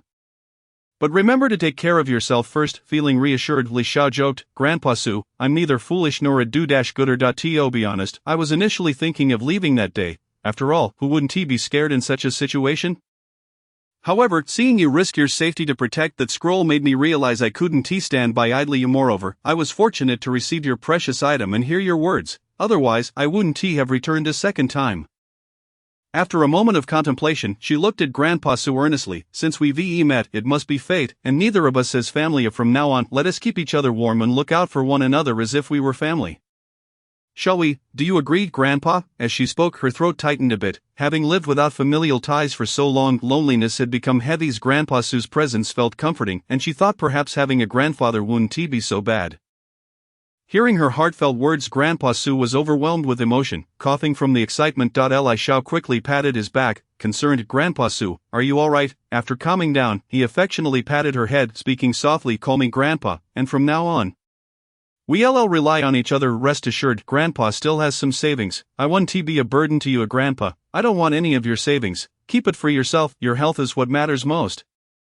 Li Xiao replied smoothly. She had plenty of treasures in her space. What she truly sought was a familial bond in this unfamiliar world. The two conversed for quite a while, and as time slipped away, Li Xiao reluctantly prepared to leave. Before departing, she left behind some cash, cough medicine, and 10 health pills inherited from her maternal grandfather, explaining the usage and dosage, reminding him to take good care of his health before finally stepping out of the courtyard. In the yard, old Sue was overcome with emotion, tears streaming down his face. He pondered how, after a lifetime of solitude, he had been blessed with such a delightful granddaughter. It must surely be a manifestation of his ancestors' benevolence. Today, he had not prepared, but when Xiao Xiao visited again, he would ensure to make up for the traditional gift. Chapter 52. A windfall. Chapter 52. Suddenly gaining a grandfather, Li Xiao felt quite elated. Her lips curving into a smile as she exited the dilapidated courtyard. After just a couple of turns, she recalled that this was the entrance to the black market she had intended to visit previously but had not managed to do so.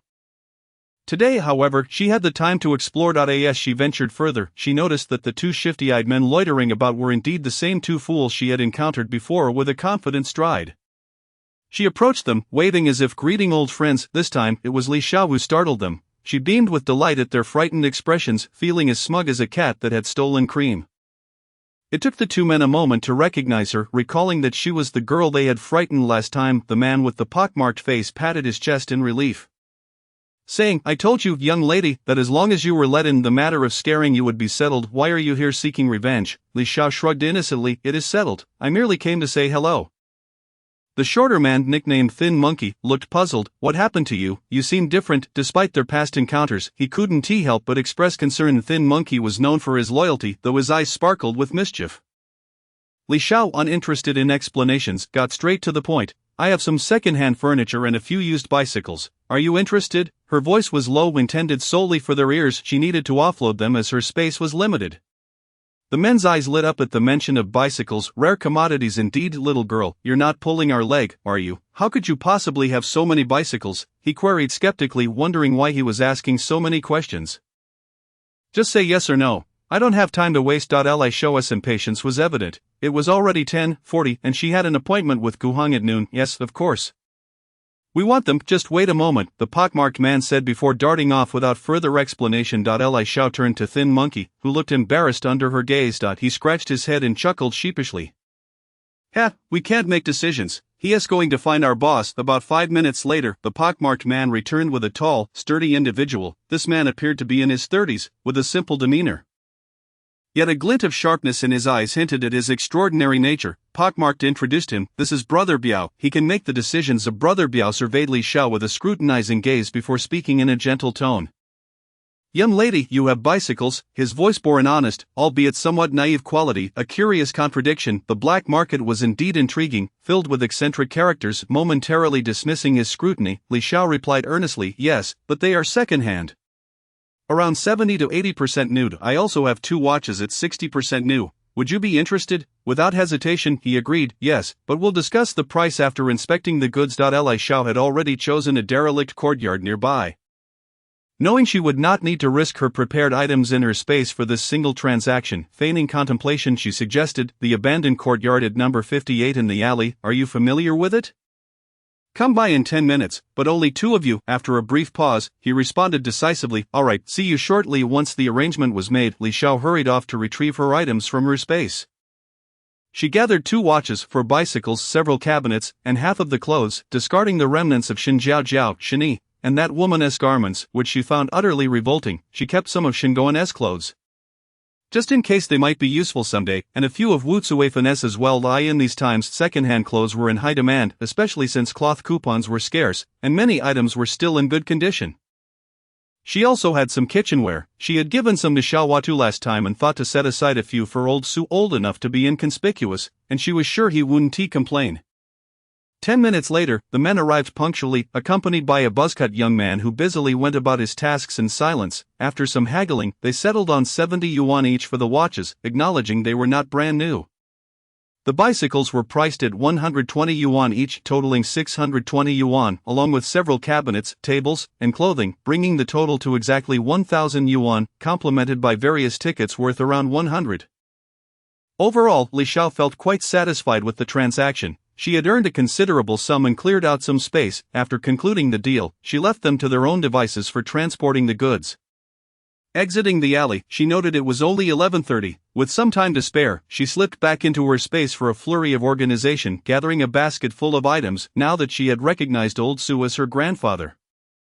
Her treatment would naturally differ. She seized the opportunity to send over some useful items, as she was uncertain when she would next visit. While sorting through her recently acquired goods, she realized she had quite a bit to offer.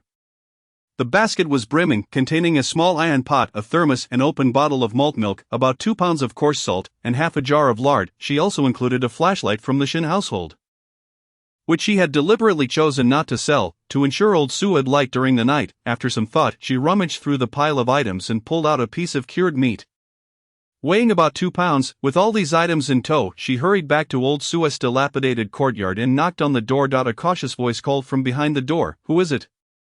"Grandfather, it's me," Li Xiao replied. As soon as her words fell, the gate swung open. Old Su anxiously inquired, "Xiao, why are you back again? Is everything all right?" He scrutinized her with worried eyes. "Don't worry, grandfather, I'm fine. I just managed to acquire some things from a friend and brought them for you," Li Xiao quickly reassured him. Only then did old Su relax, but he promptly protested, "You silly girl, keep these things for yourself.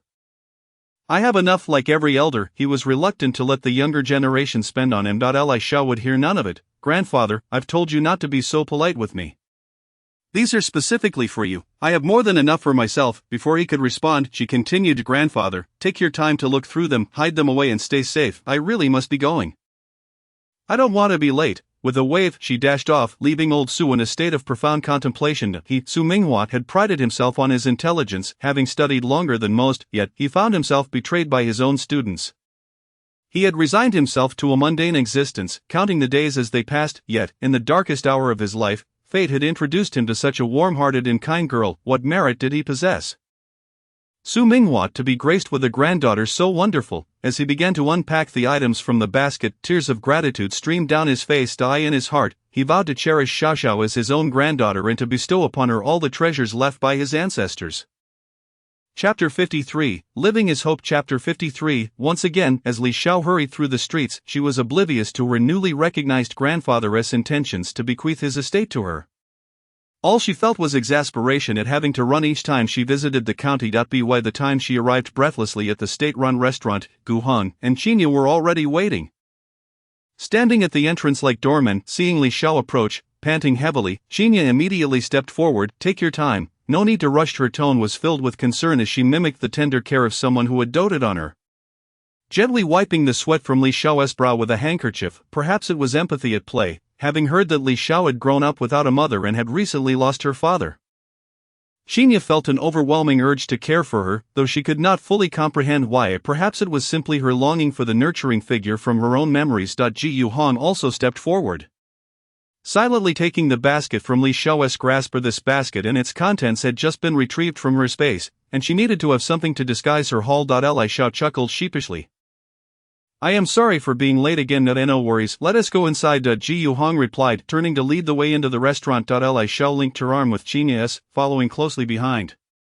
Today was Qinya's treat, and the other two had no chance of competing with her generosity. She promptly ordered 3 dishes, a soup, and 3 plates of dumplings, much to the server's chagrin, who could only roll his eyes at the spectacle. The 3 of them dined contentedly, and afterward, the 2 accompanied Li Xiao to the county government office to collect this month's compensation.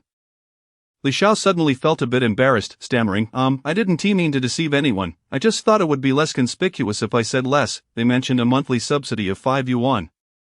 But it's actually 10. Qinya quickly reassured her, you did the right thing, no need to explain now we understand. She patted Li Xiao's hand gently, encouraging her to relax. Ji Yuhong nodded in agreement.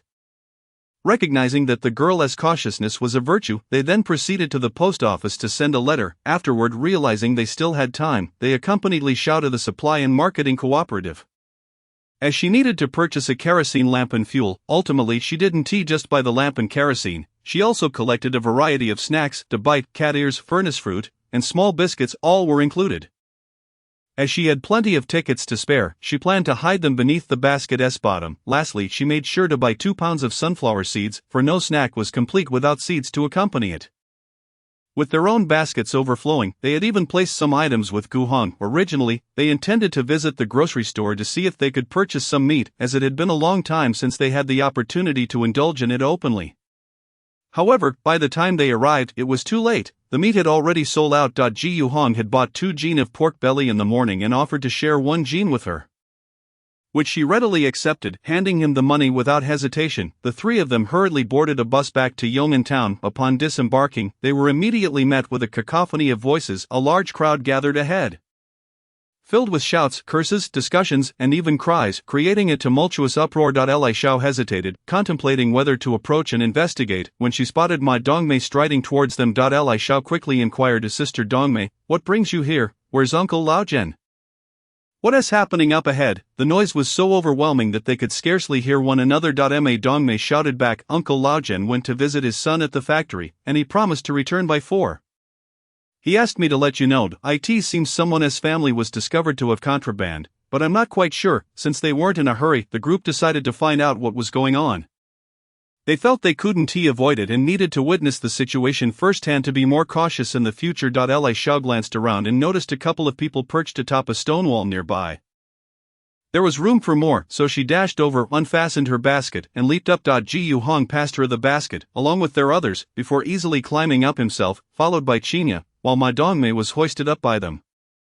The stone wall was relatively flat, though Ma Dongmei wobbled slightly, prompting Qinya to steady her. Looking out, they beheld a throng of people bustling to and fro, transporting items. At the entrance, several individuals were curled up, enduring blows. A group of young men and women was mercilessly kicking and punching them, while a girl, presumably a student, stood in front, loudly reading from a piece of paper, presumably announcing their alleged crimes. Among those being beaten was a little girl, around 7 or 8 years old, her forehead smeared with blood. Trembling and sobbing uncontrollably, her mother desperately clutched her to her chest, disregarding her own disheveled appearance. Tears streamed down her face as she shouted, seemingly pleading with the assailants not to harm her daughter but to strike her instead. Yet, the attackers appeared frenzied, paying no heed to her cries as they continued their indiscriminate violence. Li Xiao felt her body stiffen, her fists clenched tightly. She realized she was powerless to intervene and too afraid to act. She felt insignificantly small, capable only of caring for herself and occasionally for those close to her. She lacked the strength or greatness to save anyone, nor did she have the ability to oppose them, while she could offer some help in private when encountering difficulties, in the face of such overwhelming calamity. All she could do was sigh and resolve to witness and hear less of such events in the future. She feared she might not be able to bear it. Perhaps this was the journey and tragedy of her era? Only through personal experience could one grasp its indifference and brutality. If she could not change it, it was best to distance herself. She, a mere speck of dust in the vast universe, should quietly live her own modest life.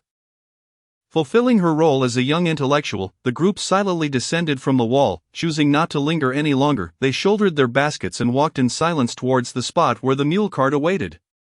Not a word spoken among them. After a while, Uncle Laojian arrived, and the 2 aunts were already seated in the cart, likely having come from the same place. They boarded the vehicle without uttering a single word. Their spirits low and dejected. As Uncle Laojian drove for a while, he frequently glanced back at them, until he could no longer contain himself and jested, "What's wrong? You all look like wilted eggplants. Did a dog steal your meat buns?" He probably had an inkling of what had transpired, recognizing that they were merely children who had been frightened. Li Xiao shot him a glare. "Uncle, can you speak properly?" Weary feeling down, she understood he was only teasing them, yet she couldn't help but respond. It felt as though bantering with Uncle Laojian could alleviate her frustrations. He shook his head with a smile. His tone tinged with a sigh. You kids are still too young, too inexperienced. What is this compared to the trials one must face in life? Uncle, how did the world become like this? Li Xiao couldn't help but ask. Uncle Lao Jin and the two aunts exchanged nervous glances, ensuring no one else was around before he admonished her lightly. Why do you say whatever comes to mind? Has your courage grown too bold? Su Auntie and Suihua Auntie nodded in agreement, cautioning her to be careful. Li Xiao stuck out her tongue, assuring them, okay, I understand, I was just making sure there were no outsiders around. The others were at a loss with her. And the three of them exchanged helpless glances, making her feel a bit embarrassed. After a moment, Uncle Lao Zhen sighed again and spoke patiently. Child, chaos has existed in every era. Our flower-growing nation has been doing remarkably well. It is just facing a bit of illness, with some pests emerging. We must have faith in it. Its resilience is beyond imagination. Once it recovers, it will soar once more. His eyes sparkled with hope. To preempt their confusion, he continued, almost to himself, many things require a long-term perspective. Those who are low today may not remain so forever. Conversely, those who commit evil today will inevitably face retribution. Just wait and see. We needn't overthink it. Let us focus on living our lives. The heavens are watching over us. He gestured skyward with a finger that held the reins, signifying that even the heavens are aware. Su Auntie gently added, you youngsters are still so naive. Don't overthink matters beyond your control, just concentrate on living your lives. Suihua Auntie nodded in agreement. The group felt a sense of relief from this reassurance. Their expressions softening. After a brief silence, Ma Dongmei suddenly interjected, but where will that family go? How will they survive, especially that little girl? She is so young. Uncle Lao Zhen, seemingly unconcerned, replied nonchalantly, where will they go? They'll find their way to the countryside or a farm. There are plenty of tasks to do, farming, hauling dung, or laboring. As long as they wish to live, they will survive, and as long as they live, there is hope. His tone was resolute. Indeed, her newly recognized grandfather had transitioned from an intellectual to a street sweeper. Such was the state of the world, yet no matter how arduous, it would eventually pass. To live was to have hope. What a beautiful sentiment. May everyone strive to live well and embrace the dawn of a new day, the rainbow after the rain. Today marks the final day of the verification period. Thank you all for your support. I will continue to work hard. Chapter 54, Li Yong's discharge from the hospital upon returning to the village. No one mentioned the events in town. Everything resumed as usual. Li Xiao continued to stuff items into Uncle Logan's arms, and just as he was about to speak, she preemptively interjected, this is for the aunts. Last time she mentioned her hands and feet were cold at night, fearing anemia, so I thought I'd help her replenish her energy. She added, Uncle, you need to take better care of my aunt. Otherwise, she might lose interest in you, and then you'll regret it. Inside the basket were half a jean of brown sugar and half a jean of red dates. Her aunt had been exceptionally kind to her, always sharing any delicious food she had. Just a few days ago, she had even boiled 2 eggs for her. Uncle Lao Zhen paused momentarily, feigning anger as he said, what nonsense are you spouting? I'm not refusing. You always think of your aunt but never consider your uncle. Off I go. With a flick of the whip, the mule cart trotted away. Li Xiao chuckled, realizing the old man was just feeling shy. Wasn't he? From a distance, as her laughter echoed, Uncle Lao Zhen urged the mule cart to move faster, exclaiming, that little girl. Once they reached the designated spot for the mule cart in the commune, they headed home. Upon arrival, she found her wife in the courtyard gathering laundry. She promptly handed her the items, grumbling, why didn't you tell me you had something to discuss? I just teased that girl because of you. Lao Zhen's wife Zhou Dalin looked perplexed, unable to grasp the situation. She seemed more flustered than genuinely angry, almost embarrassed, glancing at her husband and then at the items in her hands. She opened the basket and quickly understood. What a considerate girl. Her heart warmed with gratitude, yet she lamented, what a wonderful child she is. It's a pity our son is already married, otherwise she would make a perfect daughter-in-law. Uncle Lao Zhen dismissed her. Oh, stop it, our wooden-headed son isn't worthy of her. Besides, our daughter-in-law is quite good. Zhou Dalin wholeheartedly agreed. That is true, our son really doesn't measure up. Wei Hong is indeed good and filial. The couple reached a consensus far away. Su Taizhu was working in the furniture factory. He was expressing his heartfelt gratitude to everyone, saying, thank you all, you've worked hard. Following him was Zhao Bin, who was carrying some items. As he lifted his head, Li Yong's gaze met Li Shaoqing's sparkling eyes. The smile on his face gradually froze, transforming into an ominous and terrifying expression. However, it quickly returned to normal as he continued to thank those assisting him. No one, except for the ever-watchful Li Xiao, noticed the change. Just as the crowd was about to carry him into the dormitory, the team leader and the village secretary arrived. The team leader maintained his usual brevity. While the village secretary, acting as the spokesperson, inquired, "Dilly, how is your foot? What did the clinic say?" Li Yong, with a face full of gratitude, replied, "Thank you, team leader and secretary. The doctor said there is no major issue. I just cannot get up and participate in labor for the time being. I might need to rest for a month or two." Upon finishing his sentence, his expression shifted from gratitude to guilt. The secretary waved his hand, saying, "Dilly, do not worry, the work in the fields will conclude in about 20 days. After that, it will just be gathering firewood to prepare for winter. The village can lend you some food supplies this year. You can repay it when work resumes next year." "Understood, thank you, secretary. I will work diligently next year to repay it as soon as possible." He was aware that this was the village's way of taking care of him, and he dared not ask for more. The team leader asked one last question. "Dilly, do you remember what happened that day? How did you fall into the trap?" As the team leader, he felt compelled to inquire. Li Yong paused for a moment, as if recalling the event. He was merely contemplating how to respond. Outside the crowd, Li Xiao felt a tinge of anxiety. She feared that Li Yong might recklessly reveal the truth. Despite her meticulous preparations, the tension remained. Fortunately, Li Yong had no intention of exposing anything, or perhaps he was too hesitant to disclose it due to his failed purpose. He gently shook his head, saying, "Team leader, that day I saw a wild rabbit and got too excited, so I accidentally fell in." And the team leader nodded, relieved that there was nothing chaotic involved, and stated, "All right, I understand, just be cautious when entering the mountains from now on. If you encounter any difficulties, feel free to reach out to us. Please take care of yourself." He then turned to the other male youth, instructing, "Make sure to look after him. Lend a helping hand whenever possible." The crowd nodded in agreement. Subsequently, the team leader and the secretary departed, and the onlookers began to disperse. A few male youths continued to carry Li Yong into the house. As they lifted the chair, Li Yong cast another glance at Li Xiao, a look as cold and piercing as a venomous snake, yet Li Xiao showed no fear. She was ready to face him. If she could handle him once, she could do it again. Just yesterday, she had tested her strength, which was at least 700 or 800 pounds, without issue. She believed that as long as she did not act recklessly against the state or some unimaginable forces, dealing with these petty characters was well within her capabilities. Ji Yu Hong sensed the undercurrents between Li Xiao and Li Yong but wisely refrained from asking any questions. The three returned to the backyard to continue plowing.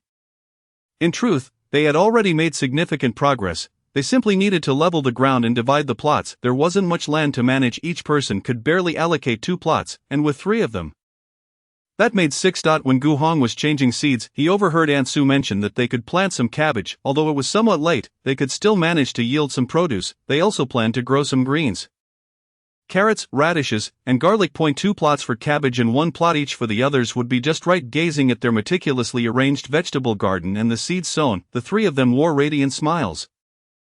Although Gu Hong had experience in farming from his previous life, the emotions he felt now were entirely different, incomparable to the genuine joy he experienced at this moment. After a while, the 3 exchanged smiles and then hoisted their host to head to the front yard.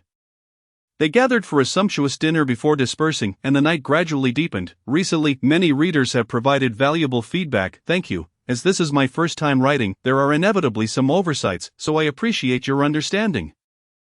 I want to clarify again that I have read many stories and personally prefer those that depict a simple, ordinary life, without dramatic twists. Moreover, the female protagonist, before her time travel, was merely a regular office worker.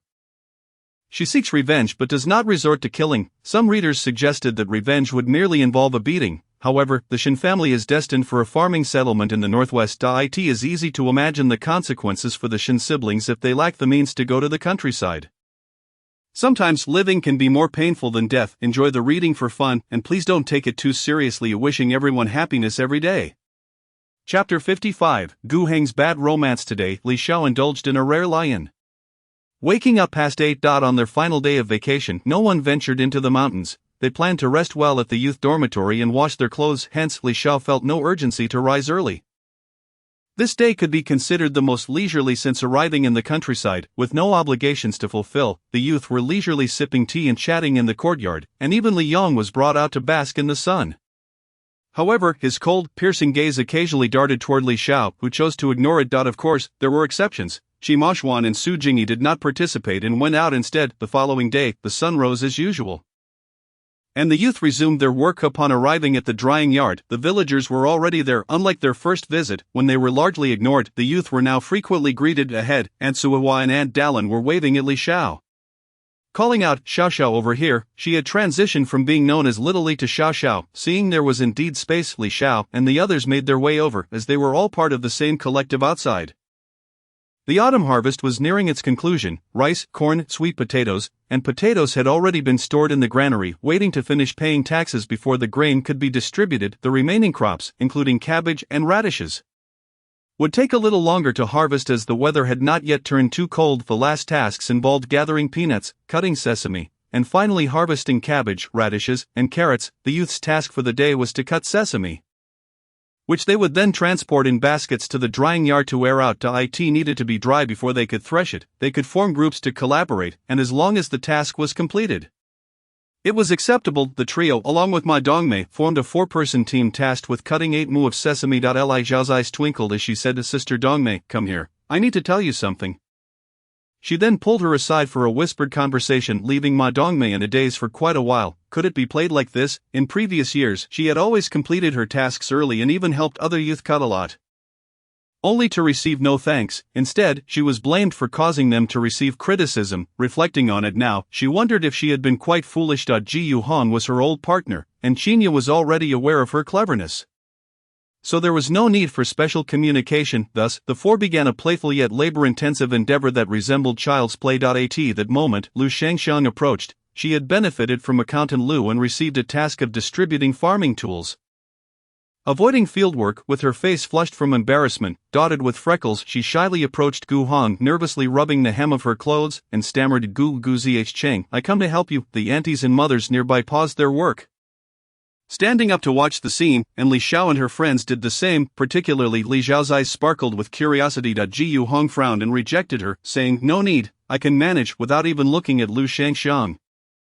He bent down to resume his work. Lu Shangxiang felt a pang of disappointment at being turned down, but, thinking of the person she admired, mustered her courage to speak again. "Gu Zheng, I am very capable. If you let me help, you can work more easily." As she spoke, she glanced at Li Xiao and her friends, implying that they were holding Gu Hong back. "Comrade, I have already said I don't need help.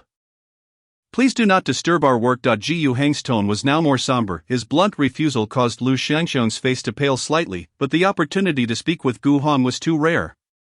Whenever they crossed paths, he would ignore her and simply walk away. Thus, she did not wish to give up. Ignoring the whispers around her, she raised her pale face, speaking urgently. "Gu Zheng, listen, my father is the village accountant. If you agree, you won't have to work so hard anymore. Could you?" "No," he interrupted before she could finish, his face darkening as he decisively said, "Comrade, I do not care who your father is. I do not like you. Nor am I interested in pursuing a relationship. Please do not pursue me, thank you." He then continued working, refusing to look at her. Such words were rather harsh for a rural girl today, but Gu Hong wanted to cut off any future entanglements with her. It was best to be decisive. He had no intention of dating anyone at the moment. He had even contemplated living alone for the rest of his life, seeking peace. It was even less likely he would take an interest in the girl before him, who stuttered when they spoke. Lu Shangxiang felt as if thunder had struck her. Gu Zheng had been so merciless. Her eyes reddened as she glanced at Gu Hong, who was bent over working, and then at the villagers and youth gossiping nearby. Before running away in tears, just before leaving, she exclaimed, You will regret this." Li Xiao exchanged knowing glances with Qinya and Ma Dongmei, stifling their laughter as they resumed their work. The nearby villagers dispersed, but it was only a matter of time before this incident spread throughout the village. Indeed, within 2 days, several versions of the story circulated in the village. The gossiping aunties and mothers unleashed their imaginations, fabricating numerous melodramatic scenarios, a talent that Li Xiao admired. There are whispers that Lu Shangxiang harbors feelings for Gu Hong, while Gu Hong, in turn, is enamored with Qinya, leading to a complicated love triangle.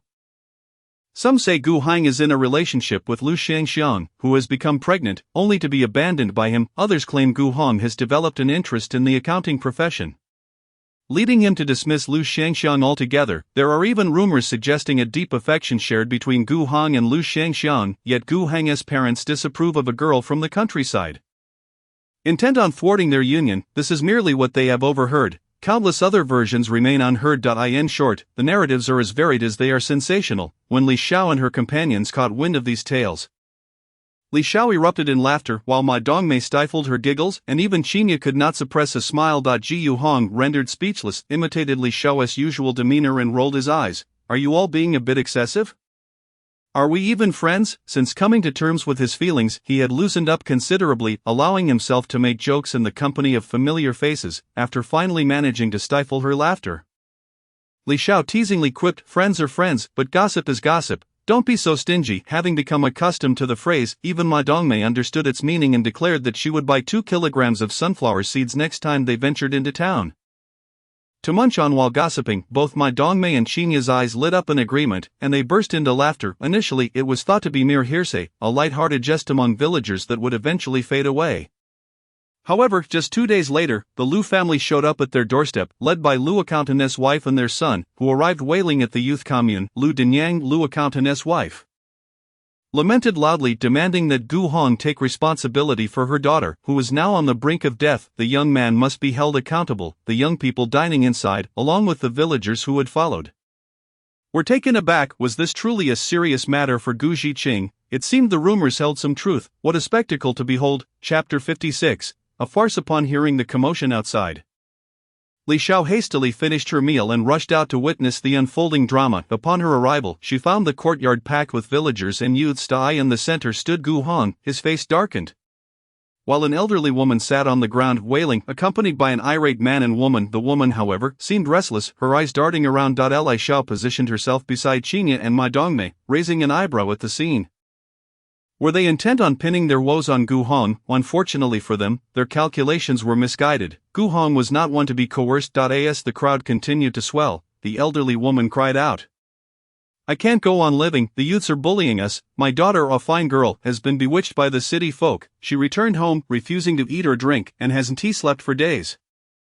My poor daughter, let everyone judge this." The onlookers murmured in agreement, some exclaiming, "I told you none of those youths are good," and others echoing, "What a disgrace, just look at how Gu Zhiqing carries himself.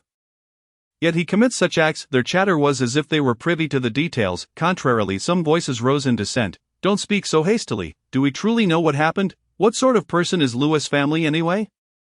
Who knows what has transpired?" An unkind-looking older woman interjected, "What are you saying? The Lu family has come to confront him. It must be true. None of these youths are decent folk." She cast a disdainful glance at the meek Sujingi, inwardly cursing vixen. All she knows is how to seduce men. Her son had recently confided in her that he fancied this vixen and wished to marry her. What could possibly be good about such a flashy creature?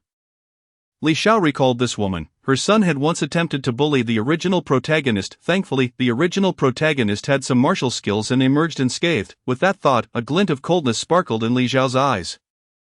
Returning her focus, Lu Accountant's son, Lu Defa, spoke with malice. "Gu Zhiqing has nothing to say. Do you intend to shirk responsibility? We from the Victory Brigade are not to be trifled with." Believing himself to be eloquent, Lu Defa was met with Gu Heng's disdainful silence. Ji Yu Hong then turned politely to the honest and simple Su Ming standing nearby, requesting, "Su Ming, could you please run and summon the brigade leader?" Without hesitation, Su Ming nodded, and Gu Heng added, "Also bring the secretary and Lu Accountant. It is crucial to have Lu Accountant present." Su Ming nodded once more and dashed off upon hearing that the brigade leader was being summoned. Lu's family shrank back a bit, but then thought better of it. Surely the brigade leader would not side with an outsider against the villagers, especially since he had worked alongside Lu for many years. The mother and son shared this sentiment, while their daughter-in-law, Chen Fong, cared little for the details as long as there was some advantage to be gained. Ji Yu Hong then addressed the gathering crowd, speaking calmly, "Ladies and gentlemen, many of you witnessed the events of that day, and I believe you have a good understanding of what transpired. Is there anyone willing to come forward and recount the events? If so, please do. When the brigade leader arrives, your testimony will be invaluable." Like Gu Hong would like to express my gratitude. He was in no hurry. If no one came forward, it mattered not. If he could not resolve this situation, then he had indeed wasted 2 lifetimes. From among the youths, Li Xiao and her companions stepped forward, along with Zhou Xue. To their surprise, Qi Mashuan and Yi Lili also joined them. Initially, the villagers remained motionless, while Lu's family appeared quite pleased. However, unexpectedly, Aunt Suhua and her husband were the first to step forward, followed by 3 or 4 others. Of course, there were some who had witnessed the events but chose to remain silent.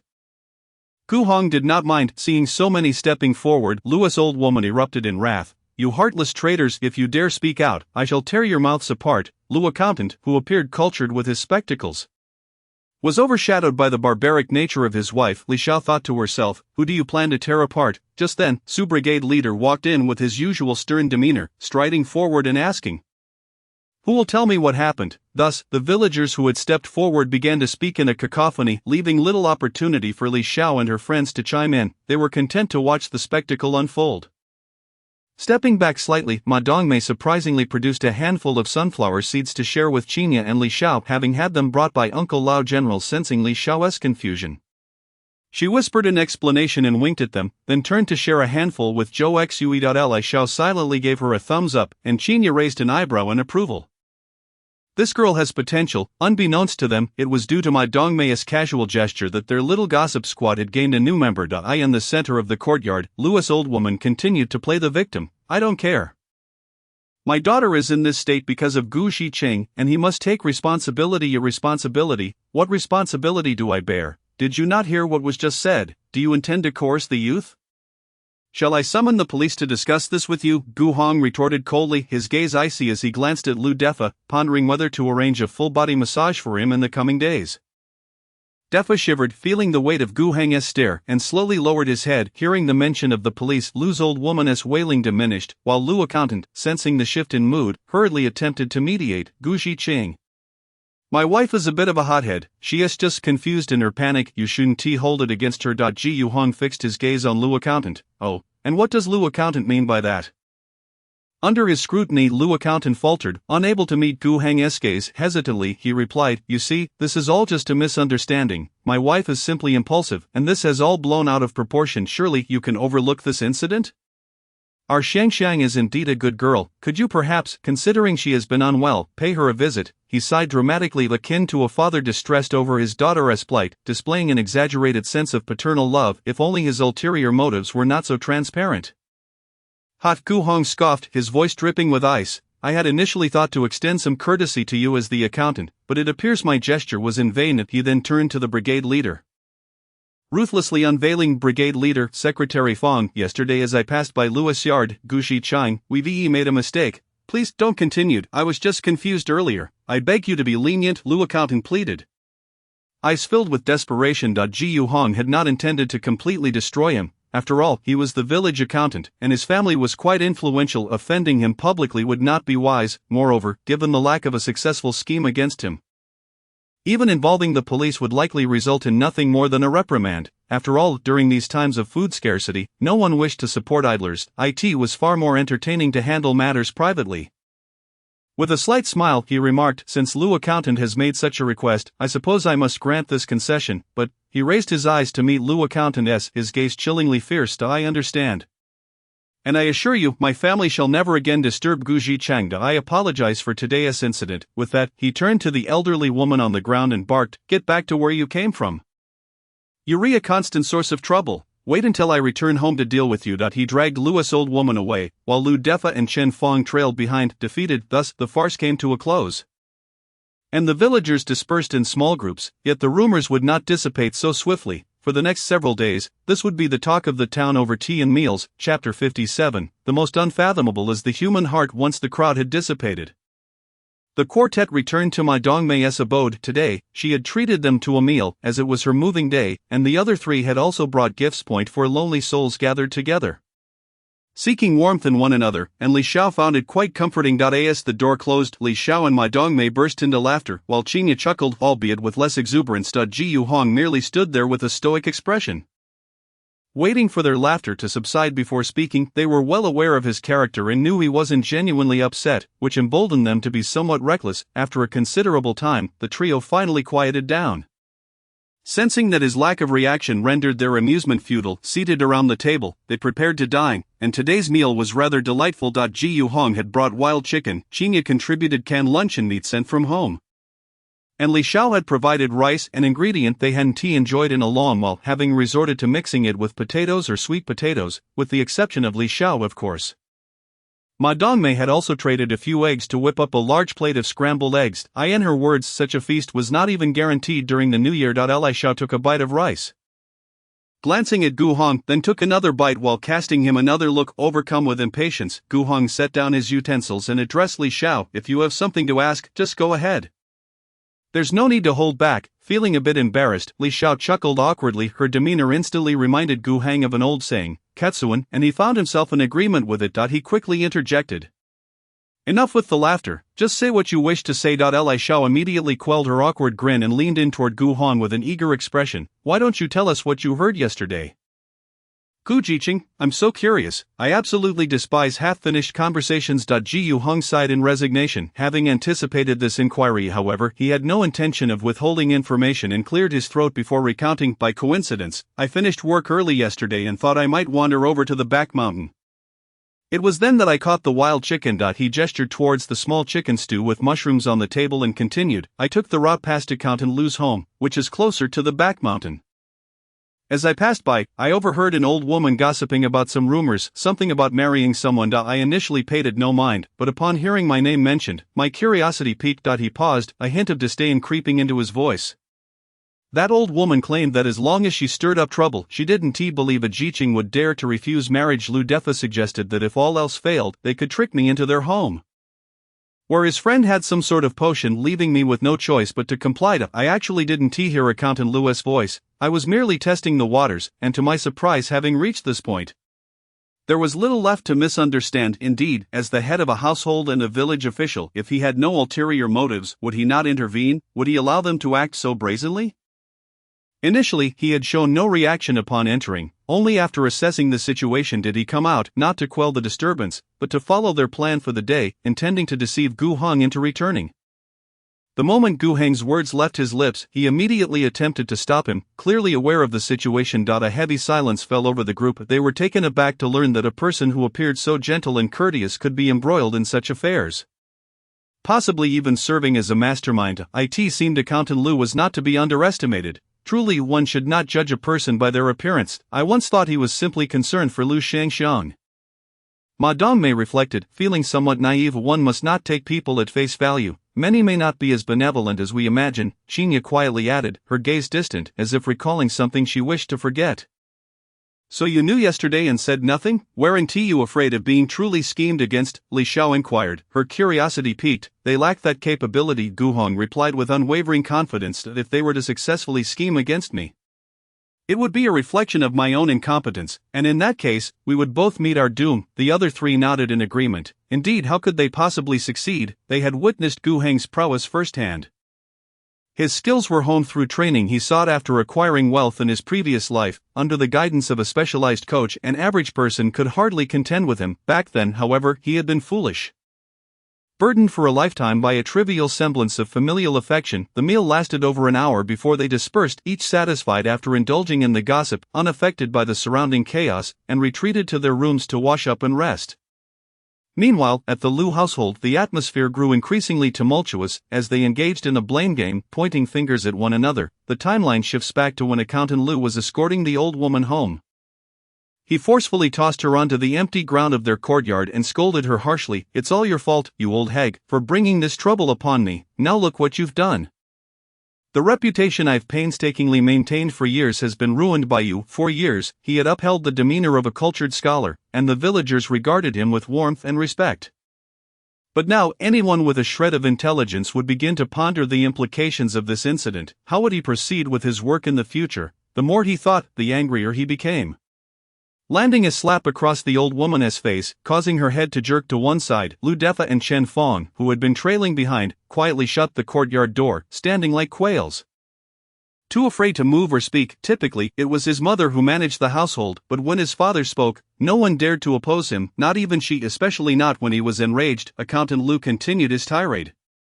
Can't you think before you act? You brought along our son and daughter-in-law. Do you consider this an honorable deed? If you had gone alone, it might have been easier to explain, but now what a miscalculation, the old woman meekly retorted. You didn't oppose it when we discussed it last night, did you? It was clearly your husband's idea. After all these years, how could I not understand him?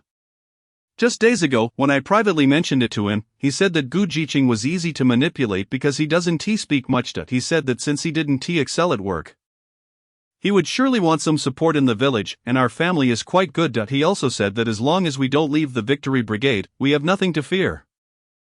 But I couldn't say these things aloud, or else he would have surely beaten me. Hearing this, Accountant Lou's anger flared even more. Did I instruct you to take our son along?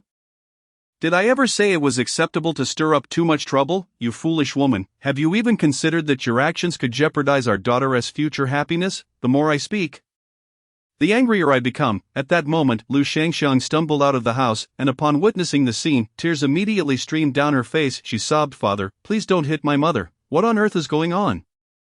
Accountant Lu, upon seeing his daughter, softened slightly and coldly replied, "Gu Jiqing, you need to forget about this and seek a suitable match elsewhere." Lu Shangxiang stiffened momentarily, her eyes wide with disbelief as she glanced at her father. When he remained silent, she turned to her mother, who was too busy weeping to respond to it. Was Chen Fong, who quickly recounted the events. Upon hearing this, Lu Shangxiang felt as if lightning had struck her, and she began to wail uncontrollably. How could he dare? Why is he being so heartless? Does our family not deserve him? What have I done wrong? It was utterly inconceivable. Gu Jiqing, who usually worked so hard for a mere 6 or 7 work points, could hardly sustain himself. Why would he refuse when his family was so well off? Did he not want an easier life? Chen Fong scoffed. She knew all too well, this little sister-in-law had been spoiled by both her father-in-law and mother-in-law, lazy and greedy, lacking in beauty. What was there to commend? Why would an urban Jiqing be interested in her? After sobbing for a while, Lu Shangxiang suddenly seemed to have an epiphany, turning to her mother with a resentful tone. "Mother, it's all your fault. If you hadn't stirred up trouble, Gu Jiqing wouldn't be so angry. Why did you have to cause a scene?" As she cried, she shook the old woman's arm. The old woman felt as if her world was spinning. She was truly heartbroken. All her sincere efforts had gone to waste. She wailed, "What a sin! I've given birth to an ungrateful wretch. Who have I done this for?" At this, Lu Shangxiang fell silent, realizing the futility of her protests. The Lu household was in disarray, and it was unclear whether Accountant Lu was simply furious or accustomed to such chaos. The commotion continued in the courtyard, overheard by several passers-by who had intentionally strolled by. Clearly, they had not learned their lesson. They dared to create such a ruckus in the courtyard. Of course, the Lu family was unaware that this would soon spread throughout the entire Victory Brigade. Chapter 58. Paying the grain tax. The villagers were indifferent to how the rumors regarding this incident continued to circulate. Occasionally, they would even join in on the gossip, treating it as mere entertainment to stave off the monotony of daily labor. After several days of diligent effort, all the fieldwork was finally completed. What remained were the tasks of shelling corn, threshing wheat, and harvesting sesame seeds. These tasks were optional for the Jiqing, entirely dependent on their discretion. With no compulsory requirements, the only stipulation was that one's work points should suffice to sustain oneself, or that someone at home would provide support, as long as they did not need to borrow grain from the village. The next day marked the day for paying the grain tax, as the village chief had announced that the strong laborers and male Jiqing must all participate. Each person would receive 12 work points that covered 2 meals.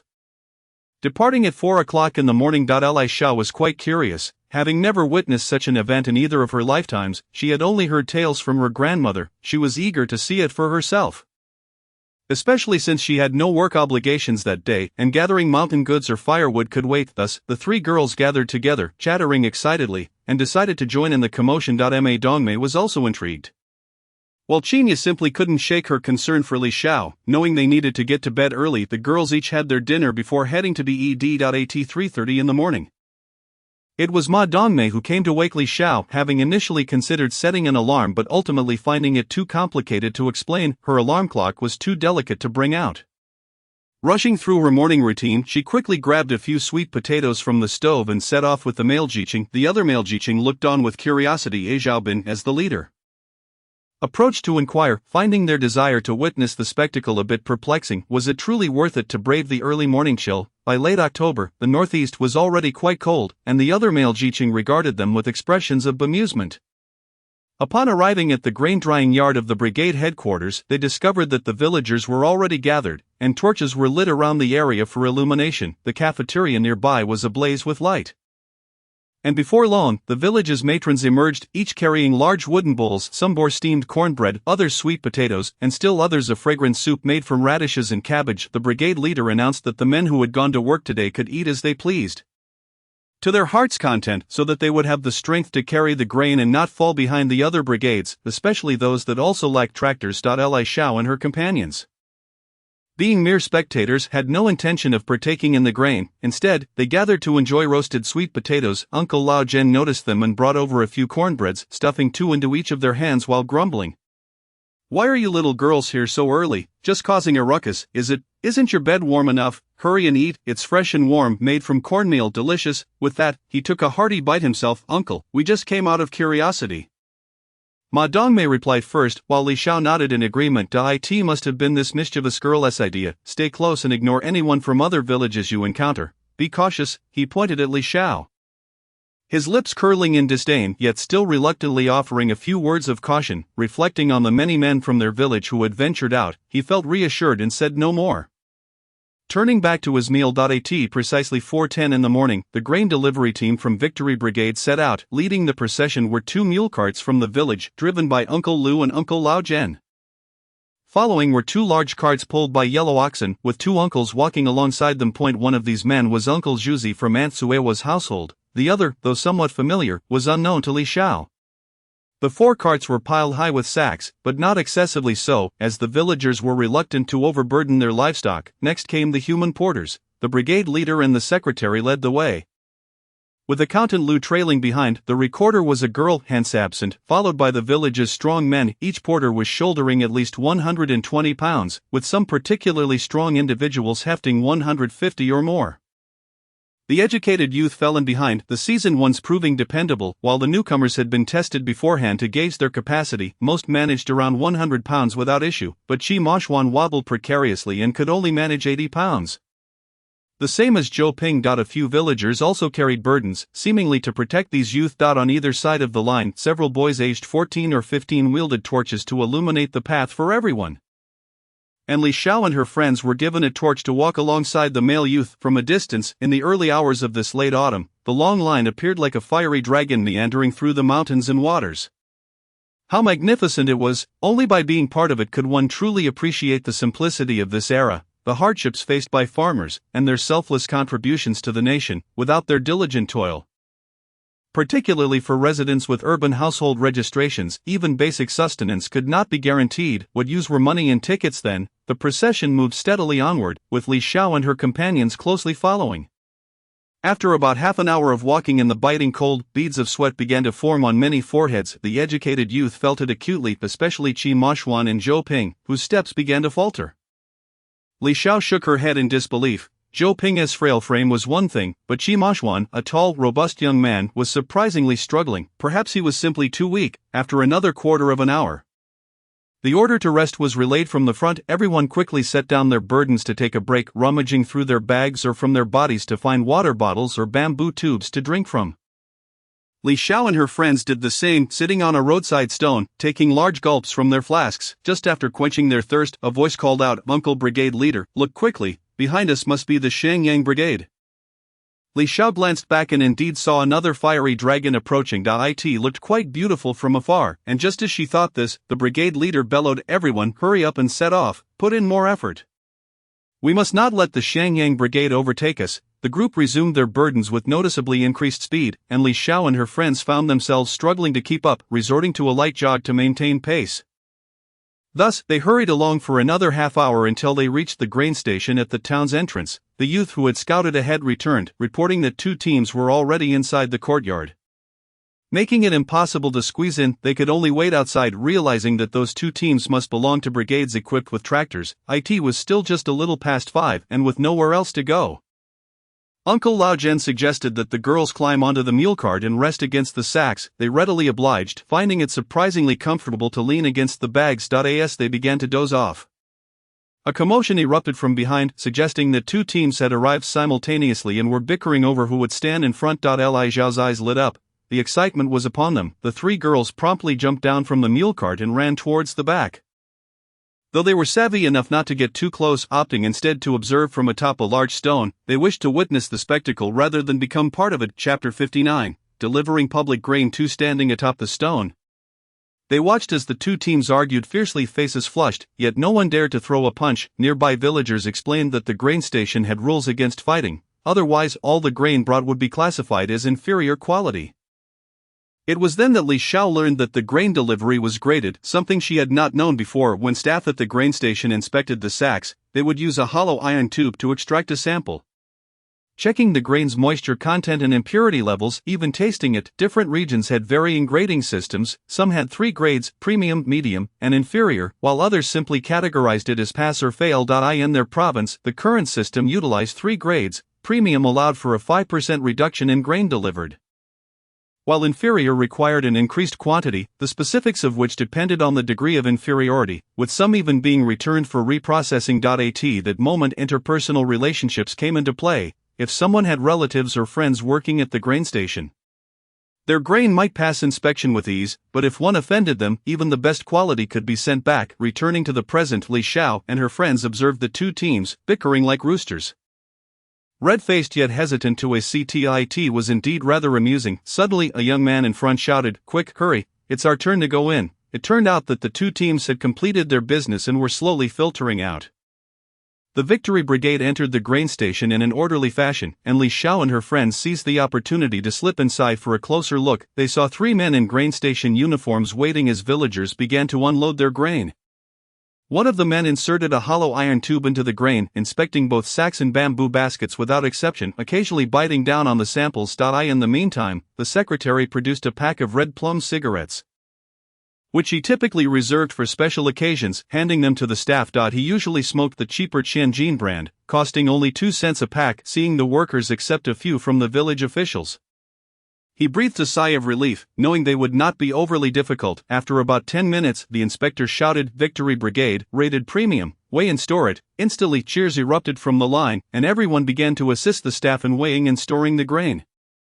Witnessing this scene, Li Xiao, a modern soul, was indeed taken aback, admiring the hard work and simplicity of that generation, their selfless dedication. It was they who had helped the nation navigate through the crisis of food scarcity. Once the task was complete, dawn broke. Li Xiao, her 2 friends, and Gu Hong decided not to return with the others and instead headed to the town for a stroll after bidding farewell to the brigade leader and Uncle Lao Zhen. Not far from their departure, they unexpectedly encountered a familiar face, who was vigorously waving at them, still as outgoing as ever. Li Zayuth, Qin Zayuth, long time no see, you remember me, right? Lin Yang, good. He hadn't changed much, though he was now tanned, making his white teeth stand out even more. Li Xiao waved back, while Qinya merely curled her lips in acknowledgement, just as they were about to turn away. Lin Yang called after them, specifically addressing Qinya, "Qin Zayuth, I have a relative working at the train station. A few days ago, he wrote to me saying there should be a reward for the last time a thief was caught. He asked if I knew which village you were in, so I told him." After this reminder, Qinya recalled the incident and realized it was just a small favor she had not thought much of.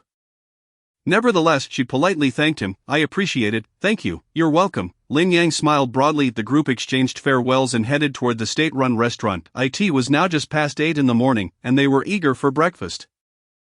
Having risen early and waited so long, they were quite hungry, as the early meal they had consumed was long digested. After each purchasing their breakfast, they settled down in a corner, but before they could even start eating, a dramatic scene unfolded next door. It appeared that Su Jingyi had also arrived in town at some point, and she was having breakfast with Qi Mashuan. However, the atmosphere seemed less than pleasant, as Su Jingyi appeared to be crying. Qi Mashuan looked anxious, desperate to comfort her but at a loss for words, repeatedly saying, "Please stop crying, Jingyi, don't cry. I truly didn't mean it, please don't cry."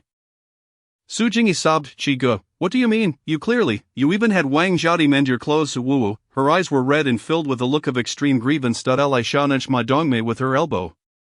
Both of them thoroughly entertained by the unfolding drama, they exchanged glances and turned back to observe the spectacle. Qinya, on the other hand, shook her head, bemused. She had thought Gu Hong, like her, would be uninterested in such antics.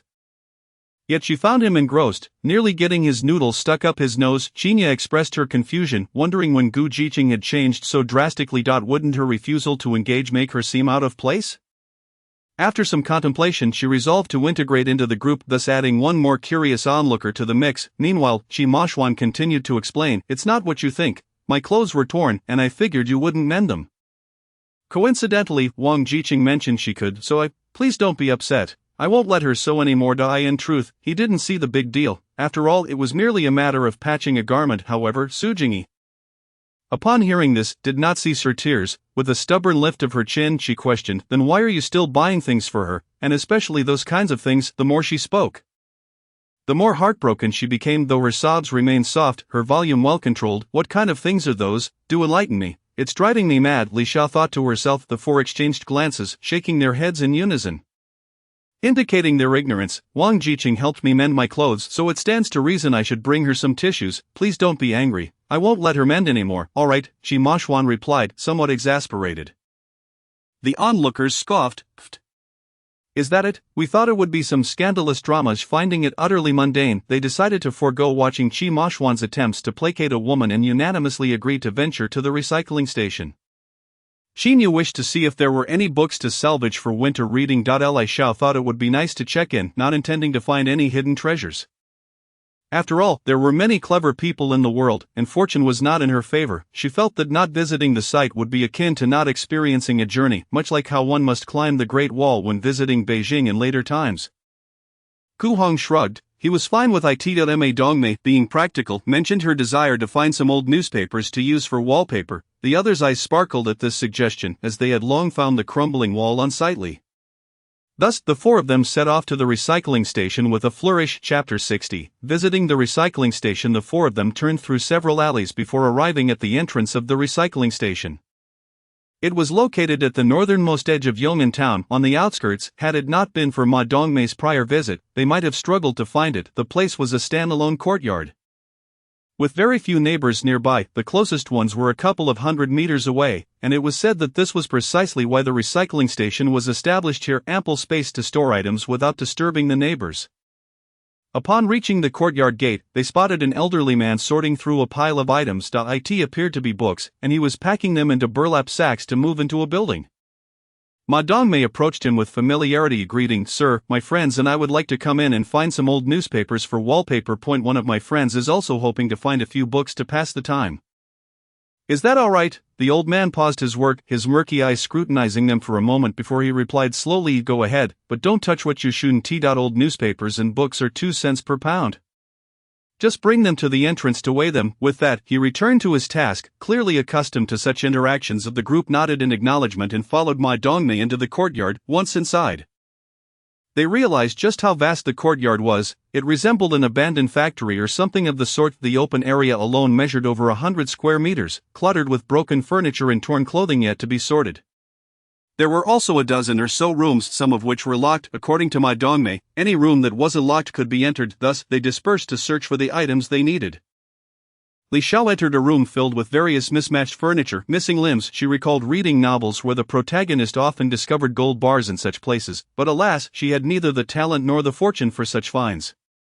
As she rummaged about, she stumbled upon a broken wooden table with a half-cracked jewelry box in its drawer. Shaking it yielded no sound or weight, leading her to discard it. Half a box was of little use. It appeared to be no antique, merely ordinary. Just as she was about to close the drawer, her peripheral vision caught a glimpse of a carved peach blossom in one corner of the box. Li Xiao quickly retrieved the jewelry box for a closer inspection. Indeed, the blossom was missing a petal. This belonged to the Ouyang family, but how had it ended up here? What confirmed its origin? The key lay in the petal count. Typically, peach blossoms have 5 petals, yet this one had 4. The original owner had once heard her father mention a sorrowful tale. The Ouyang family had a patriarch who longed for a beautiful daughter after having 3 sons. After years of anticipation, when he was on the verge of giving up, his wife finally bore him a delicate little girl. His joy knew no bounds. She was the star he had always wished for. The little girl grew increasingly charming, developing a fondness for peach blossoms. However, she found the 5-petal design challenging to draw, so she insisted on altering them to 4 petals. The patriarch indulged her whims, wanting only her happiness. Tragically, when the girl was 5, she was killed by bandits while accompanying her mother to pray. The patriarch was heartbroken upon receiving the news, descending into years of melancholy. In an effort to preserve her memory, he had all the furniture, decorations, and items in the house engraved with 4-petal peach blossoms. Later, during times of peril, this blossom became a secret symbol for the Ouyang family. The tradition of engraving peach blossoms on objects passed down through generations. Thus, how did this jewelry box end up here? According to the final instructions of the Ouyang family as patriarch, their ancestral home in Haisheng had long been demolished, leaving only a pair of loyal servants guarding the village. They watched over the ancestral grave and perhaps some artifacts, but time had likely taken its toll, and the loyal servants were no longer around. Had these items been discovered by someone, otherwise, how could this jewelry box be here? It seemed that once she found some free time in the coming days, she would need to investigate further. For now, however, she decided to conceal the half-jewelry box within her belongings, as it was a relic of the Ouyang family that must be preserved. After scanning the area for other discoveries, she turned to the adjacent room. Inside were piles of old books. Qinya was rummaging through them, having already set aside 3 or 4 volumes, which seemed to be her bounty. Li Xiao entered silently, squatting down to join the search, for the long winter indeed required a couple of books to pass the time. After a thorough search, she found no rare or ancient texts. Only several assorted children's books, none of which were complete sets. She felt no disappointment, setting them aside. Amongst the other textbooks, one on botany caught her interest, and she took it as well, noticing that Qinya had mostly gathered textbooks. Li Xiao nodded with mock seriousness. A diligent student. Seeing that Qinya was nearly finished, the two decided to place their books in the corridor before seeking out Ma Dongmei. To their surprise, Gu Hong was already inside with Ma Dongmei, and the two had managed to collect a substantial stack of old newspapers. This was sufficient for the 4 of them, rendering any further searching unnecessary. They all carried the books and newspapers to the entrance for weighing, and to their astonishment, the total exceeded 20 pounds. They handed the elderly man 50 cents, and it was then that Li Xiao noticed Gu Hong had also acquired several books on vehicle repair. While Ma Dongmei had taken nothing but newspapers. Fortunately, both Li Xiao and Ma Dongmei had brought baskets to carry their finds, otherwise, they would have struggled to transport everything. After repacking, Gu Hong took the lead in carrying the load, and Li Xiao made no objections, glad to let him assist her. The group then leisurely made their way back to the village, a journey that took them a full 2 hours. Naturally, they paused to rest along the way. With Qinya and Ma Dongmei alternating in carrying the basket, deliberately excluding Li Xiao from the task despite her insistence on her strength. No one paid her any mind. Little did they know, a surprise awaited them in the village. It turned out that Lu Kuai's son, Lu Defa, had fallen into a cesspit. Li Xiao raised an eyebrow at Gu Hong, who returned her gaze with a knowing smile.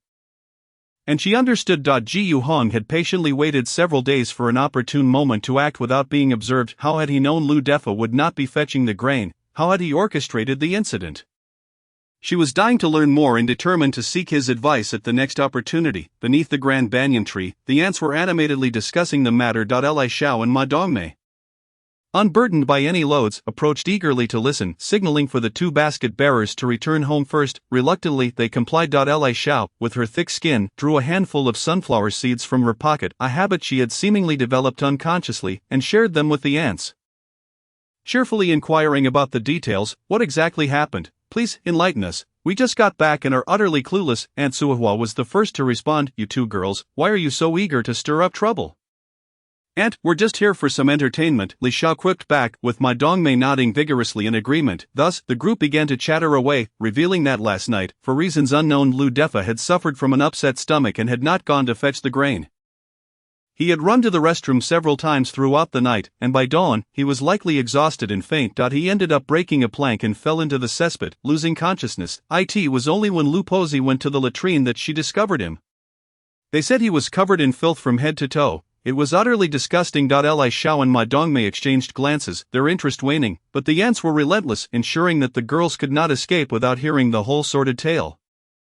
They were forced to endure the entire account before finally wandering off, feeling somewhat dazed and nauseated. This chapter contains some heavy content. Readers are advised not to eat while reading. Chapter 61. This chapter has a distinct flavor on the way back.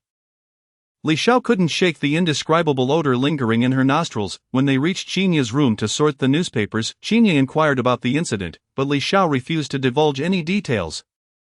Ultimately, it was Ma Dongmei who couldn't help but speak up. Isn't Lu Defa the one who fell into the latrine? Lu Pozi, struggling alone, sought the assistance of her daughter-in-law, only to find that the latter, overwhelmed by revulsion, relinquished her grip midway. At this point, the narrative faltered, leaving some unable to continue. What followed, it was a rare moment that piqued Qinya's curiosity, even drawing the interest of Gu Hang, the very instigator of the situation. Ma Dongmei hesitated for a moment, then, eyes shut, pressed on. Then Lu Pozi fell in. When her daughter-in-law suddenly let go, Lu Pozi, propelled by inertia, plunged headfirst into the cesspool, inadvertently swallowing some of the foul muck that splashed up. After recounting this, she dashed out to gag, with Li Xiao close on her heels. The other educated youth, witnessing the scene, were not surprised. They had already experienced their own bout of nausea that morning.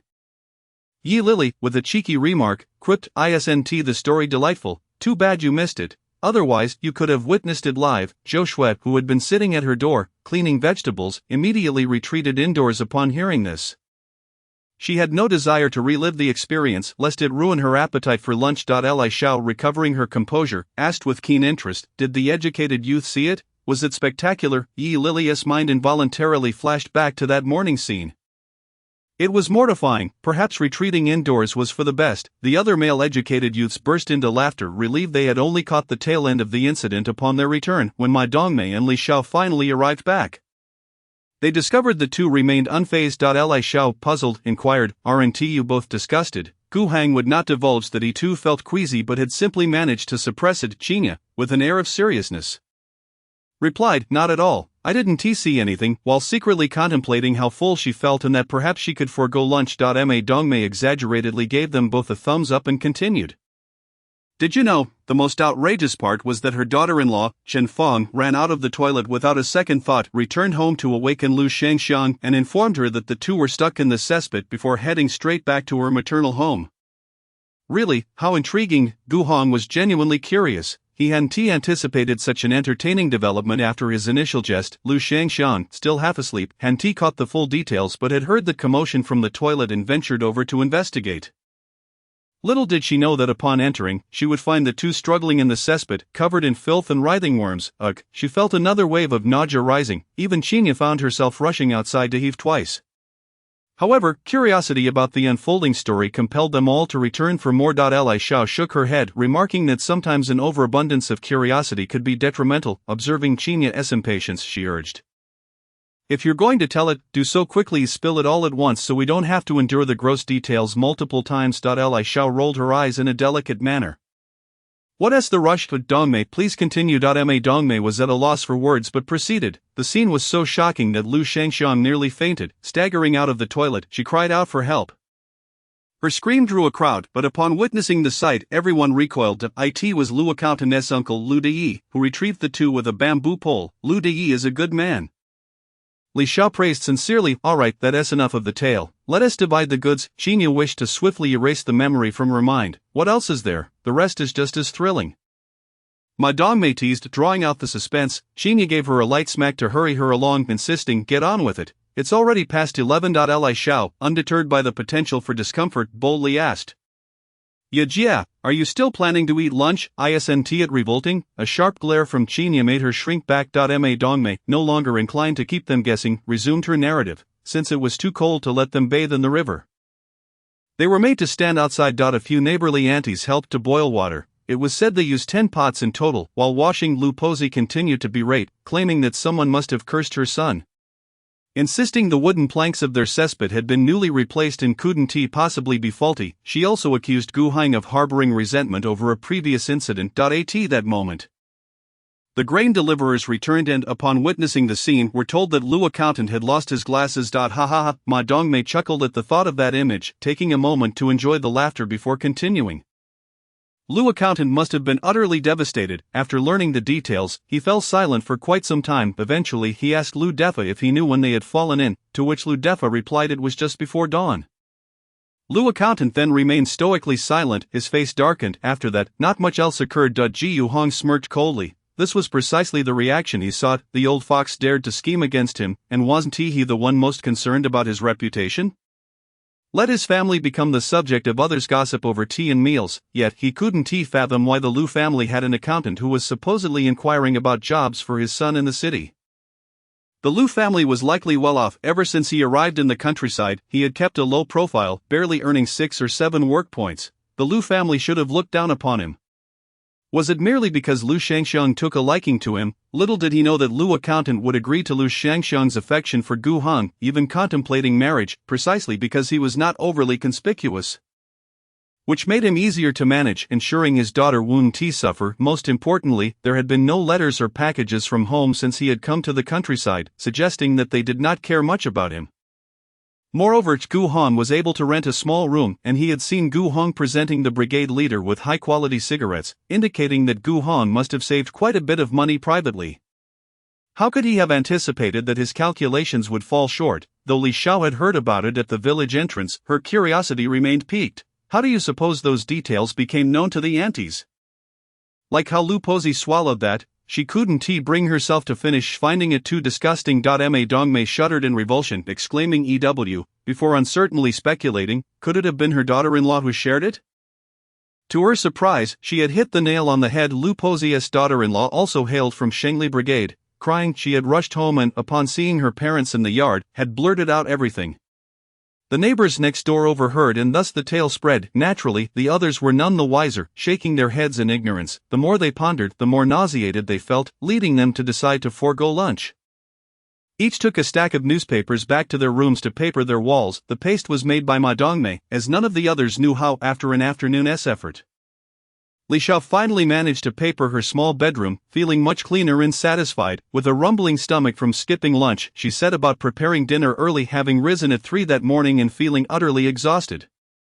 While cooking, she also removed the iron plate from the Kong hole, making the Kong warm and cozy, having never experienced the warmth of a Kong as a northerner in her past life. She found it quite pleasant now, lying comfortably on the Kong. She sighed contentedly. How warm! Her thoughts drifted. The field work was complete, and she wouldn't have to go to work tomorrow. How wonderful! Next would be preparing for winter. Gathering mountain goods and firewood, all of which she loved, relishing the feeling of gradually filling her home. As she pondered, she slowly drifted into slumber, yet a nagging sense of having forgotten something lingered in her mind. Chapter 62. Finding clues. The next day, Li Xiao awoke at her usual time of 6:30, perhaps due to her biological clock adjusting or because she had slept too early the previous night. She dressed and prepared to head to the toilet, only to be greeted by a rush of cold air upon opening the door. Frost had likely settled, the northeastern winter had arrived with little warning.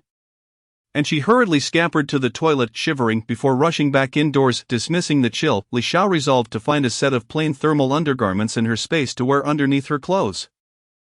Ensuring they wouldn't be visible to others, locking the door, she slipped into the space and spotted the half-jewelry box lying quietly in the center. Smacking her forehead, she finally recalled what she had forgotten the previous night. Li Xiao crouched down to pick up the jewelry box, deciding that since she wasn't in a hurry, she would take her time to observe it for any clues. After deliberating on her next steps, she examined the box multiple times but found nothing. Unwilling to give up, Li Xiao approached the table, retrieving scissors and a small knife to pry into the box. She intended to see if there were any hidden compartments. For a full 20 minutes she pried and poked, ultimately concluding that it was custom-made from wood and lacked any inner layers. Yet she felt unsatisfied, believing that this half-jewelry box hadn't simply appeared at the recycling station without reason. Old Master Ouyang had once mentioned that when they were targeted and forced to relocate, they had even filled in their ancestral home. They took everything they could carry, leaving behind only what was known to their family.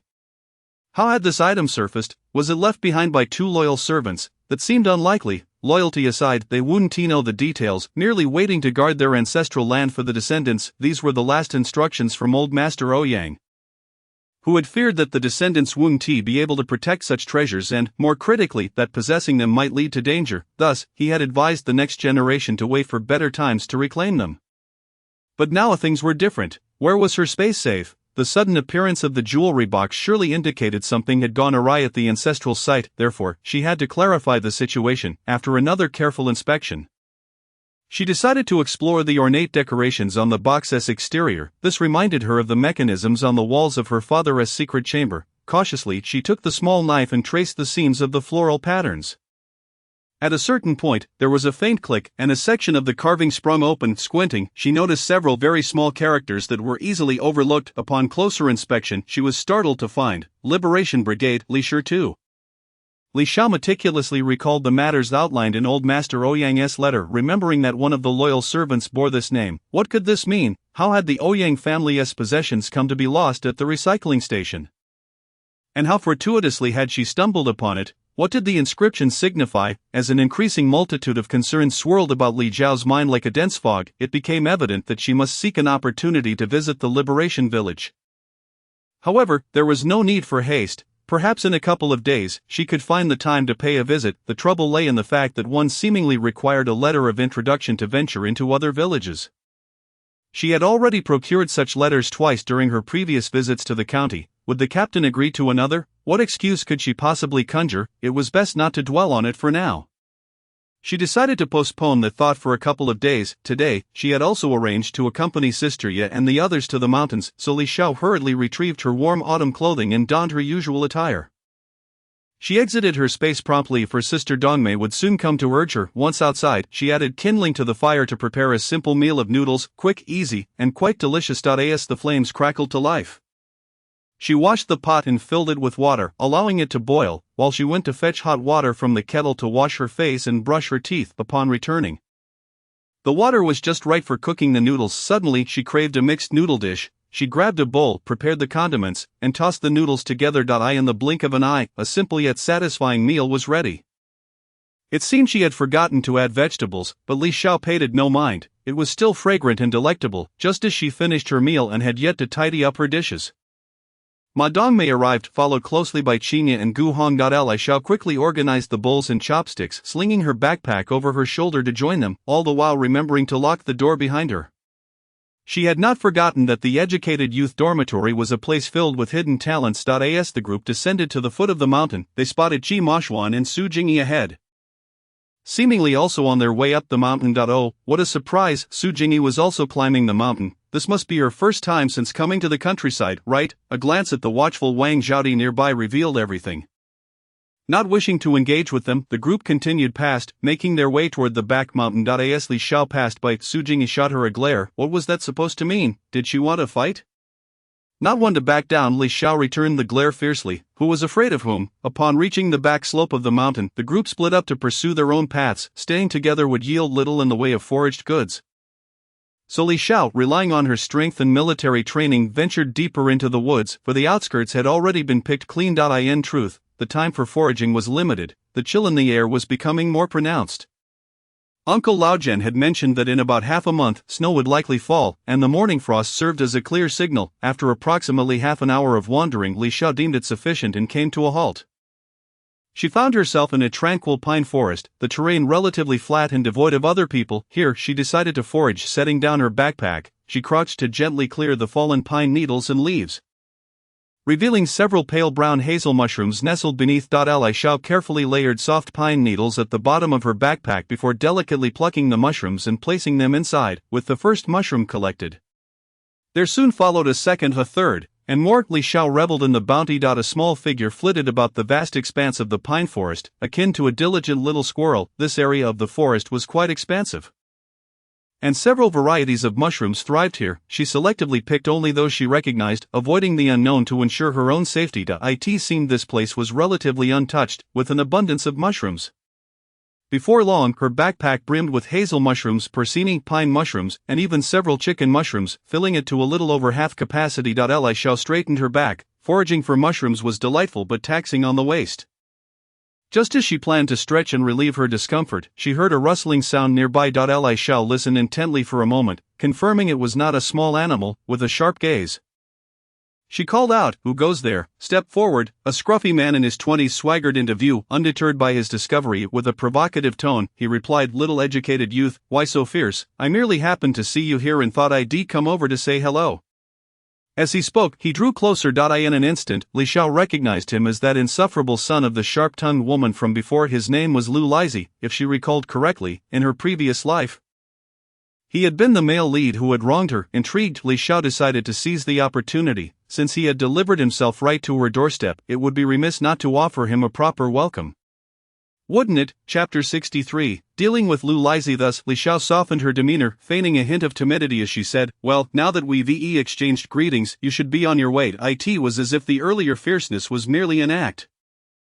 Upon seeing her feigned vulnerability, Lu Lizhi's confidence swelled. Glancing around and noting the absence of others, he became increasingly brazen. He approached Li Xiao, leering, "Oh come on, you're all alone in the mountains.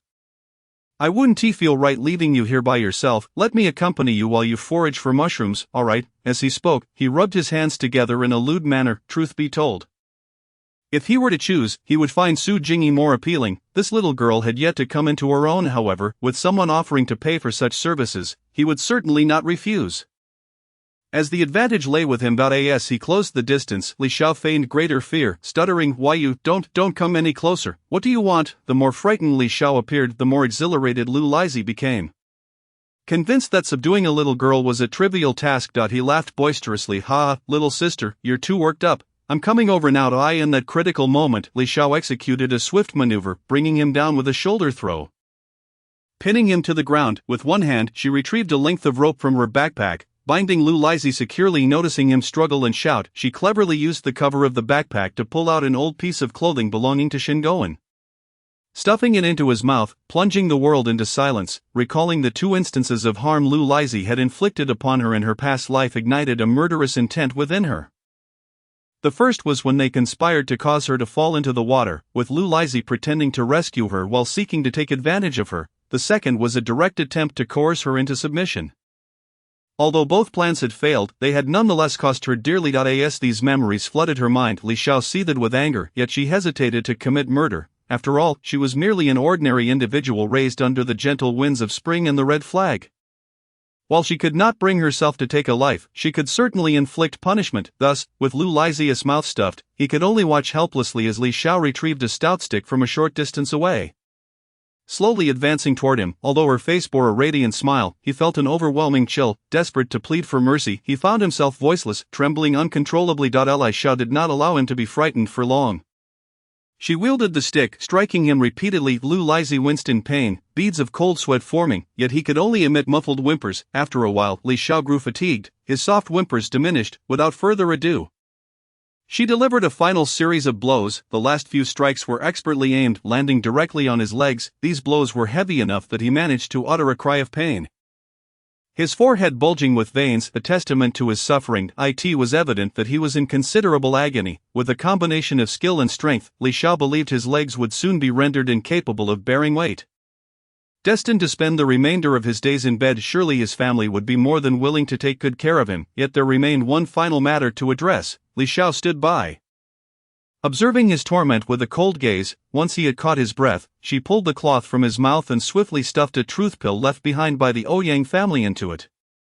To be honest, she had never used these precious pills since acquiring them. It felt almost unjust to give such a valuable pill to him, but she figured it was worth testing its efficacy. Would it take 5 minutes to take effect? Li Xiao was in no rush. She had plenty of patience and time. In contrast, Lu Lizzie was in a panic, so consumed by the pain in his legs that he began to gag. Attempting to expel the pill he had swallowed, yet nothing came, as the pill dissolved instantly upon contact. He looked at Li Xiao, bewildered. What did you give me? Now it was Lu Lizzie who stuttered. Li Xiao replied coldly with a cruel smile, poison. Without further engagement, she left him to his retching. Upon hearing it was poison, Lu Lizzie frantically clawed at his throat, but to no avail. Meanwhile, Li Xiao stealthily retrieved a notebook and a pen from her backpack while he was distracted. These belonged to the original owner and posed no issue to take. After about 5 minutes had passed, Li Xiao turned to check on Lu Lizzie, who had ceased his gagging and appeared somewhat dazed. She approached him cautiously and began to inquire, "What is your name?" Lu Lizzie mechanically responded, "Lu Sanshun, nickname Lu Lizzie. Oh, how amusing." He even divulged both his formal and informal names. She continued, "What are your parents' names? Do you have siblings?" "My father is Lu Musheng, my mother is Zhang Dahua. I have 2 older brothers and 1 younger sister," Lu Lizzie answered honestly. Seeing him so forthcoming, Li Xiao adopted a serious tone. "What brings you here today?" "I came to find the educated youth Li Xiao and ruin her reputation." He spoke without hesitation, clearly unreserved now. The truth pill worked effectively. Li Xiao stifled the urge to strike him again and pressed on. "Why would you do such a thing? Do you have a grudge against me?" "It was Wang Jiqing from the educated youth dormitory who instructed me to do this. She offered me 10 yuan. His response was clear and concise, revealing the motivation behind his actions. 10 yuan was a substantial sum in those times. "Which Wang Jiqing? When was this planned? How did you arrange it?" Li Xiao probed further. "Wang Taohua, the educated youth, the evening before last, by the river. She said that once the autumn harvest was over, you would definitely go up the mountain, and she wanted me to follow you. Originally, I was against it. But she said you had a lot of money. Once your reputation was tarnished, you would have to marry me, and the money would naturally be ours to split." Lu Lizzie divulged every detail, as if his mouth had a mind of its own. Li Xiao gritted her teeth in frustration. "Wang Taohua, was it? Very well, it seemed that the grudge of 2 lifetimes must be settled swiftly." With 5 minutes of the pill's effect still remaining, she planned to ask a few more questions. The efficacy of this elixir lasts for 10 minutes. After a moment of contemplation, she inquired, "Aside from this, what other misdeeds have you committed?" Without needing to reflect, he began to recount. "When I was 5, I pilfered eggs from the neighbor's henhouse. At 7, Li Xiao waved her hand, interrupting, "Stop right there. I am not asking about those trivial offenses, but rather incidents akin to today's affair. Who cares to hear about your petty thefts?" Yet, It is no wonder he has grown increasingly crooked, having been so unruly since childhood. I once slept with the widow's son from the west end of the village.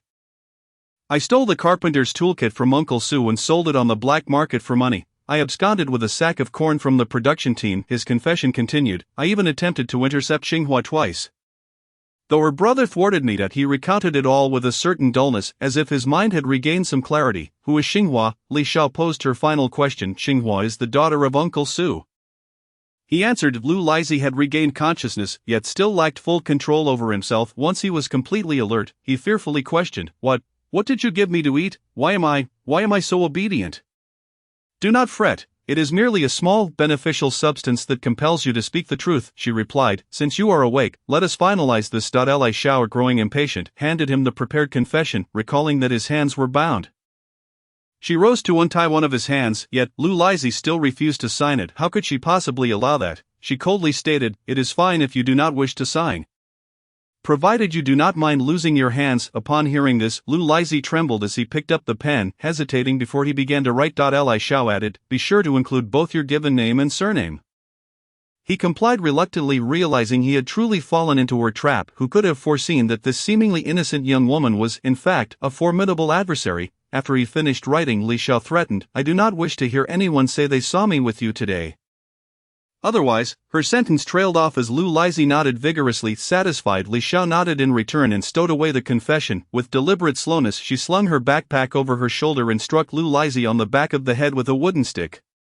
After he had fainted, she vented her frustrations by landing several more blows before nonchalantly turning to leave. From that point onward, his fate was no longer her concern. Whether he survived the return journey depended solely on luck. If he did return, that would be fortunate. After all, his legs were already rendered useless. The manner in which she had dealt with him was beyond the reach of contemporary medical practice, and Lu Lizhi's family would certainly not bankrupt themselves for his treatment.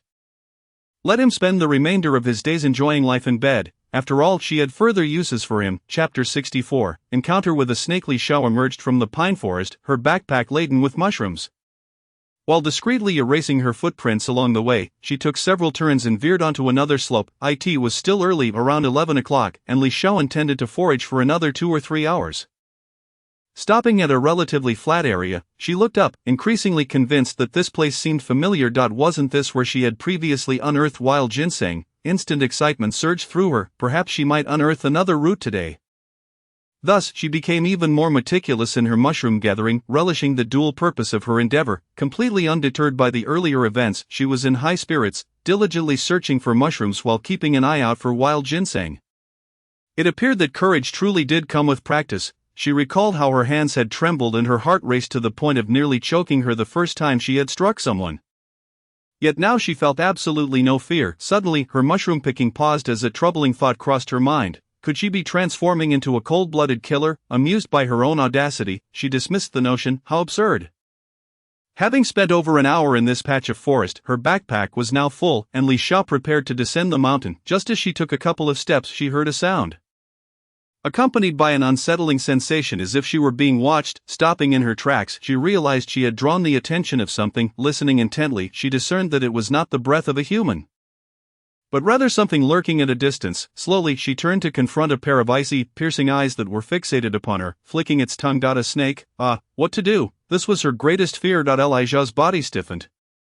Her limbs rendered unresponsive. The standoff between the girl and the serpent lasted a good 3 minutes, each frozen in place, while on the surface, it appeared that she was calm. Internally, Li Xiao was desperate for a solution. The creature was at least 50 meters away. Could she make a run for it? No, she certainly wouldn't outrun it. Perhaps she could retreat into her space, but then again, what if she emerged just as it was passing by? That would be akin to delivering herself to the predator. She could not remain hidden indefinitely. Thus, there was but one option: to confront it head-on and fight, for there might still be a glimmer of hope.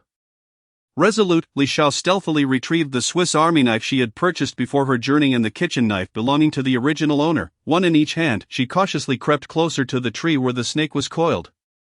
Stopping 10 meters away, only then did she realize that the snake was nearly as thick as her arm, and her hand gripping the kitchen knife trembled. She silently prayed, Heavenly Lord, strike it down with a bolt of lightning. This is beyond my capability. Suddenly, a swift whoosh sounded as a dagger flew past her ear, embedding itself directly into the serpent's body. Li Xiao barely grasped the situation before quickly stowing the Swiss Army knife in her space. She had held it mostly in her palm, a small enough blade that it would not attract attention. If the kitchen knife was discovered, she could simply claim it was from a previous parcel. While engaged in this covert maneuver, she assumed Gu Hong had not noticed. In reality, Gu Hong had caught a glimpse of her actions but thought she was merely hiding something in her sleeve that she did not want him to see. So he pretended not to notice. Striding forth, he seized the kitchen knife from her grip and swiftly approached the still struggling snake, striking it repeatedly with the back of the blade until it lay still. Only then did Li Xiao realize that the thunder sent by the heavens was none other than Gu Hong himself. He turned back, scrutinizing her from head to toe before inquiring, "Are you all right?" Li Xiao shook her head. "I am fine, just startled. I fear this creature above all else." As she spoke, she shivered slightly and then asked curiously, "Why didn't you chop it? You cannot simply chop a snake. If you sever its head, it can still bite you," Gu Hong patiently explained. "What? That is terrifying. It can still bite," Li Xiao exclaimed, both astonished and relieved that she had refrained from attacking it, for she surely would have been bitten. Gu Hong nodded. "Yes, even severed, its nerves remain active." Just as he was about to return the kitchen knife to her, he reconsidered and said, "I will clean it first before returning it." Li Xiao nodded. Watching as Gu Hong approached the slain snake, he retrieved a cloth bag from his backpack, presumably a precautionary measure, and proceeded to place the lifeless snake inside, weighing it before chuckling, "It's quite hefty. We shall have meat for dinner tonight." Li Xiao hurriedly shook her head. No, you all can eat it." Gu Hong laughed heartily. "Do not worry, I will find a small stream to clean it, skin it, and cut it into small pieces. It will be just like ribs, trust me, it will be delicious." Li Xiao remained skeptical, struggling to embrace the idea, yet she had forgotten the phrase delicious would soon become a reality.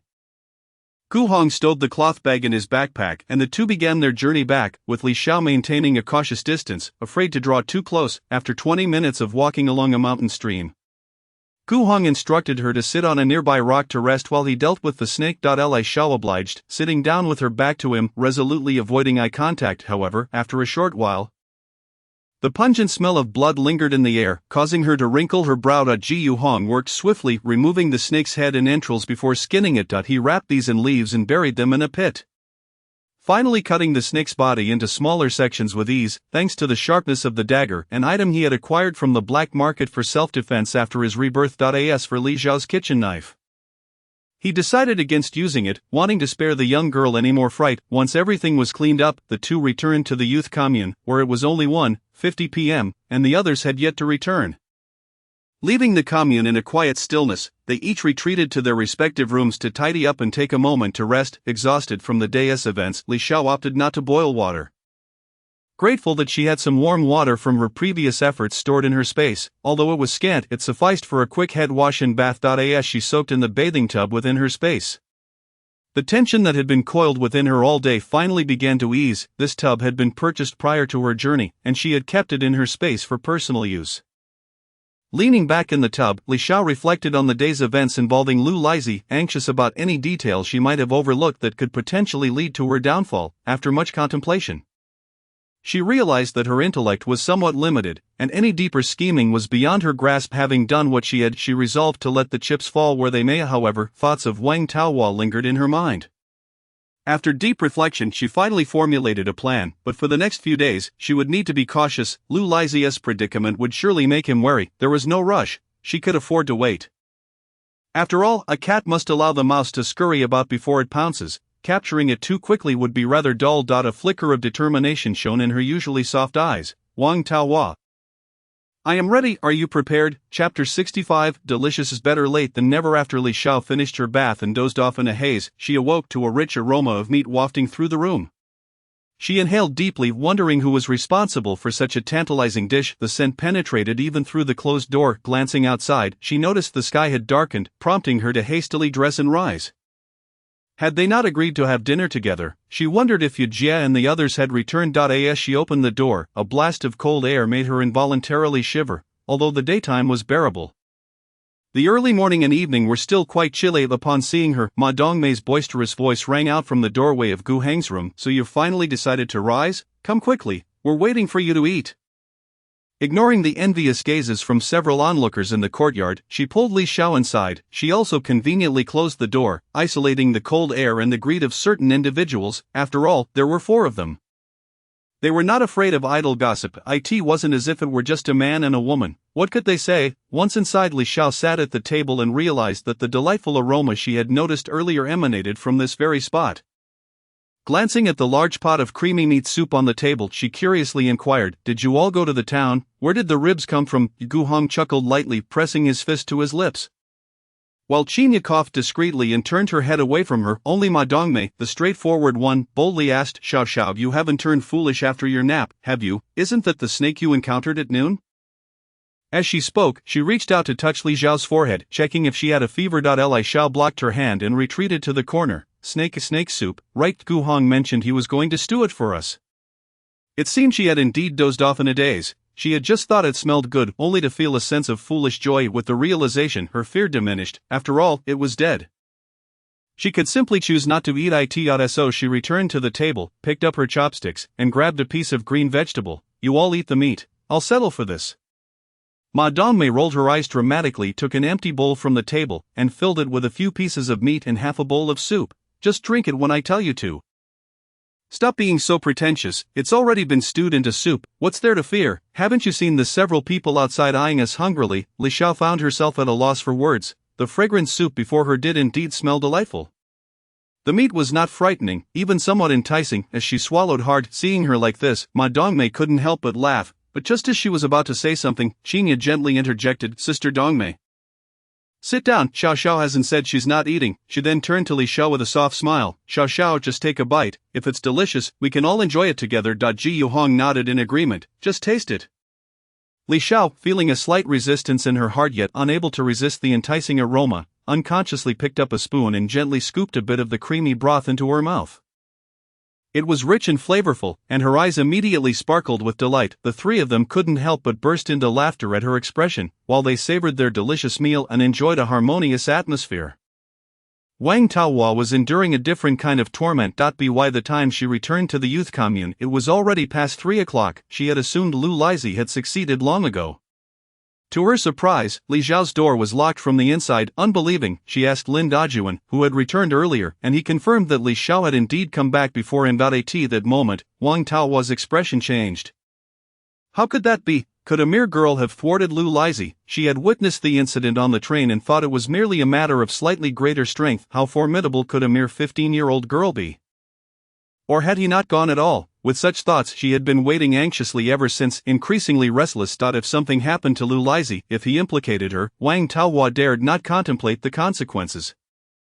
In her anxiety, she paced back and forth in the room, appearing busy, but in reality, she was filled with dread. Meanwhile, the pot of snake soup was consumed by Li Xiao and the others, leaving them with a lingering taste of satisfaction. Li Xiao licked her lips and shyly remarked, "I never knew snake soup could taste so good. I feel a bit ashamed for having feared it." The other 3 erupted into laughter once more, exclaiming, "What a gem you are!" After the laughter subsided, Gu Hong said, "We only stewed half today. We'll have the other half tomorrow. It won't spoil." Li Xiao nodded vigorously at this, and Ma Dongmei joined in her agreement. Although the sky was darkening, it was still only a little past 6 when they finished eating. Unable to sleep, they sat around chatting when suddenly a woman's wailing voice echoed from afar, "My son." The 4 of them immediately sprang to their feet, instinctively rushing outside to see what was happening. Upon reaching the gate of the courtyard, they found the other young people had gathered as well. It was human nature to be curious about events. They squeezed outside to see an old woman stumbling towards the foot of the mountain, repeatedly crying out, "My son, my son." Li Xiao was uncertain if anyone else recognized her, but she immediately identified her. This was Lu Lizhi's mother, known in the village as Wapozi, as Lu accountant's wife was already referred to as Lu Pazi. To distinguish between them, she was called Wapozi. Her name being Zhang Dahua, the dim light made it hard to see clearly, but she vaguely noticed a few individuals carrying someone towards them, since anyone coming down the mountain had to pass by the youth commune to enter the village. There was another narrow and difficult path, but it was not commonly used. As they approached, Li Xiao saw that Lu Lizhi was already unconscious, his face a pale blue, and she couldn't tell if he was still alive. Seeing this, she felt a twinge of anxiety, but then recalled Lu Lizhi's past actions, and her resolve solidified. She had done nothing wrong, she was merely avenging herself and the original owner of this body. How can one repay kindness with ingratitude? With that thought, she felt at ease, much like Dongmei and the others. She was merely a bystander. As they carried the person past the youth commune and further away, the young people prepared to return indoors as the cold was becoming unbearable. Unexpectedly, Wang Taohua collapsed onto the ground. Zhao Bin quickly urged, "Big Wang, could you help little Wang up?" Wang Zhaodi went over to assist her. And upon seeing her dazed state, Zhao Bin inquired, "Little Wang, what happened to you?" Seeing her still somewhat disoriented, Zhao Bin felt a twinge of concern. Any trouble would reflect poorly on him as the person in charge.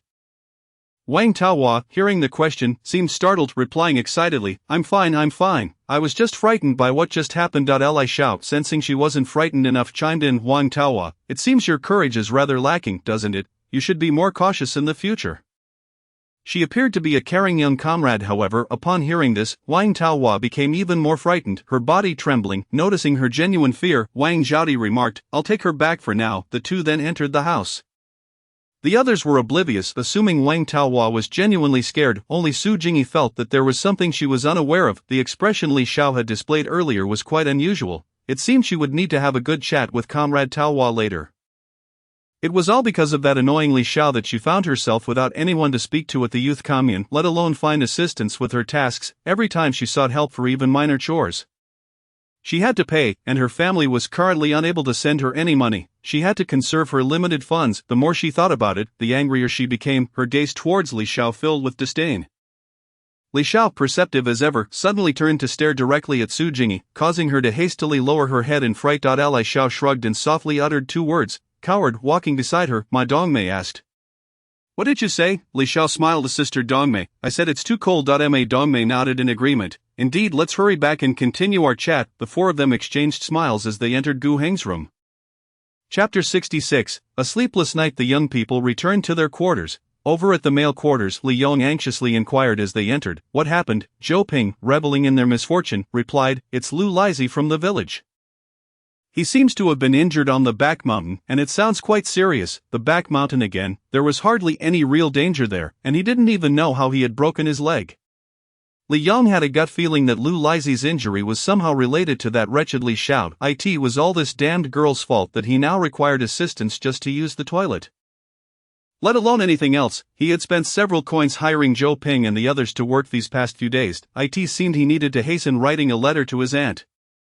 But sending the letter would also require money to hire someone. It was exhausting. Meanwhile, in Li Xiao's quarters, the four of them quickly cleaned up the bowls and chopsticks. They set out some fried melon seeds on the table, each pouring themselves a cup of hot tea from enamel mugs. The tea leaves were brought by Gu Hong, who had developed a fondness for tea in his previous life. Ma Dongmei took a gentle sip of tea before inquiring out of curiosity, "What do you think happened? Didn't they say there were no large beasts on the back mountain?" Qinya replied nonchalantly, "Who knows? Perhaps he encountered an enemy." Li Xiao nodded vigorously, Exactly, although that enemy was indeed her.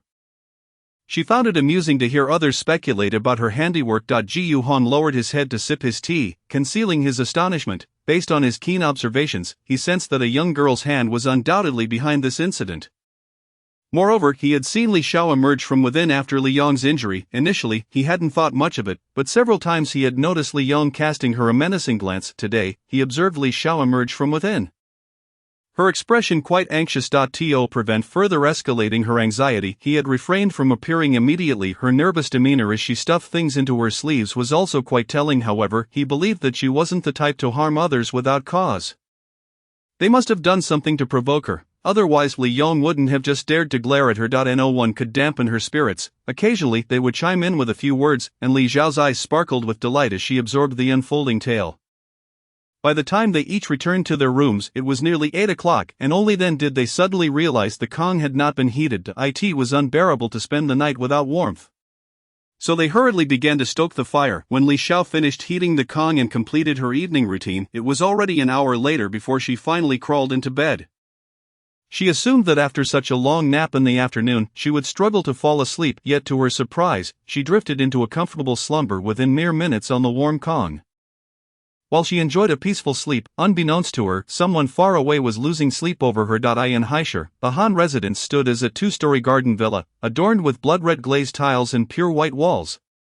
all crowned by a tall courtyard wall that bespoke the extraordinary status of its owner. At that moment, the villa was ablaze with light. In the study on the first floor, a man and a woman faced each other across a desk. Han Minsheng, the deputy director of a certain committee in Haishur, was interrogating his wife. Did you not say everything was arranged? Why has there been no progress after all this time? Are you softening because she is that man's granddaughter? His tone was harsh, his gaze filled with skepticism. The woman opposite him, Mrs. Han Zhang, originally named Zhang Xiaofeng, had once been a member of the Li family. Her father Zhang Ping served as the second steward of the Li household. And she grew up within its walls. She had harbored deep affections for the dashing young master of the Li family, who happened to be Li Zhao's grandfather, and had sought every means to marry him. However, the young master had his own beloved, and soon enough he wed and started a family. Unwilling to accept defeat, Zhang Xiaofeng had attempted to drug him when the young mistress was away, hoping to consummate their relationship. Unfortunately, the young master did not partake of the concoction. She was the one who consumed it, and to this day, the identity of the one who switched the cups remains a mystery. Naturally, the young master paid her no mind. And it was during this tumult that Han Minsheng, who happened to pass by, encountered her, leading to their eventual marriage. As for why Han Minsheng found himself at the Li household, it was because his aunt served as the family's laundress. And after losing his parents, he sought refuge with her. Ultimately, due to schemes against the young master, Zhang Xiaofeng was driven out, and after becoming intimate with Han Minsheng, they hastily wed, moving into a dilapidated rental home to gradually make a life for themselves. As tensions escalated in the world outside, Zhang Xiaofeng and her husband, having reported on the Li family, saw Han Minsheng promoted to a deputy section chief at a certain committee in Haishur, from which he had climbed the ranks over the years. Life had been smooth sailing, and they had enjoyed many benefits derived from his position, even claiming a small portion of the spoils from the Li family. However, not long ago, their eldest son, Han Jiefeng, had gotten into a serious altercation with the son of the city mayor, breaking his leg and nearly causing irreparable harm. To quell the mayor's ire, the Han family was compelled to offer most of their possessions to him, which he accepted, bringing the matter to a close. Just when they thought the storm had passed, they learned that the director of their committee would likely be transferred to the capital in the second half of next year. With two deputy directors vying for the position, one being Han Minsheng and the other Ren Guangming, with whom he had always been at odds, the promotion was meant to be a fair contest. But the incident involving Han Jiefeng had placed the Han family at a disadvantage. Thus, they found themselves in dire need of a substantial sum of money to secure connections, and their sights were set on Li Shao. Yet, with no news after such an extended period, Han Minsheng grew anxious. Words once spoken could not be taken back, so he resolved to lay everything bare. Han Minsheng was rather perturbed by Zhang Fengqin's past feelings for the young master of the Li family, not because he cared deeply for her, but because it made him feel inferior. Why should he, Han Minsheng, be less than a deceased man? Chapter 67. Schemes and Concerns. Han Minsheng thought that since the conversation had begun, he might as well continue. With a stern expression, he asked, "What is it? Are you regretting marrying me? Or can you not forget your young master?" Zhang Fengqin found his question laughable. "Ha, so, after all these years of bearing your children and helping you forge connections to climb the ranks, my sincerity has been wasted on a dog?" Seemingly unable to contain her frustration, she continued, "Han Minsheng, have I not done enough for you by bringing down the Li family? Years of living in luxury have transformed that once timid maid into a woman of poise." Her face devoid of wrinkles, yet her gaze betrays her ruthless nature. "Was it for me, Zhang Fengqin? Do not treat me like a fool." Han Minsheng's anger intensified. It was she who had harbored jealousy and sought to break that couple apart. Yet they remained unyielding. Did she not reap the benefits? If she had gained from it, she should refrain from complaining. "Han Minsheng, is it amusing to you, just because a man has been dead for years?" Zhang Fengqin was equally irritated. Had it not been for the future of their two sons, she would not have exerted herself so diligently. She held disdain for this man 100-fold, rendered speechless. Han Minsheng acknowledged the truth. Yes, he had gained from it, otherwise he would not have reached his current position. He took a moment to compose himself and asked in a grave tone, "What is happening over there? What did your contacts report?" Seeing that he was no longer fixated on past grievances, she could not be bothered to argue further. It was pointless. She softened her tone. "I sent my cousin's son over. In our last communication, he reported no unusual activity, but I have urged him to hurry. We should receive news in the coming days." "That is good. You know, our family is left with very little. We must not act unless absolutely necessary, as that is our last resort." Han Minsheng replied with a serious demeanor. "Yes, I understand. Be cautious of Ren Guangming. I have heard his family has some influence." Jiang Fengqin expressed her concerns, primarily fearing that he might endanger her and their two sons. Han Minsheng, growing impatient, replied, "Am I unaware of this? As for Jiafeng, you need to have a serious talk with him. He is far too reckless." Though Han Minsheng's remarks about their son stirred some discontent, it was undeniable that Jiafeng had indeed behaved inappropriately, leaving Jiang Fengqin silent, merely nodding in acknowledgement. As evening descended, in the military district of the capital, Lubuqian, the brigade commander, hurried home with an envelope in hand, his broad smile betraying his good mood. Upon reaching the gate of his residence, he called out in a loud voice, Xiaofang, come quickly and see the letter that girl sent us." Upon hearing that their daughter had written, Zhou Xiaofang quickly set aside her cooking, added some water to the pot, and rushed outside. As she ran, she muttered, "Finally, she has decided to write. That ungrateful girl, this is her first letter since the initial safety note." Wiping her hands on her apron, she snatched the letter from Lu Buqian's hands. Lu Buqian chuckled at her eagerness and reassured her, "The child has just moved to the countryside. She must be busy with many things. Let us be understanding." Zhou Xiaofang shot him a glance as she tore open the letter, "As if I need your advice." As she read Li Xiao's description of her experiences, a mix of pride and sorrow washed over her. This girl was surely reporting only the good news. Lu Buqian nodded in agreement. That night, as the couple lay in bed, Zhou Xiaofang tossed and turned, unable to sleep. Lu Buqian, deciding to turn on the light, sat up and asked with concern, "My dear, what troubles you? Can't sleep?" Zhou Xiaofang replied, "Old Lu, I can't help but worry about that child, such a little girl all alone in an unfamiliar place. How difficult it must be, yes, watching her grow from such a small bundle to now being in the countryside all by herself." Lu Buqian sighed in agreement. "Indeed, this child has been so understanding since she was small. It pains my heart, since she does not wish for us to send her packages. Let us send her some money instead. No one will know if we pick it up at the post office." Zhou Xiaofang's eyes brightened as she turned to Lu Buqian. "That's a brilliant idea. We can include the remittance slip in the envelope. It will be less likely to be exposed." "All right, let us proceed with that," Lu Buqian affirmed. Zhou Xiaofang clapped her hands. "I will go tomorrow morning. With some money, I won't have to worry so much. I will also check what items we can send her from home." Seeing her enthusiasm, Lu Buqian teased, "Our son has never inspired this much concern from you. If he knew, he would surely be jealous." Zhou Xiaofang shot him a glare. "Can they be compared? Our Xiao Xiao is a girl. That rascal has nothing to worry about. The army won't let him starve." Lu Buqian conceded. "True enough. Well then, shall we finally get some sleep?" They extinguished the light and settled in for the night. Interestingly, the other two families that received letters were experiencing similar scenes, and the following morning, 3 women coincidentally found themselves at the post office.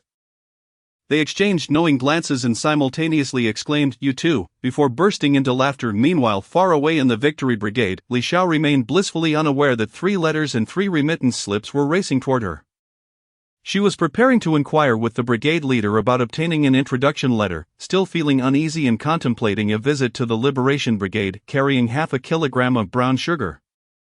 Li Xiao sauntered to the brigade leader's residence. It was a typical northern courtyard, enclosed by a fence about a meter high. From the outside, one could see 2 vegetable plots within, still unharvested, likely filled with cabbage and radishes. 2 hens wandered about the yard, and facing the entrance was a row of 5 tiled rooms, constructed of half brick. The gate was ajar, yet she hesitated at the entrance, calling out, "Aunt Sue, are you home?" She felt it was inappropriate to enter uninvited. "Yes, who is it?" Aunt Sue responded cheerfully, stepping out of the house to see Li Xiao, whose smile widened at the sight of her. She approached Li Xiao with a smile, pulling her towards the house. "Xiao Xiao dear, why are you here so early? Have you had breakfast yet?" Their family typically had breakfast later in the morning. Every day, Captain Sue would rise early to inspect the fields and the brigade office before returning home for breakfast, after which he would head back to the field. So upon entering, they indeed found Captain Sue seated on the com, a small table before him, enjoying his meal. It appeared Aunt Sue had left halfway through her meal. She quickly said, "I've already eaten, Nanty. You should hurry and finish yours before it gets cold." Upon hearing this, Aunt Sue ceased her calls and brought over a stool for Li Xiao to sit down. Returning to her meal thereafter, Li Xiao initially intended to wait for them to finish eating before speaking, but Captain Sue broke the silence first. He set down his bowl and chopsticks, picking up his smoking pipe. But upon glancing at Li Xiao, he put it back down. He regarded her with a somewhat official demeanor. "Is there something you need, Comrade Li?" Li Xiao replied, "Captain, are you a straightforward man? Is this how direct you are?" She hesitated, unsure of how to express herself. Gathering her courage, she finally said, "Captain, I wish to visit the Liberation Brigade. I have a distant relative there. Could you assist me by issuing an introduction letter?" Captain Su regarded her for a moment before responding, that can be arranged. Will you be returning the same day, or do you plan to stay overnight? He pondered, surprised that this girl had relatives nearby, of whom he had not heard before. Li Xiao paused momentarily, then said, generally, I plan to return the same day, but uncle, could you issue me an overnight permit, just in case my relative wishes to keep me? She wore a flattering expression. Captain Su could hardly bear to look at her, bewildered by how this girl had managed to win the favor of his brother and sister-in-law, who insisted he look after her. He gestured for her to wait as he fetched the paper and pen for the introduction letter. Before writing, he inquired, what is your relative's name? Ah, do I need to write that? She replied, slightly taken aback. I should be able to simply state it, right? They live openly in that village. Thus she revealed Li Shitu. With the name in hand, Captain Su wasted no time and swiftly penned the letter. Once Li Xiao received it, she felt a surge of urgency to prepare for her departure. She stood up and announced, Uncle, Auntie, I shall take my leave now. Just as she was about to exit, Aunt Su called out to her.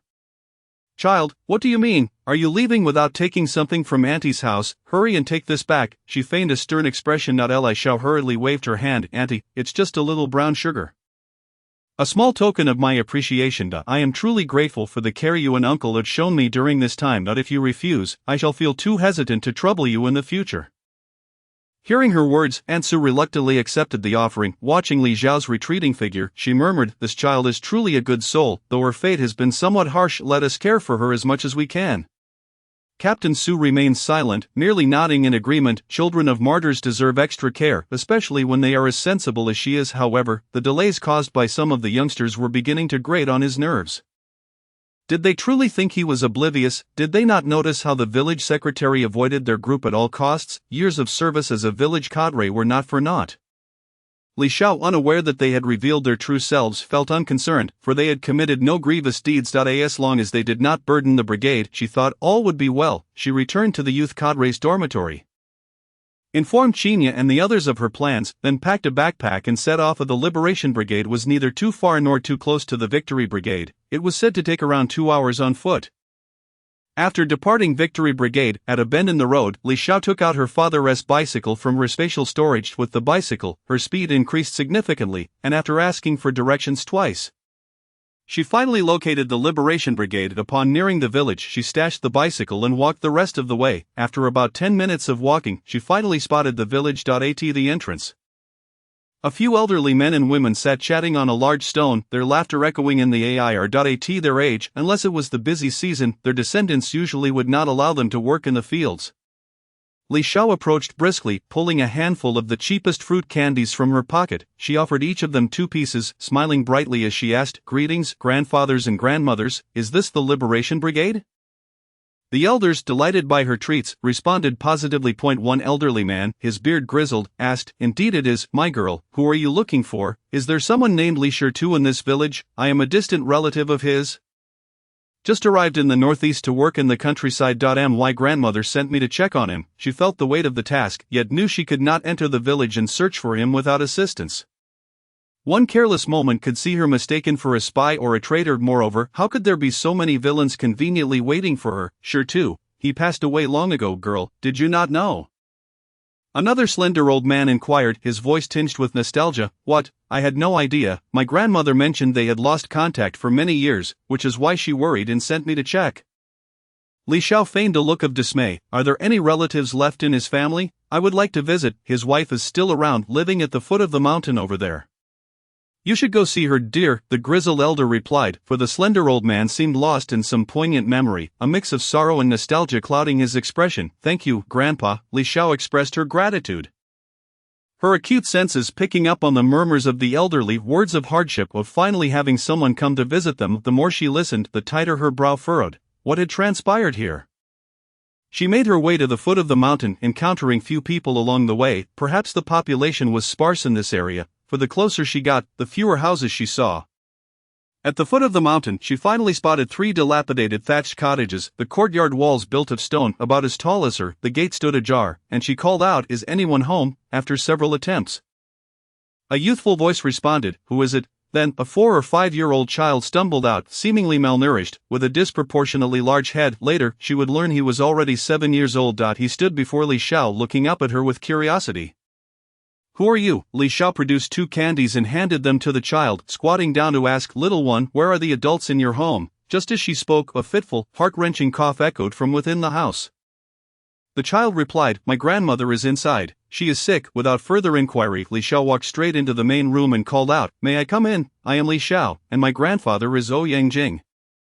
From within, an aged voice responded, yes, please come in. The urgency in the tone was evident. Li Xiao stepped inside to see an elderly woman, white-haired and frail, propped against the Kong. Her breathing was labored, her face a pallid yellow, etched with deep wrinkles, lips devoid of color. It was clear she was nearing her end. As Li Xiao entered, the old woman coughed again. Quickly Li Xiao approached, filling a cup with water from the tea cabinet nearby.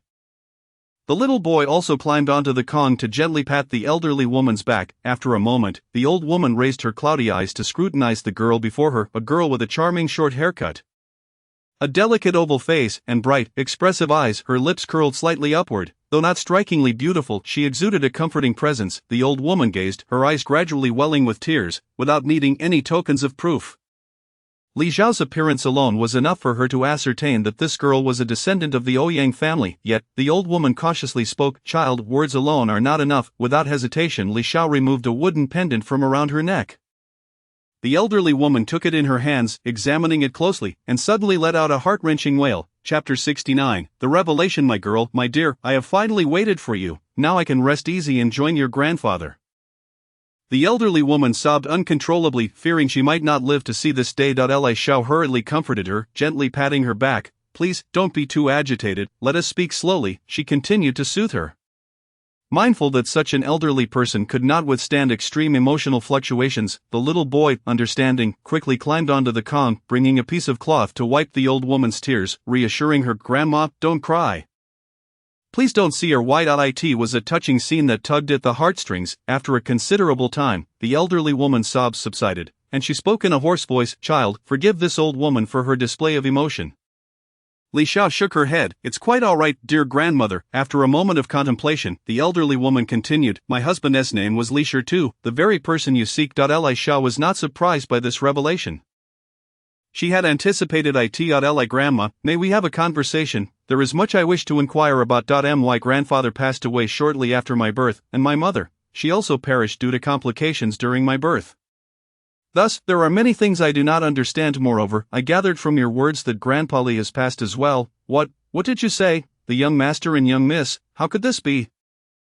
No wonder. Upon hearing the tragic news, Li grandma was inconsolable, crying out for the young master and young miss, her voice filled with sorrow. She had maintained her old terms of endearment for them even after all these years. Fortunately, the location was secluded, otherwise it would have been difficult to allow her to grieve so openly. And nevertheless, Li Xiao gently interjected, Li grandma, please do not be too sorrowful. My grandfather and mother would not wish for you to be so heartbroken. Take care of your health. After she cried for some time, the old woman gradually calmed down, wiping her tears with her sleeve. With genuine concern, she asked, child, how did you come here all alone? Are you not living in the capital? How can one feel at ease with you coming all this way alone? Grandma Li, I have been serving in the nearby Victory Brigade for about 2 months now. But Li Xiao dared not mention that Li Papa had already sacrificed his life. The old lady could hardly withstand any more blows. Oh dear. Why must you go to the countryside at such a young age? It must be quite arduous for you. She tenderly patted Li Zhao's hand and then gestured towards the bench beside her, saying, my dear girl, please sit down. I cannot allow you to sit on the Kong. It is much too dirty. Once Li Xiao was seated, Grandma Li slowly began to speak, since you are unaware, let me recount the tale from the beginning. With that, she delved into her memories. It turned out that Li Shirtu was found by Ouyang Tai's great-grandfather during a business trip. He had no knowledge of his parents and had been among beggars for as long as he could remember. On that fateful day, little Shirtu was accidentally shoved by 2 beggars and fell into the arms of Ouyang Tai's great-grandfather, who had just managed to secure a bun, now snatched away, causing the child to wail in despair. Ouyang Tai's great-grandfather looked at the child, who was about the same age as his own son, ragged and emaciated, with hands red from the cold dye in the midst of winter. He wore nothing but a tattered garment and shoes that barely covered 3 toes. This sparked a sense of compassion in him, leading him to bring the child home, where he became a part of the Ouyang family, a little sidekick to Ouyang's grandfather. Li Shirtu was the name he had always known.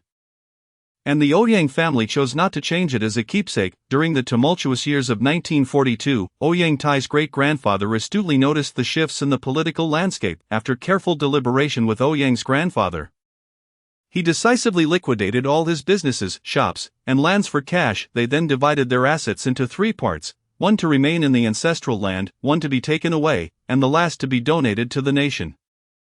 They dismissed the household servants, providing them with relocation funds to ensure their well-being. Initially, Ouyang Tai's great-grandfather intended to take Li Shirtu and his wife with him, having watched him grow, marry, and have children over the years. Akin to family, it was difficult to part with them. However, Li Shirtu insisted on staying behind, determined to safeguard the wealth left behind for the master and young master, as well as to tend to the Ouyang family's ancestral grave. No matter how Ouyang's grandfather urged him to leave, he remained resolute, stating he would visit them when things stabilized in the future. Little did they know this farewell would be their last. Seeing Li Shita's unwavering stance, Ouyang Tai's great-grandfather did not press the matter further, understanding that the path ahead was uncertain and that staying behind could still yield a stable life if approached with caution. Thus, he provided them with a generous allowance, discussed various means of communication, and departed with his family. He arranged for Li Shirtu to reside in the neighboring village and instructed that the ancestral home be razed to the ground after their departure. The entire process, from the decision to leave to their actual departure, unfolded within a mere 6 months, a speed that astonished many. Initially, some murmured, but gradually, the Ouyang family faded from public discourse. Li Shirtu settled in what was then Chenjiawan, now known as Jiefang village. The couple built 3 thatched cottages at the foot of the mountain, leading a life dictated by the rising and setting sun. Li Shirtu often used hunting excursions as an excuse to visit the Ouyang ancestral land and discreetly check on the safety of the hidden chamber. Life was relatively stable for over a decade, but the absence of news from the master and young master cast a shadow of unease over him. Li Shao speculated that perhaps Ouyang's grandfather and the others wished to spare Li Shirtu from worry, hence their silence. In 1963, while hunting in the mountains, Li Shirtu and his son encountered a pack of wolves, resulting in their untimely demise. As Grandma Li recounted this part, tears streamed down her face. She lamented, "Just 2 months after they left, my heartless daughter-in-law abandoned little Tai Dan, who had just learned to crawl, to run off with someone else." Wiping her tears, she continued, "A couple of years ago, I could still venture to the mountains, but my failing health has made it increasingly difficult to even get out of bed. I was hoping to contact the young master and the others soon." According to Grandma Li, the couple was around the same age as Ouyang's grandfather, which meant they were merely in their 50s now. Yet, seeing Grandma Li's silver hair and deeply lined face, one would easily surmise she was at least 70.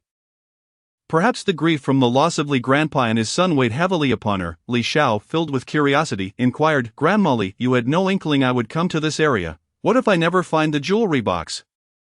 How can you be sure I will see it?" Upon hearing this, Grandma Li's face lit up with the first smile since Li Shao entered the room. At that time, the young master and my husband spent an entire night brainstorming emergency contact methods. And there is more than one. For instance, telegrams, newspapers, and even marking trains, among other things. Of course, the content is something only we would understand, others cannot decipher it. The address is the one left behind back then. They had considered many options but never anticipated their own premature departure. After saying this, her expression turned somber once more. After a lengthy pause, she straightened her posture and said, "As people age, they tend to ramble. I have been prattling on for quite some time. Let us now discuss the matter at hand." Chapter 70. The narrative in the 70th chapter. Grandma Li appeared more spirited as she began to address the pressing matters. Perhaps because they truly held significance for her, she stated, "I have not been to that place for 2 years now, and I truly do not know its current state. I am also reluctant to send anyone else, as I do not feel secure. My dear girl, you must quickly reach out to your family to ascertain the situation and decide how to proceed." She assumed Li Shao had other relatives since Li Shao had only mentioned her mother's passing. Li Shao nodded in acknowledgement but did not elaborate, saying, "I understand, Grandma Li, but I am not entirely sure where it is. Every village seems to have a different name now, and even some mountains and roads are referred to differently."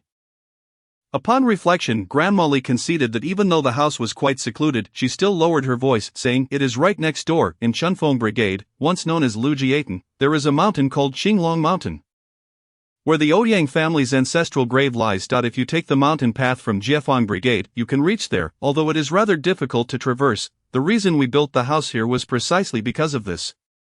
You can access it via the small road behind the house." She pondered for a moment and asked, "Do you still have the topographic map and specific location chart of the mountain?"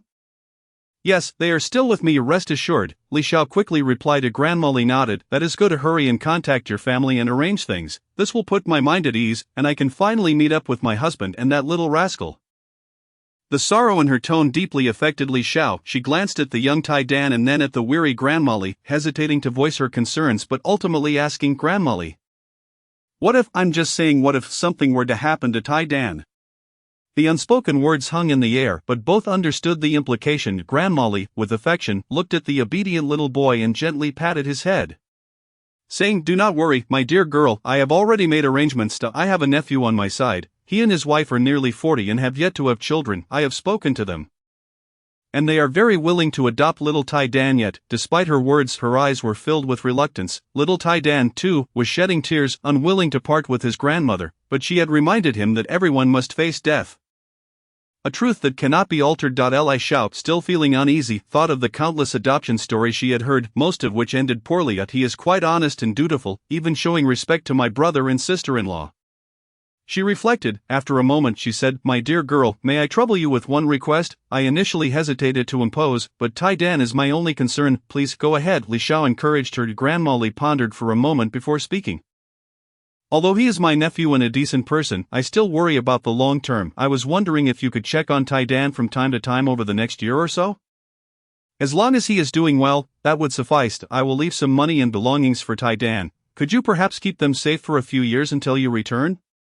She understood that Li Xiao could not possibly remain here forever. Li Xiao contemplated this request and found it reasonable, easing her own worries. Little Tai Dan was indeed pitiable, while she had a grandmother to accompany her during her formative years. He had lost his, thus she nodded. "Rest assured, I will fulfill this promise." After discussing the pressing matters, they finally had the leisure to consider other thoughts. Glancing at her watch, Li Xiao realized it was nearly 1 o'clock. At that moment, little Tai Dan's stomach let out a timely growl, causing his face to flush with embarrassment. Li Xiao chuckled softly. "I have been so engrossed in conversation with your grandmother that I lost track of time. I will go prepare a meal for you and Grandma now." With that, she reached for the basket set aside and headed to the kitchen. Grandma Li quickly interjected, "No, dear girl, you mustn't. How can I allow you to cook for an old woman like me? You are a young lady." Li Xiao smiled to Grandma Li. "Just consider me as a younger member of the family. There is no need to be so formal. Cooking for you is no trouble at all." With that, she took little Tai Dan's hand and together they made their way to the kitchen, which was easily found within the 3 simple rooms. Little Tai Dan was quite sensible, diligently tending to the fire for Li Xiao. She prepared porridge using the millet she had brought, along with scrambled eggs and stir-fried vegetables. The eggs were freshly smuggled from her space, while the vegetables were picked by little Tai Dan from the garden, which he claimed were planted with the help of several kind ants. The meal was a delightful change for little Tai Dan, who relished every bite, having not tasted such fare in ages. Since Grandma Li's illness, only a few benevolent ants had occasionally come to assist, leaving the young boy to prepare meals himself, which were hardly substantial for someone so small. Consequently, his nutrition had suffered. Meanwhile, Grandma Li hardly touched her food. Her condition was truly dire. Li Xiao proposed, "Grandma Li, how about I take you to the county for a visit?" Before she could finish her sentence, she was interrupted. Grandma waved her hand weakly and replied, "This is a matter of the heart. It cannot be cured, and now that everything has been settled, I can rest easy. I just want to spend a few more days with Xiao Tai Dan, and that will be enough for me." Seeing her speak this way, Li Xiao chose not to press further, as it was evident that the elderly woman's vitality had waned significantly. However, while making porridge earlier, she had secretly added a ginseng-nourishing pill, hoping it might benefit both her and her grandson's health. After finishing the meal, she left behind some millety eggs and a bit of brown sugar before departing. The basket on her back contained items Grandma Li had set aside for Xiao Tai Dan, which she had just dug up from the backyard following Grandma's instructions. There were 50 small yellow fish, reportedly given by Grandpa Ouyang, along with 500 yuan and some tickets, which she left behind to avoid expiration. When the time came, she would give her nephew an additional 100 yuan. The elderly lady had nearly 200 yuan left on her person, with the remainder reserved for household expenses and her own final arrangements. Throughout the journey, Li Xiao felt a sense of unease. Both Grandpa Li and Grandma Li were deeply sentimental and kept their promises, having steadfastly protected their commitments over the years. Even in Grandma Li's frail condition, she still worried about fulfilling her obligations. Fearing she might not do it well now that Li Xiao knew the location, she resolved to gather everything as quickly as possible to prevent any further mishaps. However, today was not the day. She certainly did not wish to spend the night on the mountain. She would return in a few days, allowing her to visit Grandma Li and the others once more, once she had her thoughts in order. Li Xiao realized she had walked quite a distance, completely forgetting to ride her bicycle. She approached the roadside, discreetly retrieved her bicycle from the grass cover, and stored the items from her basket into her space. She rushed back to the Victory Brigade, naturally hiding her bicycle upon arrival. Once back, she sought out Captain Su to report in. Why was she being so obedient, you ask? She was effectively giving the captain a heads up about her relative's illness and her intention to return in a few days. Just as she was about to head back to the youth commune, she unexpectedly encountered Lu Lizi's mother there. Startled, Li Xiao thought, could she be looking for me? Surely Lu Lizi wouldn't dare to say it was me who hit him? Chapter 71, Threatening Wang Taohua. Li Xiao cautiously peeked around the courtyard door, hesitant to enter, as she intended to overhear what Zhang Dawawa had to say. Suddenly she heard a voice behind her. What are you doing here? Li Xiao jumped, startled, as her attention had been entirely focused on the courtyard, leaving her unaware of anyone's presence behind her. She patted her chest and glared at him. Do you not know that scaring someone can kill them? Gu Jiqing. Ji Yuhong shrugged innocently. How was I to know I would scare you? What were you looking at? He glanced toward the youth commune. Nothing, let's go in. There was no use in hiding. If they were truly looking for her, thus Li Xiao stepped in first, with Gu Hong following closely behind. Upon entering, they found Lu Lizi's mother pleading with Wang Taohua. Little Wang, my son said he wants to see you. Please go and visit him. I'm begging you. The old woman was heartbroken over her son's condition, and if it meant seeing Wang Taohua, she would do anything to help him. Even facilitating a marriage if necessary. Realizing they were searching for Wang Taohua, Li Xiao felt her earlier tension dissipate. She casually positioned herself between Qinya and Ma Dongmei, joining them to observe the scene. There was no way Wang Taohua would go. She was already frightened enough as it was, and who knew what Lu Lizi might say if she visited him. She withdrew her hand and said, Auntie, I'm not familiar with your son. It would be inappropriate for me, as a young woman, to visit him. Are you really not going? The old woman pressed coldly. Auntie, please don't put me in a difficult position. Wang Taohua feigned a look of grievance, as if the old woman were coercing her. The old woman was not angered. Instead, she said, Little Wang, come closer so I can whisper something to you. Initially reluctant to listen, Wang Taohua feared the old woman might reveal something inappropriate, so she obediently stepped closer. The onlookers observed as the old woman murmured something in Wang Taohua's ear, causing her pupils to widen in shock. Instinctively stepping back a few paces, Zhang Dawawa was not worried. Her son had assured her that Wang Taohua would definitely go. Sure enough, after a brief moment, Wang Taohua resignedly nodded. Auntie, regardless of the circumstances. We are now part of the Victory Brigade. It is only fitting that I visit Comrade Lu. However, it is too late today. I will go first thing tomorrow morning. Not if there was a chance to delay. She would take it, but she could not avoid going altogether. Lu Lizi had threatened that if she refused to go, he would report her, and he had mentioned that during their planning, he was not the only one present.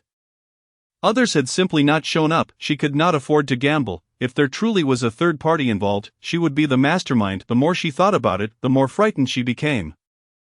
Losing track of when Zhang Dawawa had left, Wang Taohua, overwhelmed, stumbled back to her room. The others, having watched the spectacle, dispersed to attend to their own affairs. Li Xiao returned to her small room, sitting on a stool in front of the stove. Lost in thought, it seemed Lu Lizi had awakened, and judging by the old woman's reaction, he had not disclosed the truth. But what did he want with Wang Taohua? Did he intend to conspire with her for revenge? Li Xiao's gaze grew cold. If they were so eager to congregate, she might as well assist them in their endeavors, let them engage in their own conflicts, saving her the trouble of intervening. Unfortunately, she would have to wait for Lu Lizi to be discharged, otherwise she would have no opportunity. She resolved to wait patiently. The following morning, Wang Taohua reluctantly accompanied the old woman to the county.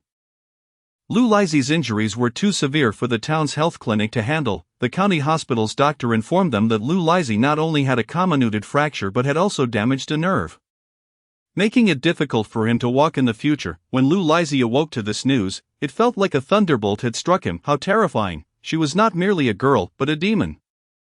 Recalling the confession he had signed and the threats from that demon, Lu Lizi understood clearly that he had to bear the consequences. He did not wish to die, even if he could only lie in bed for the rest of his life.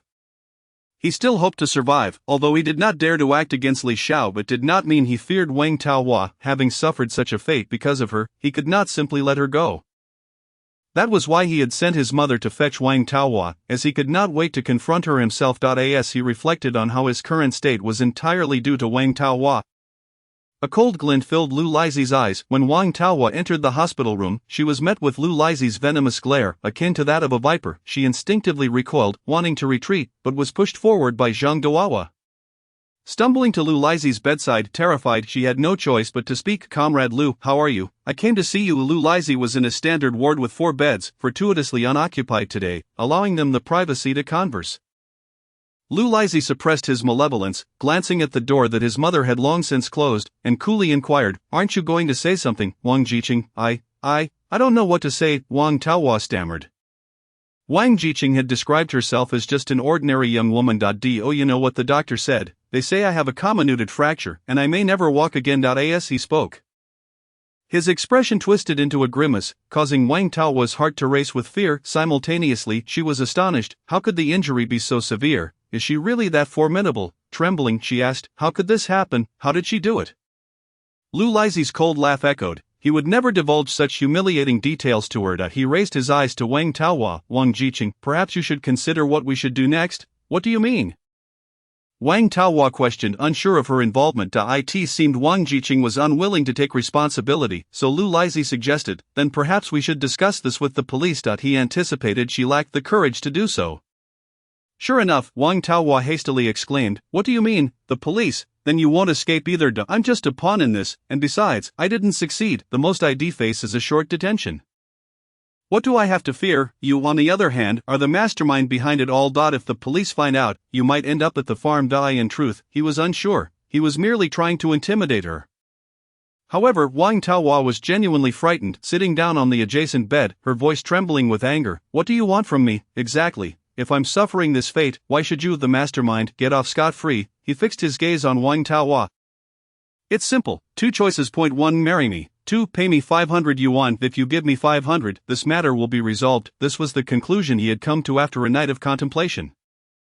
He was likely finished, and marrying a wife would be impossible. Thus, no matter which option Wang Taohua chose, it would yield the best outcome for him. Upon hearing this, Wang Taohua felt as if thunder had struck her. How could he dare? She thought. She couldn't possibly come up with 500 yuan, and the idea of marrying Lu Laizi was out of the question, even if he were in good health. She would never consider marrying a country bumpkin, especially not a petty thug. Chapter 72, Conspiracy. Wang Taohua shook her head frantically. "I don't have that much money. Oh, so it seems you are inclined to marry me?" Lu Laizi replied with a smirk. "Fine, I'll have my mother propose when I return." It's not as if I'm like most villagers who say instead of what. No, I don't want to. Wang Taohua shook her head even faster. "This one do you want me to go to the police?" Lu Laizi narrowed his eyes dangerously. "Can I have a few days to think it over?" Wang Taohua pleaded. "I'll find a way when I get back." Lu Laizi contemplated momentarily before nodding. "Very well, I shall grant you 3 days' time. After this period, you must make a choice, otherwise, 3 days later he would be discharged from the hospital. The doctor had advised that remaining in the hospital served little purpose, as recuperation could be equally effective at home. All that was needed was for the village's barefoot doctor to change the dressing once during these 3 days. For the past 2 nights, the pain in his leg had robbed him of sleep. Had he known, he would not have provoked that tyrant. With this thought, he glared menacingly at Wang Taohua, causing her to nearly cower into the corner. Ultimately, Wang Taohua was left bewildered as to how she had departed from the hospital. All she knew was that she felt achingly cold and numb as she took a taxi to the town.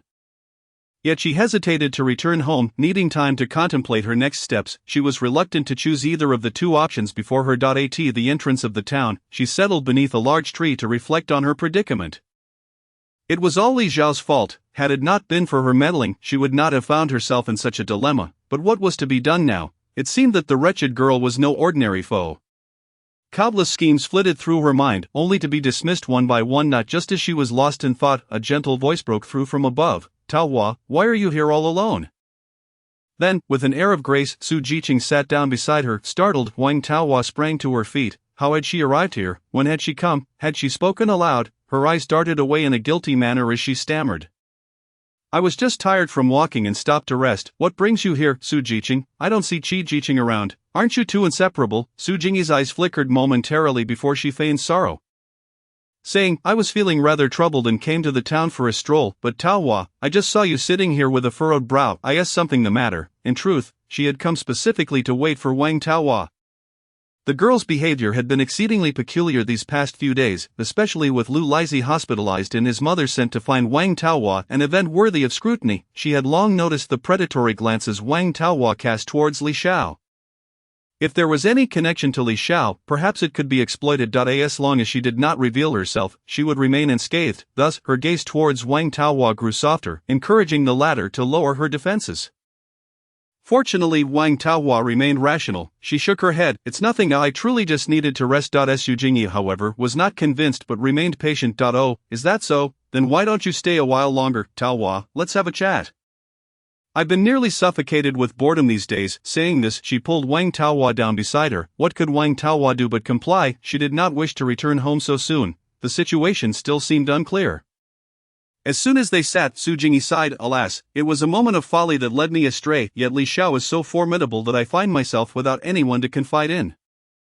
Wang Taohua was not particularly incensed about the past. She had not used Su Jingyi's clothes to wipe her feet. Regarding the matter of taking all for herself, she had even less concern, as it was Qi Jiqing who had procured it, and he could give it to whomever he pleased. Thus, hearing Su Jingyi's lament, she nodded in agreement. Indeed, she is quite something. Seeing Wang Taohua engage in the conversation, Su Jingyi continued, but what can be done? If only she did not reside in the youth cadre dormitory. The implication was clear. Wang Taohua remained silent. What she desired was not for Li Xiao to leave the dormitory, but rather for her wealth, or perhaps her life. Observing the resentment and greed in Wang Taohua's eyes, Su Jingyi smirked softly, as if speaking to herself. In truth, there are many ways to deal with a young girl.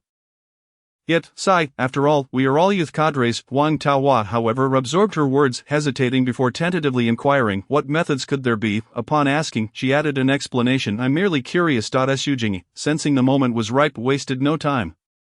She turned to Wang Taohua and directly asked, Taohua, tell me honestly, has Li Xiao bullied you, and what does Lu Lizhi want with you? Share with me, and perhaps I can assist you. She gazed at Wang Taohua with genuine concern. Wang Taohua evaded the inquiry. No, really, there is nothing. How could that be? Taohua, I heard you cursing Li Xiao when I arrived. I also despise her. If you tell me, I might be able to help you. It is better than sitting here alone. Su Jingyi pressed on. After a brief pause, she added, why should she enjoy a carefree life while we are left in disarray? We are all youth cadres. Why should she thrive while we suffer? Her words incited further indignation in Wang Taohua. Why should that solitary girl have it so easy? If anything were to happen, no one would care about her. Initially she had merely wished to extort some money from Li Xiao, but with Xin Jiajiao's incident, her family could not send her funds. The rural life was too harsh, yet Li Xiao thrived in abundance. That day, when she saw Lu Lizhi confront a young girl, a nefarious idea took root. If Lu Lizhi could trouble Li Xiao or tarnish her reputation, then if he married her, Li Xiao would be at their mercy. It was her scheme, and she believed Lu Lizhi would not dare deny her a share of the spoils. Who would have thought that she was so formidable, and that Lu Lizhi would dare to threaten her? Now trapped in a dilemma, she saw that if Su Jingyi also sought to deal with Li Xiao, cooperating might not be such a bad idea, yet, naturally she would not divulge the truth. Thus she raised her head, tears welling in her eyes, and spoke in a choked voice. I merely encountered Lu Lizhi on the road that day. He inquired about Li Xiao and exchanged a few words, then, he accused me of deceiving him, claiming I had concealed Li Xiao's skills, and demanded medical fees from me. What does it have to do with me? How was I to know she was so capable? The more she spoke, the more aggrieved she felt. Why should she be held responsible? That man could not even handle a young girl. Su Jingyi, though skeptical, played along, comforting her. Indeed, Taohua, you were so innocent. How could they treat you this way? It is all their fault, she implied Lu Lizhi and Li Xiao. With this opening, the conversation flowed smoothly, and thus a plot against Li Xiao began to take shape between the two women. Unaware that Li Xiao had also prepared a grand performance for Wang Taohua, the outcome of which remained uncertain. Chapter 73. What a coincidence, Li Xiao was oblivious to the schemes being woven against her. That day, she accompanied the others back to the mountain. She genuinely found foraging for wild produce addictive, each outing filling her with joy. By the time they returned with their baskets brimming with mountain goods, Wang Taohua and Su Jingyi had already reached the youth cadre dormitory, where everything appeared calm and undisturbed. The following 2 or 3 days, the dormitory maintained a serene atmosphere. Li Xiao continued her daily excursions to the mountain, during which she managed to trade for some firewood from 2 young lads she had not initially intended to trade, as she had enough stockpiled, even secretly stashing some away, should her supplies dwindle. She could always gather more later, however, upon learning that the two boys had only a blind grandmother and no parents, relying solely on the meager earnings from their labor. She felt compelled to assist them. Their lives were exceedingly difficult, and the villagers turned a blind eye to their occasional bartering, particularly following the arrival of the youth cadres. The demand for firewood increased, which enabled the boys to get by. Without hesitation, Li Xiao arranged trades with them, as did Gu Hong and several others, ensuring they only needed to focus on gathering wild goods for the next few days without worrying about firewood. On the evening of the fourth day, a boy approached Wang Taohua, announcing that Lu Lizhi had returned and wished to see her. At this time, however, Wang Taohua did not display the same fear as before. She approached Lu Lizhi with composure. It remained unclear what transpired between them, but ultimately Lu Lizhi did not cause Wang Taohua any distress. She returned in half an hour, visibly relaxed, lacking any trace of the anxiety from their previous encounter. Li Xiao furrowed her brow. It seemed the plan needed to be executed swiftly, otherwise, these pesky flies might engage in their petty schemes once more. Yet, fate intervened, and they crossed paths. That day, Gu Hong had taken leave to go to the county. And Qi Mashuan was unwell and did not ascend the mountain. Li Xiao perceived this as a golden opportunity and resolved not to delay any further. Coincidentally, Wang Taohua had chosen this very day to act. As Li Xiao separated from Qinya and Ma Dongmei, taking a circuitous route towards Wang Taohua, she was caught off guard by Wang Taohua's voice. As long as you can lure Li Xiao here. Don't worry, I promise you will not be deprived of your rewards. Then, another familiar voice chimed in. Let's discuss the rewards later. First, give me the promised 5 yuan, and I'll go immediately. Was that not Sun Sanmei? What a coincidence, they were plotting against her. Li Xiao steadied herself, listening intently, and discerned another presence lurking in the shadows. Fortunately, Sun Sanmei had been quite instrumental in her previous life. Perhaps it was time to settle the score. Li Xiao cautiously maneuvered within 5 meters of them, grateful for Wang Taohua's choice of location. She and Sun Sanmei were concealed amidst a thicket of brambles, some towering over a person as height perfect for hiding. However, one had to be exceedingly cautious, as the brambles could be sharp and injurious. Li Xiao had just calculated the distance. She was within range of Wang Taohua and the two others. As the two continued to haggle, one eager for the money, the other for the task, she decisively crushed a dose of tranquilizer. Waiting silently. After about 4 or 5 minutes, a series of thuds echoed, and the group collapsed to the ground, after ensuring that no one else was in the vicinity. Li Xiao finally stood up, first withdrawing Wang Taohua and Sun Sanmei into her space. She then approached the figure lurking in the shadows, her curiosity piqued about the identity of this person. The individual was positioned just to her left front, concealed behind a thicket of thorns. With utmost caution, Li Xiao navigated around it, only to be taken aback by the sight of Lin Dajuan lying on the ground. Ah, is this a complete sweep? Quite convenient, indeed. She had never been particularly clever, and if such incidents continued, she would be at a loss for better solutions. Without a trace of mercy, she swiftly gathered Lin Dajuan into her space and departed. Meandering through the mountains before descending via a less traversed path, this route led to Lu Kuai's residence, nestled near the back mountain, where few households resided. Lu's family was among them. She carefully noted Lu Kuai's house from the hillside and directly descended to the back door. This area was not a road, making it less susceptible to detection. After listening intently for a moment, she discerned only the breathing of 2 individuals within the home. Li Xiao could not afford to be overly cautious. She administered tranquilizers in both rooms where the breaths were audible. Once the drugs took effect, she made her entrance through the backyard. Upon entering Lu Kuai's room, she glanced at Lu Kuai, who lay sprawled on the bed. Presumably, he had slumped over while seated. Li Xiao retrieved a pair of gloves from her space and adjusted Lu Kuai into a more comfortable position. Then, she extricated Wang Taohua from her space and placed her beside Lu Kuai. Thoughtfully covering them with a blanket, she administered the antidote to the tranquilizers, marked with the note, "Effects will manifest within 10 minutes." She could only wait 5 minutes before administering the Qinhua Dan to the pair. As it required 5 minutes to take effect, seizing this 5-minute interval, Li Xiao ventured into another room, where a woman in her 30s lay, presumably Lu Kuai's sister. Law. Li Xiao paid her no mind. Her intent was to create chaos in this room to simulate signs of a break-in. With no personal grievances against the woman, she refrained from rummaging for money or valuables, exiting that room. She also disordered the main hall. Under the eaves, she spotted 2 hens rendered unconscious by the tranquilizer and unhesitatingly collected them into her space. Time was nearly up. She returned to Lu Kuai's room to administer the Qinhua Dan to both individuals.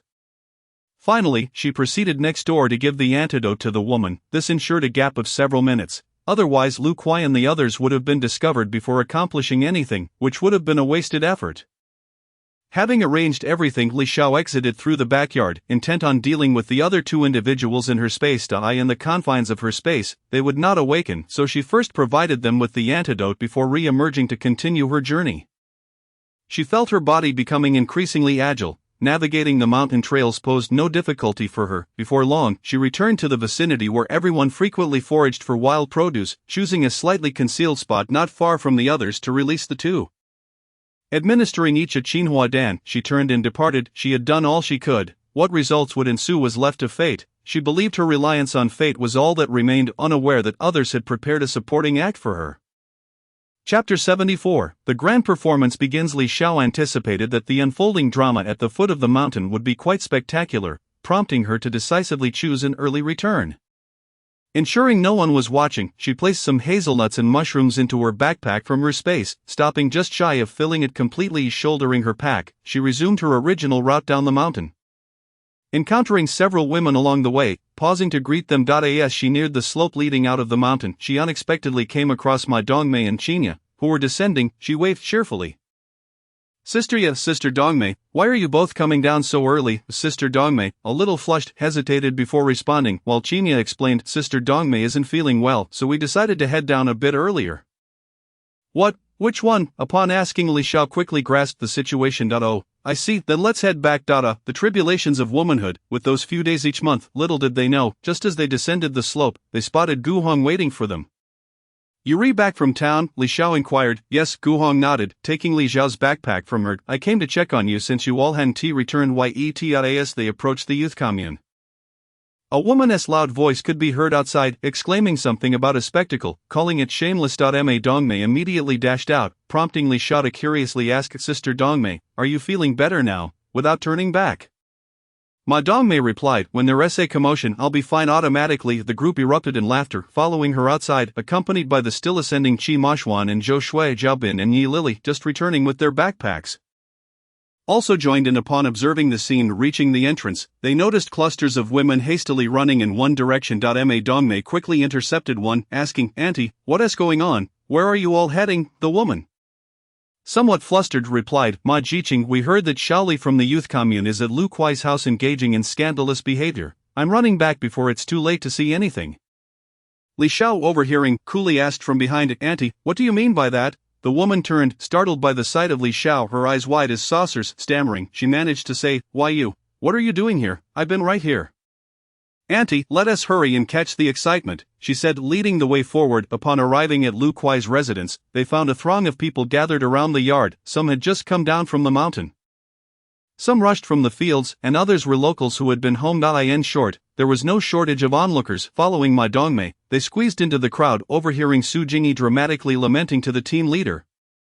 Little Li is still so young, what shall we do? As she dabbed at non-existent tears with her handkerchief, the team leader, his expression grave, called for his wife. Jin Feng fetched two people to check inside. He then turned to the crowd, asking, Has the women's director arrived? Hearing the sounds coming from within, the team leader's expression darkened further. Aunt Su wore a similar scowl, convinced the young girl had been set up. If she discovered who was behind it, they would face her wrath. Meanwhile, Su Jingyi was covertly chuckling. Li Xiao, you little wretch, let us see how you managed today. She was oblivious to Li Xiao's presence among the crowd. Li Xiao remained unperturbed, blending into the throng to observe the unfolding drama. Why disrupt such a splendid performance by appearing too early, risking the actor's enthusiasm and the audience's enjoyment? Several who spotted her were met with her gentle shake of the head. Signaling them to remain silent, someone informed the team leader, It seems Director Fong has gone to the commune for a meeting. The team leader, realizing his oversight, felt a wave of urgency wash over him. Meanwhile, Aunt Su had selected two women to push through the door. When Wapozi returned with her eldest daughter-in-law and two sons in tow, she immediately burst out, My son is in such a state. Which vixen dares to entice him? If anything happens to him, I'll make her pay. She then called to her sons, Dasun and Yerzun, break down that door. I want to see who has no shame. Don't go. I'll check first. Aunt Su attempted to intervene, but the two men kicked the door open before she could stop them. The crowd was abuzz with curiosity about who was inside. Was it that young Li? Suddenly Su Jingyi's scream pierced the air. Ah, how is it you? She exclaimed, rushing out with her face covered. The throngs outside, many unaware of Li Xiao's presence, erupted in speculation. Who could be inside? The occupants were Of course, Wang Taohua and Lu Kuai, still entangled in their embrace, took several women who had entered to splash a bit of water on their faces before they finally regained consciousness. In truth, the effects of the drugs had long since waned. It was merely the combination of the tranquilizers and Qinhuadan that had rendered them slow to awaken, with the aid of 2 cups of cold water. They fully roused. Wang Taohua, glancing around at the gathered crowd, let out a piercing scream, startling everyone outside. She quickly recoiled into the blanket, while Lu Kuai hastily pulled the blanket over himself, although startled by the crowd in his room. He couldn't say he was particularly surprised that he had suspected that this devilish plot would not be easily thwarted, but he had no objections to others setting their sights on Li Xiao. After all, what if they succeeded? Thus, he calmly covered himself with the blanket and explained to the team leader, ladies, I'd been in a relationship with Taohua for some time, we just hadn't shared the news. Today, we were discussing marriage and got a bit carried away. Please understand, having spent time with Hu Gu and seen the world, he managed to utter these lines with ease. The women present merely exchanged glances. Unimpressed, the team leader shot him a stern look, commanding, get dressed and come out to speak. Noticing Lu Kuai's immobile legs, he added, Dasan and Yersun, carry him out later. With that, he turned to leave, followed by 5 or 6 individuals. Wapozi, initially intent on saying more, was stopped by Lu Kuai's gesture, and she too exited, closing the door gently behind her. Initially irked by the news that her son was in trouble, she had rushed back in a frenzy. Now, upon realizing that Wang Taohua was involved, her anxiety dissipated. Her son had mentioned the possibility of marrying that girl. The last time he was ill, he had even sent her to find Wang. Though she remained in the dark about the nature of their relationship, she was reassured that it was her son's affection. The thought of a grandchild delighted her even further. Her son would have an heir. And the prospect brought her joy. Upon emerging, the squad leader and Ansu both exhaled a sigh of relief. As long as it was not that girl, they felt reassured, for the earlier incident had truly been terrifying. Since it was not her, there was no cause for alarm. They could afford to wait, as the matter needed to be clarified. Chapter 75. This melon is self-preserved outside. Su Jingyi, having sensed something amiss, contemplated leaving, but the throngs of onlookers made it impossible for her to squeeze through. Observing the squad leader's ashen face heightened her fear, causing her to shrink back in silence. Li Xiao observed the unfolding scene with keen interest. Unhurried, eager to discern what had transpired and what role Su Jingyi had played in it all. And meanwhile, Gu Hong and Qinya had gleaned something from Su Jingyi's few words, their expressions darkening. However, they knew they needed to first unravel the sequence of events. There would be ample opportunities for everything else later. Ma Dongmei, in her navette, failed to grasp the gravity of the situation. Continuing to berate Wang Taohua for her shamelessness, claiming it tarnished the image of educated youth inside the house, once everyone had exited, Wang Taohua finally poked her head out from under the covers. Her expression a mix of resentment and fury. Lu Lizhi, beside her, cautioned, when you go out, it would be wise to adhere to what I just advised, otherwise I won't hesitate to play the victim. Wang Taohua glared at him. How can you say that? Do you think anyone will believe you? Why wouldn't they believe it? I'm already incapacitated. What more can I do? You claim I was involved in your schemes. But how could I be? I never participated, merely refrained from opposing it. And do you even understand how you ended up here? Seeing the bewilderment on her face, Lu Lizhi realized she was entirely in the dark. That was a demon, capable of leading you to your demise without you even realizing it. Indeed, Wang Taohua felt a wave of confusion wash over her. How had she come to be here?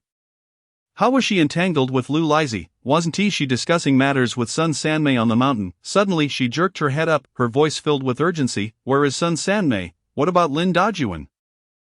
Have you seen them? Lu Lizhi, irritable, replied. How would I know? Hurry and get dressed. The squad leader is waiting. Surely they've been dealt with. Is that even a question? Use your brain. Wang Taohua, recalling this, hastily donned her clothes. Once dressed, Lu Lizhi reiterated, if you wish to avoid capture, you'd better know what to say and what not to say, lest you drag me down with you. He then instructed her to go outside and summon help to carry him out. Upon stepping outside, the sight of the multitude filled Wang Taohua with dread, compelling her to retreat, only to be pulled back by 2 ants. Lu Lizhi's brothers hurried in to assist in carrying him out. The uproar had escalated to such a degree that the squad leader decided against dismissing anyone. It was prudent for everyone to understand the situation, to prevent imitation, seeing that the parties involved had arrived. He motioned for the party secretary to inquire, instructing accountant Lu to take notes. Primarily, he feared losing control over his temper. The secretary, compelled to proceed, cleared his throat and spoke, now, who will begin by explaining what exactly transpired. Silence fell over the crowd. Lu Lizzie, however, boldly spoke up. A secretary, squad leader. It's quite simple, Comrade Taohua and I have been courting for some time. I was injured a few days ago, and I feared she might think less of me. To my surprise, she is quite devoted. Today, hearing her express a willingness to marry me, I momentarily lost control. I acknowledge our actions were inappropriate. Whatever punishment the squad imposes, we accept, merely requesting your forgiveness this once. His implication was clear. They acknowledged their fault, hoping to avoid escalating the matter to the commune. Wang Taohua was taken aback by his shameless fabrications. When had they ever courted? Yet, recognizing the situation's gravity, she dared not retort. Aunt Hua, looking pitifully at the crowd, lamented, "My son San Shun is likely incapacitated and will never walk again. It is fortuitous that a girl is willing to marry him. He was merely foolish in the heat of the moment. I implore you, have mercy and do not hold this against him." She clasped her hands in a gesture of sincere supplication, fearing the consequences should this reach certain authorities. Moved by the mother and son's pleas, the crowd began to soften. Aunt Hua continued, "Tomorrow, I will take them to get their marriage certificate. I will treat everyone to sweets, yes, once they were officially wed. There would be no fear, let them shed a little blood if need be." Wang Taohua, unwilling, opened her mouth to object, but was silenced by Su Jingyi, who had somehow appeared at her side, whispering something in her ear. Wang Taohua's expression shifted from anger to resignation. Li Xiao observed all of this quietly, unconcerned, as her intention had simply been to see Wang Taohua wed to Lu Lizzie, letting them tear each other apart. Yet this Su Jingyi, seeing that no one else was speaking up, the secretary posed another question. What about Aijio claiming there was a theft? Aijio was the second daughter-in-law of Aunt Hua, the one who had been drugged. Li Xiao, intrigued despite having orchestrated the event, was curious about what would unfold next. Aunt Hua exclaimed, "What? A thief? Aijio, what did we lose?" Her voice reached a pitch of panic as she glanced around anxiously. The one named Aijio quickly replied, "Mother, I checked. We only lost 2 chickens." Li Xiao touched her nose, recalling that the chickens were comfortably resting in her storage. Upon hearing about the missing chickens, Aunt Hua erupted. "Those damned thieves, daring to steal my chickens. If I catch you, I'll skin you alive." The crowd began to stir, with some calling home to check for any missing items. Ma Dongmei chimed in. "Fortunately, we don't raise chickens." What could Li Xiao do? She could only nod in agreement. It was the squad leader who finally intervened, halting Aunt Hua's tirade, his voice stern enough about the chickens. "I will send the militia to investigate. Let us focus on the main issue," the secretary hastily added. "Aijio, please continue." Aijio resumed, "I'm not sure what happened. I fell asleep in a daze, and upon waking, I found both my room and the main room in disarray. It terrified me. I quickly checked around, and everything was intact except for the 2 chickens. After speaking, she cast a furtive glance at Aunt Hua. Relieved to see she remained silent, and continued, "Out of fear, I went to find Lu Dama, but when we returned, Su Jiqing had brought people with her, saying that Shaoli Jiqing was in Sandy's room." Her voice dwindled, struggling to articulate the delicate situation involving her brother-in-law. Upon hearing her name, Su Jingyi stiffened momentarily before feigning calmness, her voice soft. "I was merely concerned after hearing someone had seen Shaoli Jiqing heading to Comrade Lu's home." She believed that by framing her words in this manner, the crowd would not pursue her further. Surrounding villagers, somewhat bewildered, nodded in agreement. Indeed, one would be anxious upon hearing such news. Su Jiqing is quite amiable. "And why was Shaoli Jiqing wandering around aimlessly?" questioned an elder lady. "Perhaps it was a misunderstanding. The one inside was Xiao Wang Jiqing. What does Shaoli Jiqing have to do with this?" Someone else contended, "Who can say what transpired? Our educated youth are all over the place." A voice chimed in. This sparked outrage among the educated youth, with Jiaobin being the first to respond. Our leaders have instructed us to be pragmatic. Everything must be based on evidence. We should not speak without proof, or we might have to address this at the youth office." His expression was earnest, the moment calling for him to take a stand as the leader. The elder woman mumbled, "I was merely voicing my thoughts." At that moment, Li Xiao's voice rose above the crowd. "Well then, benevolent Su Jiqing, may I pose a few inquiries to you?" Only then did the crowd realize that Shaoli Jiqing had been among them all along, and Su Jingyi was visibly shaken.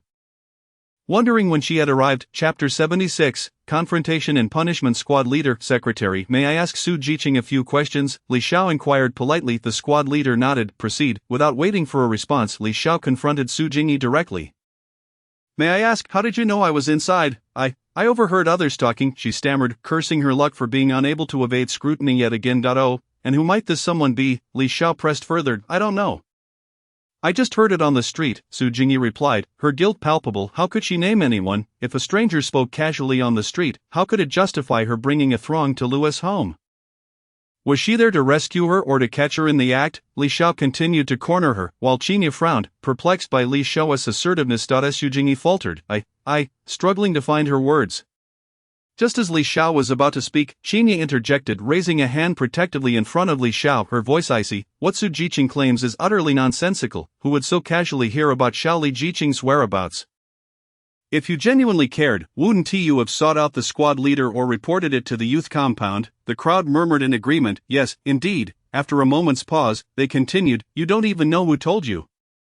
Raising suspicion that you intend to harm Xiao Xiao, perhaps this event was orchestrated by you. This was the first time since arriving in the countryside that Qinya had spoken so extensively.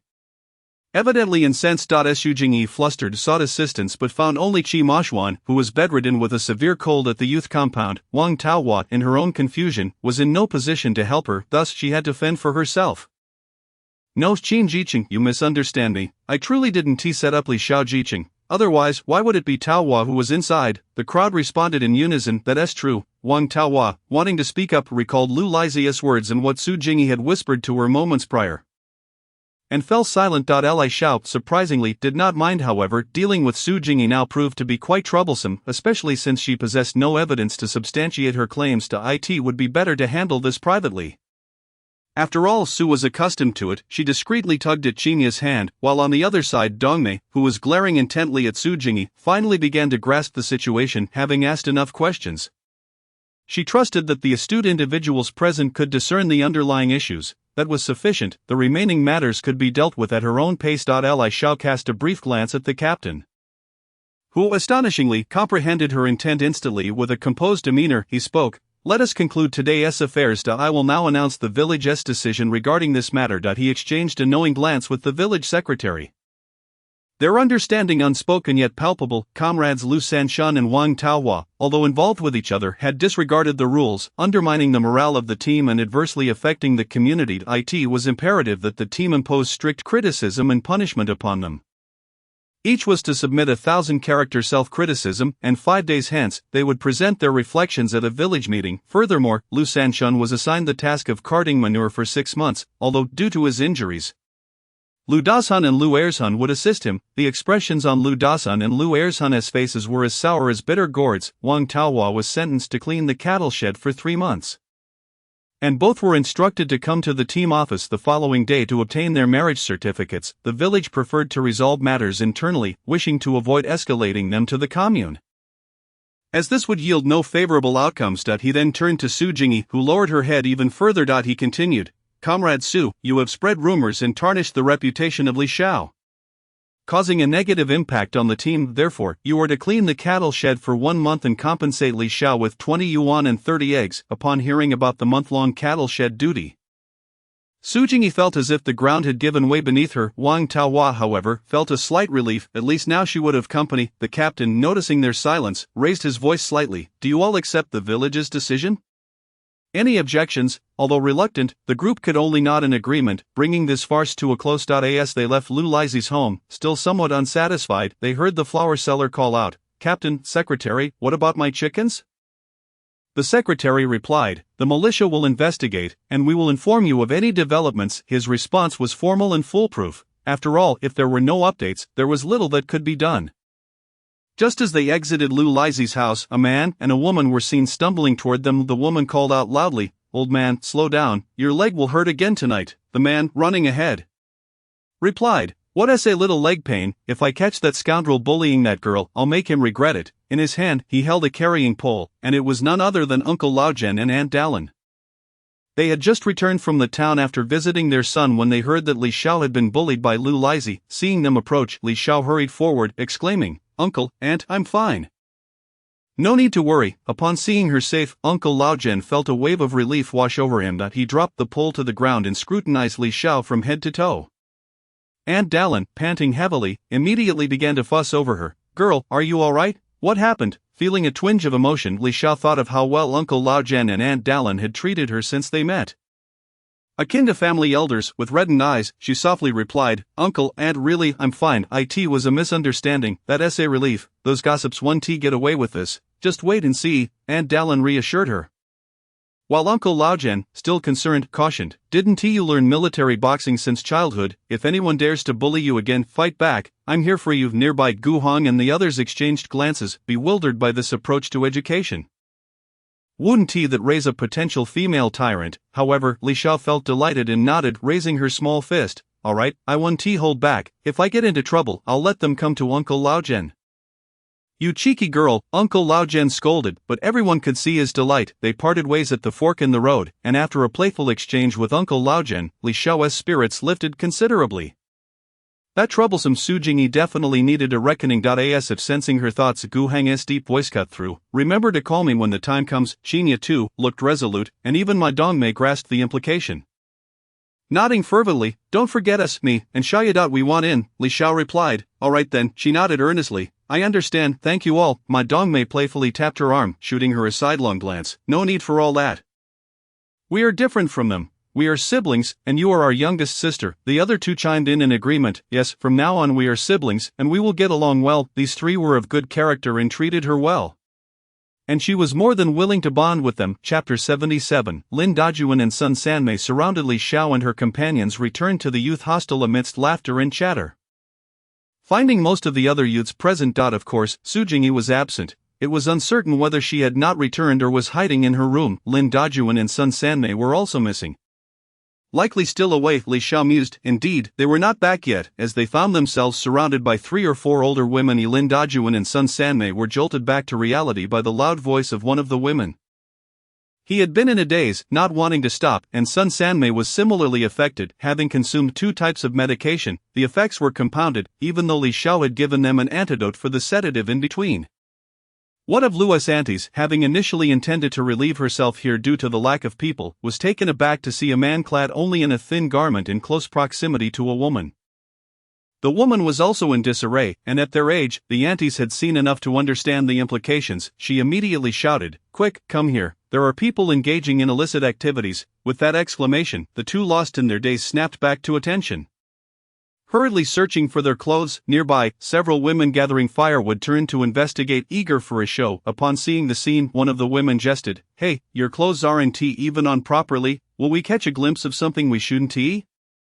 Laughing, she pretended to cover her eyes, making a show of peeking through her fingers. Aunt Fong, the secretary's wife, arrived shortly after, glancing at the two struggling to dress, and corrected Luo's aunt. "Oh, Lu, they aren't married yet, this isn't illicit behavior. It's just a mistake. If someone were truly engaging in illicit activities, my husband would be in for some reprimanding." She then turned to Lin Dajuan and Sun Sanmei with a serious tone. "Young comrades, when courting, you need to know your boundaries. This is a mistake, do you understand? If someone with ill intentions finds out, you might end up sent to the farm." Both were already panicked, and her words only heightened their fear.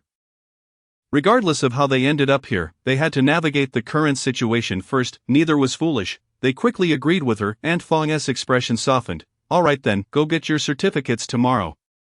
"Understood, certificates," the two pondered, realizing they had little choice. They certainly did not wish to be reported, so they acquiesced. Seeing their compliance, Aunt Fong addressed the others. "Alright, everyone, disperse." She then led the way out, while the others lingered.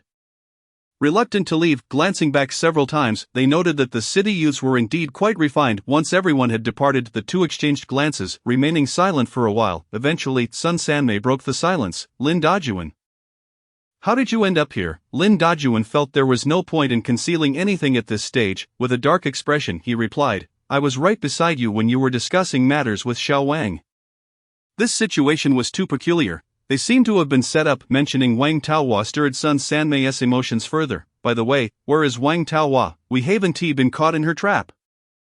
"Have we? I don't know. Let us head back and ask her." Lin Dajuan felt a surge of irritation. He had no desire to marry Sun Sanmei, as he was equally impoverished and could offer her nothing.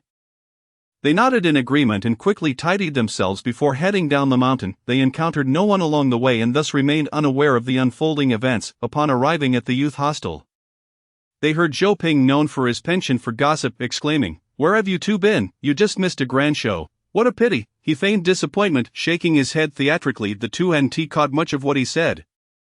But upon hearing about a grand show, they assumed he was referring to them, and their steps faltered as Zhou Ping, noticing their slow pace, approached Lin Dajuan, slinging his arm around his shoulder. Eagerly, he began to share the day's gossip. His excitement palpable as he exclaimed, "Let me tell you, today," his tone was barely able to conceal his thrill. After listening to Zhou Ping's account, Lin Dajuan and Sun Sanmei were left even more stunned. Their pupils dilating slightly, others merely assumed they were shocked, but only Li Xiao understood the turmoil within them. They were undoubtedly filled with a mixture of shock and fear. How could someone have taken them down so stealthily? Apart from fear, there was also regret. Had they known, they would not have chased after such trifling gains. Now they had unwittingly placed themselves in jeopardy. They pondered whether Li Xiao might have been behind it. However, at that moment, they had felt no inkling of her involvement. What could they say? It was unlikely anyone would admit to it. They shrank back, retreating to their respective rooms, contemplating whether they should inquire with Wang Taohua later. Li Xiao, like an audience member savoring the drama, sat at her door, shelling pine nuts while enjoying the unfolding spectacle, intending to fry the pine nuts for a snack. Recently, I have gathered quite a few mountain goods. In the next couple of days, I plan to visit several aunts and elder ladies to see if I can exchange a bit more dried hazel mushrooms, pine mushrooms, and wood ear mushrooms. At that time, I shall send some to the uncles and elder brothers in the military district, and perhaps find something to send to my 2 elder brothers as well, just as I mentioned Wang Taohua. She returned, accompanied by Su Jingyi. Su Jingyi followed closely, her head bowed, while Wang Taohua shot a fiery glare at Li Xiao, as though she wished to tear her apart with her gaze. Li Xiao, however, was undeterred. She suddenly stood up and took a few steps toward Wang Taohua, her tone icy as she spoke. "What does it mean, little Wang the educated youth? You return only to glare at me. What you did with Comrade Lu is of no concern to me." The group following her, including Gu Hong, also glared at Wang Taohua with unfriendly eyes. Under Li Xiao's interrogation, coupled with the intimidating stares from those behind her, Wang Taohua's bravado quickly diminished. She stammered, "A little Li the educated youth, you've misunderstood. I was just feeling down. It's not aimed at you." Seeing her cowardly demeanor, Li Xiao found it rather uninteresting. She fixed her round, almond-shaped eyes on her and coldly remarked, "That's not the best attitude. Otherwise, I might just hit you." She raised her small fist, recalling that this was how Uncle Lao Zhen had taught her. Casting another glance at the quivering Su Jingyi beside her, she thought to herself, "Wait for a couple of days. I'll come to play with you." Then the group turned and returned to Ma Dongmei's house, where they were gathering for a meal. The term gathering was one that Li Xiao had casually mentioned once, and the others had remembered it, even scheduling a weekly gathering, rotating between each person's house. Over there, Lin Dajuan and Sun Sanmei, upon hearing that Wang Taohua had returned, hurried out but found themselves at a loss for words with so many people present, and thus retreated to their rooms to discuss it the next day. Qi Mashuan, having heard that Su Jingyi had come back, also emerged from his room, approaching her with concern. "Jingyi, what happened? Are you alright?" Su Jingyi merely shook her head, responding, "I'm fine, Qi Ge. I'm just tired and want to rest for a bit." At that moment, she did not wish to elaborate on anything. Everyone returned to their rooms or busied themselves with their own affairs, leaving only Li Yong lost in thought. He couldn't shake the feeling that it was somehow related to Li Xiao. He understood too well the emotions conveyed in Wang Taohua's earlier days. This Li Xiao was becoming increasingly formidable. Could his aunt truly succeed? He suddenly found himself questioning that. Chapter 78, distributing grain. The next morning, when Wang Taohua was ready to set out to obtain her marriage certificate, she discovered that Lin Dajuan and Sun Sanmei were following her. Casting a curious glance their way, upon reflection, she surmised they might be seeking an opportunity to discuss the events of yesterday. And she too wished to inquire where they had been, which had left her. The educated youths did not think much of it, believing they were simply heading to town. However, as they ascended the mountain, they overheard an aunt and an elder lady vividly recounting the previous day's happenings. The group of educated youths was left in shock and confusion, astonished that such a spectacle had unfolded without their knowledge. They were utterly oblivious to the budding romance between the two. It was no wonder they were all heading to town together today. The secrecy surrounding it had been executed exquisitely. Only Li Xiao smiled knowingly, having skillfully concealed her accomplishments, lamenting that she had missed witnessing the event live. TSK. While they reveled in the gossip, those heading to town wore solemn expressions. How could they be joyful? They had not even begun to scheme against others before being ensnared in a counter-scheme themselves. Just moments ago, they had received a thorough reprimand from the village secretary and the brigade leader for seeking proof. The 5 of them sat quietly in the mule cart, indeed 5, as Lu Lizhi was brought along by his elder brother. It was not that they were unwilling to inquire among themselves, rather, Uncle Lao Zhen's unfriendly demeanor rendered them hesitant to speak. Lu Lizhi, in particular, had been glared at several times by Uncle Lao Zhen. They reached town in silence, finding a secluded corner to stop. Lu Dashun was dispatched by Lu Lizhi to a distance, not permitted to listen in, and Lu Dashun, disinterested, was too disdainful of these educated youths. As was his brother, the four of them whispered among themselves for quite some time. Still unable to grasp the extent of their predicament, they continued to scold Li Xiao, plotting revenge against her. Lu Lizhi, growing impatient, interrupted. Enough, if she truly orchestrated this, it only proves she has some skill. She is not someone we can contend with, so whatever you wish to do, count me out. I still want to live a couple more years. Wang Taohua and Lin Dajuan fell silent at his words. Indeed, they were not her match. Although Sun Sanmei did not voice her dissent, her eyes nearly brimmed with disbelief. She refused to accept that Li Xiao was so formidable. And she believed that one day Li Xiao would pay for her actions. She would wait for that day. Ultimately, they were compelled to obediently obtain their certificates, when the educated youths partook of the celebratory sweets offered by Lin Dajuan and Sun Sanmei. They were no longer as astonished. After all, the events of yesterday rendered it unreasonable not to claim their certificates. That evening, Wang Taohua moved into Lu Lizhi's home, assisted by Wapozi and the two daughters-in-law. They justified it by claiming that, having obtained their certificates, she naturally ought to return home, but in reality, they wished for her to care for Lu Lizhi. Lying in bed dealing with the constant mess was indeed vexing. Thus began Wang Taohua's so-called beautiful life. Lin Dajuan and Sun Sanmei continued to reside separately in the large dormitory, as they had little money. Even renting a small room left them unable to afford to set up a proper bed or furnish their living space. Consequently, no matter how much Yi Lily and Wu Zhaodi taunted Sun Sanmei, she remained silent. After dealing with a few bothersome individuals, Li Xiao originally planned to visit Jiefang village the following day to check on the elderly couple and retrieve her belongings. She intended to seek a letter of introduction from the brigade leader, but he informed her that the village would be distributing grain the next day and that she should come the day after. Distributing grain was a significant matter, one that surely warranted her attention, although she had only been there for a little over 2 months and had worked for just over a month. Participation was what mattered. The next day, early in the morning, Ma Dongmei knocked on each door, urging them to hurry. Li Xiao, still half asleep and utterly baffled, opened her door to say, "Sister Dongmei, it's not even 7 yet. It is far too early for us to go. Why suffer in this cold?" The other two expressed their agreement, and Ma Dongmei chuckled sheepishly. "Oh dear, I completely forgot. I was just too excited." She had awoken at 5 and had managed to hold off her enthusiasm until now. Following this commotion, not only did they wake up, but the other educated youths in the dormitory also stirred. They decided to rise altogether. It was better to witness the excitement than to miss out. Thus, after everyone washed up and had breakfast, they all hurried to the grain-drying field. They had initially thought they were early enough, only to find the field bustling with people, with over 200 households and nearly 600 individuals from the Shenglizhuang Brigade present. They clustered in groups, eagerly inquiring about each other's work points. The Shenglizhuang Brigade distributed grain based on a ratio of 6 labor points to 4 people, 60% distributed per head and 40% based on work points. Originally, it was a 7-to-3 ratio, but both the brigade leader and the village secretary felt this was unfair to families with more laborers, as it would dampen their enthusiasm. Therefore, the brigade unanimously decided to change it to 6 labor points and additionally provide each family of the elderly and those without labor force with 30 pounds of potatoes and 30 pounds of coarse grains, thereby ensuring no family would face starvation or malnutrition. At 8 o'clock, the grain distribution officially commenced, and the members of the brigade began to line up to collect their rations, with the educated youths positioned at the back. The 4 of them were even less inclined to compete for a place in line, opting instead to stand at the very end of the educated youths' queue. This way, they could occasionally move to the front to join in the excitement.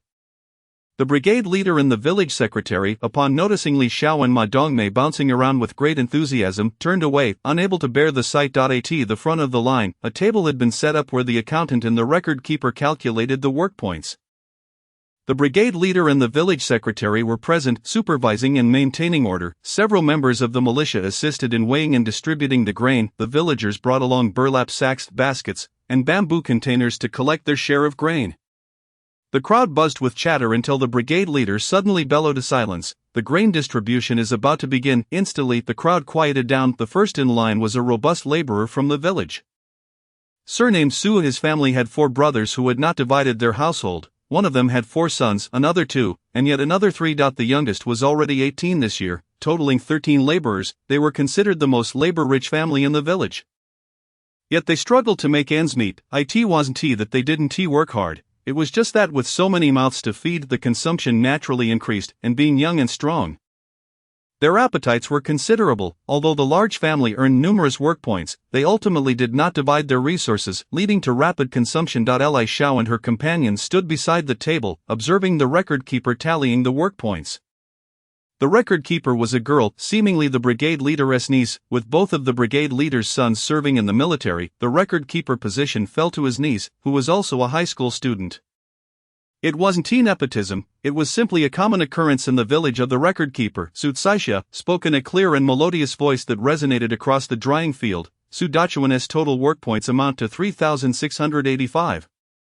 With a total of 4,500 pounds of grain distributed per head. Of this, 4,000 pounds are coarse grains and 500 pounds are fine grains. How much grain would you like to exchange for work points?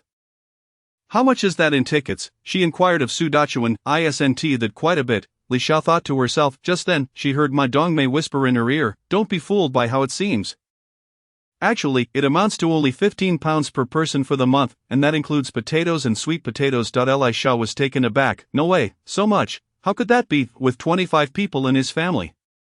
The total grain distributed is 4,500 pounds. Doesn't that mean each person gets only 180 pounds for the year?" Ma Dongmei replied as she looked at Li Xiao. Li Xiao nodded in acknowledgement, while Qinya also instinctively followed suit. However, Gu Hong remained silent and did not nod. He had already experienced all of this. Was it 15 pounds for that month?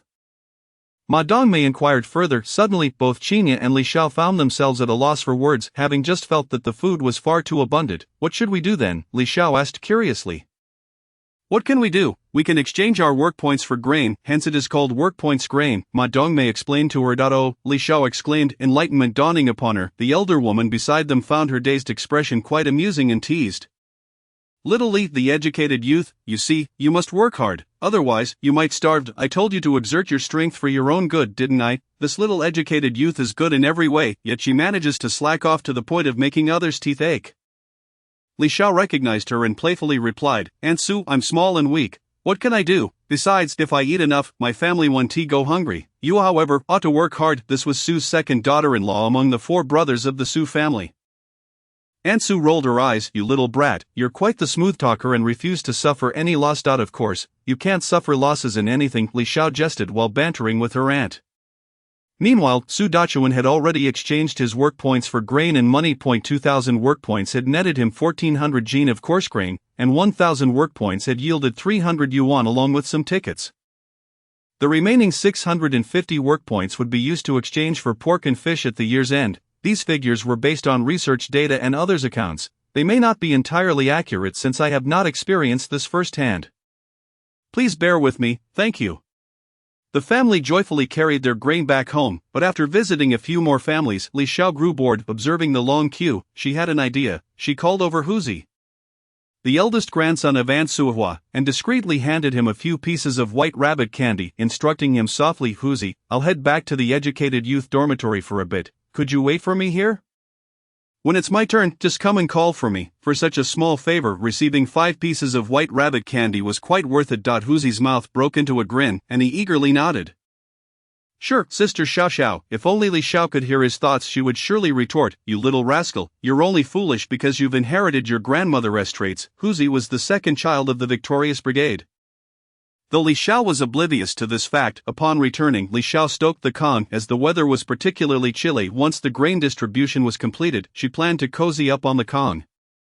She didn't intend to climb the mountain today. She would lie there like a salted fish. Since the Kong was already heated, Li Xiao decided to fry the pine nuts she had shelled yesterday. The aroma of the frying pine nuts was delightful, and she even roasted a plate of unshelled ones. The increasing fragrance drew the attention of the other 3, who, after tasting a sample, brightened up with excitement. Without a second word, each of them hurried back to bring a bag, utilizing Li Xiao's pan to fry their share, claiming it was just the right occasion to indulge while observing the spectacle. Li Xiao could only shake her head in disbelief, pondering whether they truly needed to learn from her. Once everything was fried, Huzi called from the door, "Sister Xiao Xiao, Sister Xiao Xiao, it's almost your turn. There are just a few educated youths left. Alright, I understand. Thank you for your hard work, Huzi, Li Xiao cheerfully replied. Huzi dashed off, and Li Xiao had intended to offer him some fried pine nuts. The group hurried to the grain distribution site, where indeed, the new educated youths had already received their rations. Watching as the newcomers received so little grain each, Li Xiao felt a twinge of bittersweet irony. Rising early and toiling all day for such meager sustenance, life was indeed challenging. Li Xiao noticed her own work points, a pitiful 235. Thankfully Su Jingyi had her back, or she would have ranked last. Meeting the teasing smiles of the village chief and the party secretary nearby, Li Xiao quietly turned her head, pretending not to see. Qinya and the others fared slightly better, with Ma Dongmei being the most fortunate.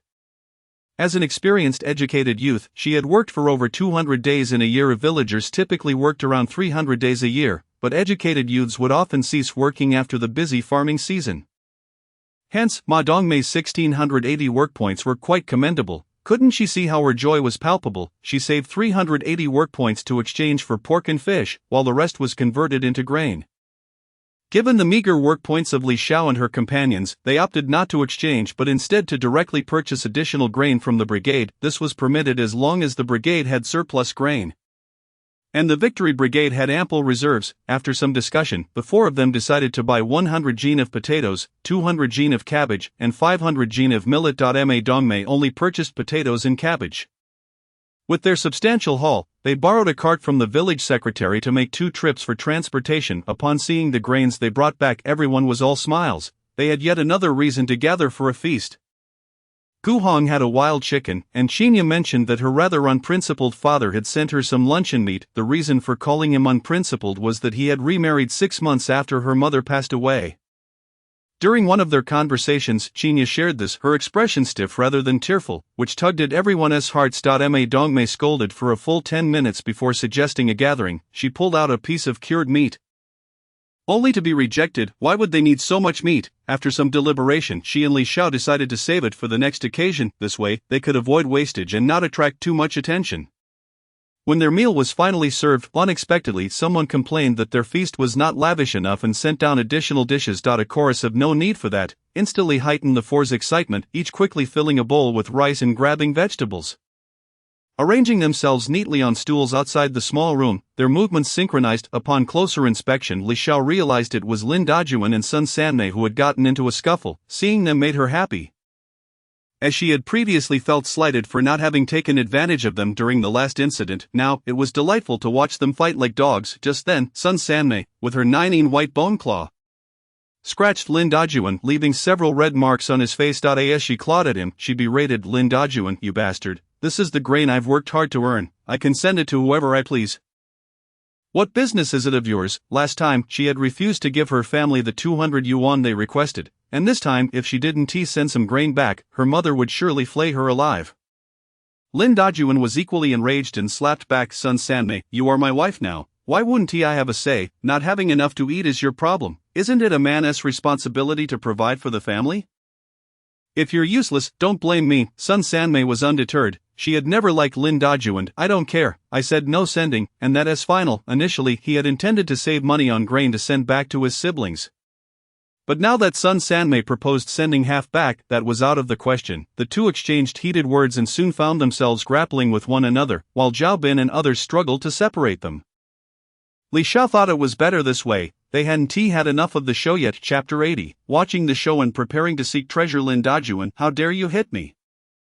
I'll fight you to the end. Sun Sanmei's eyes blazed with fury, her hands curled into claws as she lunged at Lin Dajuan. Lin Dajuan, equally furious, with bloodshot eyes and bulging veins, could not believe this woman dared to attack him in front of so many people. Did she think he was a dead man? Another round of punches and kicks ensued. It was a back-and-forth exchange. The four spectators felt their eyes were insufficient to take in the spectacle as they swayed back and forth with the fight.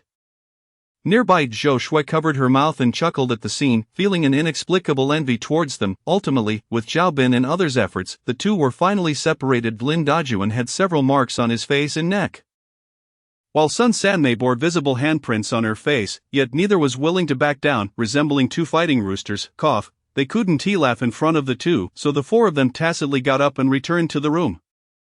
As soon as they entered and closed the door, Comrade Ma Dongmei exclaimed, "So this is what it's like when couples fight?" "Really?" Ye Qingya asked. "Haven't you seen it before?" Ma Dongmei nodded. No, my parents never argued, let alone fought. Whenever they saw such scenes, they'd send me home to avoid watching, the others responded. No wonder, you're so innocent. The next morning, Li Xiao took her introduction letter and headed to Jiefang village. She planned to check on the grandmother and grandson and then bring back Ouyang's treasures to reunite them with their friends in her space. Following her usual method, she rode her bicycle to save time. Upon arriving at Grandma Li's doorstep before 8 o'clock, just as she was about to knock, she spotted a middle-aged man carrying a hoe, preparing to head out. Upon seeing Li Xiao, he broke into a goofy smile and said, "Girl, you must be the Xiaoxiao girl my aunt spoke of. Come on in, she is in the house." Aunt, it seemed this was the nephew she had heard about. He appeared quite honest. Li Xiao smiled politely and replied, "Thank you, uncle." Upon entering, she saw Grandma Li reclining in a chair, covered with a small blanket. Little Taidan played with pebbles nearby, while a woman washed clothes by the well. The scene was warm and peaceful.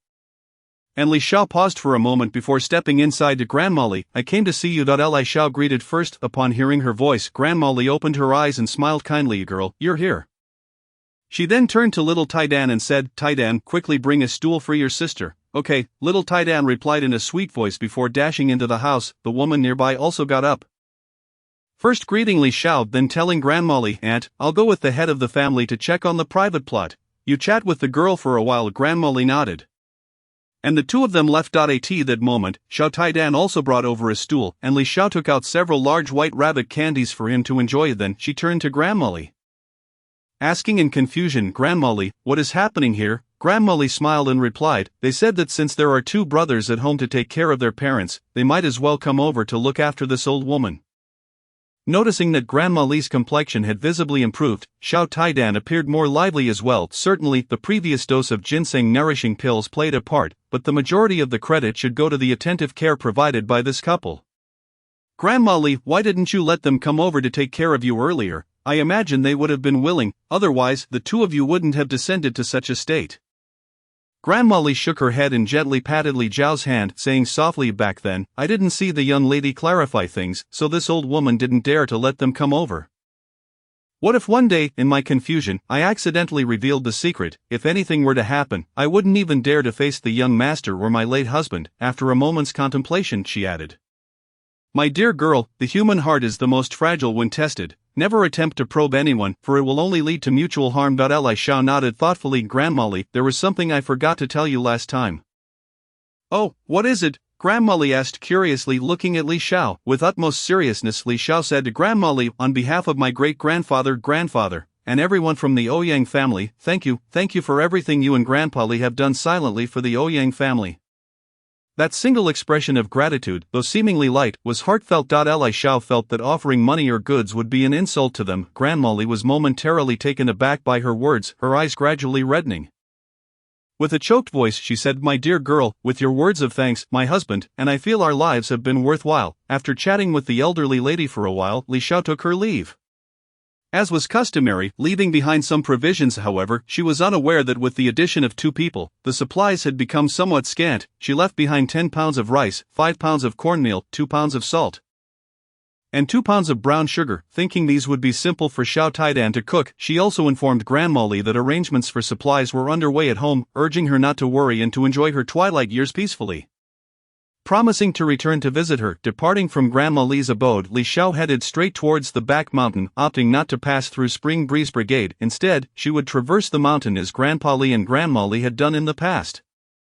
After all, her introductory letter permitted her to stay overnight. If she was delayed, she could always return the next day, although she had no desire to spend the night on the mountain. After all, her space did not allow for sleep. Either she was wide awake or in a state of faintness. Li Xiao had tried but found herself unable to fall asleep. After nearly an hour of walking on the back mountain behind Grandma Li's home, she noticed that the path ahead was becoming increasingly overgrown with weeds and small trees, nearly impassable. She retrieved the terrain map left by her great-grandfather Ouyang to check her bearings. To be honest, Li Xiao was not very adept at reading maps, but fortunately the maps of this era were relatively straightforward. She alternated between glancing at the map in her hand and surveying her surroundings, confirming multiple times that this was indeed the correct path. Finally, she stowed the map away, took out some insect repellent spray from her space, and applied it to herself. She then found 2 pieces of rope to tie up her pant legs. followed by a firewood knife and a Swiss Army knife, preparing to set off. As she cleared the overgrown weeds and branches along the way, her progress slowed significantly after nearly 2 hours of labor. She finally spotted a relatively flat and clean patch of land devoid of excessive underbrush. Li Xiao looked around, listened intently, and confirmed there was no danger. Exhausted, she plopped down on a large rock. Thinking, I'm utterly spent. Although my strength has increased, it doesn't mean I won't tire. Taking a generous swig from her water bottle, she finally checked the time. Oh, how is it already 12:30? It seemed she wouldn't be returning tonight. Since that was the case, there was no rush to continue her journey. Ever since her arrival in this world, many of her favorite delicacies seemed to have eluded her. And today she was determined to indulge in her most cherished treats: hamburgers, fried skewers, stinky tofu, milk tea, cola, ice cream. Delicious food. Here I come. Chapter 81. Discovering the secret chamber. Once upon a time, she had spent a staggering 10,000 yuan on snacks in a food street. What didn't she try? As Li Xiao pondered, she could feel her mouth watering. She quickly ducked into her space, rummaging through the shelves, eager to devour anything that caught her fancy. Unfortunately, with only one stomach, she couldn't fit in too much, so she had to make some painful sacrifices, ultimately settling on a fried chicken, a meat sandwich, and a bottle of cola emerging from her space. She sat on the large rock, savoring her meal with great delight, as she always felt that food eaten in her space lacked flavor. Finally, after gulping down the last sip of cola, she let out a satisfying burp. I am still that glutton, and I finished it all, but it was truly delicious. After satisfying her hunger, it was time to continue her journey. She had only traversed 2/3 of the way, with another third remaining. Li Xiao huffed and puffed as she climbed over a small hill, heading towards a higher mountain. Comparing the terrain with her map, she confirmed that the towering mountain before her was indeed Qinglong Mountain. Without delay, she ascended along the mountain path. After about an hour of climbing, she spotted a tall red pine tree alongside another equally majestic ancient tree. This was the location she had been seeking. She paused to catch her breath before circling around the ancient tree and the red pine, only to find a sunlit slope adorned with a dozen gravestones. This was likely the ancestral grave of the Ouyang family. Upon seeing the overgrown burial ground, Li Xiao initially considered tidying it up, but glancing at the time, she realized she still hadn't found a place to rest for the night. She decided it would be better to come back tomorrow to clean up. With no space to kneel, she could only bow 3 times in farewell before leaving. She had already planned. According to the markings on the map, the secret chamber should be located on the mountain directly opposite the ancestral grave. This arrangement was a clever diversion. Most would assume the secret chamber was hidden beneath or around the grave, but the Ouyang family had cleverly placed it on the mountain that stood in stark contrast to the grave. So she resolved to head straight there and retrieve whatever lay within the secret chamber tomorrow. After another 2 exhausting hours of climbing, she finally reached the summit of the mountain where the secret chamber was said to be located. Grandpa Ouyang had mentioned that the entrance of the chamber faced the ancestral grave, yet Li Xiao searched the area thoroughly without any success. Perhaps the surrounding overgrowth was too dense and lush, obscuring her view. Noticing it was already 4 in the afternoon, and aware that it would get dark early on the mountain, she decided to find a place to spend the night first.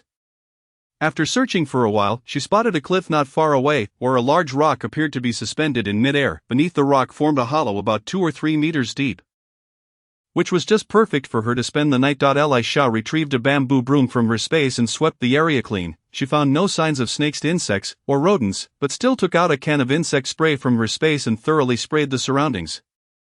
The scent was overwhelming, so she quickly retreated, planning to return later. She then went to the area that might be the entrance of the secret chamber and began to clear away weeds and branches with her firewood knife. As the sky gradually darkened, she hurried back, collecting a pile of firewood. She then started a small fire, feeling much safer with the flames flickering. During her first foray into this new world, she had been utterly clueless and made many unnecessary purchases. There were many essential items she lacked, such as a tent. After some thought, she decided to pull out a thick quilt from her space to lay on the ground for sleeping, as the rocky ground was not particularly dirty. She also produced another quilt to cover herself. Before her journey, her family had 4 quilts, which Grandma had never been willing to part with. Over time, they had acquired several more, and with the addition of the Li family's quilts, she had quite a collection. Looking at the stark bedding, Li Xiao felt a chill run down her spine. Nevertheless, she reasoned that no one would be around at night. She then decided to bring out 3 cabinets from her space to create a makeshift enclosure for her sleeping area, leaving a small opening facing the fire pit. Perfect. After completing these arrangements, Li Xiao felt hungry again. She took out a bottle of water to rinse her mouth and wash her hands before starting her dinner. She enjoyed a pre-ordered meal box from her previous life, which consisted of 3 dishes and a soup, paired with a cup of milk tea, a delightful meal indeed. Once she finished eating, the night had completely fallen. She added more wood to the fire and returned to her sleeping spot, with the fire burning, the bedding warm, and 3 sides shielded by cabinets, coupled with the exhaustion from a day of trekking.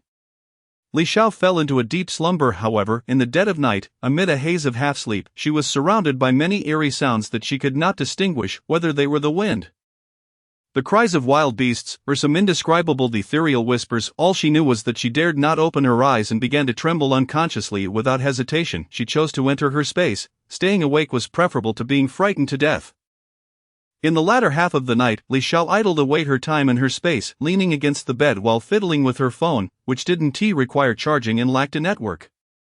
After it grew dull, she grabbed some snacks to satisfy her cravings and then visited the treasure area to soothe her frightened heart. The night felt interminably long without sleep. When the hour hand finally pointed to 6, she promptly exited her space, perhaps due to it being winter. The sky was only just beginning to brighten. However, she found herself no longer afraid. She didn't know what magic it was, but as soon as dawn broke, her fears dissipated. It was time to get to work. She still hadn't located the entrance to the secret chamber and needed to return today. She meticulously packed all her belongings back into her space, taking the time to organize them before emerging. Otherwise, the clutter in the center of her space would drive her mad. Perhaps she had a touch of obsessive-compulsive disorder. After that, she pulled out a serving of mixed noodles and a bottle of milk to fill her stomach.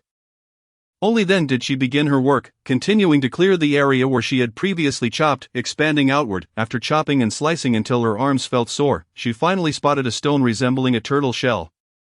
As described by Grandpa Ouyang, her efforts had not been in vain. She had finally found it. Dropping the firewood knife, Li Xiao plopped down beside it, utterly exhausted. Who said that strong people never tire? After resting for a while, Li Xiao took out a small wooden plaque. Speaking of that wooden plaque, her curiosity was piqued. How did our ancestors manage to devise a mechanism that could be opened with this? It seems almost otherworldly, does it not? She picked up the small wooden plaque and gently traced the grooves on the stone, recalling her great-grandfather Ouyang's instructions. Simply follow the diagram. At a certain point, a series of clicks echoed as soil tumbled from the mountainside nearby, and a stone door gradually creaked open. Gazing into the dark abyss of the hidden chamber, Li Xiao hesitated, swallowing hard, her earlier bravado about fearing nothing in daylight completely forgotten. The entrance seemed to exude an aura capable of consuming everything in its vicinity. After much deliberation, the allure of treasure bolstered her courage. Li Xiao donned the headlamp from her space and cautiously ventured into the chamber. Chapter 82, Retrieving the Ouyang family treasure. As Li Xiao approached the entrance of the chamber, she suddenly retreated, rummaging through her space until she unearthed a metal rod, purchased for self-defense from a hardware store. She wedged it securely between the stone door and the wall, contemplating the dire scenario of being trapped inside should the door close behind her. With the rod firmly in place, ensuring it would not budge, she felt reassured enough to step inside it. Upon entering, she navigated a narrow path, making 2 turns before encountering another door. This time, she focused on the doorknob, slowly twisting it. 2 turns to the left, 1 to the right, another to the left, and 2 to the right. Finally, the door swung open. No need to step further. A staggering array of boxes loomed before her, stacked high and filling the room, covering an expanse as large as her current living quarters, save for a narrow passageway. What should I do? Li Xiao stammered, her thoughts echoing her inner turmoil. The boxes towered above her. How could she possibly collect them? The ones out of reach were unattainable, while those within grasp risked toppling the precarious stacks above. Ancestors, great-grandfather Ouyang and great-grandfather Taigong, did you not consider that your descendant is rather petite? After much contemplation, an idea struck her. From her space, she retrieved a wooden stool from the Li family, slightly taller than a standard one, not with 1 foot on it and her arms fully extended. She could just touch the uppermost boxes. Thus she began the arduous task of collecting them, one by one, until she reached the bottom. Upon opening the last box, she was greeted by a dazzling array of jewelry, exquisite and resplendent. It nearly blinded her.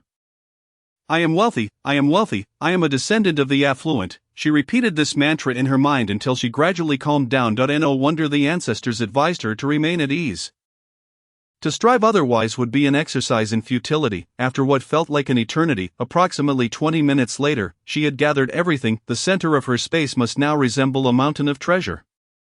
Yet there was no time to organize it. Soon, she needed to tend to the ancestral graves and pay her respects to the Ouyang ancestors, expressing her heartfelt gratitude. This was a crucial task.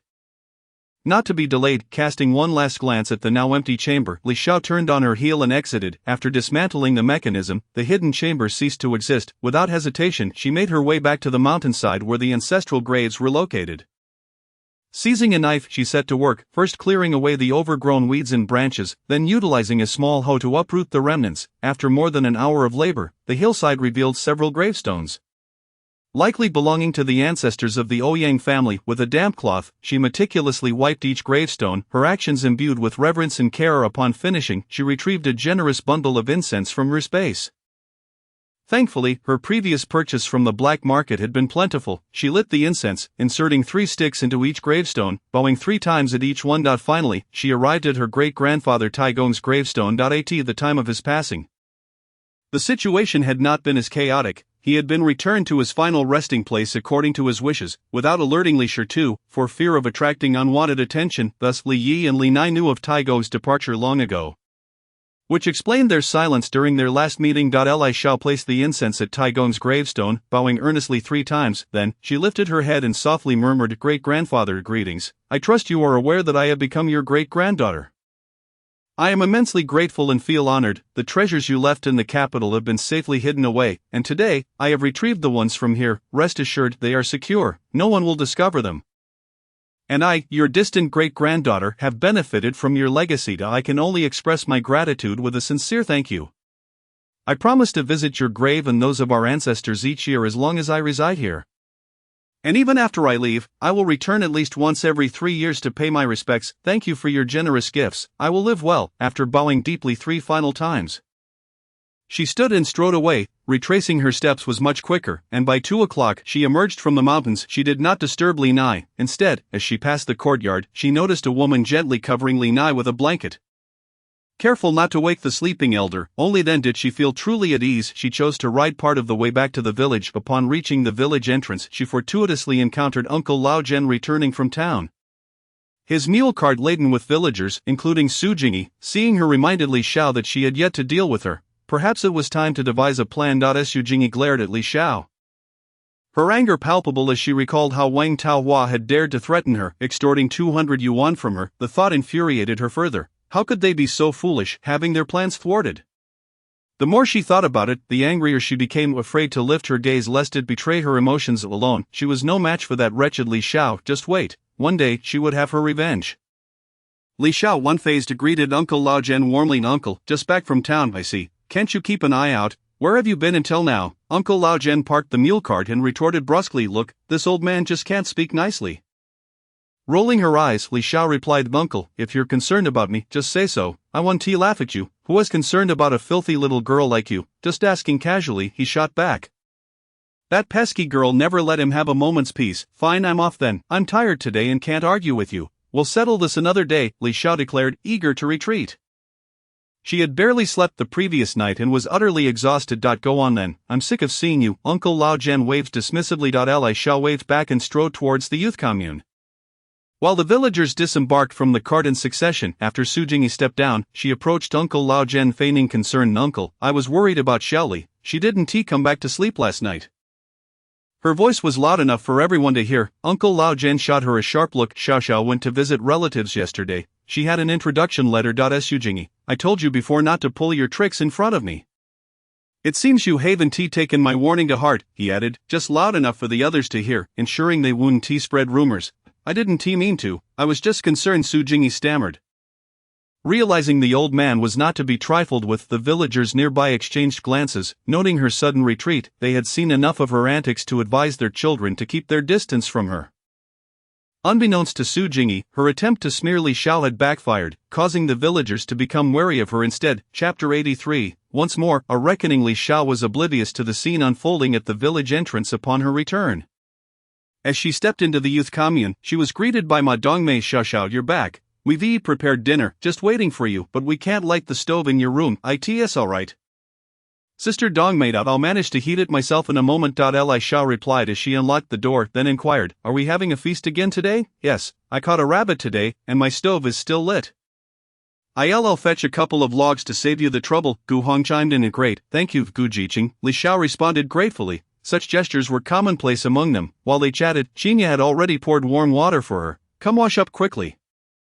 Dinner is almost ready, the days were growing shorter, and it was already dark by 4 o'clock. Yes, it's wonderful to have you all. I'm so happy, Li Xiao beamed, cherishing her newfound friendships, an experience she had never known in her previous life of solitude. Me too, I'm delighted to have you as a friend, Ma Dongmei sincerely expressed, recalling her mother's warnings about being deceived and failing to make genuine friends. Enough with the sentimentality, let us eat. Ye Jie interjected, ever practical. Just then Gu Hong returned with the burning logs, helping her stoke the fire. Once the wood was added, he left it to her care. After their meal, they each dispersed to their rooms. Having noticed Li Xiao's fatigue once in her room, Li Xiao immediately filled her space with hot water for a bath, but to her dismay, she realized there was no time to relax just yet. More work awaited her. Following the same routine as before, she pulled out paper and pen, documenting her findings as she opened boxes, then transporting their contents to the original treasure area of the Ouyang family. After a flurry of activity, another half-hour slipped by, yet the exhaustion was worth it, for the little treasures had a way of soothing her spirit. The broad smile on Li Xiao's face revealed just how fruitful her day had been. In total, there are 200 boxes, which include 30 boxes of large yellow fish, 30 boxes of small yellow fish, 30 boxes of jewelry, 10 boxes of jade artifacts, 10 boxes of antique porcelain, 10 boxes of famous calligraphy and paintings, 30 boxes of silver ingots, and 30 boxes of silver coins. Additionally, there are 20 boxes containing ancient books and medical texts. Li Xiao has moved all of them to the treasure area of the Ouyang family, stacking them up to the ceiling of the space, managing to create 18 stacks plus 5 extra, with a total of 365 boxes, adding the 100 from the Li family. It is indeed a magnificent sight. It seems almost impossible to exhaust such wealth, truly overwhelming, not to mention the items acquired from the Shen family. Li Xiao feels that spending just those would suffice for a lifetime. Perhaps it is due to her humble background before her transmigration that she finds herself in such a bewildering situation. Fortunately, the space is invisible and inaudible to others, otherwise her laughter might frighten someone to death.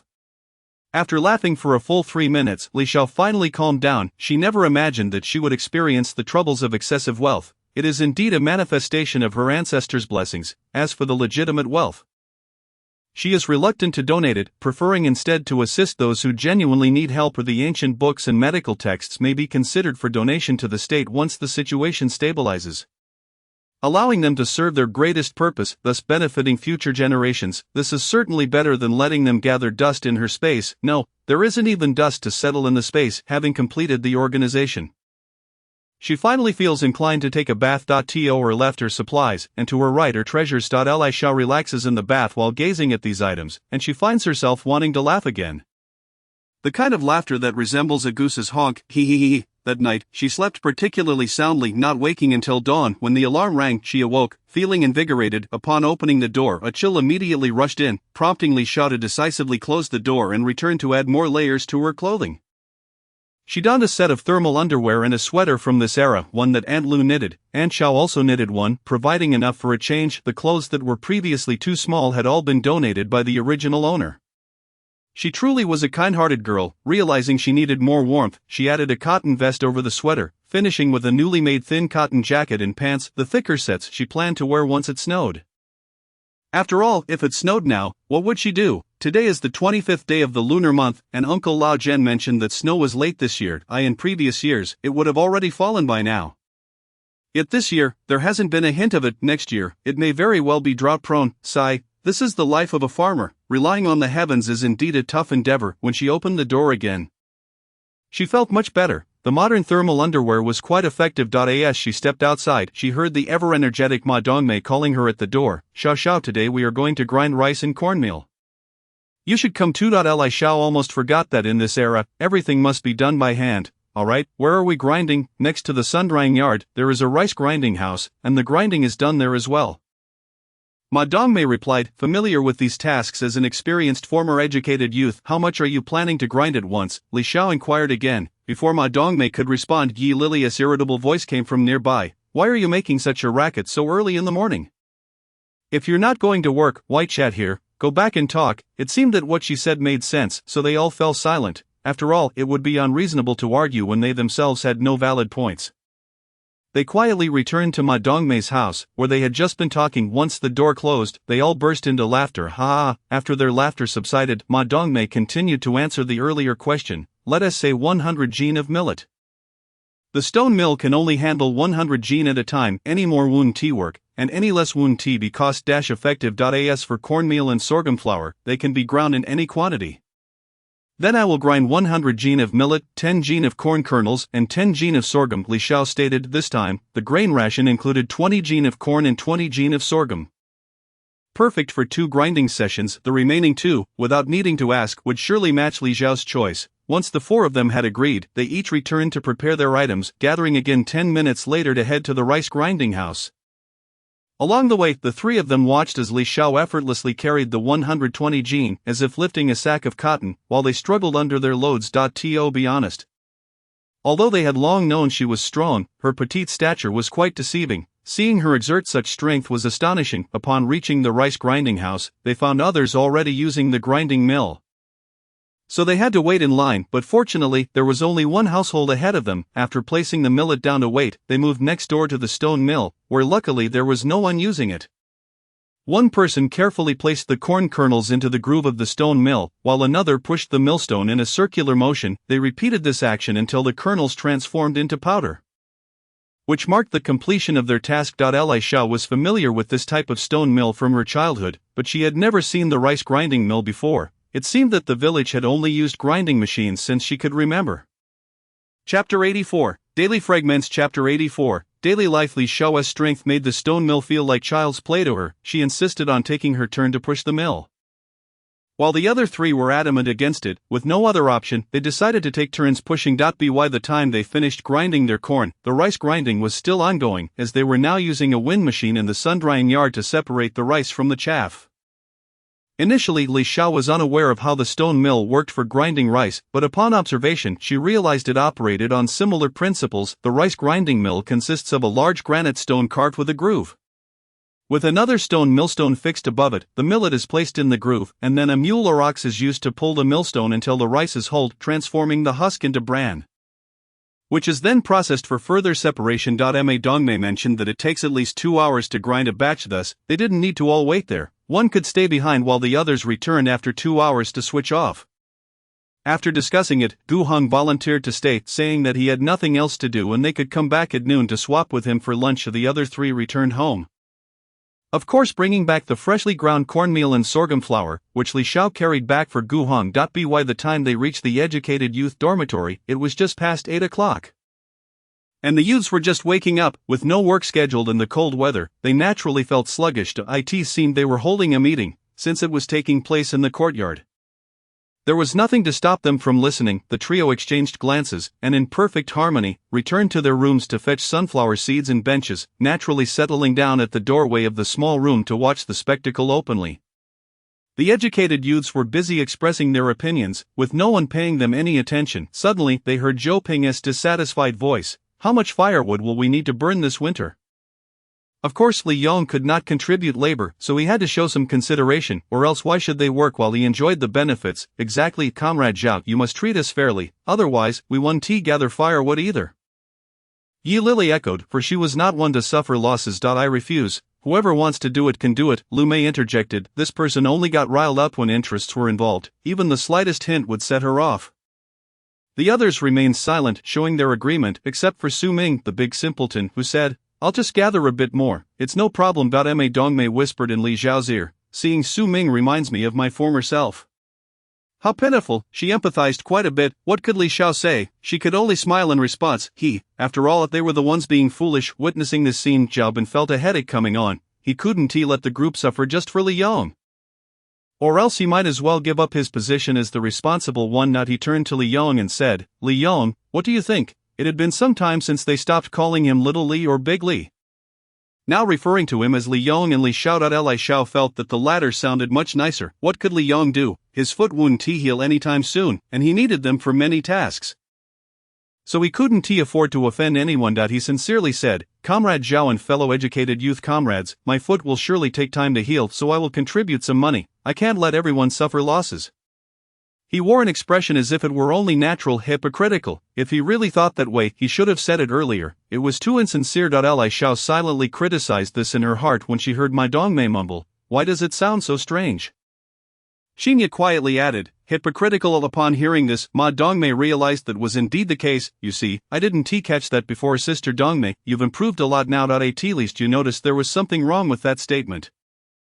Li Xiao consoled her, to which Xinya nodded in agreement. Ma Dongmei felt proud upon hearing this. Her spirits lifted as she said, of course, who do you think I am? I was just too naive when I was younger. Li Xiao and Xinya couldn't help but burst into laughter. This drew the attention of the educated youths, who turned to look at them. Ma Dongmei quickly added, I was just joking. You all continue your meeting, I won't say any more. Don't stop. We haven't had enough fun yet. Everyone was at a loss for words and could only turn back to continue their discussion. Only Su Jingyi and Sun Sanmei shot unfriendly glances at Li Xiao, but she was unbothered. She preferred to keep herself busy. Eventually they decided that Li Yong would contribute 5 yuan and a jean of meat tickets. Anyone who didn't want to gather firewood could also pay. In the end, Qi Mashuan and Su Jingyi also chose to contribute money. The meeting concluded satisfactorily, and the educated youths began to head up the mountain to gather firewood.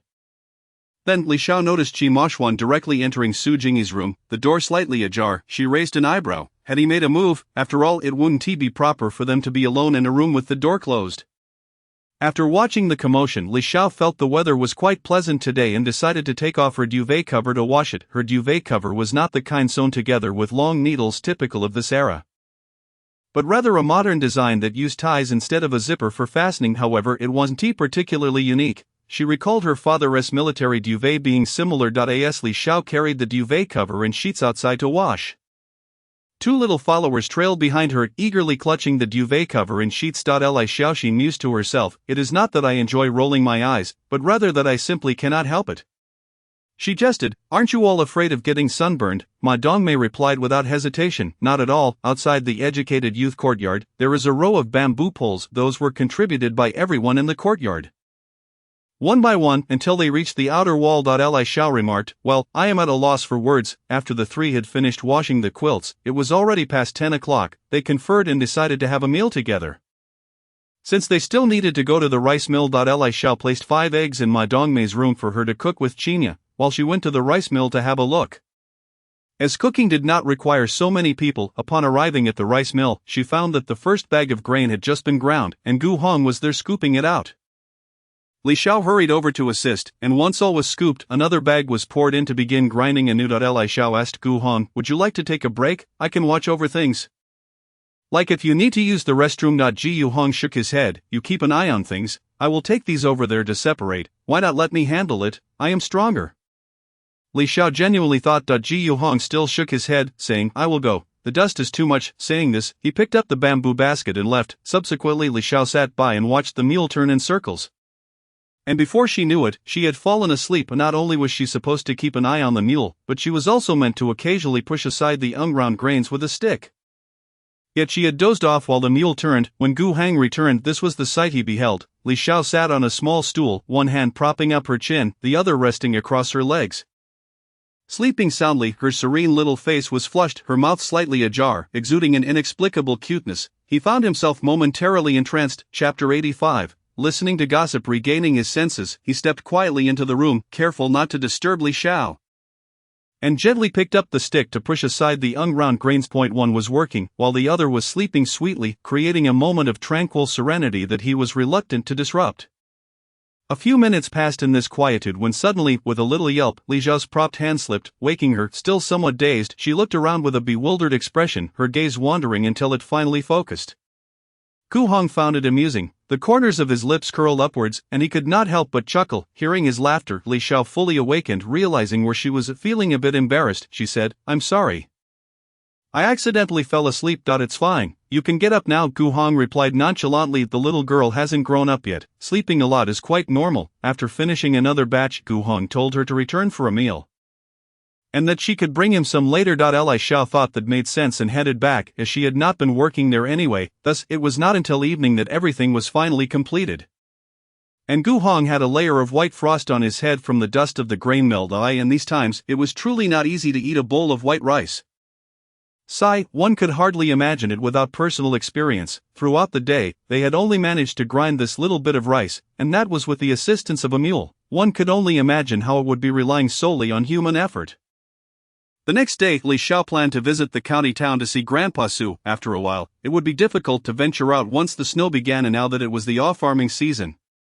There were mule carts every day. The other three had no particular plans and decided to go up the mountain instead. Upon reaching the mule cart stop, Li Xiao noticed that 6 or 7 people were already seated on the cart. So she quickly climbed aboard, squeezing into any available space. At this moment, she could not afford to be too shy, otherwise she would have to walk. Uncle Lao Zhen had initially intended to ask everyone to squeeze together a bit to make room for her. But seeing this thick-skinned girl manage it herself, he simply twitched his lips. At least she wouldn't be at a disadvantage. With a crack of the whip, the mule cart set off with a clatter. The passengers began to chatter away, mostly discussing trivial gossip about various families, but Li Xiao found this delightful. This was what was truly interesting. One aunt exclaimed, "Hey, Lu Auntie, guess what I saw yesterday?" She wore a mysterious expression, as if urging others to inquire further. Upon hearing this, everyone on the cart turned to her. Sitting beside her, Lu Auntie eagerly asked, "That fellow Chen Erden next door was dragged out again by his wife from Widow Sun's house, clamoring that he was helping Widow Sun fetch water. He claimed he was doing good deeds, and his wife's opposition was merely a sign of her outdated thinking and lack of ambition." "What, doing good deeds? Bah, shameless scoundrel!" An older woman spat indignantly, exclaiming that one would think he was her husband with such an attitude. This was indeed a story. "Indeed, I've seen it several times," another aunt chimed in, throwing out a bait that had Li Xiao hooked. "Oh, are you talking about him? That's nothing new," the initial aunt replied, while the others wore knowing expressions. "No, Auntie, you can't play like this. Who exactly is that fellow?" Li Xiao, in her eagerness, could not help but ask, "Who is that fellow?" Upon hearing her voice, the older women suddenly realized there was a young girl among them, and sometimes they could be a bit indiscreet when gathered together. Fortunately, nothing too outrageous had been said today. One of the aunts shot her a glance, saying, "Why does a young girl need to be so curious?" Li Xiao pouted and muttered, "Petty." This remark amused the older women, who began to poke her playfully. After a brief silence, another aunt spoke up. "The Wang family's Tao is due for matchmaking this year, right? Why didn't you take her into town today?" The Wang family aunt instantly wore a pained expression. "That stubborn girl refuses to meet anyone, insisting that she wants to choose for herself without our intervention. Can you believe it, just because she has studied for a couple more years? Her temperament has become so obstinate." "It's fine, Tao is only 17, she can take her time," the questioning aunt advised. 17 is already time for matchmaking, isn't that a bit early? At least let her turn 18 first.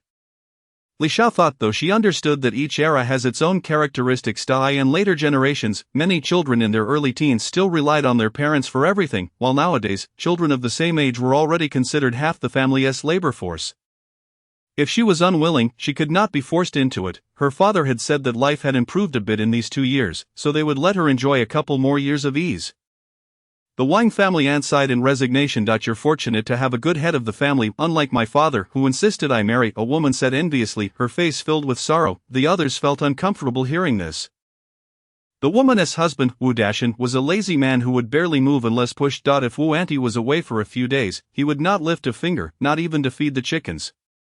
It was now Wang Auntie's turn to console her. "Wu Auntie, don't overthink it. Your Xiaoshu is already 14, and there is hope on the horizon." Xiaoshu was her son, unlike his father, who was diligent and capable.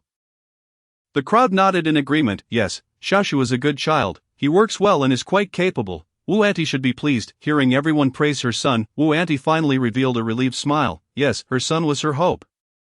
Thus, they continued to listen to gossip until they finally reached the town. Unfortunately, Li Xiao still had not figured out who that fellow was. The aunts and older women were too crafty. She nimbly jumped off the mule cart and hurried to Uncle Lao Zhen, asking, "Uncle, what time does the mule cart return today? I need to go to the county today at 4 o'clock. You'll have to wait a bit for Lu Auntie. She is going to her son's house."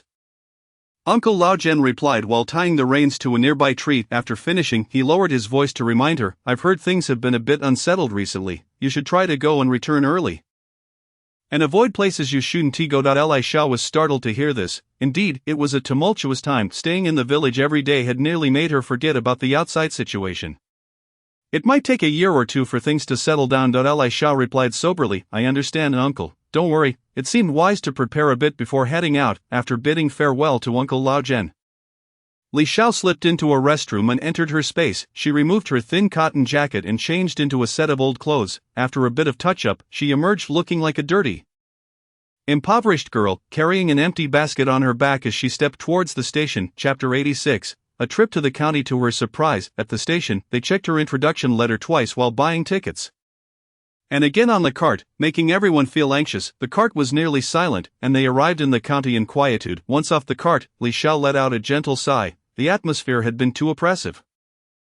Fortunately, her attire did not draw any trouble, and she smoothly obtained her subsidy from the county government. Along the way, she had seen several groups of people wearing red armbands moving back and forth in the streets, and a group escorting 3 or 4 individuals to who knows where. For what purpose, she did not dare to linger. Quickly passing by, compared to the county, the town seemed much quieter. Why had it suddenly become so lively again?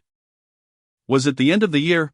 Well, she could not do much about it. It was better not to think too much and just live a peaceful life, considering she might not have the chance to visit the county again before New Year's.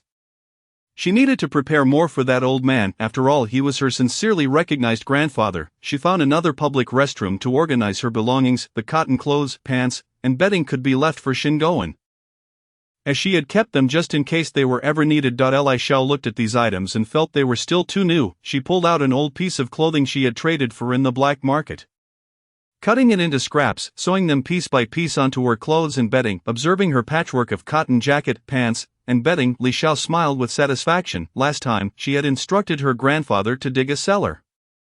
She wondered if it had been completed. If the excavation is successful, they can reserve a bit more food. After all, the old man has bestowed upon her so many golden beans emerging from the confines of her space. She donned nothing but a cotton coat and trousers, neglecting to carry anything else. She navigated her way to the dilapidated courtyard where Grandpa Su resided, raising her hand to knock on the door. Mindful not to startle the elderly gentleman, after a considerable pause, a cautious voice emerged from behind the door. "Who is it?" The tone sounded somewhat tense. Could something have gone awry? She quickly softened her voice. "Grandpa."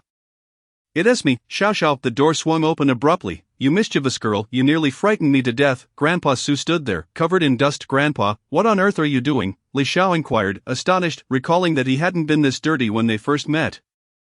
"Come in," he said, turning to enter the house. Not wanting to further embarrass himself, he refrained from mentioning her burden again. Li Xiao chuckled softly, understanding somewhat why the old man had hurried away, unaware that her load was not heavy at all today. Once inside, Grandpa Su poured her a cup of warm tea, heated on the stove. After she took a sip, he inquired with concern, "What brings you out on such a cold day?" "I came to see you, Grandpa. It is not easy to venture out after it snows. What were you just doing?" After explaining her purpose, she posed another question. "Oh, follow me," he replied, rising to lead her into the inner room, which was equally in disrepair. The roof tiles were sparse, and during rain it was surely a case of heavy rain outside and light rain inside. No wonder Grandpa Su preferred to reside in the doorless outer room, simply blocking it with a board at night. Upon entering the inner room, Li Xiao observed the old man press something, and suddenly an entrance appeared in the floor. She looked at Su Minghua in surprise. "Grandpa? What is this?" She pointed at the entrance. Su Minghua remained remarkably calm, waving his hand dismissively. "Don't look at me. This was left by the owner of the courtyard, not something I created, although he was certainly capable of it." "Oh, how did you discover it then?" Li Xiao asked curiously. "Didn't you ask me to dig a cellar? I wanted to see where it might be suitable, and accidentally triggered this mechanism." The mechanism was located on a small protrusion on the wooden wall, something that would be nearly impossible for an ordinary person to find that day. After searching for a suitable spot and feeling fatigued from sweeping all day, he had leaned against it to ponder. Unwittingly triggering the mechanism, what lies beneath? Is it easily discoverable? It seems rather precarious, she questioned. No worries. They've thoroughly searched this house long ago and confirmed there was nothing before permitting me to reside here. Initially, they planned to assign me a small room next to the public toilet, but I couldn't endure that stench, so I asked if I could stay here instead. They sent someone to search inside and out again before agreeing, and even issued a residency certificate. I'll just conceal the mechanism a bit more, and it will be fine. Without their arrangements, it saves me some trouble. Besides, properties can't be bought or sold now. They wouldn't even glance at this half-collapsed house. It has gone from 6 rooms to just 2, one without doors or windows, and the other nearly devoid of tiles. Grandpa Su occupies the room without doors or windows, using 2 planks he scavenged to block the wind at night. For people like us who haven't committed any serious offenses, accommodations are arranged based on circumstances. Generally, we are assigned to menial tasks such as street cleaning, waste collection, and restroom cleaning, and while they do provide us with housing, The conditions are abysmal. He gestured toward the entrance again. There's about half a room's worth of space inside. It's empty but somewhat filthy. I was just cleaning in there when your knocking startled me. Li Xiao touched her nose. Is it my fault then? You were the one who asked me to knock last time, old Su. Since this cellar has been established, I shall fetch you some supplies. As she spoke, she retrieved her cotton jacket and trousers from the backpack, slinging it over her shoulder, ready to depart. Old Su grasped her arm firmly. Where are you going? What are you planning to take? Oh, I've prepared some winter supplies at a friend's place. Now that there's a cellar, I'm going to retrieve them. Li Xiao fibbed, considering her space as her friend. Very well, I want to be polite. But do act within your means. Don't overexert yourself. At this stage she had no choice but to be somewhat brazen, though he would ensure that the young girl wouldn't suffer any hardship. Having said that, Li Xiao stepped outside, seizing the opportunity to visit the post office to send a few packages and check for any correspondence. She hadn't received any letters from them while at the brigade.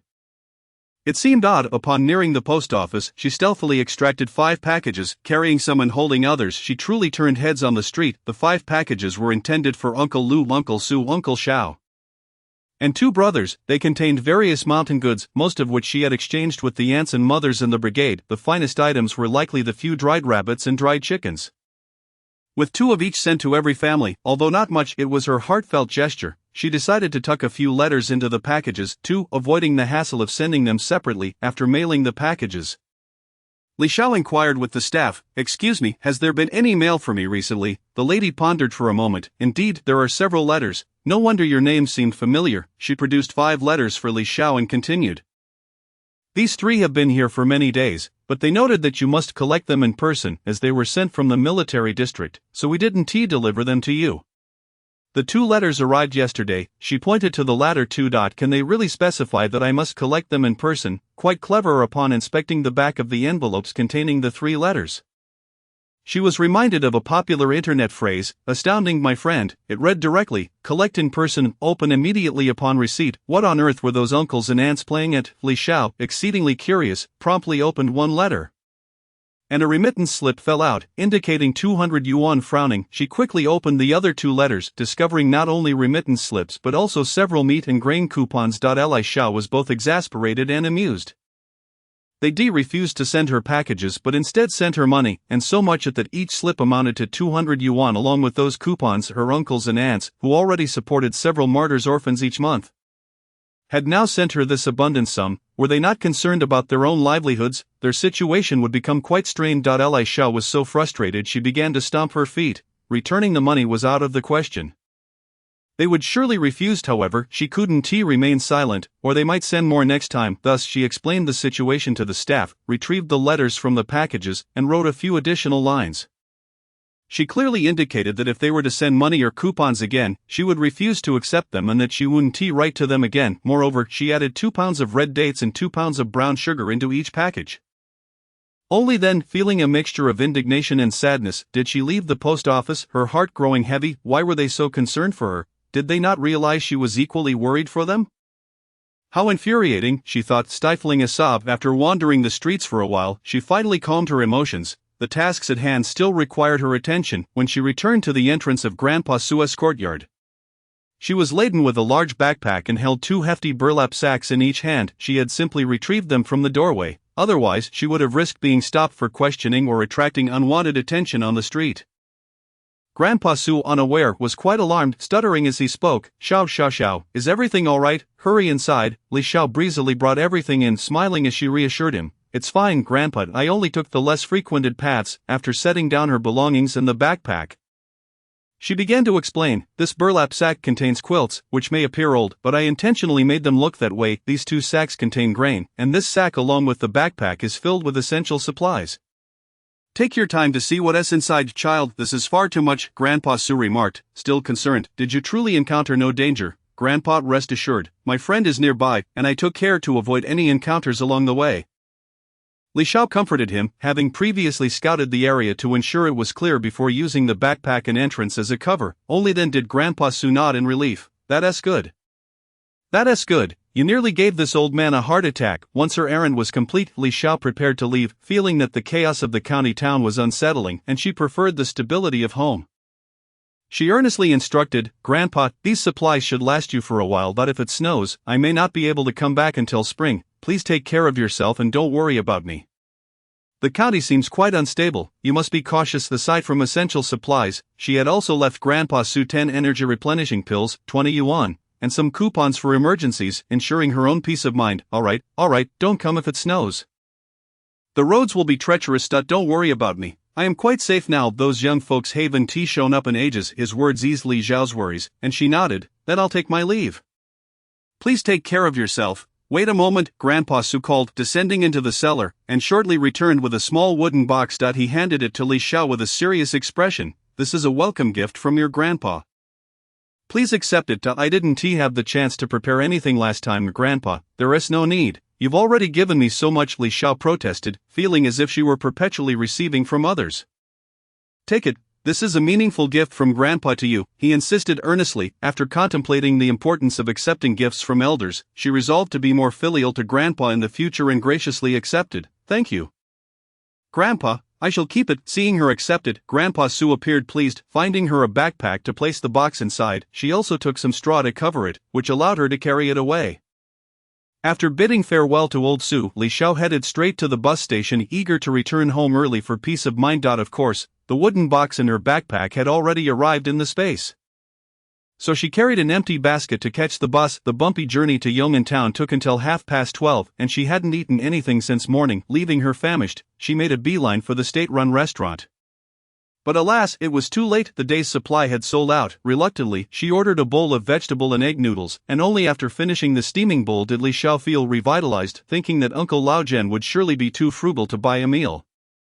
Likely gnawing on his dry flatbread again, Li Xiao took out a food container from her basket and packed a bowl of egg noodles for him as well. Upon reaching the mule cart, she found Uncle Lao Zhen smoking a pipe. Seeing her approach, he curiously asked, "Why are you back so early? Didn't you say it was chaotic in the county? I should return early." "Right, I'm just being obedient." Li Xiao mischievously blinked at him. Uncle Lao Zhen was too lazy to engage with her and continued puffing away on his pipe. Li Xiao handed him the food container, chattering away. "Stop smoking. Didn't I tell you to cut back? You're not listening at all. Hurry up and eat the noodles." "Hey, you little girl," Uncle Lao Zhen was about to retort, but Li Xiao had already dashed off. Calling back, "I'm going to the supply and marketing cooperative to buy something." Uncle Lao Zhen watched her leave and opened the food container, the steam rising from the soup noodles warming his heart. He murmured to himself, "This girl." Li Xiao entered the cooperative, where there were still quite a few people, perhaps due to the lull in farming activities. Observing the bustling crowd, she suddenly felt a bit dazed. As if she was beginning to forget the past and fully immerse herself in this world. Shaking her head to dispel her thoughts, she revived her spirit and squeezed her way in to compete with the aunties and young maidens for fabric without tickets. Purchasing some deep red tissue paper, the vibrant life unfolding before her was her future every day. Overthinking was merely a distraction, akin to a fool worrying about the sky falling. "Oh, watch it, my shoe. Miss, I want 5 feet of that floral fabric. I was here first, let me have it. Don't push from behind, my braid is about to come undone." Phew, Li Xiao finally managed to grab a piece of floral fabric and stepped back, letting out a sigh of relief. Goodness, that was terrifying. If it weren't for Sister Dongmei constantly raving about that beautiful floral cotton jacket in the village, she wouldn't have bothered squeezing in. The other counters were relatively calmer. Li Xiao purchased the items that the other 3 had asked her to bring, along with her own supplies: lamp oil, tissue paper, salt, and other necessities. She even bought 2 pounds of sunflower seeds, an essential snack for enjoying the melon seeds. Without it, eating melon seeds lacked soul. Just as she thought of munching on seeds, they rolled in on their own. Chapter 88. The melon eater feels uncomfortable without a full share. As soon as Li Xiao exited the cooperative, she spotted Zhou Ping being tugged at the sleeve by a girl, seemingly trying to pull him somewhere. Zhou Ping was desperately attempting to push her away without drawing attention. Her eyes lit up. She had been waiting for this gossip to ripen, and it seemed it was almost ready. Thus, Li Xiao cautiously approached the two, positioning herself close enough to overhear their conversation. The girl with the long braid complained discontentedly. "Zhou Gu, you clearly promised me you would tell your parents about us soon. Why are you going back on your word?" Zhou Ping felt overwhelmed. How could he possibly tell his parents about marrying a country girl? It was merely a temporary measure, and he still planned to leave when the opportunity arose. Today, he was just coming to the post office to check if there was any letter for Li Yong. Telling Chen Dei that he was at the post office to call his parents about their relationship, it was all a ruse to keep her more devoted. Who would have thought you would follow him? He couldn't afford to break the facade just yet, so he patiently coaxed Chen Dei, saying, Dei, I just remembered my parents mentioned last time that they are quite busy lately and might not be able to take calls. I was planning to write them a letter instead. After all, writing can convey more details, and they would surely like you more. He gazed earnestly at Chen Dei, feigning deep affection. Really? Chen Dei asked, somewhat skeptical. Of course, how could I bear to deceive you when I like you so much? Just let go, we're in town, and we'd be in trouble if someone reported us. Zhou Ping continued to placate her. Men's words are often deceitful. If you believe him, you're in trouble. Li Xiao sneered to herself upon hearing her. Chen Dei quickly released him, even taking a step back to create distance, yet she still felt dissatisfied and hesitantly asked. Then Zhou Ge, could you buy me a piece of fabric? I heard the cooperative has some really beautiful floral fabric. She looked at Zhou Ping with eager anticipation. Zhou Ping was reluctant to buy it. He wasn't favored, and his family had never sent him packages or money. He had barely over 30 yuan left, some of which he earned helping Li Yon, otherwise he wouldn't be running errands for him. However, he knew he couldn't refuse at this moment. Chen Dei was a choice he had carefully considered. It wasn't that he didn't want to find someone better, he simply knew his own limitations. Chen Dei had an average appearance and family background, yet she was somewhat favored, with several strong laborers in her family, and he believed they would help after marriage. He gritted his teeth and gently said to Chen Dei, Alright, since you like it, we'll buy it, but my tickets are limited. I only have 3 feet left. He put on a face of difficulty. 3 feet is fine. If it's not enough, I'll have my mom come and get more. She said, not foolish enough to miss out on what she could get. The two then headed back to the cooperative together. Li Xiao stepped out from the corner, shaking her head and clicking her tongue. Thinking how everyone believed themselves clever, yet never considered that others were not foolish either. After buying her items and finishing her errands, Li Xiao made her way to the mule cart, which already had 4 or 5 people seated. Among them were 2 familiar faces, however, she was not close to them. It was accountant Lu's wife, Lu Posey, and his daughter, Lu Shangxiang. Both wore displeased expressions, and she wondered what had happened. She hadn't seen them on the mule cart that morning. Lu Posey and Lu Shangxiang had gone to town yesterday for Lu Shangxiang's matchmaking, staying overnight at a relative's home. Unfortunately, this morning, upon meeting the suitor, Lu Shangxiang outright rejected him for being too short. He was a formal worker at the coal mine and even a team leader. Could height fill one's stomach or serve as currency? It infuriated her. This girl was simply being unreasonable. Lu Shangxiang was also upset. Having come because she heard he was a formal worker, thinking he was better than Gu Hong, who worked in the fields every day, but to her dismay, he turned out to be a shorty. Shorter than her, how could she face anyone after this? Their faces were long, clearly indicating their bad mood, yet someone oblivious to their expressions approached. An auntie got on the cart and asked, Lu auntie, I heard you took your daughter to a matchmaking event. How did it go? She was at an age to address Lu Posey as auntie. Lu Posey merely pursed her lips, offering a few perfunctory remarks. I don't know yet. We just came back to discuss it. She was unwilling to sound too definite. Lu Shangxiang, however, was worried about any misunderstandings, especially regarding him, so she immediately rebutted, Mom, what are you saying? I don't like him, before she could finish. Lu Posey interrupted her, casting a reproachful glance at her thoughtless daughter and turning back to the auntie with a smile, saying, the child doesn't understand yet. How would she know if it's good or not? Don T listened to her nonsense. The auntie sensed something was amiss but did not show it, instead comforting Lu Posey. You're right, Auntie Lu. Good things take time, just take it slow. Lu Posey nodded, and that topic was dropped without further mention.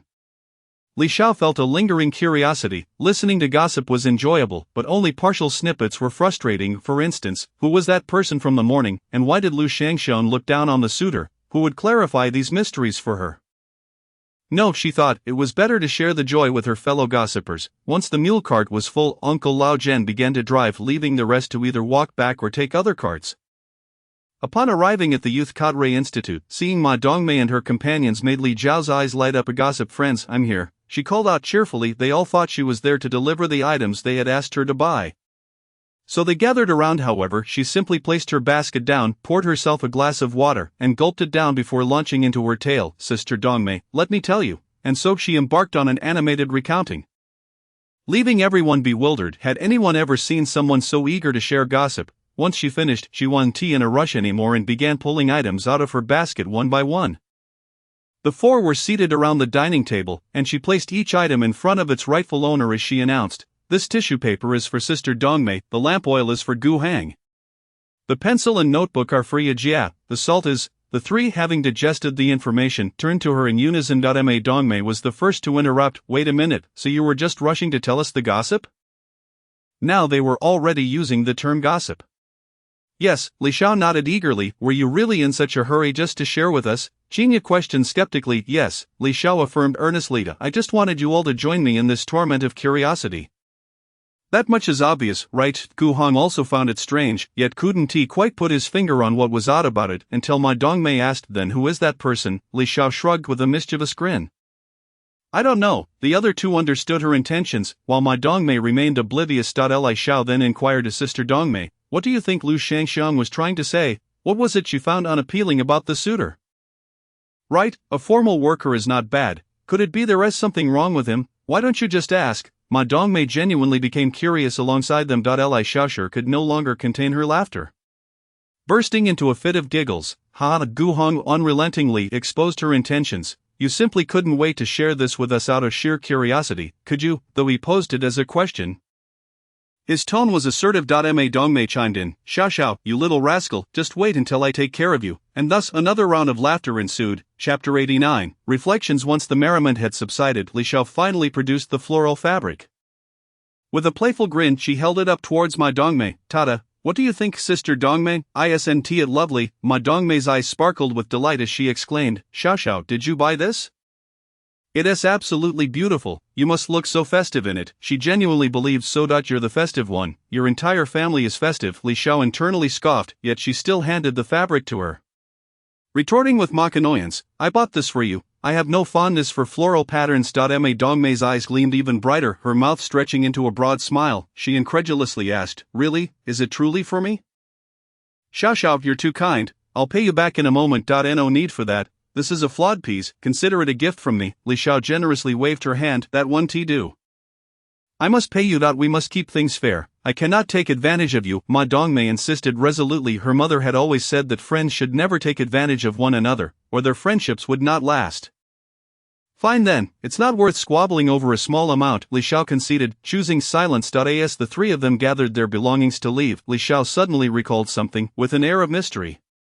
She said, wait a moment, I have a piece of gossip to share. If it's only half a story, spare us. I fear I won't be able to sleep, Jinya joked, but to her surprise, both Ma Dongmei and Gu Hong nodded seriously in agreement. Li Xiao was momentarily speechless, realizing she had led them astray. The poised Jinya and the stoic Gu Hong were actually losing sleep over gossip. How amusing. I assure you, this time it's different, Li Xiao promised. She then beckoned the three to huddle closer and lowered her voice. I saw Zhou Ping and Chen Daya together. They must be on the verge of getting married.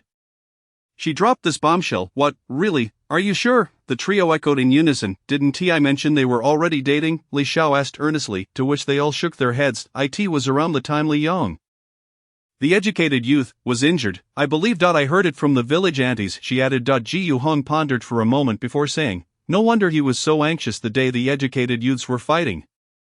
It turns out this was the reason. Yes, I happened to run into them once, so. She chuckled awkwardly and then excitedly continued, let me tell you what I saw after spotting Zhou Ping in town. After Li Xiao finished her tale, a prolonged silence enveloped the group, prompting her to inquire, why is no one speaking? What are you all thinking? Gu Hong broke the silence first. That guy has ulterior motives. Xinya followed with, and that girl is no simpleton herself. Ma Dongmei glanced from one to the other, hesitantly asking, how did I not notice this? Then why did you just speak up? Li Xiao queried, thinking she might have gleaned some insight. Well, it was because you were all quiet, and I wasn't sure what to say. Ma Dongmei mumbled. Zhou Ping is clearly deceiving Chen Daya. He has no intention of informing his parents. If he wanted to notify them, he could send a telegram or write a letter at the post office, couldn't he? It's obvious that Chen Daya sees through it all. Yet she pretends to believe him and even manages to get the stingy Zhou Ping to buy her things. So it seems both have their own agendas, Gu Hong explained, unusually chatty. Ma Dongmei listened, bewildered, and asked, then why are they even dating? Why the intention to marry? Who knows? Perhaps each has their own motives. Let us just observe the spectacle and not involve ourselves, Jinya advised, with the gossip concluded. It was time for everyone to return to their respective rooms to rest. Just as the door closed, Li Xiao heard Ma Dongmei lamenting to the others, once again, I've been fooled by Xiao. This is yet another gossip that keeps one awake. Li Xiao chuckled as she retreated to her room. After washing up and lying down, Li Xiao finally had the time to peruse the letters from her elders. The messages from her relatives were filled with care, urging her to eat well, dress warmly, and not to overexert herself, reminding her that she was still young and should not wear herself out. They also reassured her not to worry about finances, as they were there for her. Hearing this made Li Xiao feel a mix of anger and warmth. It seemed she would need to reiterate in her next letter that she truly had enough money. Finally, there was a reminder for her to stay safe while living alone in the countryside, and should anyone bully her, she should swiftly seek their assistance instead of enduring alone. Her relatives were genuinely good-hearted. The original owner had mentioned that they had once visited the Shin family in search of her. Unfortunately, they had been deceived by the duplicitous Shingoan, who claimed the original owner was too heartbroken and had fallen ill several times. He insisted that it would be best not to meet them, fearing that seeing her uncles and aunts would remind her of her father later, when she replaced Shin Jiao Jiao in the countryside. They were unaware, believing she had been at the Shin house all along, often sending gifts that only benefited the Shin family. By the time they discovered the truth, it was too late. However, they eventually avenged the original owner by collecting evidence that brought down the Shin family. These revelations were shared by the original owner, who had lingered around the Shin family after her death to understand many things. Thus, when Li Xiao traversed into this world, she felt a deep kinship with these strangers.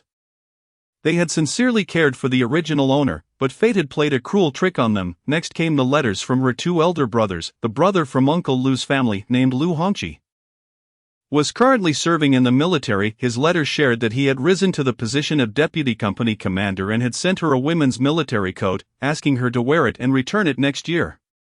The brother from Father Su's family, named Su Yuanhang, mentioned that the engineering project he was working on in Haishur would conclude next year, and he would come to visit her during his time off. He also sent her a package along with a remittance slip, which should arrive in Yong'an town, perhaps a couple of days late. He encouraged her to spend freely, assuring her that he was now earning a salary and could support his sister. After reading the letters, Li Xiao felt a swirl of emotions. The original owner had been far happier than she was, surrounded by so many who cared for her. Had it not been for the cursed Shin family, the young girl might have lived a peaceful and joyful life. This thought ignited anger within Li Xiao. The Shin family's retribution was not yet sufficient, and she needed to find an opportunity for further revenge. Ah, what a sweet burden. Initially, she intended to remain low-key, but since her arrival in the countryside, there had been endless disturbances from flies and mice. With her brothers sending her numerous items, maintaining a low profile was becoming increasingly difficult. However, it was of little consequence. Even if she couldn't remain inconspicuous, she wouldn't draw too much attention. As long as no one sought trouble, she could live her life in peace. Should anyone provoke her, she would not cower. Ensuring she wouldn't be mistreated was paramount. After all, she had the rare opportunity to traverse into another life, free from worries about mortgages, car loans, or retirement funds, so she must live joyfully. Her original intention remained unchanged, to be an ordinary, leisurely, and blissful little salted fish in this lifetime. Chapter 90. A picnic. After a restful night, with no pressing matters at hand, the four of them planned a trip to the mountains. If they could catch some wild chickens or the like, a picnic would be delightful. With spirits high, they ascended the mountain. Many were still busy gathering firewood and pine needles, and since they had exchanged quite a bit with the two little ones, they felt no need to exert themselves further. In the distance, the two little ones came running over to greet them enthusiastically, followed by a few older boys. Li Xiao handed each of them a piece of fruit candy, eliciting a resounding, "Thank you, Sister Xiao Xiao." Before they scattered away, "They are truly capable," Li Xiao mused. Continuing deeper into the woods, they realized it was too crowded for wild chickens or rabbits to appear. After nearly an hour, they arrived beside a small stream and decided to take a break while exploring the surroundings. Having come purely for leisure, there was no rush. Ma Dongmei dashed to the stream to wash her hands and play with the water, while the others looked around for any finds. This stream was larger than the ravine Li Xiao had discovered previously, with a spacious area on either side devoid of weeds or trees. Numerous animal footprints marked the ground, indicating that they came to drink. Ji Yu Hong suggested they rest there while he wandered around to see if he could find anything. Li Xiao, eager to join him, felt she had plenty of energy but was unsure how to channel it. Qinya stayed by the stream with Ma Dongmei for safety, as she was also quite capable. Just as they left, Ma Dongmei excitedly called out, "Look, there are fish." Qinya rushed over to see several palm-sized fish swimming about. Sparking her interest, she picked up a stick and sharpened one end with her knife. Preparing to catch a fish. Meanwhile, after walking for about 10 minutes amidst increasingly dense trees, they heard rustling noises nearby. Gu Hong made a gesture to pause, signaling for Li Xiao to remain still. After a couple of minutes, a wild chicken burst from the bushes at high speed. Gu Hong was quicker still, sending a small stone flying towards the chicken with precision, causing it to drop to the ground. "Wow," Li Xiao exclaimed, akin to a child witnessing a spectacle for the first time. Indeed, she was a novice in such matters. She dashed over, thrilled, to retrieve the wild chicken, waving it in front of Gu Hong while praising, "Gu, you're amazing." Gu Hong felt a bit embarrassed by the praise. "It's actually not difficult, as long as you grasp the precision and method." "Then could you teach me?" Li Xiao blurted out, genuinely eager to learn, having watched helplessly as her quarry had eluded her on previous excursions into the mountains. "I can teach you, but the mountains are perilous. You cannot venture alone." Seeing her pitifully forlorn expression, he felt reluctant to refuse, though he was still apprehensive about her safety. Li Xiao nodded eagerly, like a chick pecking at grain. She wasn't foolish, she valued her life above all of us. For the next hour, Gu Hong nearly bit through his gums in frustration as Li Xiao struggled to grasp the essential techniques. Initially, they practiced by shooting at trees, but then a wild chicken appeared, which they let escape. Just as Gu Hong was about to question her intelligence, a wild rabbit darted forth. He was poised to strike when Li Xiao hurled a stone and struck true. Both of them exhaled in relief. They had nearly jeopardized their friendship in the pursuit of this skill. Then came Li Jiao's jubilant cheer. "Yay, I did it, I caught this rabbit." Gu Hong chuckled inwardly, almost wanting to remark that perhaps it was merely a case of a blind cat stumbling upon a dead rat. Yet, fearing it might discourage her, and more so that she would insist on continuing her lessons, he held his tongue. With a wild chicken and a rabbit, they had ample provisions for roasting, so they returned to the stream. Little did they know that Qinya and the others had surprises in store. Through relentless effort and experimentation, Qinya had caught 5 palm-sized fish. Everyone was elated, some prepared to kill the fish, others to process the game, while Li Xiao gathered twigs to start a fire. Once all preparations were complete, they settled down to roast their catch. Soon, the savory aroma of roasting meat wafted through the air. Fortunately, this place was sufficiently remote. Villagers and educated youth rarely ventured here unless hunting. They had even brought salt. As the fish began to crisp, a sprinkle of salt was all that was needed to commence their feast. The rabbit and chicken would take longer to prepare, making the fish a delightful appetizer. Although lacking the extensive array of seasonings found in later times, Li Xiao still found the taste exquisite. When the roasted chicken and rabbit were finally ready, each of them took a bite that lit up their eyes. This was not merely aromatic, it was extraordinarily fragrant, surpassing description. There was a term that encapsulated it: crispy on the outside, tender on the inside. Coupled with the malted milk powder they had brought, they were utterly enchanted. After satiating their appetites, they prepared to descend the mountain, for a significant event awaited them in the village. A grand meeting was to be held, where Wang Taohua and her associates would take the stage to reflect on their actions and receive criticism and education from the public. Such an intriguing affair was not to be missed. Although it was only a little past 2 o'clock and the meeting was scheduled for 6, when they returned, the educated youth courtyard was eerily quiet, save for Li Yong, who sat in the courtyard, soaking up the sun, wearing a gloomy expression. No one paid him any mind. They all retreated to their rooms to freshen up, the smell of meat lingering heavily on their clothes. Li Xiao, avoiding the challenge of bathing in this weather, utilized her space for a wash. By the time the 4 emerged feeling refreshed with their clothes heading to the well for a wash, the educated youths began to return in succession. They even caught sight of Su Jingyi.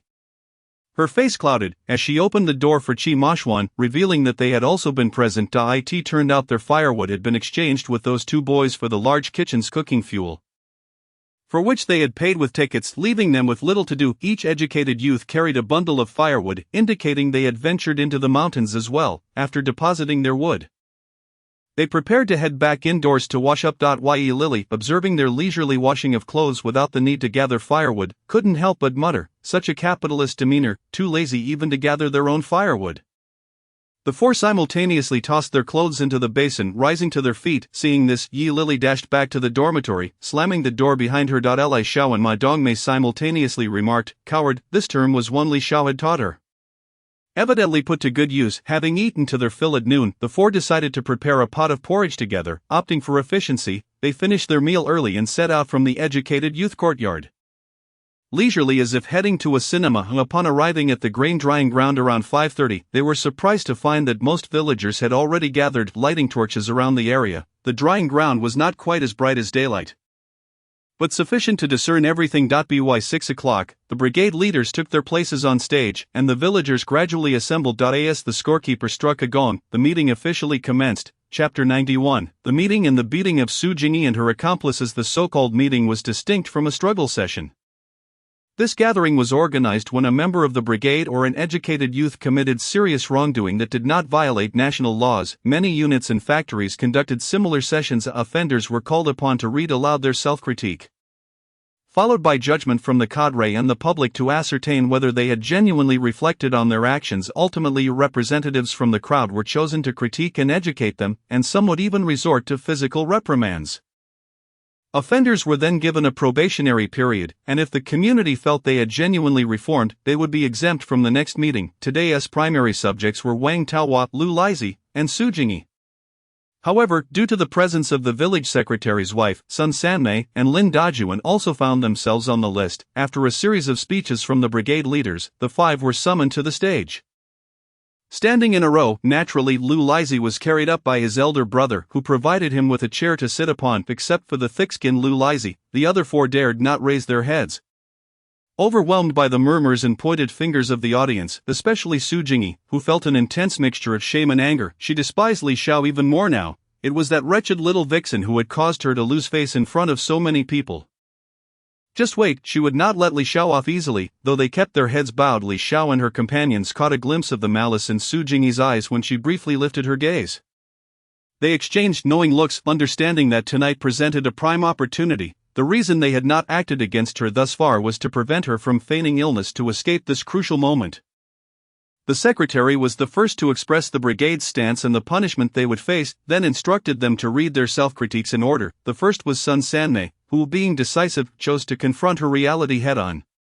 She read her critique in one breath and bowed to conclude. Lin Dajuan followed suit, and the crowd, seeing their attitude of remorse, began to believe they were mere impulsive youth, reducing their comments to light-hearted teasing. Next came Lu Laizi and Wang Taohua. Lu Laizi read fluently, openly admitting his mistakes, thanks to his thick skin. Wang Taohua, however, was a different story. She was already filled with resentment, and the past days serving Lu Laizi had been nothing short of torment. Constantly tending to his needs, moving him from the bed to the chamber pot, helping him dress and wash, she had borne the brunt of household chores. If she was even a moment late, she faced Lu's mother's scolding. Being called a vixen who seduced her son, she could barely manage the household tasks, were it not for Lu's accountant wanting to save face and preventing Lu's mother from laying hands on her. She might have endured worse. Every day felt like a whirlwind, leaving her utterly exhausted. The most dreadful part was Lu Laizi's unpredictable temperament. One moment he would be fine, the next he might hurl his bowl at you. Wang Taohua was thoroughly drained, on the verge of tears. As she read her critique, her gaze turned murderous as she glared at Li Xiao, believing that all her suffering was Li Xiao's fault. Originally Li Xiao was meant to bear the brunt of this, and she was merely taking her place. Ji Yu Hong and his companions clenched their fists, while Li Xiao remained unfazed. Wang Taohua's good days were yet to come. She shook her head at them, signaling them to remain calm. When it was Su Jingyi's turn, she maintained a pitiful demeanor, evoking sympathy from Chi Mo and several young men in the village, who felt an overwhelming urge to step in for her. Holding her critique, she read with sobs and stutters, resembling a wronged innocent. When she inadvertently met Li Xiao's mockingly amused gaze, she almost faltered, her face twisting momentarily before reverting to her delicate facade. Li Xiao watched her performance, amused as if observing a mere clown. If she wished to put on a show, let her. Otherwise, she would not be able to maintain her fragile image come morning. A pity indeed. Finally, upon completing her critique, the brigade leader arranged for 20 brigade members to come forth to critique and educate them. In essence, this was a public reprimand. Most of those stepping up were older women who excelled at this task. The offenders were thoroughly chastised, heads even lower. Li Xiao, sharp-eyed, noticed an elder spitting at them and averted her gaze, fearing she might regurgitate the roast chicken from earlier. The individuals on stage shared the same hatred for the spitting elder. Disgusting, vile old woman, yet they dared not resist, for that would render their earlier humiliation in vain. In conclusion, the brigade leader delivered a summary and reproached them once more, reiterating the punishments assigned by the village. Lin Dajuan and Sun Sanmei were sentenced to 2 months of hauling manure and cleaning the cattle shed, the men to haul manure, and the women to clean the shed. Thus, the meeting concluded. As brigade members departed in small groups, Li Xiao and her companions slipped away amongst the crowd. However, they did not return directly, instead seeking an opportunity to conceal themselves in a location they had previously scouted.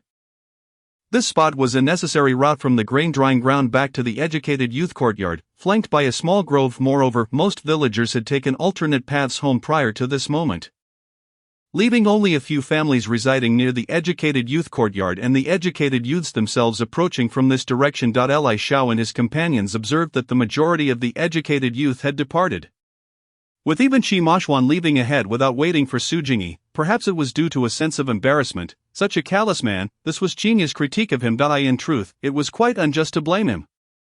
He had intended to wait for Su Jingyi. It was Su Jingyi who felt too ashamed to face him today and signaled for him to leave first. Thus, only the three who were to reflect on their actions remained, which was indeed a fortuitous turn of events for them. After a while, the three slowly approached, incessantly cursing Li Xiao under their breath. Wasn't that a surefire way to invite trouble? They took a moment to prepare, and as the trio ambled by, the four swiftly emerged from the thicket on either side of the narrow path. Li Xiao wielded a stick, while the other three used burlap sacks to swiftly ensnare them before they could react, dragging them into the woods. Then Li Xiao delivered a swift blow to each, ensuring they remained quiet. The subsequent flurry of punches and kicks was executed with precision. They had all agreed not to break any limbs, lest they miss out on the splendid tasks of shoveling dung or cleaning the cow shed. They were careful to administer a thorough beating without causing any lasting damage, crafting their faces into a pig's visage, ensuring they would endure 10 days to half a month of pain without issue. Whenever someone showed signs of awakening, Li Xiao promptly rendered them unconscious again with a well-placed strike. Ma Dongmei gave him a thumbs up.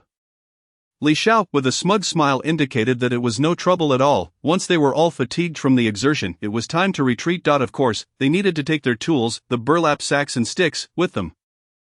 It would be easy to trace the origins of the sacks if they were left behind. The four quickly retrieved the sacks, leaving the bruised individuals sprawled in the thicket. Upon exiting, Gu Hong instructed them to go ahead while he handled the aftermath. He would deal with the sacks and sticks, and the three hastily returned home. When they reached the entrance of the educated youth dormitory, Gu Hong was surprisingly already waiting there, truly a master of concealment. Chapter 92, Discovering the Bruised Trio. Just as Ma Dongmei was about to inquire how Gu Hong arrived before them, he gestured for silence, signaling them to follow him. He led the three around to the adjacent empty courtyard, passing through the rear yard to the back of the educated youth dormitory, which was their vegetable garden. Ji Yu Hong instructed them to wait while he stealthily surveyed the area, confirming it was quiet. Instead of allowing them to return through the front, he boldly approached Li Xiao's window and, to their astonishment, swiftly removed the window frame with ease. Li Xiao thought to himself, isn't this fellow a tad too skilled? Gu Hong simply smiled and gestured for them to enter. Once they were inside, he promptly replaced the window. Prior to this, Li Xiao had shot him several blares, yet Gu Hong merely grinned. He then returned to his own room in the same manner. Inside Li Xiao's room, a moment of silence ensued until Qinya finally broke it. Well, I suppose we should head back. We can discuss things tomorrow. In truth, Gu Hong's instruction for them to enter through the window had made their intentions clear. Exiting from Li Xiao's place posed no issue, as it was entirely normal for friends to chat together. Thus, they left without pretense, and just before closing the door, Ma Dongmei casually remarked, Xiao, I think your pine nuts taste even better. Li Xiao, speechless, isn't that a bit exaggerated? Unbeknownst to her, Ma Dongmei spoke the truth. She genuinely believed it, though she couldn't quite fathom why, because Li Xiao had secretly sprinkled a bit of salt and pepper. Of course, he dared not use anything more fragrant. Thus, they enjoyed a peaceful hour or so until Zhaobin knocked on the door of the female-educated youth dormitory. Lu Mei opened the door, her brow furrowed in confusion as she asked, Zhao, is there something wrong at this late hour? Having been in the area for a while, she had picked up a hint of the local accent. Such as what's wrong? Zhaobin appeared somewhat anxious. Lu, his son here, Lin hasn't returned, so I came to check. They had just obtained their marriage certificate, and initially he thought they might have gone on a date. But it was unusual for them to be gone for so long. As the one in charge, Zhaobin felt it necessary to inquire. Lu Mei glanced back and confirmed that indeed, Sun Sanmei was absent. It had gotten quite cold, and she had just returned and lay down, so she hadn't noticed. However, she wasn't particularly worried, saying, the two of them together are bound to be fine, they probably just didn't want to return too early. This was her subtle way of suggesting to Zhaobin that perhaps the two were reluctant to part from each other. Zhaobin, upon hearing this, found it quite plausible, nodding in agreement. I understand. Thank you, Lu, you should rest now. Just as he was about to turn away, the door to Qi Mashuan's room swung open, and he appeared visibly distressed. Zhao Jingyi hasn't returned either. I've checked twice. What happened? Are you sure? Zhao Bin's composure faltered, his voice rising instinctively. The three who had gone to reflect had not returned. And what about Wang Taohua? This thought prompted him to add, they wouldn't have gone to Wang's house. Would they, Jiaqi? Why don't you go check at Su's door again? Upon hearing this, Qi Moxuan strode over and began knocking again. The commotion drew everyone's attention, including Li Xiao and the others, who feigned ignorance. Ma Dongmei appeared dazed, clearly roused from sleep, her expression one of bewilderment as she asked, what happened? An actress, truly a remarkable one. Li Xiao mused inwardly. What she didn't realize was that Ma Dongmei had genuinely forgotten the earlier altercation. Her mind clouded. Lin's son and Su have yet to return, Zhao Bin stated. What? No, that can't be, Ma Dongmei stammered, her hesitation revealing a hint of guilt as memories of the incident resurfaced, while the others assumed her reaction was due to the shocking news. Making it all the more convincing, perhaps they've hidden away embarrassed after the earlier reprimand, Yi Lily suggested, reveling in the unfolding drama, though her words held a sliver of truth. Indeed, I find Ye's reasoning quite sound.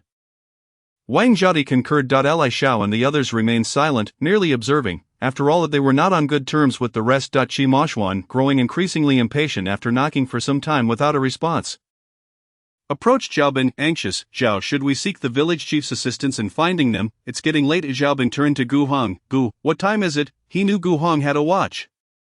Though Qi Moxuan did as well. Ji Yu Hong glanced at his watch. It's 9:30-5. It was indeed late. Typically everyone would be asleep by this hour. Zhao Bin pondered for a moment before beginning to orchestrate. I'll go with Qi to find the village chief. Everyone else should dress and help search. Everyone donned their cotton coats and exited the educated youth dormitory, while others hurried to their rooms to get dressed, including Li Xiao and the rest.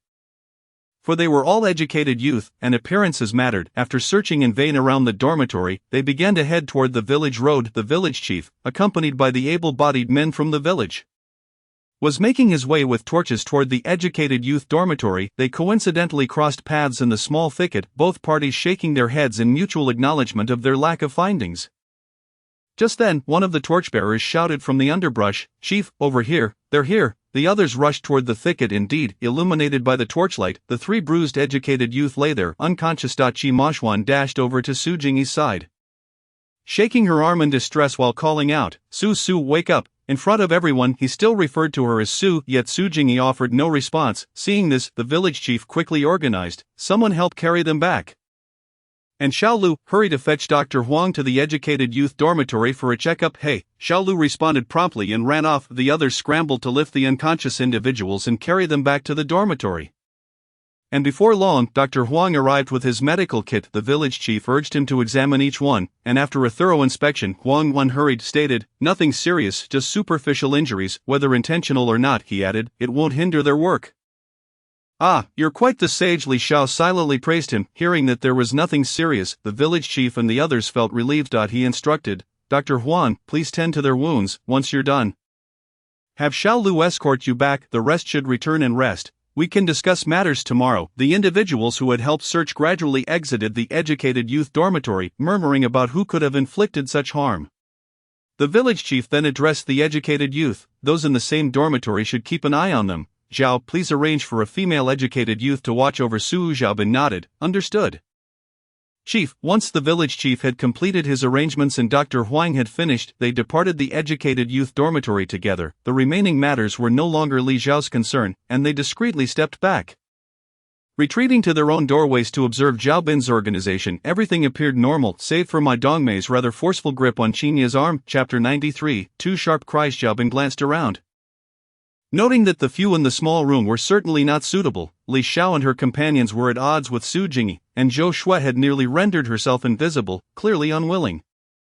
After contemplating, he was left with Lu Mei, Yi Lily, and Wang Zhadi from the large dormitory. Zhao Bin hesitated before asking the three, is anyone willing to look after Su Jingyi? Silence fell among them, their reluctance evident. Observing this, Qi Moxuan, thinking quickly, spoke up.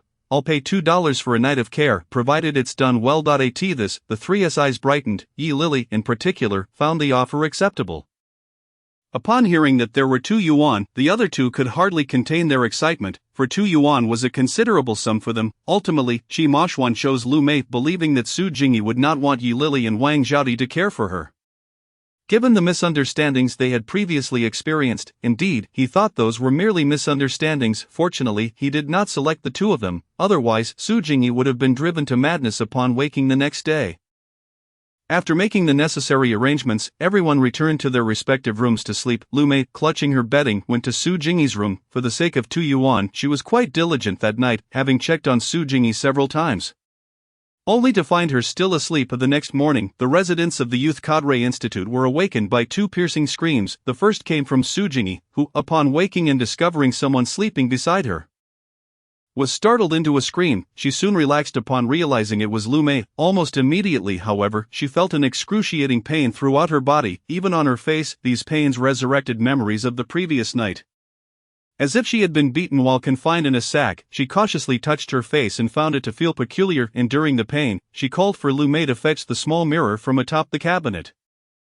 Observing Su Jingyi's dreadful appearance, Lu Mei hesitated, yet Su Jingyi urged her. Lu Ziking, please hurry. Seeing her genuine desire to look, Lu Mei relented and handed her the mirror. With great effort, Su Jingyi lifted the mirror, only to be confronted by a face swollen like that of a pig. The salve she had applied left her skin mottled in shades of green and purple. Su Jingyi's room erupted in another scream, this time with remarkable effect. Qi Moshwan, who had already dressed, anxiously knocked on her door, repeatedly inquiring, Jingyi, what is the matter? Jingyi, open the door. Li Xiao and the other youths were also roused by the screams. Rushing out to see what was amiss, even the unconscious Lin Dajuan and Sun Sanmei awoke. Lin Dajuan, ever perceptive, quickly grasped the situation, responding without any extreme reaction, for he harbored suspicions but lacked evidence. Sun Sanmei, awakening to the pain in her body, was reminded of the events preceding her unconsciousness and felt the urge to scream. Just as she opened her mouth, Wang Zhaodi immediately intervened. Don't you dare scream again. It's far too early for that. Exactly, what's the point of screaming now after being beaten last night? Yi Lily, awakened by the commotion, expressed her displeasure with a sarcastic remark. Sun Sanmei fell silent, her pig-like face darkening as she slowly lay back down. The pain was too overwhelming. Lying down seemed the only option. Reflecting on the events of the previous night, she realized there were three of them, and the assailants must have been three or more as well. For it was impossible for just one party to have captured them all simultaneously. Certainly, it had to be Li Xiao and the others. She could think of no one else. The more she thought, the more enraged she became. This time, they must be made to pay. She needed to inform the team leader so that appropriate punishment could be administered. At last, Su Jingyi's room opened, revealing Lu Mei. But Su Jingyi, unwilling to expose her disheveled appearance, hid beneath the covers. Qi Moshwan patiently soothed her from the side. Lu Mei, uninterested in their affectionate display, gathered her bedding and returned to the communal sleeping area. The other youths gradually rose, unable to sleep any longer due to the noise. They began their morning routines in the courtyard just as the team leader and the secretary arrived. Zhao Bin hastily tossed a towel into the basin and approached, saying, Team leader, secretary, you are here quite early. Upon hearing the team leader's arrival, Ma Dongmei was the first to rush out, eager to join the commotion, followed closely by Li Xiao and the others. The team leader, with a stern expression, nodded, and it was the secretary who spoke, inquiring gently, Comrade Zhao, how are the three comrades doing? Have they awakened? Zhao Bin quickly responded, they are awake, but they are complaining of pain all over. The pain is normal. There is nothing serious. I will administer the medicine a couple more times, and they will gradually recover. Old Huang entered, hands behind his back, accompanied by a young man carrying a medicine box. Presumably his grandson. The team leader addressed Old Huang, asking, have they all gotten up? Please have Old Huang go in to change their dressings. Implicitly, he was inquiring whether they were dressed appropriately. Yi Zhaobin glanced at Yi Lily, who nodded. No problem, Old Huang, please go in. Entering the room, Old Huang left the young man outside, while the team leader and the secretary remained as well. A quietude fell, broken only by the sound of weeping. The team leader frowned and asked, who was crying? Team leader, it's Su Ziking. She woke up and saw her face, which made her cry. Lu Mei explained, what nonsense, how can one cry over their face? If she continues, it will swell even more. The team leader lamented, exasperated by the children. Inside, Su Jingyi's sobbing ceased, and she dared not cry further, wiping her tears with a handkerchief as she sat silently on the edge of the Kong. Qi Moshwan had just stepped outside, feeling it inappropriate to be in the room with others present. Old Huang examined Sun Sanmei before attending to Su Jingyi, followed lastly by Lin Dajuan. After finishing, Old Huang reported to the team leader and the secretary, there are no significant issues, they may experience pain for a few days. Lin Dajuan, Sun Sanmei, and Su Jingyi exclaimed in unison, Old Huang, is that even human language? What do you mean by just a few days of pain? The team leader nodded in acknowledgement, while Old Huang turned back to Lin Dajuan's room, where a broken leg required dressing, opting not to make a second trip. Outside, the team leader and the secretary exchanged glances, and the secretary cleared his throat. Do the three comrades have any insights regarding last night's incident? Would you prefer to discuss it now or wait a couple of days until you feel better? Although the rooms were separate, their voices carried. At that moment, many villagers had gathered outside the Youth Cadre Institute, having heard rumors of the youths being beaten, and they had come to see for themselves. They speculated wildly, questioning who had the audacity to inflict such harm on three individuals. Some suggested it might have been a group effort, likely from a few ruffians from a neighboring village. Cautioning everyone to be vigilant in the future. In summary, opinions varied widely, yet no one suspected it was an internal matter among the youths. Ma Dongmei, unusually calm, even mingled with the aunts and older women. Her eyes sparkling as she listened to their analyses. Li Shao remarked, "It's absurd. When someone is carefree, they truly are carefree." Chapter 94. The naming dilemma, though late, has arrived regarding the secretary's inquiry. The three individuals in the room had much they wished to express. Yet when it came time to speak, they found themselves at a loss for words. Would they dare to voice their suspicion that Li Xiao and the others were responsible in front of such a crowd? They had no evidence, nor had they seen or heard anything, and it was unlikely that any clues would surface for others to discover. What could they do if they denied it? They would be accused of wrongfully blaming others. A predicament from which it would be impossible to extricate themselves. After much contemplation, the three remained uncertain about what to say. Suddenly Lin Dajuan seemed struck by an idea and was about to call Zhao Bin in to discuss it. When Su Jingyi's voice rang out from her room, louder than her usual soft-spoken tone, "Team leader, secretary, could you assist us in investigating what time everyone returned after the meeting last night? Are there any witnesses?" She deliberately mentioned everyone, fearing that if they found nothing, it might give Li Xiao and the others leverage against them. Lin Dajuan, considering this approach, added loudly, "Team leader, secretary, I believe Su Ziking's point is valid. It is highly likely that the assailants are from our Victory Brigade. If it were outsiders, someone would have noticed. We kindly ask for your help in investigating this matter. We cannot allow ourselves to be beaten without reason." The team leader and the secretary exchanged glances, and it was the secretary who replied, as he was more adept at such matters, "Very well, we will send the militia team to investigate. And they will inform you of any findings. I will have the militia captain come to see you shortly. If you have any suspects, please share them with them. They will conduct inquiries, having done what was necessary." And as the affected parties had not mentioned involving the police, there was no reason for them to intervene further. Upon hearing the secretary's words, the three had no objections, agreeing to await the militia team's arrival to discuss any suspects. They had no intention of reporting to the police. Not only was there a chance they would uncover nothing, but they also felt somewhat guilty themselves. Finally, the team leader instructed them to rest for 3 days, after which they would begin their respective punishments. With that, he and the secretary departed, and the crowd of onlookers dispersed as well. Inside, the three pondered, will we still be subjected to punishment? We are already injured. Meanwhile, the other youths busied themselves, as they had yet to eat breakfast. In the boys' communal area, old Huang was tending to Li Yong's wounds. The cast on his foot had yet to be removed, and he was changing the dressing on his other foot, which, though not fractured, bore deep wounds that required changing every 3 days. This injury was not inflicted by Li Xiao but occurred when he fell into a trap while lunging at Li Xiao. Scraping against the rocks, gazing at his battered left foot and the fractured right one, a cloud of despair loomed over Li Yong's face. This period of inactivity had cost him significant funds, and he had yet to receive any correspondence from his aunt. He pondered what to do next. Unbeknownst to him, his well-meaning aunt Jiang Fengqin was equally overwhelmed, having learned of the situation through his letter. Igniting her fury upon discovering that not only had the matter not resolved, but her nephew was also injured, she had underestimated that girl, knowing full well she was the granddaughter of that man and thus possessed considerable skills. She had intended to arrange for someone capable to assist, but the youth cadre office informed her that there was no current arrangement for that brigade. Those she approached for help told her that there was already someone stationed there, and they did not dare act too overtly, with any assistance not likely until early next year. What could she do? She could only wait, as the worthless man at home pressed her for updates. Her eldest son, troubled by the incident, had been making frequent mistakes at work, and had it not been for the slight connections the Han family had, he might have lost his job, exhausted and mentally drained. She had forgotten to write to Li Yong about her plans until later when his mother came to inquire. Of course, that was a matter for another time. Li Yong had yet to write to his own family.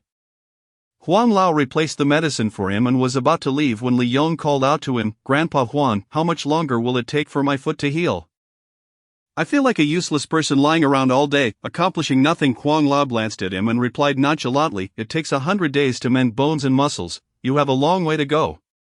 Young man, overthinking is not a virtue, take good care of yourself. With that, he departed, and a nearby young man swiftly picked up the medicine box to follow him. Xiaobin respectfully escorted him out of the Knowledge Youth dormitory before turning back. He shook his head, pondering what was happening lately. For people had already fallen ill. Li Xiao and the others, however, were not burdened by such worries. After finishing their meal, they were preparing to harvest the vegetables from the backyard. The weather was becoming increasingly frigid. If they didn't harvest soon, the crops would be frozen. The four of them arrived at the vegetable patch in the backyard, where three of them had 6 rows of crops. Ma Dongmei's portion remained with the old Knowledge Youth, as it had already been planted and was difficult to divide. Xiaobin mentioned that after the new year, he would reallocate 2 plots of land for her adjacent to Li Xiao and the others. Thus, Ma Dongmei had been harvesting vegetables from the old Knowledge Youth's garden during this time. Today, they only needed to harvest these 6 rows. There was no chance for the vegetables to grow significantly in such a short time. However, they were not concerned about harvesting everything. As long as they could eat, that was sufficient. They pulled up all the green onions and garlic, ensuring everything was clean, and divided it amongst themselves to last for a few days. They did not till the soil, anticipating that after some time it would freeze solid, rendering further effort unnecessary. Carrying the harvested vegetables back to the house, Li Xiao noticed the 200 pounds of large cabbage they had purchased from the brigade last time sitting in the corner. A sudden thought struck her, could they also learn to pickle some sauerkraut? Previously, she had seen videos showcasing various enticing dishes made with pickled vegetables. Before her time travel, she had been from the south. Watching videos of sauerkraut stewed with pork bones, sauerkraut with blood sausage, and even sauerkraut with tofu made her mouth water. She couldn't help but think, and saliva almost dripped from her mouth. Since the idea had struck her, she might as well try pickling a bit, especially since she had nothing to do that afternoon. She could casually visit Aunt Delan and ask her when she pickles. Hoping to learn from her, after lunch she invited Qinya and Ma Dongmei to accompany her to Aunt Delan's house, while Gu Hong mentioned he wanted to go into the mountains and wouldn't join them. Upon reaching Aunt Delan's courtyard, Li Xiao called out, Auntie, are you home? I've come. Aunt Delan warmly welcomed them, teasing, I recognized your voice immediately, you little rascal, why are you shouting as soon as you enter? She then cheerfully beckoned Qinya and Ma Dongmei. Qin Jiaqing and Ma Jiaqing are here too. Come on in. The three followed her into the yard, and Li Xiao grinned, saying, Auntie, we just came to ask if you've pickled your sauerkraut yet. We want to learn from you, Aunt Delan exclaimed. Oh, what a coincidence. I just returned from my son's house a few days ago and haven't had the chance to pickle yet. Otherwise, it would have been ready by now. I was planning to do it tomorrow, and you three can help me. With a clap of her hands, she joked. The three of them were delighted to arrive at just the right time. And they nodded in unison, agreeing to come early the next day. Aunt Delan led them into the house and invited them to sit on the heated kong, where it was warm. Not wanting to be polite, they quickly removed their shoes and climbed onto the kong. Inside, there was only a simple, honest young man who was now married. He worked in town all year round.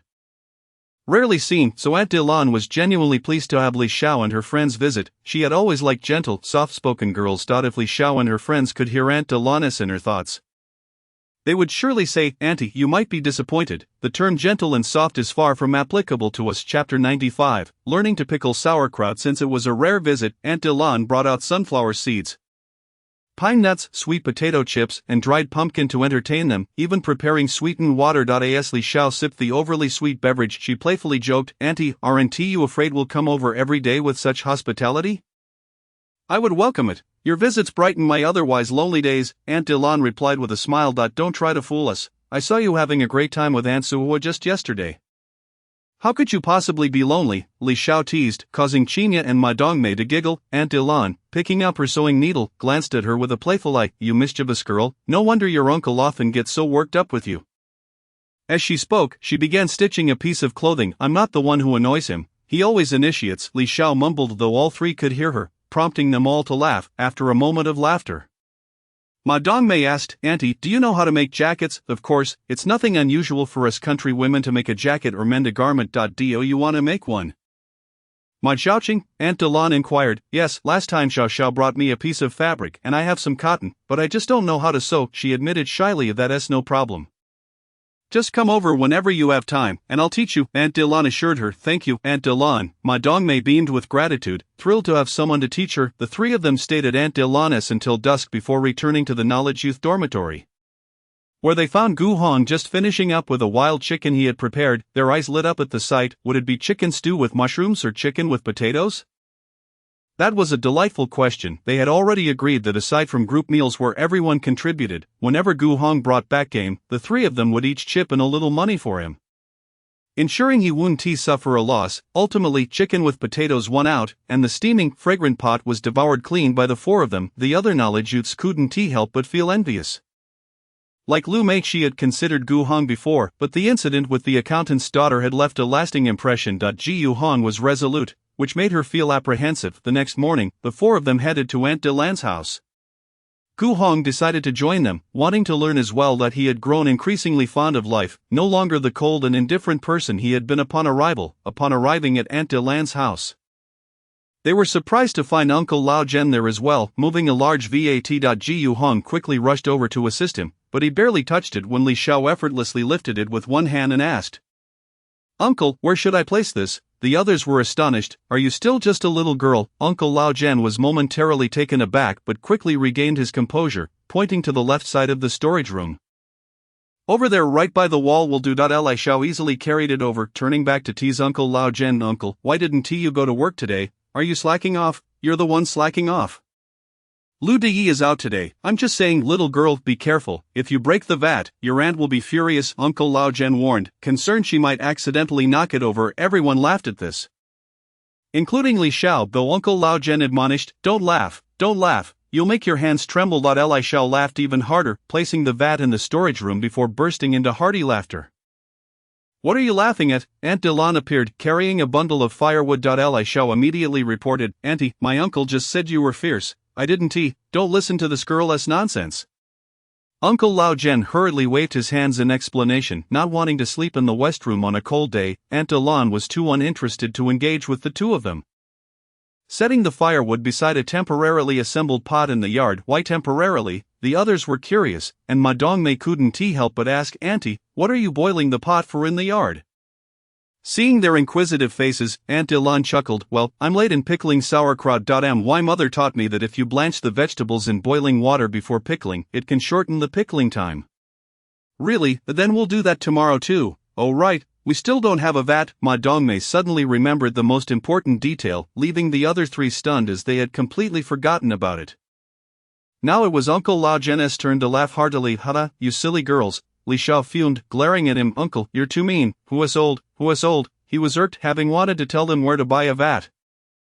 Aunt Delan shot him a look before turning to them. "There's a kiln in the neighboring brigade. You can get a letter of introduction from the brigade leader, and then go find the brigade leader there to get a ticket." "Is it Shangyang Brigade?" Li Xiao inquired. "Yes, that one," Aunt Delan confirmed, already lighting the fire. Ji Hong hurried to fetch a bucket of water from the well to pour into the pot. The group followed Aunt Delan's instructions. Stripping the outer leaves off the cabbage, discarding any that were worm-eaten or rotten. Once the water in the pot boiled, they blanched the cabbage stalks for half a minute before briefly blanching the leaves and then removing them. They placed the blanched cabbage in a bamboo basket, carrying it into the storage room. They sprinkled a layer of salt at the bottom of the vat, layered the cabbage, added more salt, and continued alternating layers until it was about 80% full. Finally, they placed a clean stone on top to press it down firmly, covering it with a lid. That was how they completed the task. Aunt Delan managed to prepare 2 large vats. Remarking that it wasn't even considered a lot, some families would have at least 4 or 5 vats. The group helped tidy the yard before returning to the Knowledge Youth dormitory. Aunt Delan offered them food, but they declined, knowing that in these times, one couldn't casually impose on others for meals, as everyone had limited rations. However, Aunt Delan did give each of them a small bowl of soybean paste to take home. Seeing the soybean paste, they felt a surge of temptation, but Aunt Delan quickly waved her hands. "You can't learn this. It's too troublesome, but if you want some, just come to my house to get it." The 4 of them then smiled, abandoning their thoughts, and soon bid farewell to leave. With plenty of time still left in the day, they planned to have an early lunch before heading to the neighboring Shangyang Brigade to buy a vat. Thus, they shall be able to pickle the sauerkraut tomorrow. Today, however, they have yet to indulge fully in their amusement. The 4 of them unanimously find the tinkering with these items quite captivating, though they cannot quite articulate why. It simply feels therapeutic to engage in such activities, and upon completion, they experience a profound sense of satisfaction. Chapter 96. The Xiangyang Brigade observes the commotion at noon. Li Xiao and her companions had already finished their lunch and set off to the brigade leader's home to present their letter of introduction. Conveniently borrowing his cart to transport the vat back later, the Victory Brigade and the Xiangyang Brigade are not too far apart, approximately a 40-minute walk. The four of them meandered leisurely, reminiscent of an autumn outing.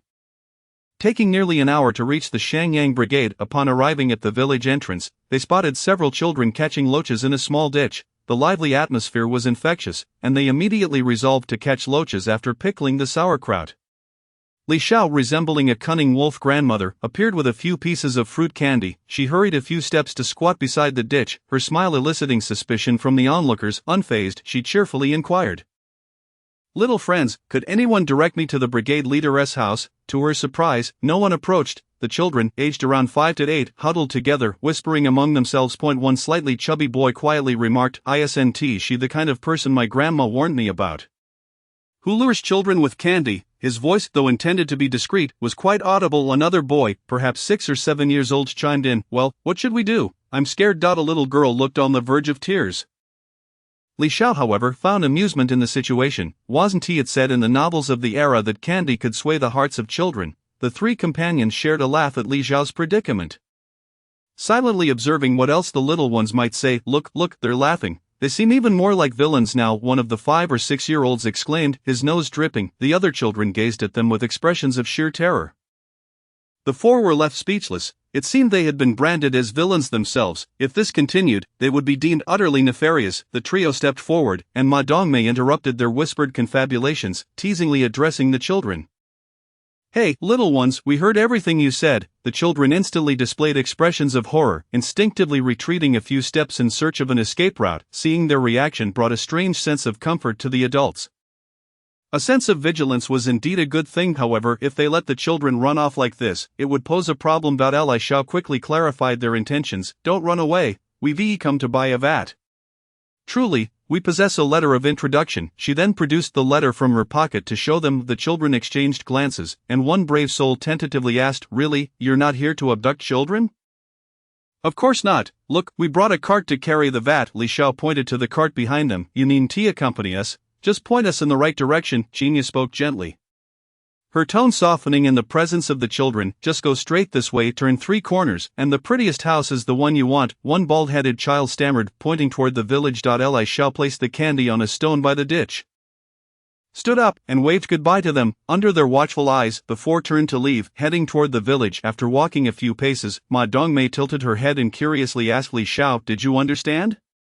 Li Xiao bluntly replied, "No." Ma Dongmei then turned to the other two, who both shook their heads in response. Confused, Ma Dongmei questioned, "Why are you walking so quickly if you didn't understand?" "Because we don't want to be mistaken for child traffickers."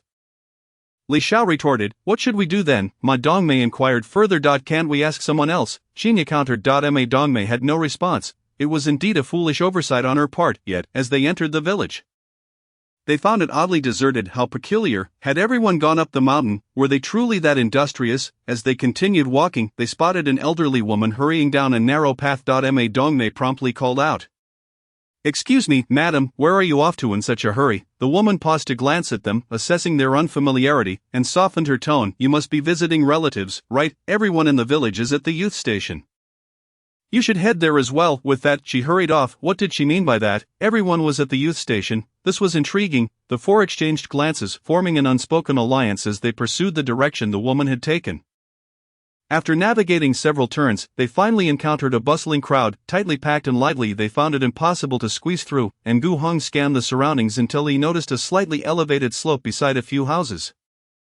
He decisively pulled the cart in that direction and secured it to a tree in a visible spot. The four climbed onto the cart, gaining a better view from their elevated position. They were situated just above the youth station and could see clearly what was happening below. The scene was chaotic within the youth station. A petite girl, presumably one of the youths, was being yanked by an older woman, while 2 others were pulling at her limbs. One girl clung desperately to her hand, preventing her from resisting. Nearby, several young men shouted, "Mother, stop hitting her, it's voluntary, don't